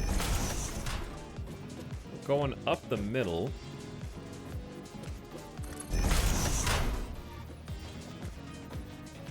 And then we can kind of split. Oh wait, no, we can't. Hold on. I said it was gonna be clean. For this to be clean, this is gonna have to be like up.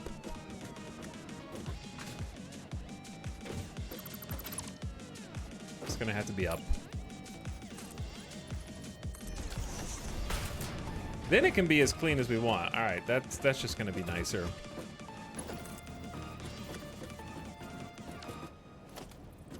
All right, this is the part where we need splitters, and it's difficult to calculate.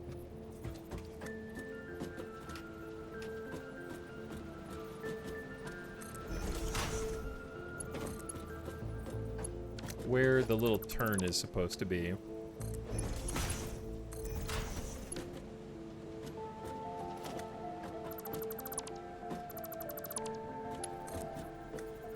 All right, big manifold energy.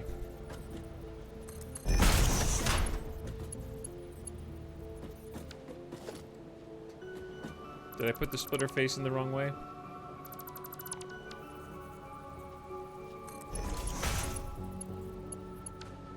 Oh.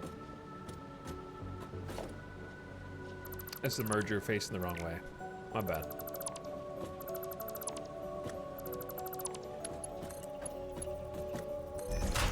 There we go.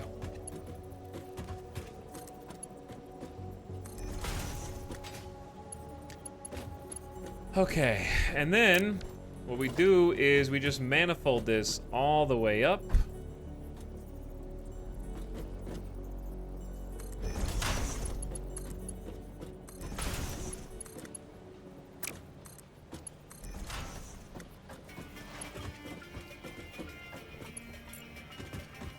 And then, what makes it clean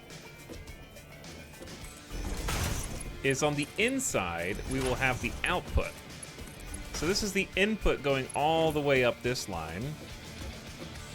I don't know what this music is. Oh, it's Black Mesa soundtrack. It's a good soundtrack.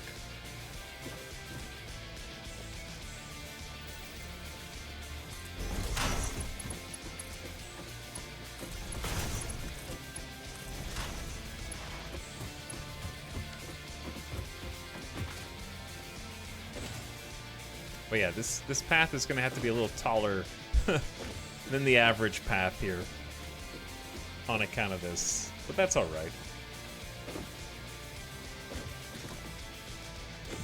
I could probably even put it in the middle if I wanted to. Like, I left a little space on the left in case we needed another to route something else.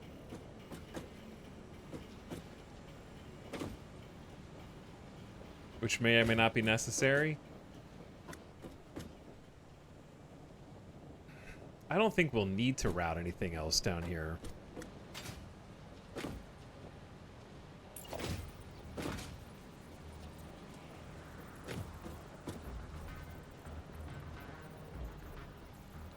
Now this is big brain. Yeah, let's just assume we don't need to route anything else.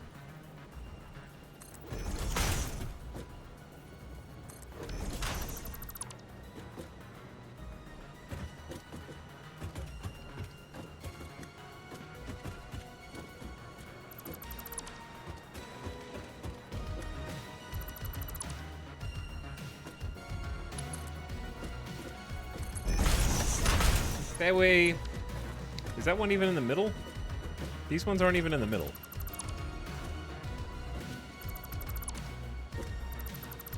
All right. I think the big brain is causing some hiccups. I don't think the big brain is working right now.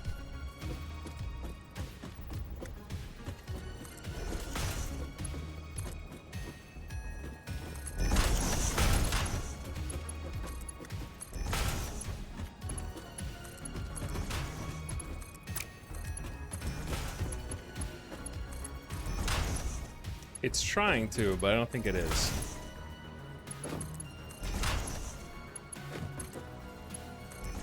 Alright, chat. I think I'm fading, dude. I did as much as I could do today. But then we have this awesome part where we can just, like, put a merger here.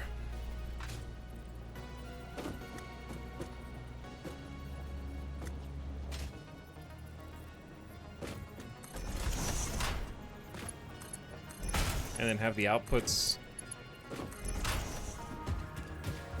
just go straight up the middle, which is pretty awesome. Not like that.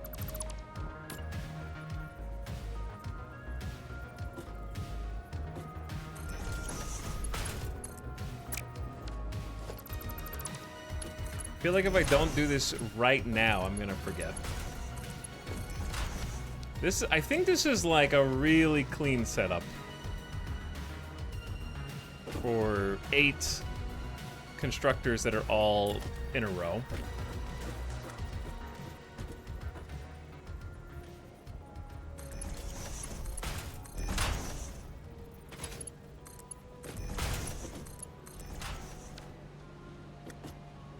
Very cool idea for how to make do with this small space. Yeah, I just wanted to, cramming in 8 constructors, and it is gonna be a slow kind of manifold, but it'll work.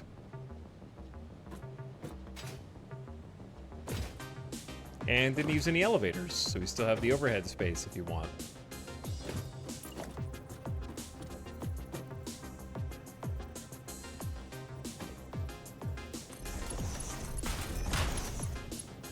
So it brings all the output onto a single line.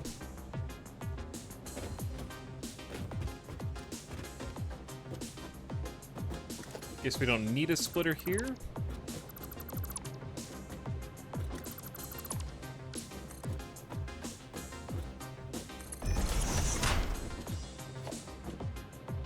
That didn't go according to plan.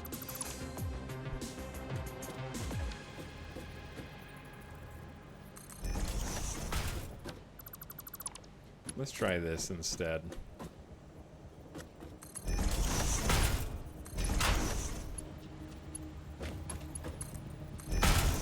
Beautiful. And then I just have to do the same thing on the other side. So I haven't quite finished.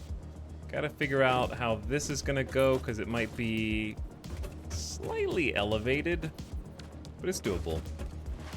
I'll just put it a little closer than this side. Either way, very happy with how this turned out. All right, chat, I'm out of here. Peace. I will see you guys on Thursday for Baldur's Gate 3. Come back early, like 12 to 1 p.m. Pacific. Next, well, damn, I just remembered. Yeah, when am I gonna do this? Finish this factory. It's honestly not a very difficult factory.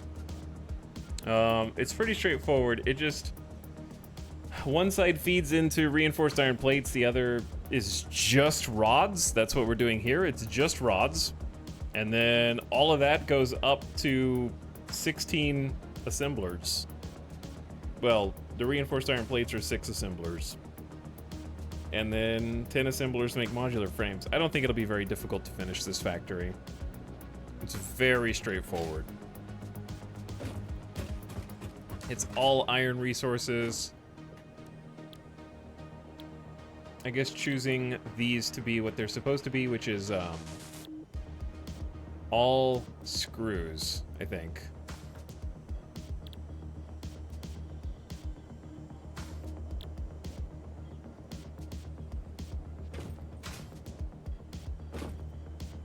Because those 6 are supposed to be rods.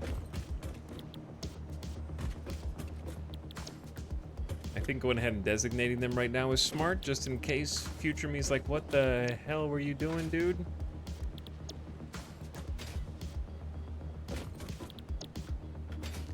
And then these guys up here are supposed to be screws that the iron rods feed into. Wait. Yep. 9 constructors of screws. Big time. Big time screws. But this factory is probably already like 60% done in a pretty short amount of time. Yeah, I'd say. At streams, not for much longer. Yeah, this factory's probably about 60% done. Routing isn't going to be too difficult. We just need to spit it out, link it up. I might clear a spot out for a truck depot. Might just leave this open for a truck depot. Think that'll be a good idea. All right, let's make a save. I'll even name it Modular Frames Factory in Progress. That way future me knows what's going on.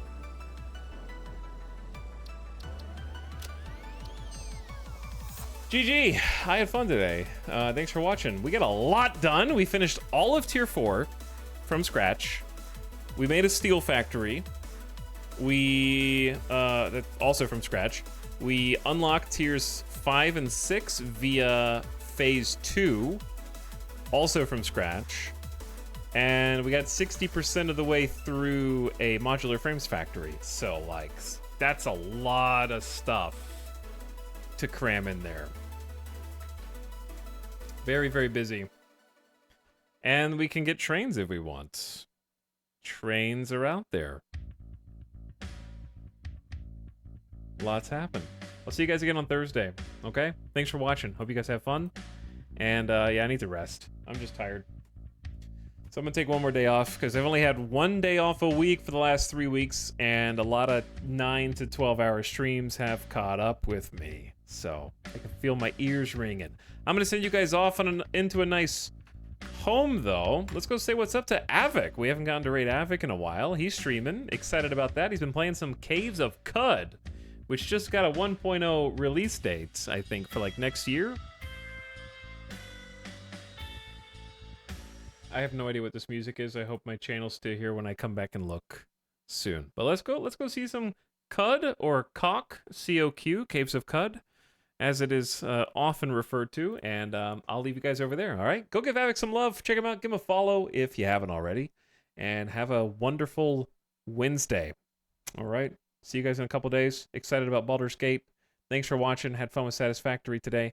Good night. We'll do it again soon. All right? Get out of here.